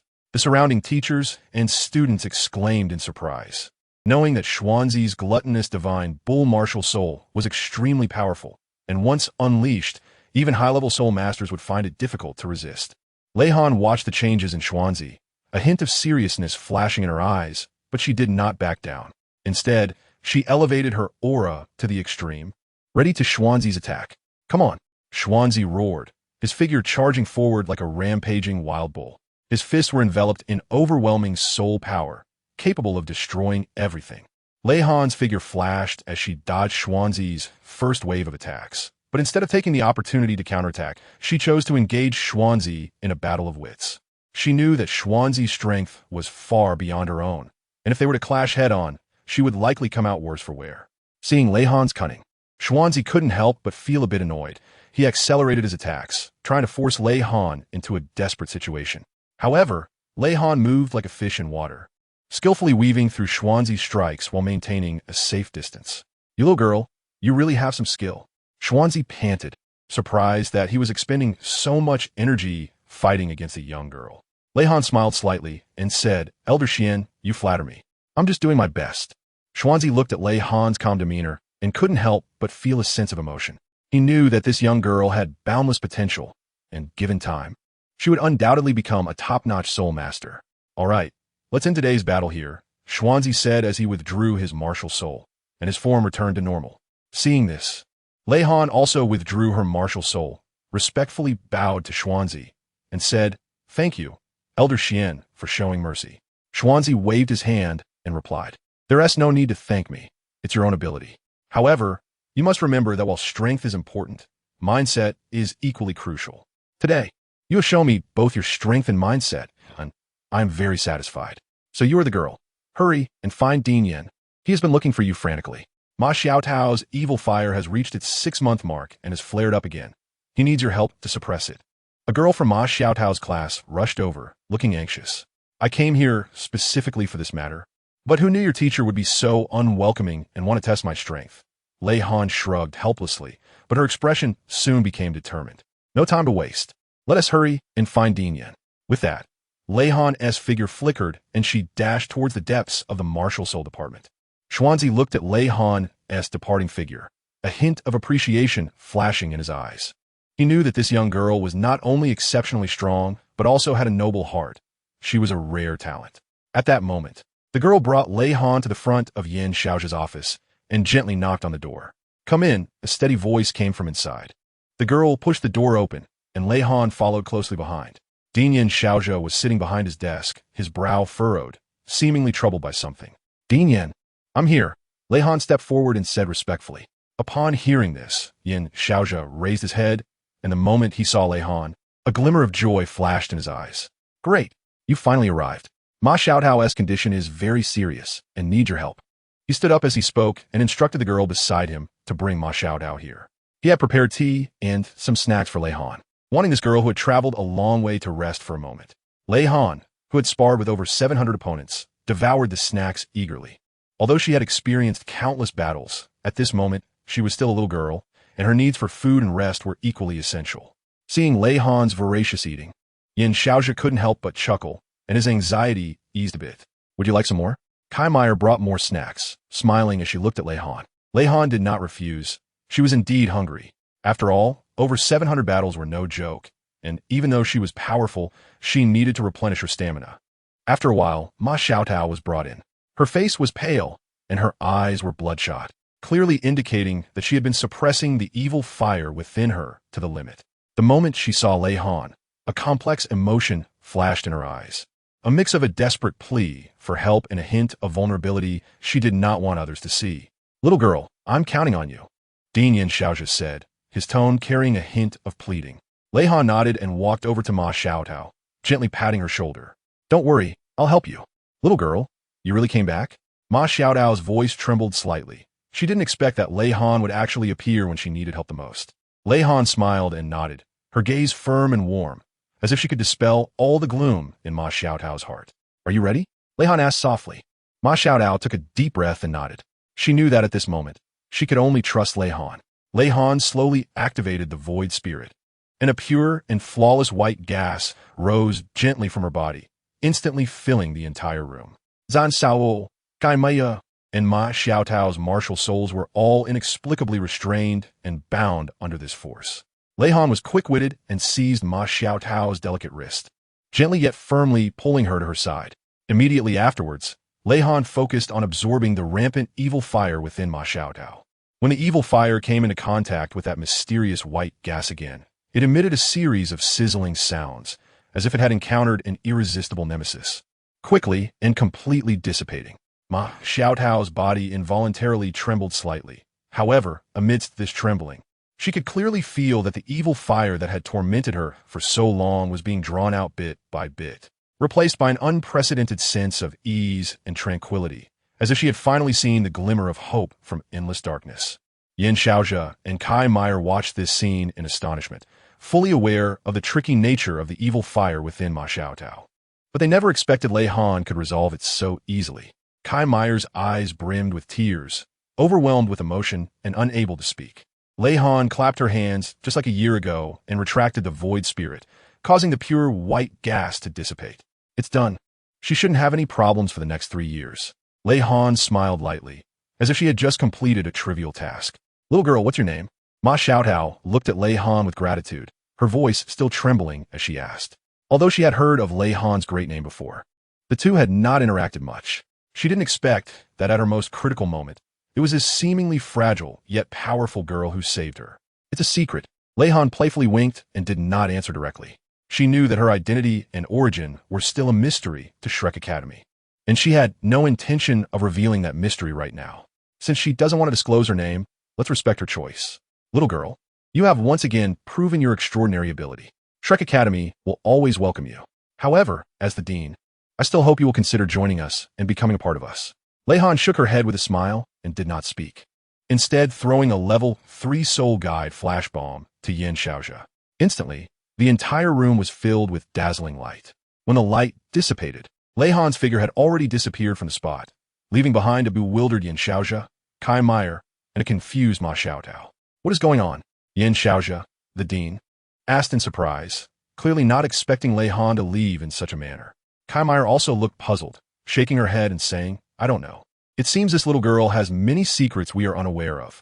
Ma Xiaotao looked at the place where Lei Han had vanished with a complex expression, filled with gratitude and curiosity. She knew she owed Lei Han a favor, and she would have to find a way to repay it in the future.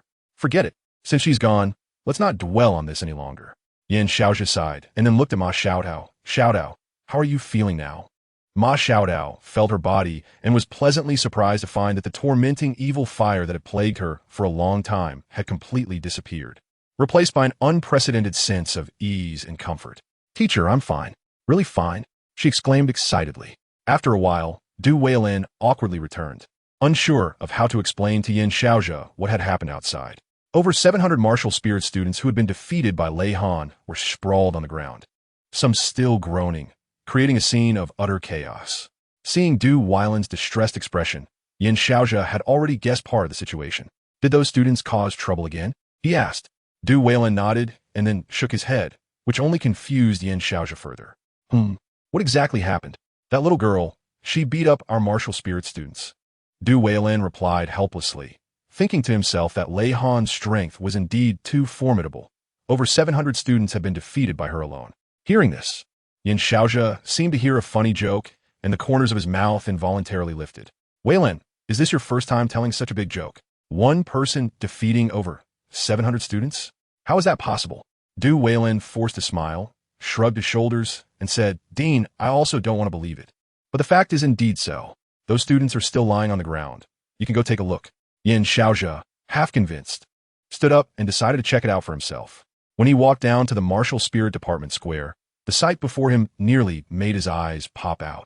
The square was filled with students and teachers lying haphazardly all over the place, each displaying expressions of pain, clearly having been taught a harsh lesson by Lei Han. Each one was either nursing broken legs, broken arms, or had bruises on their faces from Lei Han's fists. Although these injuries were not too severe, they were enough to humble these usually proud martial spirit students. Kai Meyer and Ma Xiaotao soon arrived at the square as well. Upon seeing the scene before them, both were speechless, unable to believe their eyes. Even Dai Yaoheng and the others had been thoroughly defeated by Lei Han and were now lying on the ground in disarray, nursing their aching bodies. Oh no, I almost got beaten to death by that little girl. One student wailed, covering his eyes, clearly hurt by Lei Han. Meanwhile, Xuanzi was drinking in the shade, having fought with Lei Han a few times and considered himself an old friend.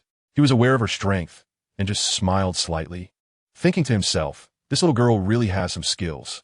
Oh no, as the vice dean of the martial spirit department, I can't believe I got beaten up like this by a little girl. It's really embarrassing. A teacher cried out, holding his swollen face as he struggled to get up from the ground. Oh no, she almost took down the entire outer court martial spirit department by herself. If this gets out, where will our martial spirit department's face go? Another teacher also looked miserable, rubbing his stomach where Lei Han had kicked him, grimacing in pain. At this moment, Yan Xiaozhi could no longer care about his image as a dean. He stared wide-eyed, his mouth twitching slightly as he looked at the chaotic scene, feeling a mix of emotions. He knew that although these students were somewhat arrogant, they were still students of Shrek Academy and future elite soul masters. Being beaten so badly by Lei Han today would likely make them the laughingstock if it got out. He shook his head helplessly, approached the teacher, helped him up, and asked what exactly happened.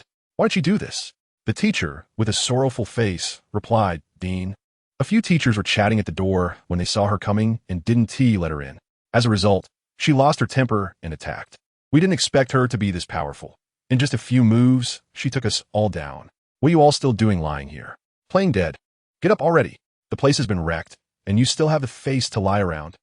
Du Weilin exploded in frustration, shouting as he pulled up a few students who were still groaning on the ground, looking at them with disappointment. Iring du Weilin espoir. The students and teachers who had been lying on the ground, groaning, all scrambled to their feet, albeit with bruised faces, but they dared not lie down again. Yan Xiaozhi looked at these students and teachers and couldn't help but sigh. He knew that if this matter was not handled well, it could deal a significant blow to the martial spirit department. All right, everyone, stop shouting, Yan Xiaozhi interrupted Du Weilin's rant, looking at the students and teachers with a serious tone. I will handle this matter. You all go back and rest. The students, hearing this, felt as if they had been granted amnesty, nodding in agreement, and they quickly dashed away. The teachers also helped each other and slowly left the square. Du Weilin watched the backs of the students and teachers, feeling helpless. He knew that this matter had exceeded his ability to handle and could only be left to Yan Xiaozhi to resolve. Dean, Du Weilin looked at Yan Xiaozhi, wanted to say something, but hesitating. Yan Xiaozhi waved his hand, interrupting him. I know what you want to say. I will handle this matter. However, this little girl may have an extraordinary background. Hearing this, Du Weilin nodded in agreement. He recalled the mysterious aura Lei Han had when she left, and a chill rose within him. This little girl was likely not an ordinary person. All right, you go ahead and get busy, Yin Xiaozhi said to Du Weilin. I need to think this through. Du Weilin nodded and turned to leave. Yin Xiaozhi stood alone in the square, looking at the chaotic scene, lost in thought. He knew that this incident might bring him quite a bit of trouble. However, he also understood that only in this way could true elite soul masters be forged. By the afternoon, the news had spread. At this time, in the basement of the Soul Guide department, Kaitu rushed back in a hurry, shouting as he ran, Dean Qian, it's not good. Qian Duo was leisurely sitting on the sofa, savoring tea. Hearing Hikaitu shout, he frowned, and the teacup in his hand paused slightly. What happened, Hikaitu? Why are you so flustered? Qian Duo asked solemnly. Hikaitu, panting heavily, ran up to Qian Duo, his expression tense as he said, Dean Qian, something big has happened. The martial spirit department was taken down by Lei Han alone. I heard that she single-handedly defeated more than 700 students from the soul-wielding department and quite a few teachers. The entire academy is in an uproar. Qian Duo and the nearby Xian Liner were both startled, nearly dropping their teacups. They simultaneously turned to look at Lei Han, who had just returned not long ago. At this moment, Lei Han was focused on making her soul guide in the soul guide manufacturing area, seemingly unaware of everything happening outside. Just then, the door of the basement elevator slowly opened, and Zhou Yi walked in with a face full of anger. She stormed up to Lei Han, grabbed her arm, pulled her in front of herself, and glared at her, questioning, Lei Han, you really are something. Did you take on the soul-wielding department all by yourself? Is this how I taught you? Huh, you girl, you're getting more and more outrageous. As Zhou Yi spoke, she raised her hand, pretending to hit Lei Han. Seeing this, Lei Han quickly dodged and showed a hint of an innocent expression on his face, saying, Aunt Zhou, it was Emma wouldn't let me in to save Sister Ma Xiaotao, so I acted. Besides, they surrounded me with so many people, I was just defending myself. Upon hearing this, Zhou Yi immediately stopped her raised hand, her eyes wide in disbelief as she looked at Lei Han. What did you say? You acted to save Ma Xiaotao? Zhou Yi's voice trembled slightly. She clearly did not expect such a reason. At that time, those teachers were chatting, and as soon as I stepped into your Soul Master department's door, they wouldn't let me in, saying that kids shouldn't make trouble. I was looking at the map and ignored them, and then they grabbed my hand and pulled me outside. I got anxious and used some strength to pry their fingers open one by one, and out of frustration, I hit them a few times, but I didn't expect them to be so fragile.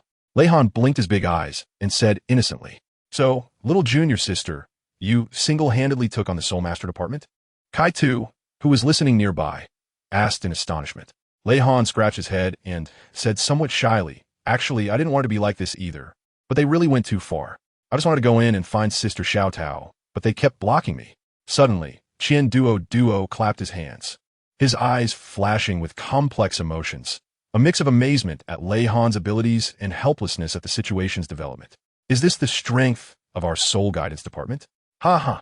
Hikaitu, as someone from the soul guidance department, you should learn from Lei Han's unyielding spirit and her extraordinary strength.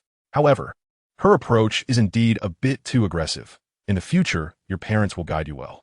Xian Lin Air also nodded, a hint of appreciation in her eyes, but soon showed a worried expression. Lei Han's strength was indeed astonishing, but this incident had escalated too much, and it might not end well. Qian Duo pondered for a moment and then said, What are you afraid of? They have always been unaware of Lei Han's existence, so they can only suffer in silence. After all, no one knows where this little girl came from, nor do they know who is backing her. So Yin Xiaozhi will definitely have to swallow his pride and suppress this matter. Hikaitu laughed out loud at this, realizing it made sense. After all, the higher-ups of the academy were unaware of Lei Han's existence, and the martial soul department had indeed taken a big fall this time without the ability to speak out. Ha ha ha, that fall was really hard, he said, laughing while slapping his thigh. Meanwhile, Zhou Yi looked at Lei Han with a complex expression, a mix of shock at her strength and concern for the trouble she had caused. She sighed and said, Lei Han, what can I say about you? It's good that you're strong, but you can't just act recklessly. This incident will likely bring you quite a bit of trouble.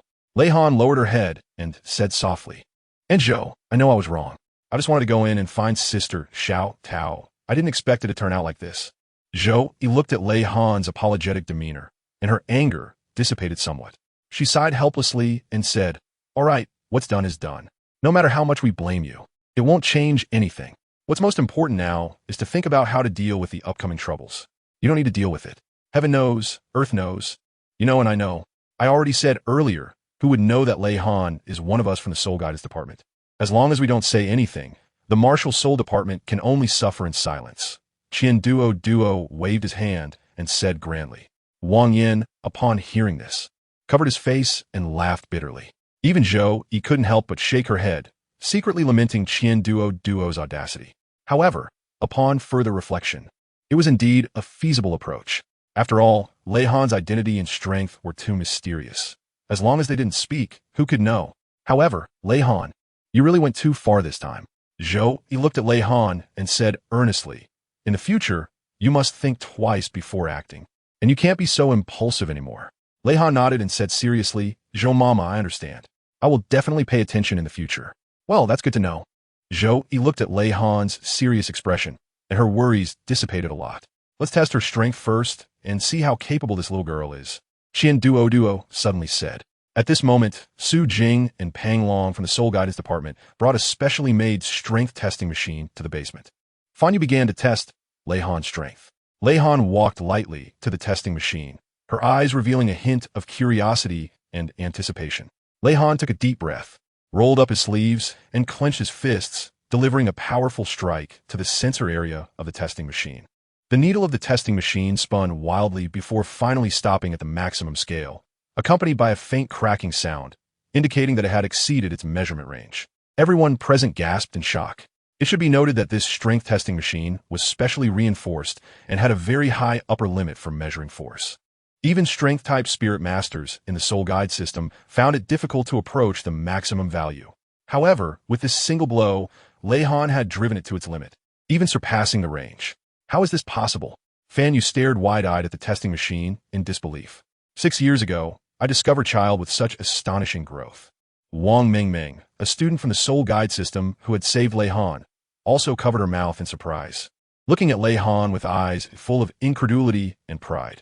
Lei Han looked at the surprised expressions of everyone, feeling a bit embarrassed as she scratched her head and said, I didn't know I would have such great power. Duo laughed heartily, patting Lei Han on the shoulder and said, You girl, you're truly a treasure.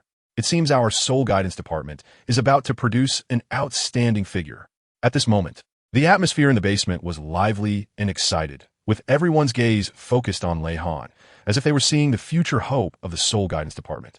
It looks like we need to create a specialized training plan for you, Fanyu said, his eyes sparkling with excitement. He knew very well that with such astonishing power, Lei Han had limitless potential, and as long as she was guided correctly, she would surely become a standout in the Soul Guidance Department. Hearing this, Lei Han's eyes flashed with a hint of anticipation. She longed to become stronger to protect the people she cared about. However, while strength is important, technique is equally crucial. Zhou Yi reminded her from the side, Lei Han, you still need to put more effort into your soul skills and combat techniques. You can't just rely on strength. Lei Han nodded seriously, knowing that Mama Zhou's words were correct. If she wanted to become stronger, she had to develop comprehensively and not neglect any aspect. Duo looked at Lei Han's determined eyes and secretly admired her. He knew that this little girl had an indomitable spirit, and as long as she was given the opportunity, she would surely shine brightly. Chapter 24. The Fate of Lei Han and Huo Yuhao. Meanwhile, far away in the divine realm, Tang Xin was fixated on Lei Han, his eyes filled with complex emotions. Lei Han's rate of growth exceeded his expectations, leaving him both shocked and envious. He never imagined that the little girl who had once sent him back to the divine realm with a single punch had now grown to such an extent. Although his own power in the divine realm was not top tier, he was certainly not a weakling. However, Lei Han was able to break through a power limit that he himself had not reached back then, which made him feel a sense of awe. Third brother, why are you staring at that little girl? Xiao Wu's voice rang in Tang San's ear, sensing something unusual about him and curiously asking, This child, I'm trying to see her destiny and even change it, but it seems there is a force obstructing me. Her destiny trajectory is like stars in the mist, sometimes clear, sometimes blurred. That force not only sent me back to the divine realm with a punch, but also seems to restrain my twin martial souls, making it difficult for me to exert my full strength against her. Tang Xin said slowly, his brow furrowed. Upon hearing this, Xiao Wu frowned. not expecting Lei Han to possess such a magical power that even Tang San found it challenging. This little girl must continue to grow, otherwise, she will become my greatest threat. I must find a way to restrain her or completely eliminate her. Xiao Wu was taken aback by Tang San's resolute words. Although she knew Tang San sometimes resorted to any means necessary to maintain order in the divine realm, hearing him talk about taking action against an innocent child was hard for her to accept. Who dares to touch my master, uncle? Suddenly, a cold and firm voice exploded in Tang San and Xiao Wu's ears, followed by two figures appearing before them. It was Xing Yu and Xing Yu Chun, who had been secretly observing. Xiao Wu was so startled that she screamed. She had not expected two living people to suddenly pop out. Who are you? Tang San's gaze sharpened as he stared at the suddenly appearing Xing Yu and Xing Yu Chun, sensing the powerful aura emanating from them, knowing they were not ordinary individuals. Without a word, Xing Yu threw a punch at Tang San, who was caught off guard and staggered back, nearly losing his balance. His expression darkened. In the divine realm, there were not many who could make him suffer. Xiao Wu was about to take action, but Xing Yu Chun had already flashed to her side, grabbing her hand and saying softly, "Step aside. We never hit women, but don't force us to act." After saying this, he released Xiao Wu's hand and stepped back. "Get your dirty hands off. That is my wife." Tang San shouted angrily. He had not expected these two suddenly appearing individuals to be so arrogant, not only hitting him, but also touching his wife. Xing Yu looked at Tang San coldly, a hint of disdain on his lips. "Tang San, don't think you can do whatever you want in the divine realm. We are here to tell you that Lei Han is one of us. You can't lay a finger on her." Hearing this, Tang San laughed in anger. "Humph, you two want to protect her? You must be tired of living." With that, his blue-silver Emperor martial soul instantly manifested, and 9 soul rings shone around him, radiating dazzling light. He was prepared to go all out against these two mysterious individuals. Seeing this, Xing Yu's eyes narrowed, but he did not back down. Instead, he exchanged a glance with Xing Yu Chun, their thoughts in sync. Then, Xing Yu's devouring spirit was instantly released, and black gas appeared around his hands, as if it had the power to devour everything, distorting the surrounding space. Xing Yu Chun summoned his auxiliary spirit, the blazing flame spirit, and an intense heat instantly spread out, as if the sun's fire was condensed in his palms. Dazzling and eye-catching. Tang San, today you will learn that beyond the divine realm, there are powerful existences you do not know. Xing Yu's voice was deep and powerful as he flashed forward, the black gas swirling around him, charging at Tang San. Xing Yu Chun followed closely behind, his palms radiating scorching flames, like two burning little suns, launching an attack on Tang San. The sky of the divine realm was instantly torn apart by this immense power, and energy fluctuations surged, shocking the heart. Faced with this sudden double assault, Tang San did not dare to be negligent. He quickly adjusted his state, summoning both the Blue-Silver Emperor and the Haotian Hammer, activating powerful soul techniques for defense and counterattack. The Blue-Silver Domain and the Killing God Domain unfolded simultaneously, attempting to suppress Xing Yu and Xing Yu Chen's onslaught. However, Xing Yu and Xing Yu Chen's strength exceeded Tang San's expectations. Xing Yu's devouring spirit could absorb some of the soul power from Tang San's 3rd and 5th soul techniques, greatly reducing their effectiveness. Meanwhile, Xing Yu Chen's blazing flame spirit had a strong penetrating ability. Even Tang San's Blue-Silver Emperor martial soul seemed weak in the face of the intense flames. How is this possible? Tang San was shocked. He had never encountered such a tricky opponent. He knew that if this continued, he would surely lose. Dai Mubai, Zhu Zhuqing, and Oscar happened to stop by and witness this scene. What's going on? Dai Mubai exclaimed in surprise, his eyes wide open. He had never expected to see such a shocking scene in the divine realm. Zhu Zhuqing frowned tightly, her gaze fixed on the battle involving Tang San, Xing Yu, and Xing Yu Chun, feeling an unprecedented sense of crisis. Oscar's expression was serious as he quickly analyzed the situation, considering whether to lend a hand. After all, Tang San was not only their friend, but also an important figure in the divine realm. We must do something. Zhu Zhuqing broke the silence first, her voice firm and powerful. Dai Mubai nodded, knowing that Zhu Zhuqing's concerns were not unwarranted. Tang San was facing an unprecedented challenge, and as friends, they could not stand by idly. Oscar took a deep breath, his eyes gleaming with determination. All right, let's go together. The 3 figures flashed and instantly arrived at the edge of the battlefield. They each released their martial souls, preparing to join this fierce battle. Dai Mubai's evil, a white tiger martial soul manifested, and he let out a deafening tiger roar, trying to distract Xingyu and Xingyu Chun. Zhu Zhuqing's ghostly shadow cat martial soul followed closely, her movements agile, like a ghost in the night, seeking the best moment to strike. Oscar summoned his mirror intestine, ready to replicate the most suitable soul technique for the current situation. He knew that in this battle, every detail was crucial. Tang-san, we are here to help you, Dai Mubai shouted, his voice filled with power and determination. Hearing Dai Mubai's voice, Tang-san felt a warmth in his heart. He knew he was not fighting alone. With the help of his friends, he could surely overcome the enemies before him. Thus, Tang-san fought even harder, every movement filled with strength and skill.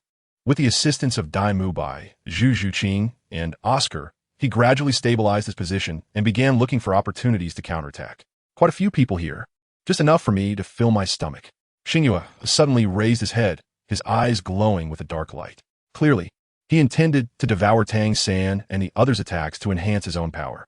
Seeing this, Xingyukin's lips curled into a playful smile, as if he was thoroughly enjoying the thrill of the battle. Facing Xingyu's greedy gaze, Tang-san felt a chill in his heart. He knew very well that the opponent's devouring spirit ability was formidable. If they could not quickly find a way to counter it, they would likely fall into crisis. Everyone be careful. His strange ability can devour our soul power. Tang-san quickly reminded them, his eyes filled with vigilance. Dai Mubai's eyes widened in shock. He increased the intensity of his attacks, attempting to break Xingyu's devouring ability with powerful physical strikes. Zhu Zhuqing, on the other hand, used the agility of her phantom cat spirit to constantly traverse the battlefield, looking for opportunities to deliver a fatal blow to Xingyu. Oscar showcased his formidable strength as a support-type soul master. He quickly analyzed Xingyu's devouring spirit ability and then replicated a soul skill that could interfere with its devouring effect. A strange beam of light shot from Oscar's hand, directly hitting Xingyu. Xingyu waved his hand, and a black wall appeared in front of him, swallowing all of Dai Mubai and the others' attacks without a trace, not even stirring a ripple. He wiped the corner of his mouth, seemingly savoring the most delicious dish in the world, with a satisfied expression on his face. Oscar was so frightened that he took a few steps back, dropping the mirror sausage in his hand. His lips trembled slightly, clearly shaken by Xingyu's terrifying ability. All consumed? How was that possible? Oscar was horrified. He had never seen such a strange and powerful ability. Use his strength against him. Xingyu placed his hand on the ground, and the soul skill that Tang-san had launched at him actually rebounded from the ground, coming back with even greater speed. Tang-san and the others hurriedly dodged, but were still shaken by the residual force. What kind of strange move is this? Dai Mubai gasped for breath, his evil-eye white tiger spirits glow dimming a bit.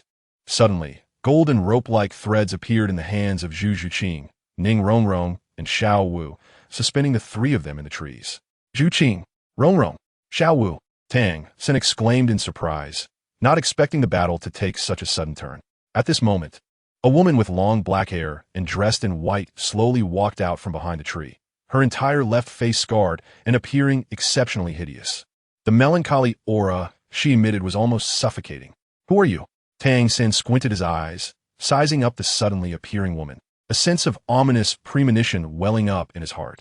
The woman did not answer directly but smiled slightly, though there was no warmth in her smile. Instead, it radiated endless coldness, and the lightning in her hand crackled with energy, as if it could explode at any moment.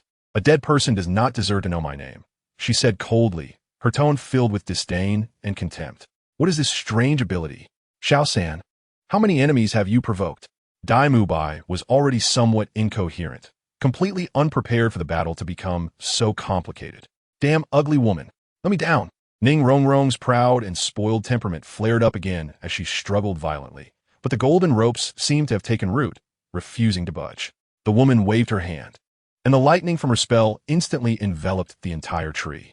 Ning Rongrong, Zhu Zhuqing, and Xiao Wu were immediately surrounded by the electricity, their hair standing on end, and expressions of pain on their faces. Rongrong, you need to change your temper, Zhu Zhuqing said, her voice breaking up due to the electric shock. The woman waved her hand, and the electricity vanished instantly. But the poor tree was charred black from Ning Rongrong's words, smoke rising from its leaves and branches. The three of them hung from the tree, looking like charred pieces of coal, their hair disheveled, with terror and helplessness in their eyes. Zhuqing, Xiao Wu, I'm sorry. I didn't expect a single sentence would lead us into such a dire situation, Ning Rongrong said, her voice trembling with a hint of crying. Although she usually spoiled herself, she realized the consequences of her recklessness in a life-and-death situation. At this moment, Dai Mubai was being pushed back step by Xing Yue. Although his evil-eye white tiger spirit was powerful, it seemed somewhat powerless against Xing Yue's strange devouring spirit ability. Tang Xin was trapped by the woman's lightning spell. Just as he was about to move, the woman admonished him. Don't move, or the 5 thunder formation beneath your feet will shatter you to pieces. Tang Xin looked down and indeed found himself standing on a complex lightning pattern, with flickering lightning that seemed to contain destructive power. Then I will try. Tang San's eyes hardened. He was not someone to be easily threatened. He felt his soul power surge, releasing his blue-silver emperor spirit, attempting to break free from the lightning's constraints. However, the 5 thunder formation seemed to sense Tang San's resistance, and lightning from above struck him. Even the woman did not expect Tang San to be so stubborn, actually daring to resist her 5 thunder formation. Tang San's screams echoed through the clouds as his body was struck by lightning, trembling uncontrollably. Even his bones became visibly clear from the strikes. Xing Yukin and Xing Yue paused their attacks, both astonished, exclaiming, "What a guy!"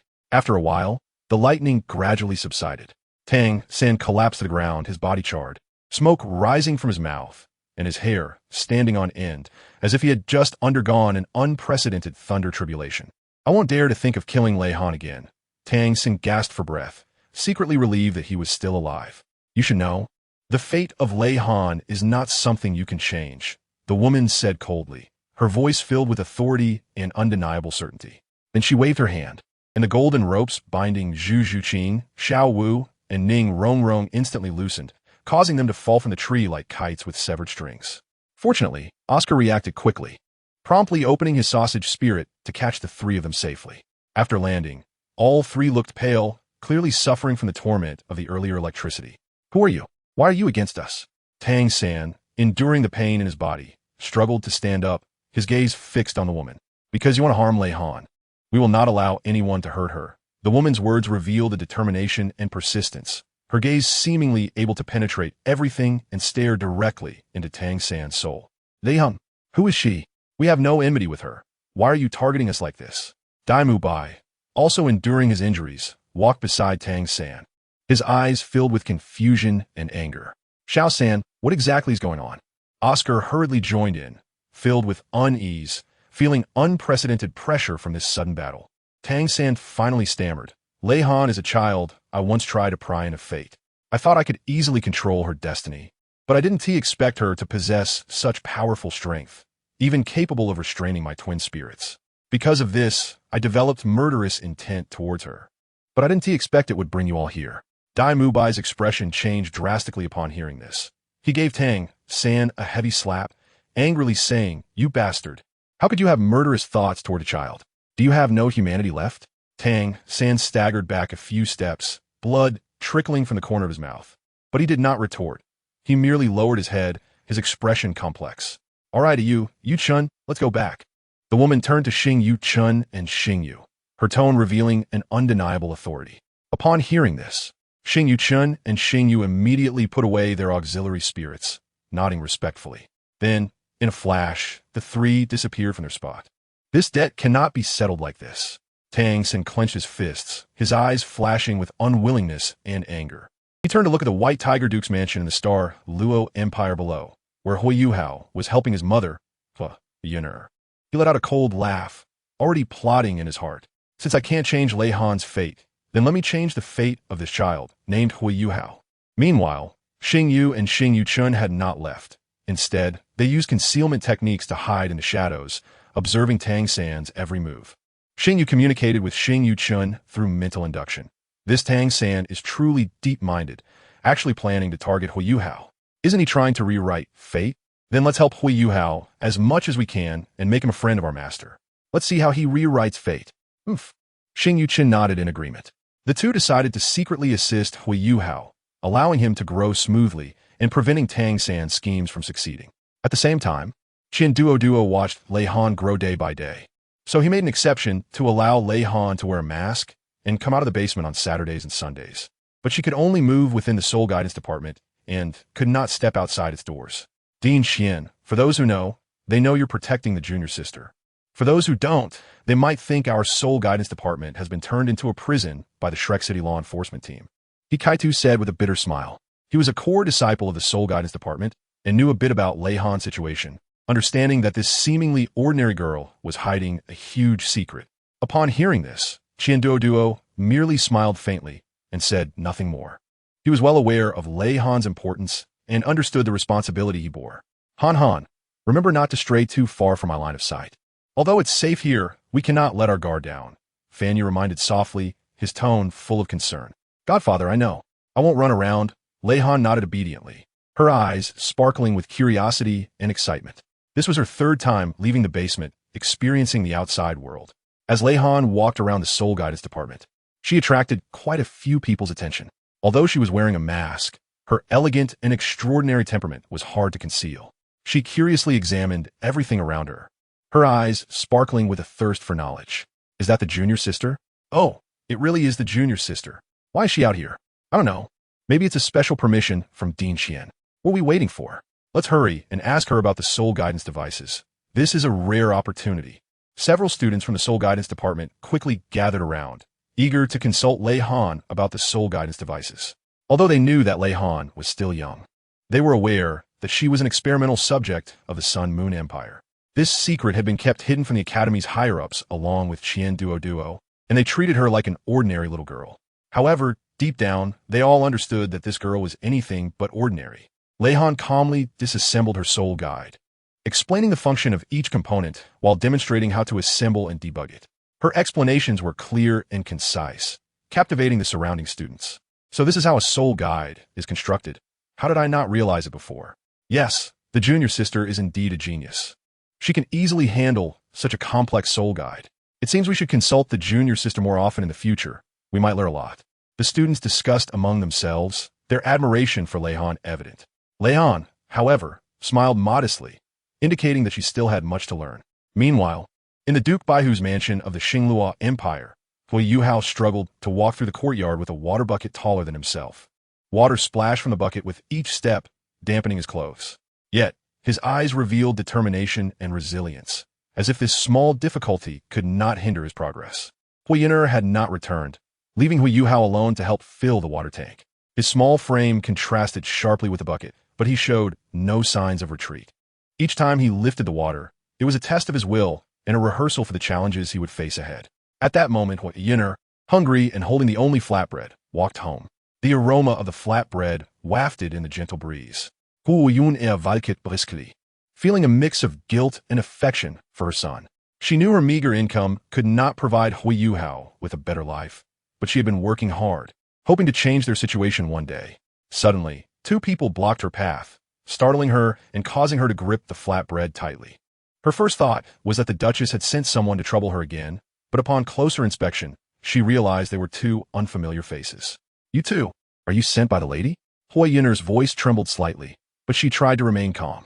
Xing Yue and Xing Yishan did not answer, but instead handed her a bag of fluffy buns and a roasted chicken before turning and disappearing into the crowd, leaving Hui Yin'er stunned and holding the heavy food. What is going on? Hui Yin'er stood there, a warm current flowing through her. She looked down at the food in her hands, her eyes gradually moistening. She understood that these buns and chicken were a rare luxury for her and Hui Yuhao. Big guy, even beggars don't eat food given without asking. Do you really think she will accept it? Xing Yishan's voice sounded in Xing Yue's ear, filled with doubt.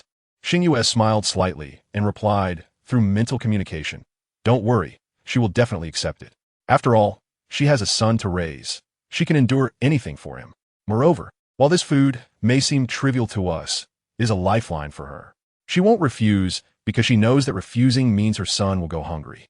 As Xing Yue expected, Hui Yin'er was surprised but quickly understood the value of the food. Without thinking too much, she hurriedly hid the food in her arms, fearing it would be seen by the Duchess's spies. She quickly walked home, pushed open the door, and saw Hui Yuhao still struggling with the water bucket, his small body already drenched in sweat. Hui Yin'er's heart ached, and she quickly took out the food from her arms, placed it on the table, and then hurried to Hui Yuhao's side to take the bucket from his hands. "Yuhao, don't mention it. Let mommy do it," Hui Yin'er said with concern. Hui Yuhao, seeing his mother return with so much food, showed a glimmer of surprise in his eyes. He wiped his sweat and said, Mom, I'm not tired. You should rest. I can handle this. Hui Yin'er gently touched Hui Yuhao's head and said, Silly child, Mommy knows you're understanding, but you're still small and growing. You can't wear yourself out. Come on, Mommy made you something delicious. As she spoke, Hui Yin'er brought the roasted chicken and buns in front of Hui Yuhao. Hui Yuhao looked at the food, excitement shining in his eyes. He hadn't eaten such a sumptuous meal in a long time, but he didn't eat right away. Instead, he picked a piece of chicken for his mother first. Mom, you eat first, Hui Yuhao said thoughtfully. Hui Yin'er looked at Hui Yuhao, her eyes filled with gratitude and emotion.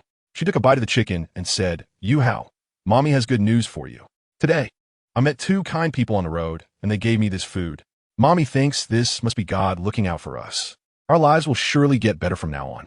Hui Yuhao felt a warm current rise in his heart as he listened to his mother. He believed that as long as he and his mother worked hard together, they would surely live a happy life. He picked up a bun and began to eat it eagerly, as if it were the most delicious food in the world. At that moment, Xing Yue and Xing Yixin were sitting in a tree, watching the warm scene between Hui Yin'er and Hui Yuhao. Hui Yuhao, enjoying his meal, made them exchange smiles. It seems we did the right thing, Xing Yue said softly, a look of satisfaction in his eyes. Yes, I'm also very happy to help them, Xing Yixin replied, his tone warm. The two sat quietly in the tree, observing Hui Yin'er and Hui Yuhao busily and warmly in the courtyard, feeling a surge of inexplicable emotion. They knew that there were many people like Hui Yin'er and Hui Yuhao in this world, living in hardship yet still living strong. In the future, let us help them more, Xing Yue proposed, his tone resolute. Yes, I agree, Xing Yixin nodded in agreement, and the two exchanged smiles, as if they had reached a tacit understanding. As night fell, Xing Yue and Xing Yixin quietly left the Duke Baihu's mansion, disappearing into the night. Meanwhile, Hui Yin'er and Hui Yuhao continued to work in the courtyard.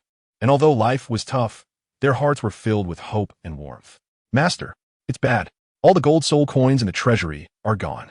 At that moment, in a noble mansion of the Xingluo Empire, a sharp female voice shattered the tranquility of the night. This sudden news plunged the entire mansion into chaos.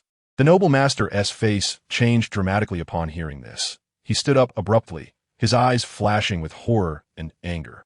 The gold soul coins in the treasury represented generations of accumulated wealth for their family, and now they had vanished overnight. How could he accept that? What? All the gold soul coins are gone? How is that possible? The noble master roared, his voice echoing through the mansion. The maid trembled all over, kneeling on the ground. Her voice choked with tears. Master, it's absolutely true. The treasury is empty. There's nothing left. The noble master was furious. He grabbed a teacup from the table and smashed it to the ground, shards flying everywhere. He paced back and forth, trying to calm down and think of a plan, but the panic and anger in his heart made it hard for him to settle down. Quick, gather all the servants and search for me. We must find out who did this. The noble master issued the order, his voice full of determination and severity. In an instant, the mansion was brightly lit, and the servants began to take action, searching for suspicious clues. However, the treasury doors were tightly closed, showing no signs of being tampered with. The gold soul coins seemed to have disappeared into thin air, leaving everyone confused and bewildered. The noble master stood before the treasury, his gaze piercing, trying to find answers from the slightest clues. He understood that this theft was no accident.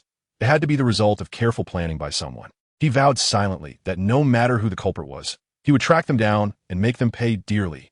Meanwhile, on the tree at Hui Yin'er's home, Xing Yuqin helplessly said, Alas, you really have no morals. You actually stole all the gold soul coins from that noble lord. Xing Yu chuckled and replied, How can this be called stealing? This is called robbing the rich to help the poor. Just look at Hui Yuhao's clothes. They're in tatters. And his mother has to work hard to support him. Those noble lords have so much money they could pile it into a mountain. Yet they still boast about how much inheritance they have. I'm just helping him spend it. As soon as these words were spoken, not only was Xing Yuqin speechless, even Xing Yunxi and Xing Gaiyan, who were watching this scene through a crystal ball, couldn't help but roll their eyes. Xing Yunxi chuckled and said, This Xing Yu is really mischievous, but this robbing the rich to help the poor approach is quite to my liking. Thank goodness you're in the Douluo continent. If you were to return to our star domain, you would definitely become a leader of thieves, taking people around to rob the rich to help the poor. Xing Gaiyan teased, his face full of smiles. Xing Yu shrugged and said nonchalantly, The people in Douluo continent are too poor. These gold soul coins are so few, not even enough to fill my teeth. If we were in our star domain, I would definitely empty out those wealthy people's treasure houses. Xing Yuqian smiled and shook his head, saying, "Stop bragging. Be careful not to get caught and thrown in a prison." Xing Yu snorted dismissively, saying, "Catch me? They don't have that ability. But speaking of which, those noble lords are really stingy. They won't even take out money to help the poor and force me to take action." Seeing the smug look on Xing Yu's face, Xing Yuqian couldn't help but pour cold water on him. All right, stop being so proud. Although we helped Hui Yuhao this time, we also need to be careful not to be discovered by those noble lords. Otherwise, we could really be in trouble." Xing Yu chuckled and said, "Don't worry. I know what I'm doing. This time we just tested the waters. There will be plenty of opportunities in the future. Once we become powerful, we'll directly empty those noble lords' treasure houses and let them know what robbing the rich to help the poor really means." Upon hearing this, Xing Yuqian couldn't help but roll his eyes and said, "Stop dreaming. Let's hurry back before we get discovered." The two exchanged smiles, and then their figures flashed and disappeared into the night, leaving Hui Yuner and Hui Yuhao in that warm courtyard, continuing their simple and happy lives. Chapter 25. Reunited Ma Xiaodao sat quietly in the spacious and bright classroom of the Martial Soul Department, gazing out the window into the distance. Her chin resting on her hand as she softly murmured, "I wonder how that little girl is doing now." Her thoughts drifted back to the memory of Lei Han helping her expel the evil fire from her body, and a wave of warm and complex emotions surged within her heart. At that time, she was being ruthlessly tormented by the evil fire, pushing her to the brink of collapse. Those days were undoubtedly the darkest period of her life, and Lei Han, the girl who always presented a gentle smile, was like a ray of dawn piercing through the heavy gloom that shrouded her heart. She clearly remembered Lei Han's gentle palm lightly touching her back, a fresh and pure power quietly flowing into her body, engaging in a fierce battle with the raging evil fire. Each breath was accompanied by intense struggles and a deep yearning for liberation. However, Lei Han was as elusive as the wind. Even her teacher, Yin Xiaozhe, despite his best efforts, could never trace her whereabouts. She seemed like a phantom that never truly existed, appearing only at the most critical moments and quietly disappearing after completing her task. Ma Xiaotao's heart was filled with a complicated mix of gratitude and regret. Grateful that she was given a chance to be reborn, yet regretting she hadn't had the chance to thank her in person. And even more regretting that she hadn't forged a deep friendship with her to share the joys and sorrows of growing up together. Just then, her shoulder was gently patted by Dai Yaoheng, interrupting her thoughts. The big sister of the Martial Soul Department is daydreaming again? Dai Yaoheng's voice carried a hint of teasing and concern. Ma Xiaodao came back to her senses, smiled slightly, and said, "It's nothing, just thinking about some past events." Her gaze flickered for a moment, as if trying to hide her inner turmoil. "I see you're thinking about that unnamed girl, right?" Dai Yaoheng seemed to see through her thoughts, chuckling. "To be honest, I'm quite curious about her too. After all, someone who can help you solve such a big problem must be extraordinary." "What unnamed girl?" "She's my savior." Ma Xiaotao's tone carried a hint of dissatisfaction. She didn't like others referring to Lei Han as an unnamed girl. Her eyes became firm, as if recalling every detail of her time with Lei Han. "Not only does she have powerful abilities, but she also has a kind heart. When I needed help the most, she stepped forward to help me expel the evil fire from my body. Although she acts low-key, her brilliance cannot be overshadowed." Ma Xiaotao's words were filled with admiration and gratitude for Lei Han. Seeing this, Dai Yaoheng quickly smoothed things over. All right, we get it. You hold her in high regard and are grateful to her. It's just curiosity, after all. Someone who helped you with such a big issue must be extraordinary. Come on, let's go to the playground to unwind." Saying this, the three of them headed towards the playground. The playground was sunny, with a gentle breeze blowing, and students gathered in groups, either chatting or honing their skills. As Ma Xiaotao walked in this familiar environment, her mood was different from usual. Her heart was filled with deep nostalgia for Lei Han. "What do you think she's doing now?" Ma Xiaodao suddenly stopped, gazing at the distant sky, her eyes full of longing. Dai Yaoheng and Cici exchanged glances, seeing the helplessness in each other's eyes. They knew that for Ma Xiaodao, Lei Han had become an irreplaceable presence. "Perhaps she's somewhere helping more people in need," Dai Yaoheng said softly, trying to comfort Ma Xiaotao. Ma Xiaotao nodded slightly, a faint smile curving her lips. She knew that no matter where Lei Han was, she would always remember this kindness and strive to become a person who was both powerful and kind, just like Lei Han. "Xiaodao, your face is red." Gong Yangma suddenly popped up from a tree, drawing everyone's attention. Sitting on a branch, Gong Yangma looked at Ma Xiaotao with a playful expression. Ma Xiaotao's cheeks flushed slightly as she shot him a glare, saying, "What nonsense are you talking about? I'm not blushing." Gong Yangma laughed, took a bite of an apple, and leisurely swung his legs on the branch, continuing, "Really? Just look at your ears, they're all red. Are you thinking about that mysterious girl who helped you expel the evil fire?" Ma Xiaotao was caught off guard by his words, and felt a mix of embarrassment and anger, saying, "If you keep talking nonsense, I'm going to throw you down from that tree." Gong Yangma, however, was unbothered, still grinning as he said, all right, I won't say anything. But seriously, that girl is really amazing for helping you solve such a big problem. I wish I could meet her too. Maybe I could learn a thing or two from her." Hearing this, Ma Xiaotao felt a sense of pride welling up inside her and said, "Of course, she is my savior. Her strength and kindness are not something just anyone can compare to." Suddenly, a hand patted Ma Xiaotao's shoulder. She turned around to see a familiar mask covering most of the person's face, revealing only a pair of clear, water-like eyes. Those eyes seemed to see into the depths of the heart, causing Ma Xiaotao to instantly hold her breath. "Why you?" Ma Xiaotao's voice trembled slightly, a surge of indescribable excitement welling up in her heart. She couldn't believe that the life-saving benefactor she had longed for was standing right in front of her without any warning. "I heard someone was looking for me." The 6-year-old Lei Han's voice was still as gentle as ever, carrying a hint of barely noticeable laughter. Monsieur widened her eyes, staring fixedly at Lei Han, as if she wanted to imprint her image deeply in her mind. The sounds around her gradually faded away. In her world, only Lei Han's clear, water-like eyes remained. "It's really you." Ma Xiaotao's voice carried a hint of choking emotion as she suddenly stepped forward and tightly hugged Lei Han. "I thought I would never see you again." Lei Han gently patted Ma Xiaotao's back, his voice still gentle. "I'm here now, aren't I? Don't cry, or you won't look good." The nameless girl. "Last time you almost took down our entire martial soul department with your physical skills, which got me scolded by Director Du for a long time." Dai Yaoheng pointed at Lei Han with an angry face, seemingly wanting to vent. However, there was no real anger in his words. Instead, there was a hint of teasing and helplessness.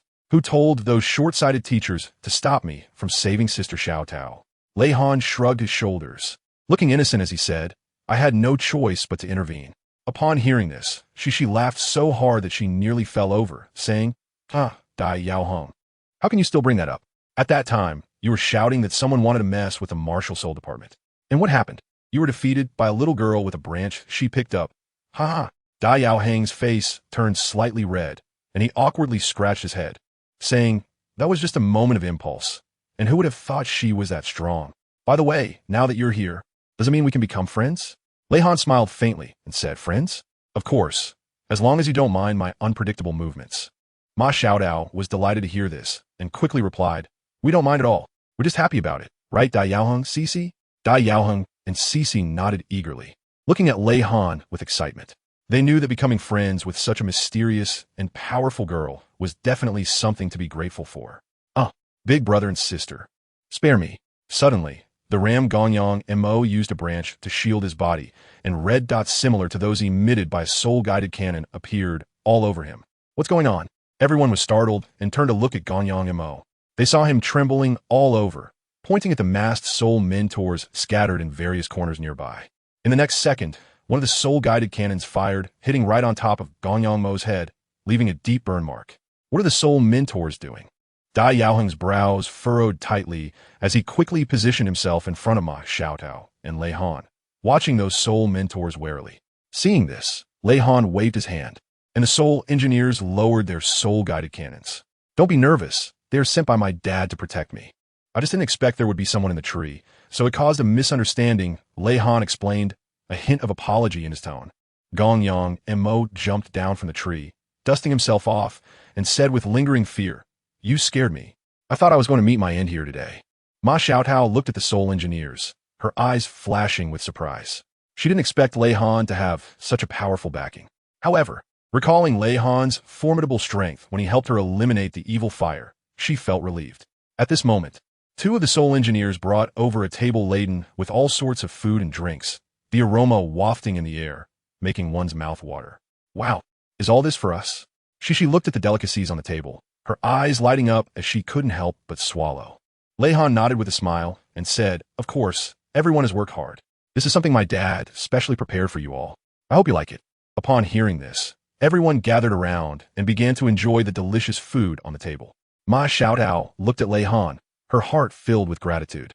She knew that all of this was thanks to Lei Han. If it weren't for her, she might still be troubled by the evil fire and wouldn't be able to enjoy food and happiness with these friends. Thank you, little girl, Ma Xiaotao suddenly said. Her voice choked with emotion. Lei Han was momentarily taken aback, then smiled and said, Sister Xiaotao, what are you talking about? Aren't we friends? Ma Xiaotao nodded, her eyes slightly red, but the corners of her mouth lifted into a happy smile. She knew that meeting Lei Han was the luckiest thing in her life. In contrast, Shi, Dai Yao Hong, and Gong Yang, Mo, exchanged knowing glances, quietly planning something among themselves. Little girl, what do you look like? We're so familiar now. You can't always wear a mask when interacting with us, right? Shi blinked her big eyes, looking at Lei Han with curiosity. I'm sorry. My dad said my face shouldn't be shown easily to avoid unnecessary trouble. Lei Han replied with an apologetic smile, though her tone carried a hint of determination. Dai Yao Hung thought to himself, I want to see how you eat while wearing a mask. So, he deliberately picked up a large piece of meat and handed it to Lei Han, wanting to test whether she would take off her mask to eat. However, Lei Han merely smiled gently, taking the piece of meat with one hand while using the other hand to pull down the mouth portion of the mask, transforming it into a style that only covered the upper half of her face.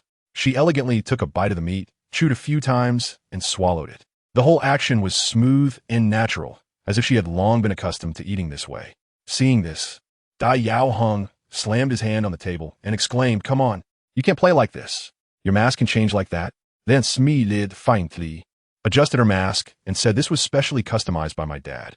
It can change the areas it covers at will. Very convenient. Suddenly, Shi noticed that there were faint flickers of light from the positioning soul guidance devices on Lei Han's collar, cuffs, and pant legs. Hearing this, Ma Xiaotao also noticed this detail and asked worriedly, Little girl, are those lights on you positioning soul guidance devices? Is your dad monitoring your whereabouts? Lei Han gently nodded, a complex emotion flashing in her eyes. Yes, Sister Xiaotao, Dad is also thinking about my safety. After all, my abilities are a bit special and can easily attract unnecessary trouble. Meanwhile, the soul mentors in the corners use communication soul guiding devices to report to Douluo in the basement of the soul guiding department that Miss Lei Han had met with her friends and was having a pleasant time. So far, there were no abnormal situations occurring. Douluo sat in front of the dedicated monitoring screen in the basement, watching every move of Lei Han and her group, a hint of a satisfied smile appearing on his lips. The images on the screen were incredibly clear, capturing every detail. He gently nodded and spoke into the communication soul guiding device. Good. Continue monitoring and ensure their safety. Yes, Director, came a uniform response from the other end of the device. Director Qian, how many positioning soul guiding devices did you install on Junior Sister? Hikaitu pushed the door open from outside, asking with a curious expression. Douluo looked up at Hikaitu and replied, Not many, just over 20. Her mask, clothes, and even shoes are embedded with miniature positioning soul guiding devices. This way, no matter where she goes, I can clearly know her location. Hikaitu's mouth dropped in surprise. Over 20? That's too exaggerated. Director Qian, you're just short of embedding the miniature positioning soul guiding device in Junior Sister's teeth. After saying that, he couldn't help but laugh. Douluo shook his head helplessly and said, There's no other way. Lei Han is exceptionally gifted, but this also makes her an easy target for those with ulterior motives. I must ensure her safety. Hikaitu sobered up and nodded seriously. Director Qian, don't worry. I will also keep an eye on Junior Sister's situation to ensure she doesn't encounter any danger. Douluo looked at Hikaitu with appreciation, patting his shoulder. With you around, I feel at ease. However, you must also remind yourself to stay vigilant and not be careless. At this moment, on the monitoring screen, Ma Xiaotao tried to pull off a positioning soul guiding device from Lei Han, but was cleverly dodged by Lei Han. Sister Xiaotao, don't worry. Dad is also doing this for my good. Lei Han softly comforted her, while signaling Ma Xiaotao with her eyes not to act rashly. Ma Xiaotao looked at Lei Han's calm and determined eyes, her worries easing a bit. She knew that although Lei Han appeared weak on the outside, she actually had a strong heart and extraordinary abilities. All right, little girl, if you encounter any difficulties, you must tell us. We will do our utmost to help you. Ma Xiaotao said seriously, tightening her grip on Lei Han's hand. Lei Han smiled and nodded, feeling the warmth and support from her friends. She knew that she was not alone. In this world full of unknowns and dangers, she had a group of trustworthy friends to rely on. At that moment, Douluo, sitting in front of the monitoring screen, also noticed this scene. He watched as Lei Han and Ma Xiaotao held hands tightly, and a warm feeling surged in his heart. He knew that the bond among these children was genuine and profound. They would lend a helping hand to each other when needed, facing difficulties and challenges together. Soon, the sun set, and the sky was painted with a magnificent sunset. It was getting late, and I should go back. Lei Han looked out the window, her tone tinged with reluctance. Upon hearing this, Ma Xiaotao abruptly stood up, grabbing Lei Han's hand and said, "No, don't go. We still have so much to talk about. So many things we want to ask you." Her voice trembled slightly, revealing her inner excitement and anxiety. "Don't worry, Sister Xiaotao. Our bond won't end here. In the days to come, we will meet again. Moreover, when you're truly ready, all the answers will naturally reveal themselves," Lei Han said, gently patting the back of Ma Xiaotao's hand. Her gaze seemed to see through people's hearts, offering the gentlest comfort.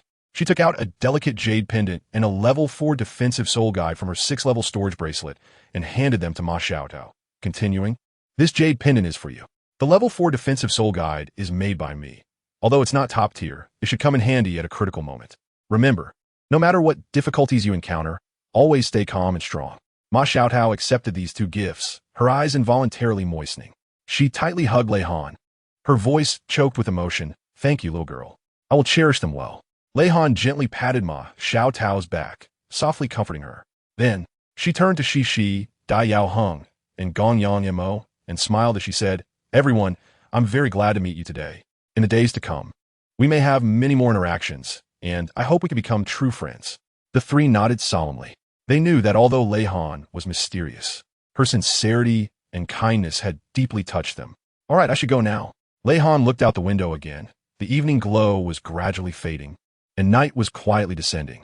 She took a deep breath and threw a level 1 soul guide element flash bomb at the 4 of them, instantly illuminating the entire forest with a dazzling light. Even the nearby soul masters, who were about to kiss, were startled by the sudden brightness and hurriedly pulled apart, looking in astonishment at the source of the light. Under the cover of the flash bomb, Lei Han quickly disappeared into the night. Ma Xiaotao, Xixi, Dai Yaoeng, and Gong Yang Mo stood in place, watching the direction in which Lei Han left, their hearts filled with reluctance and anticipation. "She really left," Cece said softly, her tone tinged with a hint of loneliness. Ma Xiaotao tightly clutched the jade pendant and the defensive soul guide that Lei Han had given her, her eyes firm. "Although she has left, our friendship will not be interrupted. That little girl is special, and I believe we will have many opportunities to meet again in the future." Dai Yaoheng and Gong Yang Mo nodded in agreement. They were captivated by Lei Han's mystery and strength, and even more moved by her sincerity and kindness. They knew that this seemingly fragile girl actually possessed an incredibly strong heart and extraordinary abilities.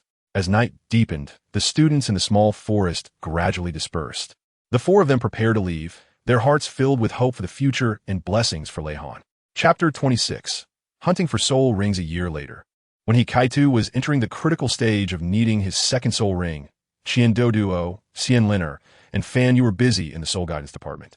Almost unable to spare any time to help Hikaitu go to the Star Doe forest to hunt for soul rings. At this time, Lei Han, with a hint of laziness in her demeanor, softly said, "Look at this situation. Dad, Mom, and Godfather are all busy as bees. Why don't I go help senior brother hunt for his soul ring?" Upon hearing this, Fan Yu couldn't help but ponder. Although Lei Han was only 7 years old, she was already a soul king at level 57, and her strength should not be underestimated. In contrast, Hikate's soul power was still below level 20, which made him seem quite inadequate compared to Lei Han. A flicker of hesitation flashed in Fan Yu's eyes, but this hesitation quickly vanished, completely dispelled by Lei Han's confident smile. He understood well that although Lei Han was young, she possessed exceptional talent and strength that far surpassed her peers. What was even more remarkable was her meticulous thinking and cautious demeanor. Perhaps this really was a good decision. Fan Yu nodded slightly, his gaze revealing a hint of approval and expectation. "All right, Lei Han, this time I'll trouble you to make the trip. Remember, you must be careful and not act recklessly. Although Hikate's requirements for his soul ring are not high, we cannot be careless." Hearing this, Lei Han's lips curled into a proud smile, and excitement sparkled in his eyes. "Don't worry, Godfather, I will definitely complete the mission successfully." Lei Han, although you are already a Soul King, the Douluo forest is fraught with dangers, especially for powerful beings like you, as high-level soul beasts have even sharper senses. With Kai-Tu still weak, how can you ensure your safety? Wang Yin, listening from the side, frowned deeply, with concern evident on his face. He knew very well that the dangers of the Douluo forest should not be underestimated. Even powerful soul masters could hardly guarantee their safe return. Lei Han snapped his fingers, and behind him appeared thousands of level 4 fixed soul-guided cannons, several level 4 new-type soul-guided elemental bombs piled into a small mountain, as well as 2 level 4 close combat soul-guided devices and defensive soul-guided devices. When Douluo saw this, his glasses nearly fell off in shock. Did you prepare all of this? Douluo asked in surprise, his voice trembling slightly. Lei Han nodded proudly and said, "Yes, Dad. I already knew you would be very busy, so I prepared these in advance. These soul-guiding devices were all modified and upgraded by me, and their power should not be underestimated. With this equipment, it's not just a small second soul ring we're talking about. Even if we encounter a 10,000-year soul beast, we can handle it easily." Stop. Are you going to hunt for soul rings, or to flatten the Douluo forest? Fan Yu quickly interrupted, his face full of helplessness and a wry smile. He looked at Lei Han with a mix of pride and concern, saying, "You really make people both relieved and worried. The soul-guiding devices are indeed powerful, but the soul beasts in the Douluo forest are no pushovers, especially those high-level soul beasts, whose intelligence and strength should not be underestimated.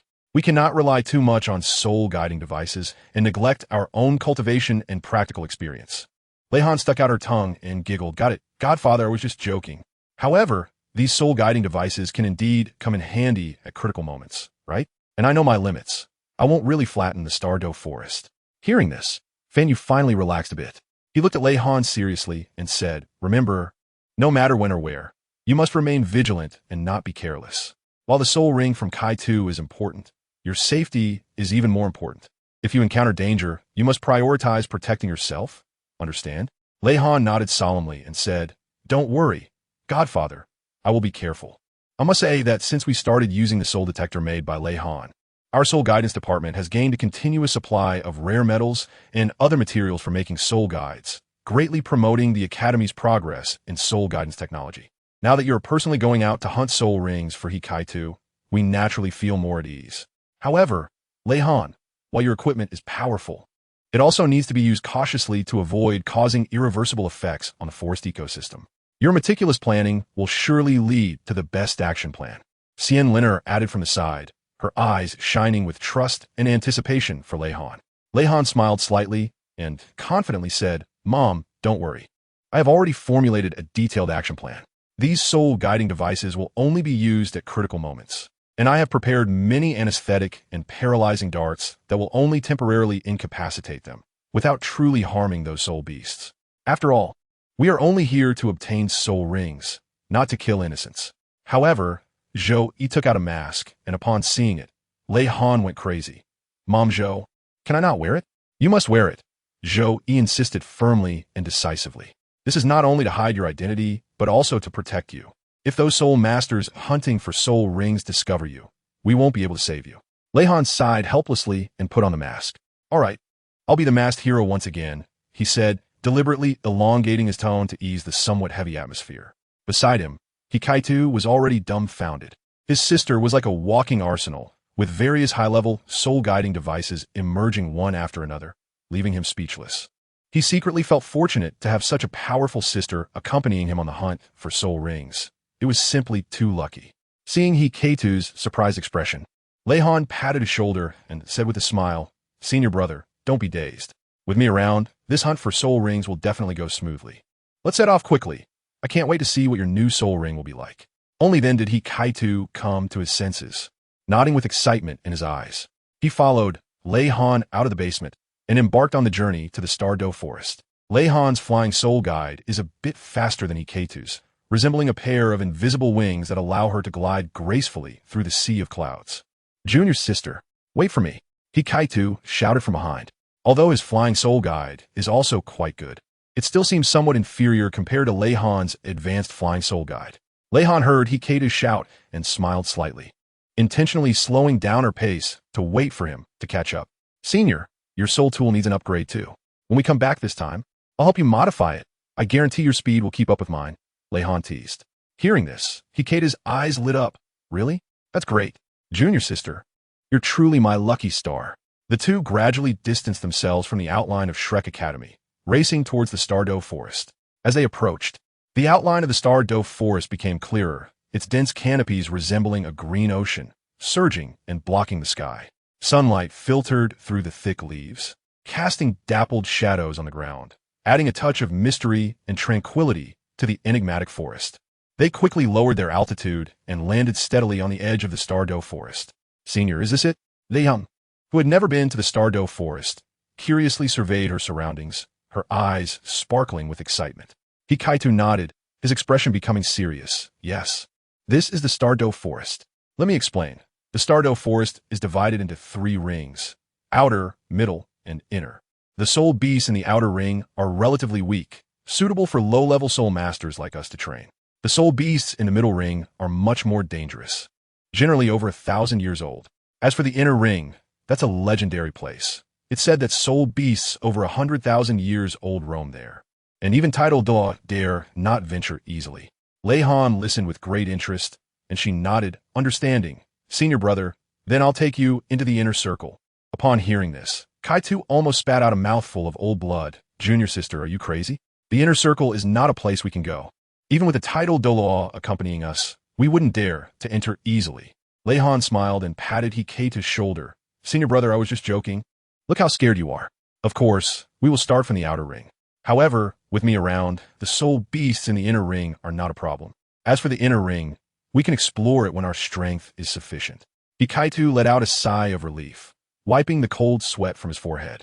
Junior sister, please don't scare me. My little heart can't take it. Hikate's tense nerves gradually relaxed under Leihan's few light-hearted jokes. He slowly surveyed his surroundings, stepping cautiously into the deep outer ring of the Stardow Forest. The trees here appeared even more majestic and towering, their branches and leaves so lush that they nearly obscured the sky. Relying on Leihan's guidance, he was able to find a sense of safety in this dense forest. Leihan suddenly stopped in her tracks, crouching down on the ground with her ear pressed tightly to the earth, as if she were fully focused on listening to some subtle sound.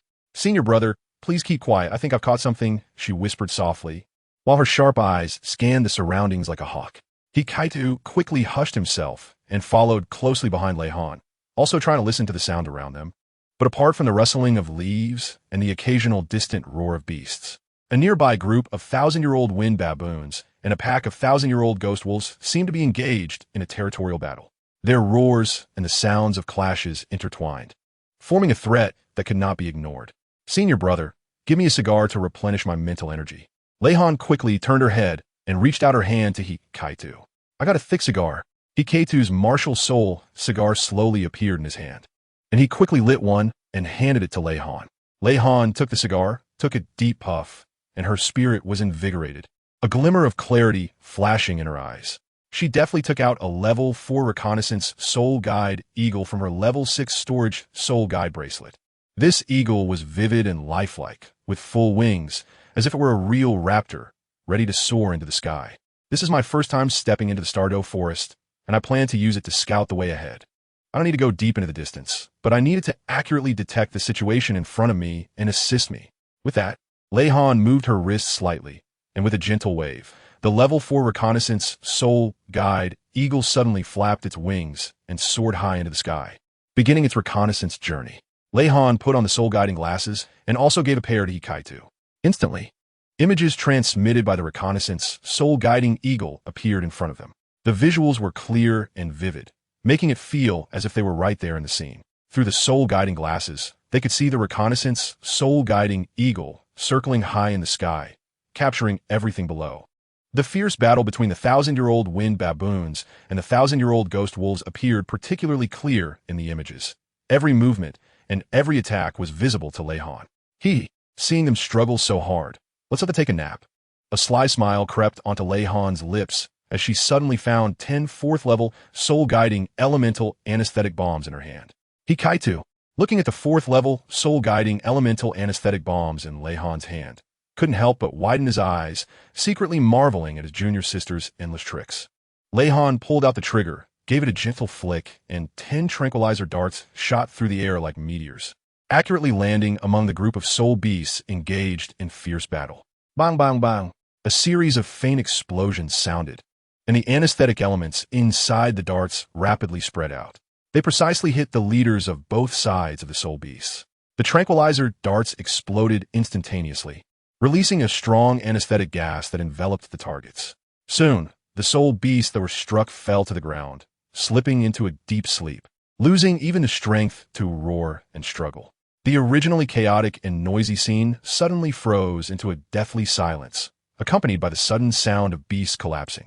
The remaining soul beasts cast fearful and confused glances, as if their hearts were filled with bewilderment and speculation at that moment. Then, they seemed to realize something, panicking and scattering in all directions, no longer daring to easily enter this area filled with uncertainty and danger. Even the observing Emperor Rue beast, the three-eyed golden lion, accidentally inhaled a whiff of the anesthetic gas, feeling stars in its eyes, and its body involuntarily softened. In a moment it fell. A hint of incredulity flashed in its golden eyes. Seeing this, Lei Han stepped forward, curiously examining the three-eyed golden lion, which was covered in brilliant golden fur that shimmered dazzlingly in the sunlight. Its third eye on the forehead was tightly closed, as if containing mysterious power. Lei Han gently stroked the soft fur of the three-eyed golden lion, her eyes filled with wonder. She held the three-eyed golden lion as if cradling a kitten, her movements gentle and full of affection. How cute. Senior brother, can you help me find a tree hollow to keep it safe from other soul masters or soul beasts? Lei Han's voice was as soft as a spring breeze, and she turned to Hikaitu, her eyes shining with a pleading light. Although Hikaitu was surprised by Lei Han's tender attitude towards this mysterious soul beast, he quickly nodded and began searching the surroundings for a suitable tree hollow. Soon, he discovered a hidden and spacious tree hollow and hurried back to inform Lei Han. Lei Han carefully placed the three-eyed golden beast into the tree hole, ensuring it lay comfortably and would not be disturbed by the outside world. She also covered it with many leaves, fearing the three-eyed golden beast might catch a chill. After doing all this, she gently patted the creature's forehead and softly said, "Sleep well, little one. When you wake up, everything will be better." Little did she know that this three-eyed golden beast would later become Lei Han's most trusted confidant. Lei Han then covered the tree hole again, and after completing all this, she and Hikaitu set off once more on their journey to explore the starry forest. Junior sister, your move was absolutely brilliant. It not only resolved the crisis, but also avoided unnecessary killings. Hikaitu sincerely praised, his eyes filled with admiration for Lei Han. Lei Han smiled slightly and said, "Although we soul masters are powerful, we cannot indiscriminately kill the innocent. These soul beasts are only fighting for territory and have not harmed us. Using tranquilizer darts to temporarily subdue them protects both ourselves and the lives of these soul beasts." The two continued onward, the depths of the Star Doe forest filled with unknowns and challenges. However, Lei Han and Kai, too, were unafraid, supporting each other as they faced them together. Lei Han carefully sought out a soul beast that perfectly matched Hikaitu's needs, a powerful black bear soul beast with 100 years of cultivation that could enhance strength. This powerful black bear possessed an unmatched robust physique and an overwhelming force, precisely fulfilling Hikaitu's urgent requirements. With his outstanding talent for soul guidance devices, if he could cleverly integrate this power into his soul guide, it would undoubtedly give rise to an astonishing combat effectiveness that would leave everyone in awe. "Senior brother, step back. Let me do it." Lei Han suddenly shouted, her figure accelerating in an instant, darting towards the resting powerful black bear like a flash of lightning.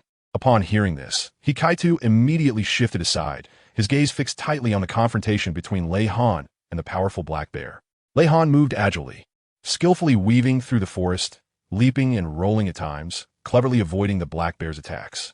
The powerful black bear, provoked by Lei Han's taunts, let out a thunderous roar, its massive paws sweeping through the air, stirring up fierce winds, with trees being broken in its wake, showcasing its incredible destructive power.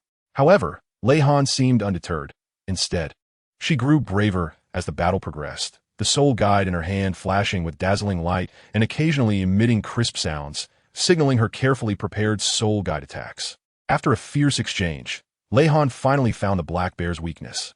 She flashed and appeared behind the powerful black bear, her angelic holy sword suddenly releasing a brilliant beam of light that struck directly at the bear's vital point. The powerful black bear let out a painful roar and fell heavily to the ground.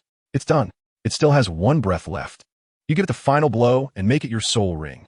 Lei Han sheathed her angelic holy sword and turned to look at Hikaitu, her eyes sparkling with excitement. Hikaitu took a deep breath and slowly approached.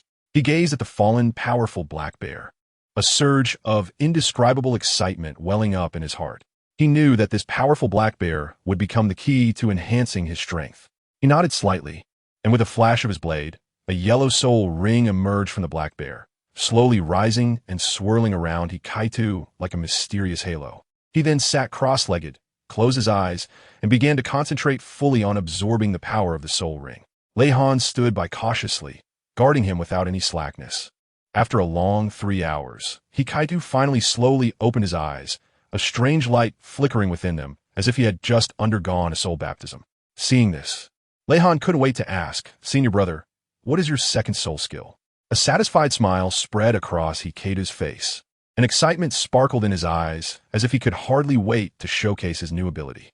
He exhaled slowly, his voice tinged with pride and satisfaction. Hee. About a big cigar. Upon hearing this, Lei Han's face immediately showed a hint of embarrassment. She asked in disbelief, "Senior brother, are you sure this is the name of your second soul skill?" The corners of her mouth twitched slightly, clearly finding the name somewhat amusing yet frustrating. However, Hikaitu was completely unconcerned about Lei Han's reaction and explained seriously, "Ahem, junior sister, don't underestimate this name. It has great power. This is my newly acquired strength enhancement, the big cigar." Lei Han shook her head helplessly and turned to leave. Seeing this, Hikaitu hurriedly chased after her, shouting as he ran, junior sister, wait for me. I haven't finished my words." At the same time, Lei Han's level 4 soul guidance eagle flew back to her shoulder at the right moment, and the two of them, along with the eagle, walked briskly towards Shrek Academy. Not long after they left, the Beast King Gong Changlong from Shrek Academy led more than 20 students into the Douluo forest, intending to capture soul beasts. As their footsteps had not yet stopped, Gong Changlong suddenly discovered a strange sight before him, instantly freezing in place. He saw a group of wind baboons lying together with a group of ghost wolves, seemingly enchanted by some mysterious force, deep in slumber. Meanwhile, the immensely noble emperor beast, the three-eyed golden lion, had already been cleverly hidden by Lei Han in a secret tree hole, safe and sound. Gong Changlong frowned, scanning the surrounding environment. The air still faintly lingered with traces of soul power fluctuations, clearly signs of a recent intense battle. He quickly and decisively ordered the students to be vigilant, spread out, and cautiously explore all the sound around them. Hearing the order, the students immediately complied, each releasing their unique battle spirits and proceeding with cautious steps. This scene suggested that there were indeed experts lurking nearby. Gong Changlong thought to himself, his sharp gaze sweeping every corner around him in search of more clues. Suddenly, his attention was drawn to a concealed tree hole not far away, and he felt a stirring in his heart as he quickly approached to check. Was it that Gong Changlong felt a sudden surge of ominous premonition? He slowly lifted the disguise at the entrance of the tree hole, revealing a massive, three-eyed golden lion curled up inside, sleeping soundly, radiating a brilliant golden glow. This sight left Gong Changlong utterly astonished. He immediately realized that this golden lion was very likely the legendary Emperor Beast, its value immeasurable. Just as Gong Changlong hesitated about whether to take this beast, a majestic voice suddenly echoed from the sky. "Human, you dare to attempt to take the Emperor Beast? That is simply a delusion." At that moment, Xuanzi appeared suddenly before Gong Changlong, gently sipping from his wine flask filled with fiery brew, his gaze sharp as if he could pierce the heavens. Locking onto the sky above, Di Tian, our students and teachers from Shrek Academy have just arrived at the Douluo forest, and we have no desire for the Emperor Beast. Why are you so anxious? Xuanzi's words conveyed an undeniable resolve and certainty, his figure tall and imposing, like a magnificent mountain standing proudly between Gong Changlong and the mysterious voice, becoming an insurmountable barrier. Is that so? Then can you explain why these wind baboons and ghost wolves are lying here so quietly? Even the Emperor Beast is asleep? If I hadn't noticed in time, you would have already succeeded. The voice from above carried endless majesty and pressure, booming like thunder in everyone's ears, instilling a sense of awe. Hearing this, Xuanzi smiled faintly. gently shaking his wine flask, the rich aroma seemingly capable of dispelling all gloom and unease.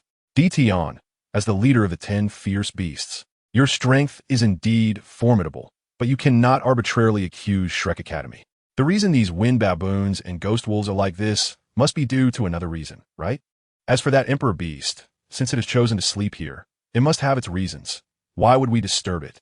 Xuanzi's voice was calm yet firm, each word seemingly imbued with tremendous weight, making it impossible to ignore. The voice in the sky fell silent for a moment, seemingly weighing Xuanzi's words. After a brief pause, the authoritative voice resonated again. Humph, you better be telling the truth. Otherwise, Dition will not let it go easily. Xuanzi smiled lightly, his gaze revealing a sense of detachment and confidence. Dition, you can rest assured. Shrek Academy has always acted with integrity and would never engage in such underhanded deeds. Today's events are merely a misunderstanding. Beast King, Elder Xian, we found a fragment of a soul guidance device. Suddenly, a student's shout broke the tense atmosphere, as he hurriedly ran over holding a piece of a broken soul guidance device. Xuanzi was taken aback. He hadn't expected his claim of Shrek Academy acting with integrity to be undermined so quickly with the appearance of a soul guidance device fragment, which made him feel somewhat embarrassed. He frowned, taking the broken piece and carefully examining the patterns and damage on it. This soul guidance device indeed seems to belong to Shrek Academy. Xuanzi's voice grew softer, his heart filled with suspicion. How could a soul guidance device from Shrek Academy appear here, broken like this? This undoubtedly dealt a heavy slap to Xuanzi's earlier confident claims. What else do you have to say? The voice from the sky was laced with mockery and disdain, as if it had seized upon Xuanzi's weakness. Xuanzi's expression grew serious. He understood that if this matter was not handled properly, it might lead to unnecessary misunderstandings and conflicts. He looked up at the sky, his gaze revealing determination and resolve. Dition, there must be something amiss here. Shrek Academy will definitely investigate thoroughly and provide you with a satisfactory answer. After saying this, Xuanzi turned to Gong Changlong and instructed, Beast King, you must lead the students back to the academy immediately and report this matter to the dean. At the same time, organize a team to investigate the source of this soul guidance device fragment to see if it is related to our students. At this moment, Kaitu, and Lei Han, having made their way around, unexpectedly found themselves in front of Xuanzi and the others. Xuanzi was stunned. He never expected Kaitu to be with the girl who possessed the mysterious 20-winged angel battle spirit. Kaitu wanted to run, but was called by Xuanzi. Kaitu, how did you end up here? And why is this little girl with you? White-bearded old man. I forced him to bring me here. Lei Han, seeing Kaitu hesitate, decided to speak for herself, hands on her hips, looking very justified. Little girl, you have some nerve. Last time you hit our martial spirit department teacher, Zhou Yi, and challenged the entire outer court martial spirit department. This time you framed us for your soul guidance device. Do you think we at Shrek are easy to bully? Xuanzi glared at Lei Han, his tone carrying a mix of reproach and dissatisfaction. I framed you, so what? Isn't Shrek Academy very powerful? If you have the capability, come and catch me, ha ha ha. Lei Han stuck out her tongue, patted her bottom, completely disregarding Xuanzi's furious gaze, filled with provocation. Xuanzi was so angered that his beard stood on end. He had never seen such an arrogant young girl in his long life. Meanwhile, Kaitu, following Duo's advice, pretended not to know his junior sister outside, knowing that once Lei Han's identity was exposed, it would bring her endless trouble. Little girl, just wait and see how I deal with you.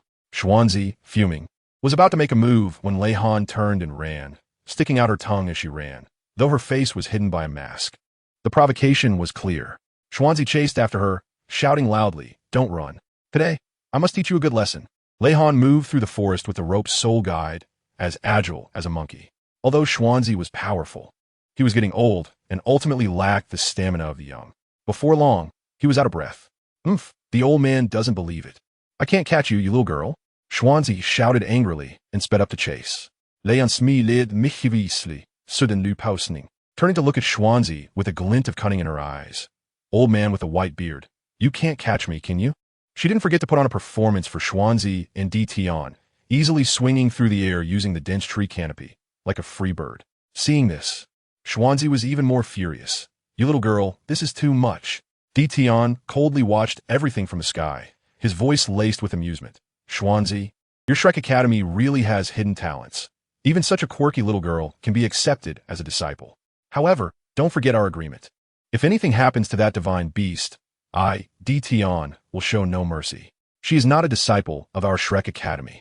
We at Sea God Pavilion are still investigating her identity.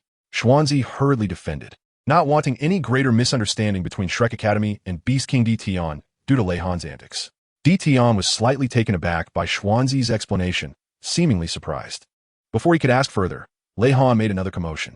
She treated the dark golden terror-claw bear as a mount, directly climbing onto the back of the massive soul beast, waving her rope soul tool and shouting loudly, "Giddy up, big silly bear, run fast." Xuanzi wanted to call out Lei Han's name, but didn't know how to address this mysterious girl wearing a mask. He could only watch helplessly as Lei Han rode the dark golden terror-claw bear, crashing through the forest and leaving a trail of panicked soul beasts in her wake. Seeing this, Xiong-jun was furious. His kin was being toyed with by a little girl, which was an absolute humiliation. With a low growl, he was about to rush down and pull Lei Han off the bear. However, Lei Han jumped onto him, patting his large head and saying, "Big silly bear, are you angry? Don't be so petty, I'm just playing." Xiong-jun is furious expression froze instantly ahead. He widened his eyes, hardly believing his ears. This little girl actually dared to pat his head and called him Big Silly Bear? Lei Han seemed completely unaware of Xiong-jun's anger. She giggled, jumped off Xiong-jun, and ran to tease other soul beasts. Even by Ji's kin, the emerald swans were not spared. She picked them up and gently stroked their soft feathers while humming an unknown tune. The emerald swans in her arms appeared unusually docile, occasionally letting out a few crisp calls as if responding to Lei Han's singing. Where did this 7-year-old girl come from? A hint of surprise flashed in by Ji's eyes. She had never seen such a bold and reckless human girl who could so easily approach her kin. Lei Han seemed to be completely oblivious to Bai Ji's words, as she was fully engrossed in playing with the jade swan in her hands, as if the entire world had narrowed down to just her and the beautiful little bird. "Bai Ji, this little girl is a bit strange," Xiong-jun said softly from the side, his eyes filled with vigilance and doubt. Bai Ji nodded slightly. She could sense the unique aura emanating from Lei Han, a feeling that was both pure and full of power, making it impossible to ignore. In any case, we can't let her continue this nonsense. Tion finally spoke, his voice carrying an undeniable authority.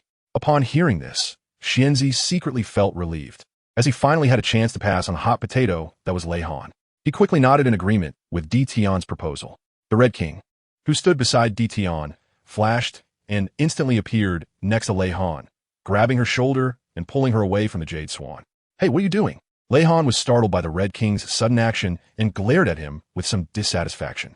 However, the Red King paid no attention to her displeasure and said in a deep voice, "Little girl, your antics should come to an end. Come back with us." Just as he was about to pull Lei Han away, she lifted him up instead. This scene shocked the nearby martial spirit students who had been beaten by Lei Han in the past, bringing back memories of that unbearable time. They stared wide-eyed, hardly believing what was happening before them. "Xianlao, when you said this little girl took on over 700 students by herself, I didn't quite believe it. But now it seems you weren't exaggerating." Gong Changlong murmured from his side, his tone filled with astonishment. Lei Han held the Red King high, as effortlessly as lifting a toy doll. She giggled and said to the Red King, "Want to catch me? Not so easy." After saying that, she casually tossed him several meters away. The Red King got up from the ground, his face filled with shock and humiliation, as one of the 10 fierce beasts. When had he ever endured such humiliation? He roared in anger and lunged at Lei Han again. However, Lei Han dodged the Red King's attacks with ease, as if she were playing with a cat, occasionally teasing him. The Red King grew angrier with each chase, yet he could never touch a single hair on Lei Han. Enough! Tion finally could not stand it any longer. He flashed and instantly appeared in front of Lei Han, striking her with his palm. Lei Han felt the powerful pressure from Tion, and her expression changed slightly. However, she did not back down. Instead, she stepped forward, activating her void spirit to the maximum. Most of the soul beasts in the Stardew Forest, as well as people like Kai Tu, were affected and were restrained by the manipulation of martial souls and soul power. Tion's palm felt as if it had been disarmed, softly landing beside Lei Han and only stirring up a cloud of dust. "Damn, my soul power is actually suppressed." Tion was shocked. He did not expect Lei Han to have such an ability. "Don't worry, this is my ability, which can temporarily render all soul power and martial souls ineffective. But don't worry, It's only temporary and won't cause any permanent harm to you, she said, then turned to look at Xiong-jun. See? Even Xiong-jun has become so cute. Lei Han's smile was particularly radiant under the sunlight, as if the tense atmosphere just moments ago had never existed. Xiong-jun was taken aback by Lei Han's words, then glared angrily. You little girl, stop talking nonsense. But this green-haired lady said you were cute. Lei Han pointed to Bai Ji beside her, her eyes sparkling with mischief. Xianzi, tell me the truth, is this girl really not one of your Shrek people? Bai Ji's voice carried a hint of doubt, and her gaze towards Xianzi was filled with inquiry. Xianzi shook his head helplessly. He truly did not know Lei Han's identity, nor did he understand how she possessed such powerful abilities. But at this moment, he was more concerned about how to calm this farce and ensure Lei Han could leave the Stardow Forest safely. Bai Ji, Dtion, I can guarantee that this girl is definitely not one of us from Shrek. She appeared suddenly, and we have been investigating her identity, Xianzi said sincerely, his words filled with honesty. We don't even know her name, nor have we ever seen her true form. Beside him, Gong Changlong added, still somewhat shocked. Such a big bear must be the dream toy of many little girls. Lei Han ignored their conversation and walked up to Xiong-jun, reaching out to touch his furry paw. What a pity, you're just a bit too fierce, but I like it. Lei Han climbed onto the broad back of Xiong-jun and sat down, swinging her legs leisurely, looking completely at ease. Xiong-jun was left both amused and helpless by her antics. As one of the top 10 fierce beasts, when did he become this little girl's toy? Lei Han giggled on Xiong-jun's back, as if sitting on a cloud, completely ignoring the astonished gazes from the surrounding soul beasts. She gently patted Xiong-jun's back and said, Uncle Big Bear, why don't you turn into a human? It will be so interesting to try human food. Upon hearing this, Xiong-jun's muscles on his back trembled slightly. He tried to maintain his composure, but a hint of helplessness seeped into his voice. Little girl, do you know that we soul beasts and you humans have always kept to ourselves? If I were to become human, wouldn't that be chaotic? I hope to create artificially cultivated soul beasts to reduce human slaughter in the Stardow Forest, and let them kill the artificially bred soul beasts instead. I'll protect you then. Lei Han's words carried a hint of seriousness, and her eyes sparkled with visions of the future. As soon as she spoke, Xianzi and the Martial Soul System students were all shocked, and even the soul beasts cast incredulous looks at her. Lei Han's statement was undoubtedly a revolutionary thought regarding the existing relationship between soul masters and soul beasts. Ditian looked at the Lei Han, a complex emotion flashing in his eyes. He hadn't expected that this seemingly carefree little girl harbored such grand visions. He slowly spoke. His tone subtly softened. Your idea is very interesting, but putting it into practice is certainly not easy. However, the next moment, Xiong-jun felt a bit of pain in his head. It turned out Lei Han had poked an unknown soul guide device into his head. Ouch, what are you doing? Xiong-jun roared in pain, but Lei Han on his back laughed uncontrollably. I'm just collecting a bit of your genes. If my idea succeeds, I can breed a bunch of dark old fearsome bears to keep you company. Don't be mad, it won't hurt at all. While saying this, Lei Han skillfully operated the soul guide device, quickly completing the gene collection from Xiong-jun. She even remembered to bandage him up with the advanced healing powder she had snuck out from Shrek Academy. All done. You are now my key protection target.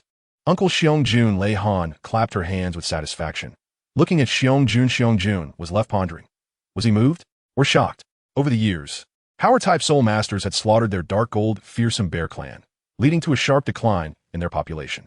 If that day truly came when humans only killed artificially bred soul beasts, perhaps those of them deep within the Stardow Forest could really welcome an era of peaceful coexistence. Lei Han seemed to see through Xiong-jun's thoughts, and she chuckled.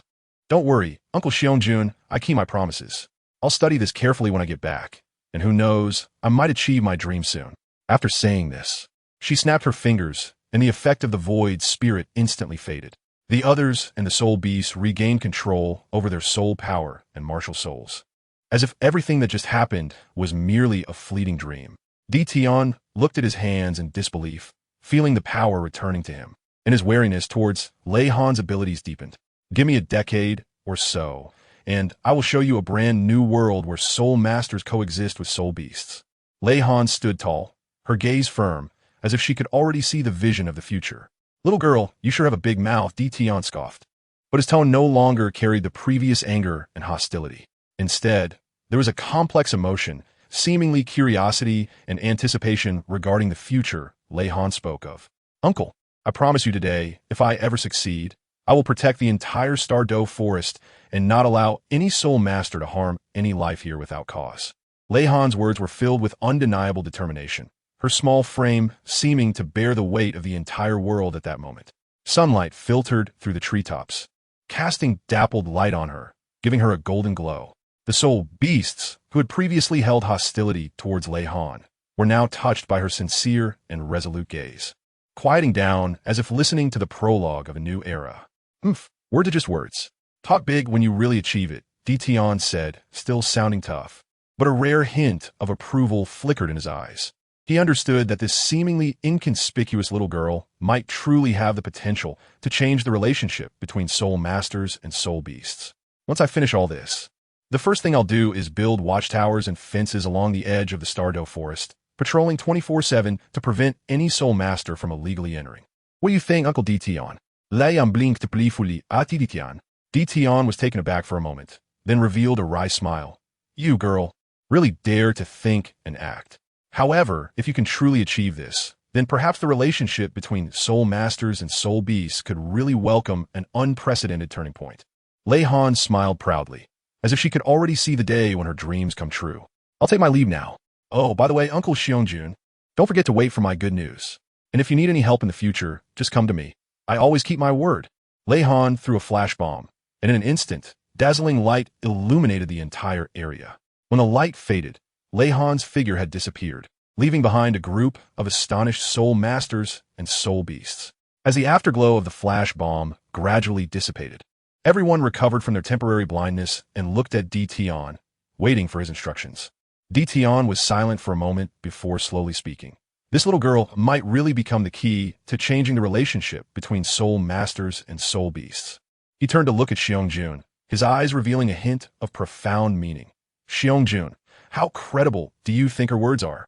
Xiangjun touched his bandaged wound, a complex expression appearing on his honest face. Although she is young, I can feel the sincerity and determination in her words. Moreover, her abilities are indeed remarkable. She can easily use such magical things. With such talent, her future is limitless. Yes, the strength and wisdom she has shown have far exceeded our expectations. Tian nodded, his gaze deepening. If she can truly fulfill her promise, then the war between soul masters and soul beasts might really come to an end. He turned to Xianzi and said, Xianzi, you all go back. As for the matter of the auspicious beast, I won't pursue it. Regarding that little girl, I will personally keep an eye on her movements. If she can really bring peace between soul masters and soul beasts, then our soul beast clan can also coexist with humans. Hearing this, Xianzi breathed a sigh of relief. He knew well Tian's strength and status, unmatched in the soul beast realm. If he could gain his recognition, then Lei Han's plan would be halfway successful. Lord Tian, we will convey your intentions to the human soul master realm. I hope that in the future, as you said, soul masters and soul beasts can coexist peacefully. Xianzi respectfully bowed and then slowly retreated with a group of soul masters. Watching the departing figures of the soul masters, Tian felt a mix of emotions. He understood that the hatred and contradictions between soul masters and soul beasts were deeply rooted, and resolving them would not be easy. But the appearance of Lei Han gave him a glimmer of hope. Xiangjun, you should also go back and rest well. As for the matter Lei Han mentioned, we will wait and see. Tian instructed Xiangjun. Xiangjun nodded and turned to disappear into the woods. Tian stood alone in place, his gaze deep as he looked into the distance. He understood that the road ahead was still long, but as long as there was hope, it was worth a try. Meanwhile, Hikaitu and Lei Han had already returned to the basement of the Shrek Soul Engineering Department. Hikaitu looked at Lei Han and teased with a smile. Lei Han, you always make such a grand entrance every time you appear. The combination of the Void Spirit and the Flash Bomb was like dropping two powerful shock bombs in this chaotic battlefield. It was truly impressive. He said this while gently shaking his head, but his eyes sparkled with genuine admiration for Lei Han's abilities. Hearing this, Lei Han chuckled, playfully sticking out her tongue, and said, Oh, Hikaitu, you don't have to act like an old scholar. Life is meant to be enjoyed, right? Besides, I'm just trying to calm this conflict as soon as possible. At that moment, the elevator slowly opened, revealing the entrance to the basement, where Duo and the others had been waiting for a long time. Upon seeing Duo, Lei Han rushed into his arms like a fledgling returning to its nest, her voice filled with affection and reliance. Daddy, I'm back. Duo tenderly stroked her hair. his eyes full of warmth and pride as he softly said, "It's good that you're back, my precious daughter." His gaze was filled with love and comfort. As if at that moment, all worries and anxieties had vanished. In Qian Duoduo's warm embrace, Lei Han gradually fell into a deep sleep, her breathing becoming even and long. With a satisfied and peaceful smile on her small face, Qian Duoduo gently picked her up, his movements so delicate as if he were afraid of disturbing the most precious dream in the world, and carefully walked towards the bed that had already been prepared. Chapter 27. Human-shaped soul engineering device. In the deep underground of the soul engineering department, Lei Han was fully focused on drawing a blueprint for a soul device. She murmured to herself, her voice filled with thoughtfulness and determination. Only with this design can we ensure the smooth flow of energy while maintaining the stable output of soul power. Her gaze was focused and deep, as if she could see through the mysteries within the soul device. Her fingers glided gently across the blueprint, each stroke containing the soul of a profound understanding of soul devices, sketching intricate and exquisite structural diagrams. Qian Duoduo occasionally provided guidance from the side, his words filled with wisdom and experience. Lei Han stretched her back, the silent ache reminding her that she had been working for several hours straight. However, she did not stop her pen, instead continuing to immerse herself in the world of design. Finally, after 3 hours of relentless effort, the design was completed. Lei Han picked up a carving knife and began to carve 54th level soul core magic arrays. Each magic array needed to be meticulously crafted, with no room for error. Qian Duoduo gently blew on his coffee, causing ripples to form in the cup. Curiously, he asked, "Xiao Han, what kind of soul device are you making that requires so many 4th level core magic arrays?" Lei Han smiled slightly, her eyes sparkling with anticipation and confidence, as if she could already see the dawn of success. "I'm going to make a human-shaped soul device." Her words were firm and powerful, as if every word contained boundless strength. Upon hearing this, Qian Duoduo's coffee cup suddenly fell to the ground, the coffee stain quickly spreading across the floor. But he was oblivious. His eyes widened in disbelief as he looked at Lei Han, as if he had heard the most incredible thing in the world. A human-shaped soul device? That is an unprecedented advanced technology. Even a Mingda Hall of the Sun Moon Empire might not be able to produce it. "Are you really sure you have this ability?" Qian Duoduo's voice trembled slightly, fully aware of the complexity and difficulty of a human-shaped soul device. It was not just a matter of piling up and integrating technology, but also a profound manifestation of the ultimate understanding of the fusion of soul masters and soul devices. Lei Han gently nodded, her gaze firm and unwavering. "I knew this was a daunting task, but I believe that as long as we continued to explore and try, we would eventually break through this technological bottleneck." Her words were filled with hope and determination for the future. Qian Duoduo took a deep breath, trying to calm the shock within him. He slowly walked to Lei Han's side, earnestly looking at the blueprints in her hand, every detail leaving him in awe. "See, Yang, your design talent is indeed astonishing. But the creation of a humanoid soul guide requires not only exquisite design, but also countless experiments and adjustments.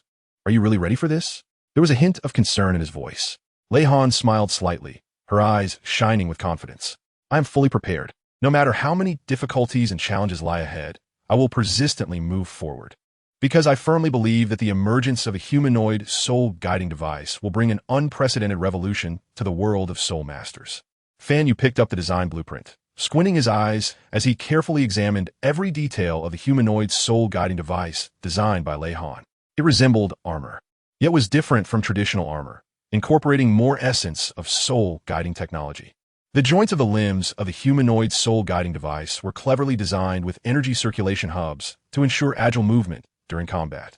Meanwhile, the layout of the core magic array was meticulously planned, spreading throughout the entire body like the meridians of a human, providing a continuous energy supply for the soul guiding device.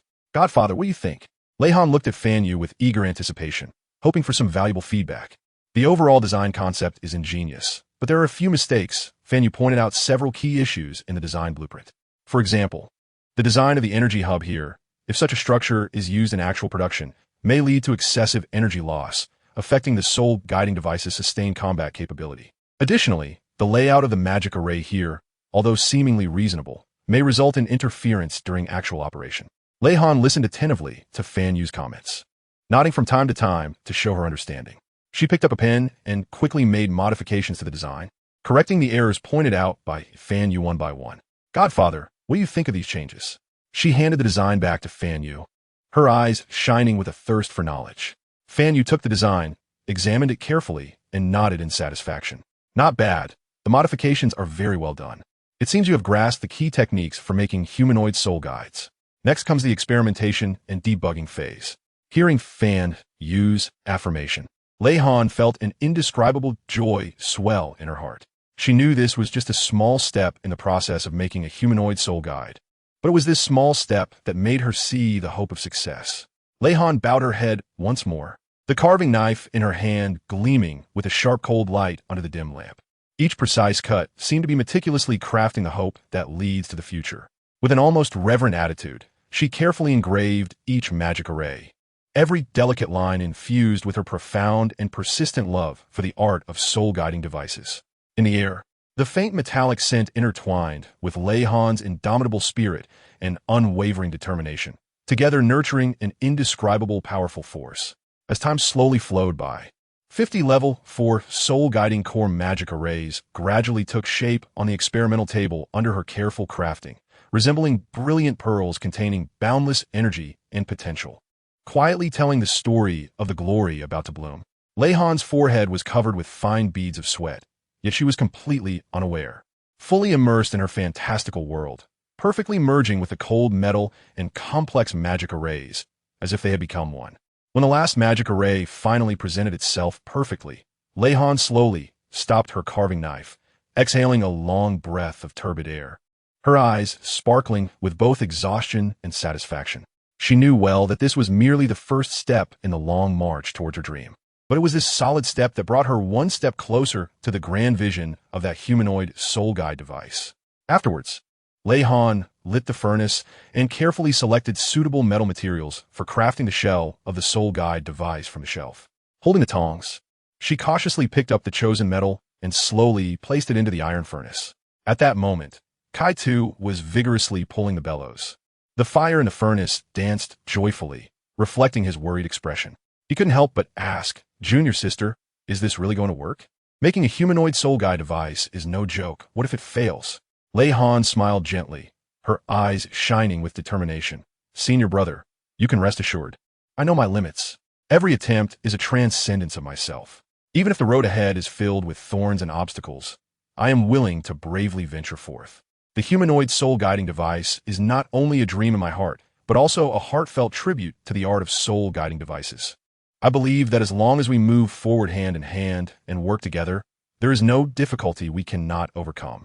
Meanwhile, Tang San, far away in the divine realm, lowered his head and watched the scene below, his brows furrowing slightly, his eyes flashing with complex emotions.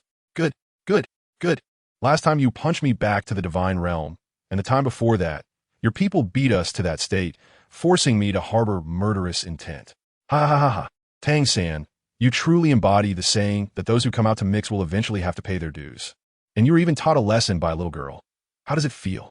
The god of destruction appeared beside Tang San at some point, teasingly laughing. Hearing this, Tang San felt an overwhelming sense of shame, wishing he could find a crack in the ground to quietly escape. His face changed continuously between pale and white, looking exceptionally awkward and embarrassed. The mysterious aura emanating from Lei Han not only brought him an unwarranted disaster, but the expert secretly protecting him also quietly taught him and Dai Mu by a harsh lesson. Worse still, Xiao Wu and Zhu Zhuqing were among those who were hung up on a tree by that woman, and this incident spread like wildfire in the divine realm, turning Tang San into a laughingstock among the gods during their leisure time. Although he was the sea god, he couldn't help but feel a mix of anger and embarrassment at this moment. This Lei Han, and that expert secretly protecting her, Tang San, will never let this go. Tang San clenched his fists, his eyes flashing with coldness. At this moment, the god of greed and the god of rage, under the command of the god of destruction, sprang out from the bushes, their faces stained with tears and snot. Yet they laughed heartily without regard for their image. The sea god and the god of Shura, Tang San, was actually toyed with so miserably by a little girl from the lower realm. This was undoubtedly a once-in-a-lifetime, immensely amusing joke. "Oh, isn't this our enforcer lord? What's wrong? Bullied by a little girl?" The god of greed teased Tang San while wiping away tears of laughter. The god of rage laughed heartlessly, Haha, Tang San, you have today. It seems that people from the lower realm are not so easy to mess with. My dignity as Tang San cannot be easily trampled by you. That incident was indeed due to my negligence, but it doesn't mean I will fall because of it. On the contrary, it will only become my motivation to move forward, to walk more firmly. The god of destruction, seeing this, curled his lips into a playful smile, slowly walking forward, his voice low and powerful. Tang San, you are indeed a worthy opponent. But don't forget, in the divine realm, strength reigns supreme. If you want to wash away today's humiliation, prove it to me with strength. Or you could bring that little girl up here and have a spar with you. The lazy god interjected lazily, his tone laced with mockery. Upon hearing this, Tang San's heart suddenly panicked.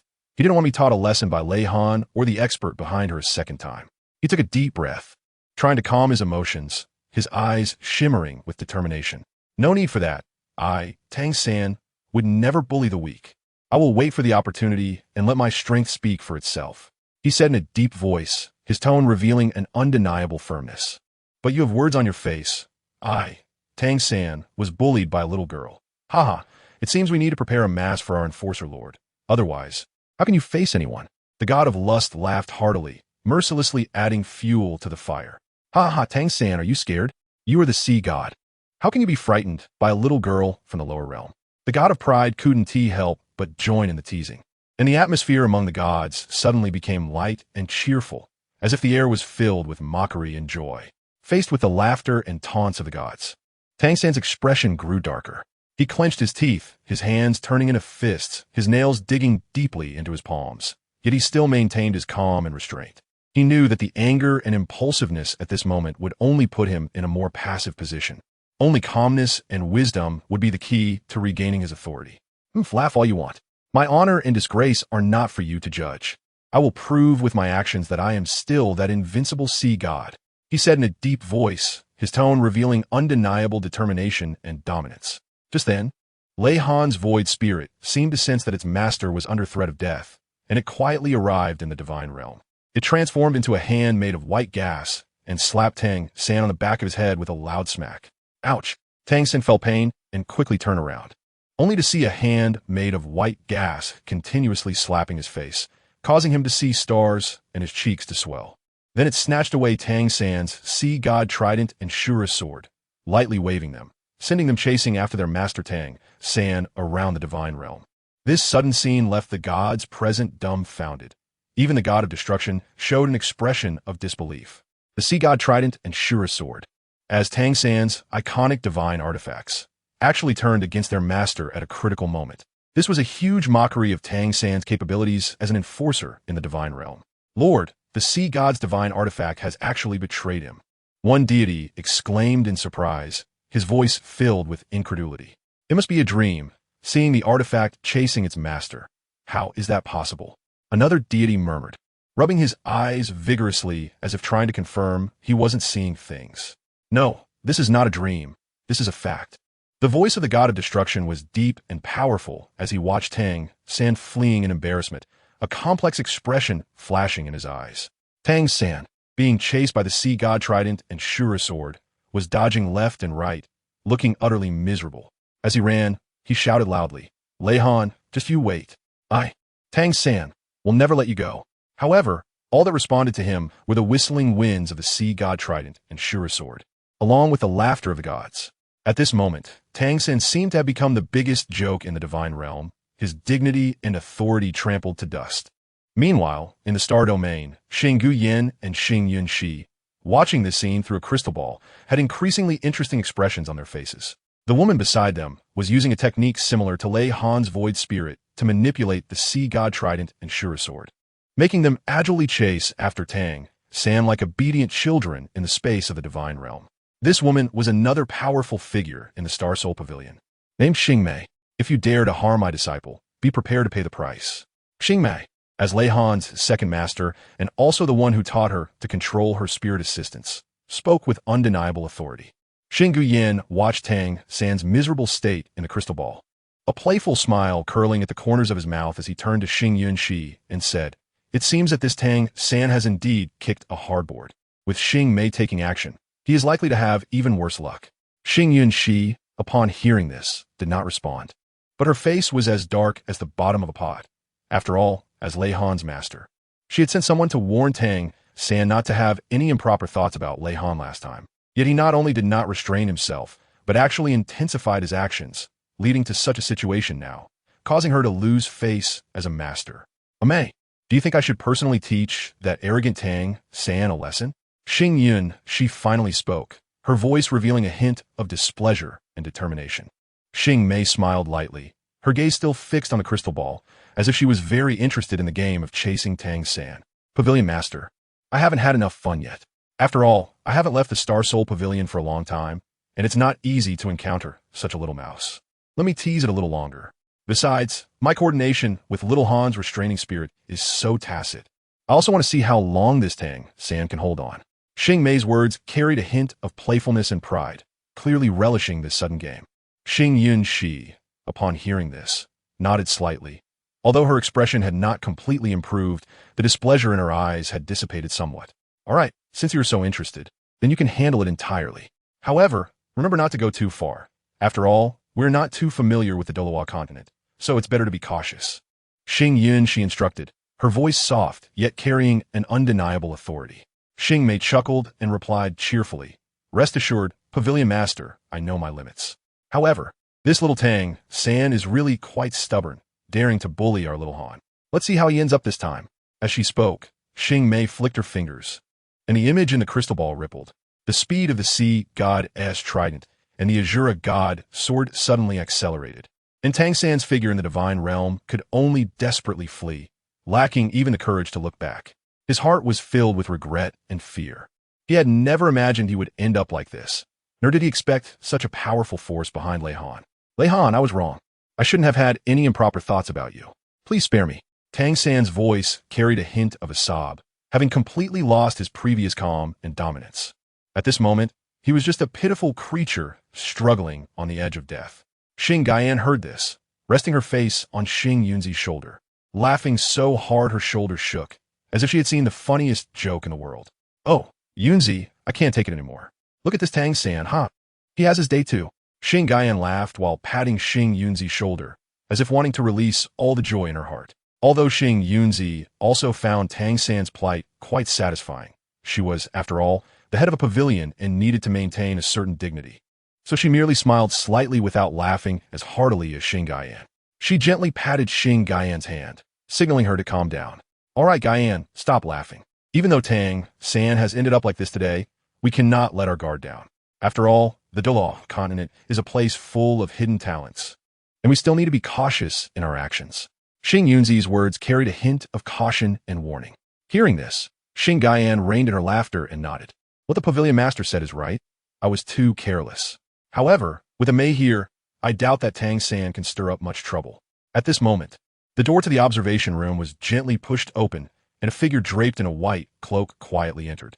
It was none other than the woman who had once hung Xiao Wu and the others in a tree and taught them a lesson with her lightning magic. Beside her was her wife, a Yong, who had long, smooth black-purple hair, deep, shimmering black-purple eyes, and skin as white as jade. But she seemed capable of suppressing the melancholic aura emanating from the woman. A Yong spoke softly, Pavilion Master, Elder Gaian, Elder Xing Mei. How was our elder sister's situation in that realm? Xing Yunzi turned around to look at the two who had entered, her face breaking into a gentle smile. Amo and Yong, you're here. Your elder sister is doing well in that realm. You don't need to worry.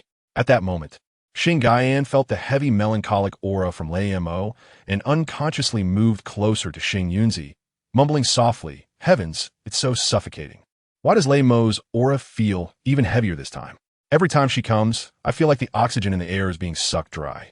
Yong, upon hearing this, tightened her grip on Lei Mo's hand a little more, looking gently at Lei Mo as if comforting her with her eyes. Lei Mo slightly lowered her head, the white cloak obscuring her expression, making it impossible to glimpse her inner thoughts. At that moment, the atmosphere around Reimer suddenly became heavier. Her hands trembled, as if recalling bad memories. Her breathing grew rapid and labored, but she said nothing. Ion unconsciously tightened her grip, feeling Reimer's tremors, a flash of worry and heartache crossing her eyes.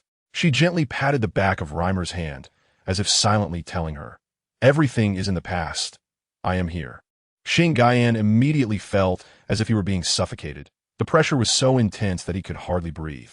He hurriedly tapped Xing Yunxi's shoulder, signaling that he was about to be choked to death. Yunxi, I am about to suffocate. You have to think of a way. Xing Gaiyan stammered out a few words, his face already turning red. On the other hand, Xing Mei seemed largely unaffected, engrossed in playing a game about Tang San's pursuit in the Douluo continent, completely immersed in her own world. Xing Yunxi shook her head helplessly. She knew that Reimer's aura exerted a significant pressure on everyone except Ion. But there was nothing to be done. After all, Reimer was merely the fragmented soul of Lei Han, bearing the pain and memories that were the heaviest and darkest parts of Lei Han's rebirth tribulation. Ion's grip tightened a little more as she gently but firmly looked at Reimer and softly said in her ear, "Mu, don't be afraid. I'm here. We will face those painful memories together, walk through them together. You are no longer alone. You have me and everyone in the Star Soul Pavilion." However, Reimer recalled the despair and pain of being nailed to a pillar with thick nails during her execution, a memory that still haunted her. Her body trembled slightly. Her fingers clenched into a fist beneath the cloak, her nails digging deep in her palm, yet she felt no pain at all. Those memories cut into her heart like sharp blades, making it hard for her to breathe. At this moment, Xing Gaiyan's face resembled a frighteningly purple eggplant. He was desperately tugging at Xing Yunxi's sleeve, his eyes filled with a plea for help. Yunxi, if you don't help me, I'm going to be suffocated by this aura. I swear, I will definitely practice hard in the future and never be lazy again. Xing Yunxi's sleeve was nearly torn apart by Xing Gaiyan's frantic pulling. She sighed helplessly, then her expression grew firm. She gently patted the back of Xing Gaiyan's hand, signaling him to calm down, and then slowly walked towards Reimer. "Amu," Xing Yunxi's voice was soft yet resolute. "Do you know? We are all family in the Star Soul Pavilion, and we all share your pain. But you cannot let these memories bind you forever. You must learn to let go and face them. Lei Han is doing well in the Douluo continent. She is also working hard to overcome those difficulties. Why can't you be as brave as her?" Xing Yunxi's words carried a hint of persuasion and guidance. Reimer's body trembled slightly, and the eyes beneath her cloak flickered with complex emotions. She seemed to be struggling, trying to break free from those painful memories. Ayong felt Reimer's shivering gradually ease, her grip loosening a bit, and a hint of relief flashed in his eyes. Seeing this, Xing Guyan finally breathed a sigh of relief, the purple hue on his face slowly fading. He patted his chest and said with lingering fear, "You scared me. I thought I was going to meet my end here today." After saying that, he secretly glanced at Reimer, and when he saw that she no longer exuded that suffocating aura, he dared to truly relax.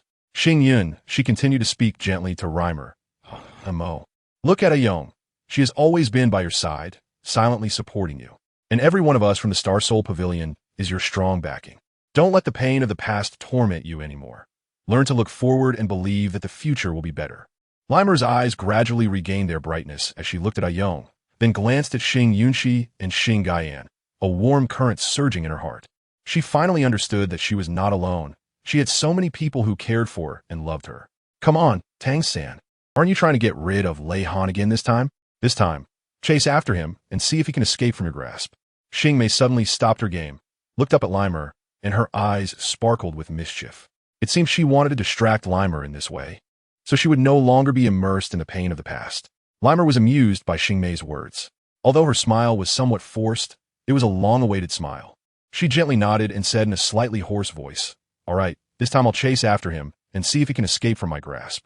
As Reimer's words fell, she slowly raised her hand, and a dazzling bolt of lightning gathered in her palm, the lightning technique she had cultivated during her rebirth tribulation. The lightning flickered in her palm, as if it had a life of its own. In the Douluo continent, the god of destruction saw that the sea god's trident and the Shura sword, controlled by that gas, suddenly spark with electricity. He quickly warned Tang San, who was desperately running ahead, "Be careful, there's electricity." Tang San was startled and quickly dodged to the side, narrowly avoiding the sudden surge of electricity. He turned back and saw that the sea god's trident and the Shura sword were enveloped in that current, flashing with lightning, looking extraordinarily fierce. "Leon, I really know I was wrong. I won't eliminate you, okay?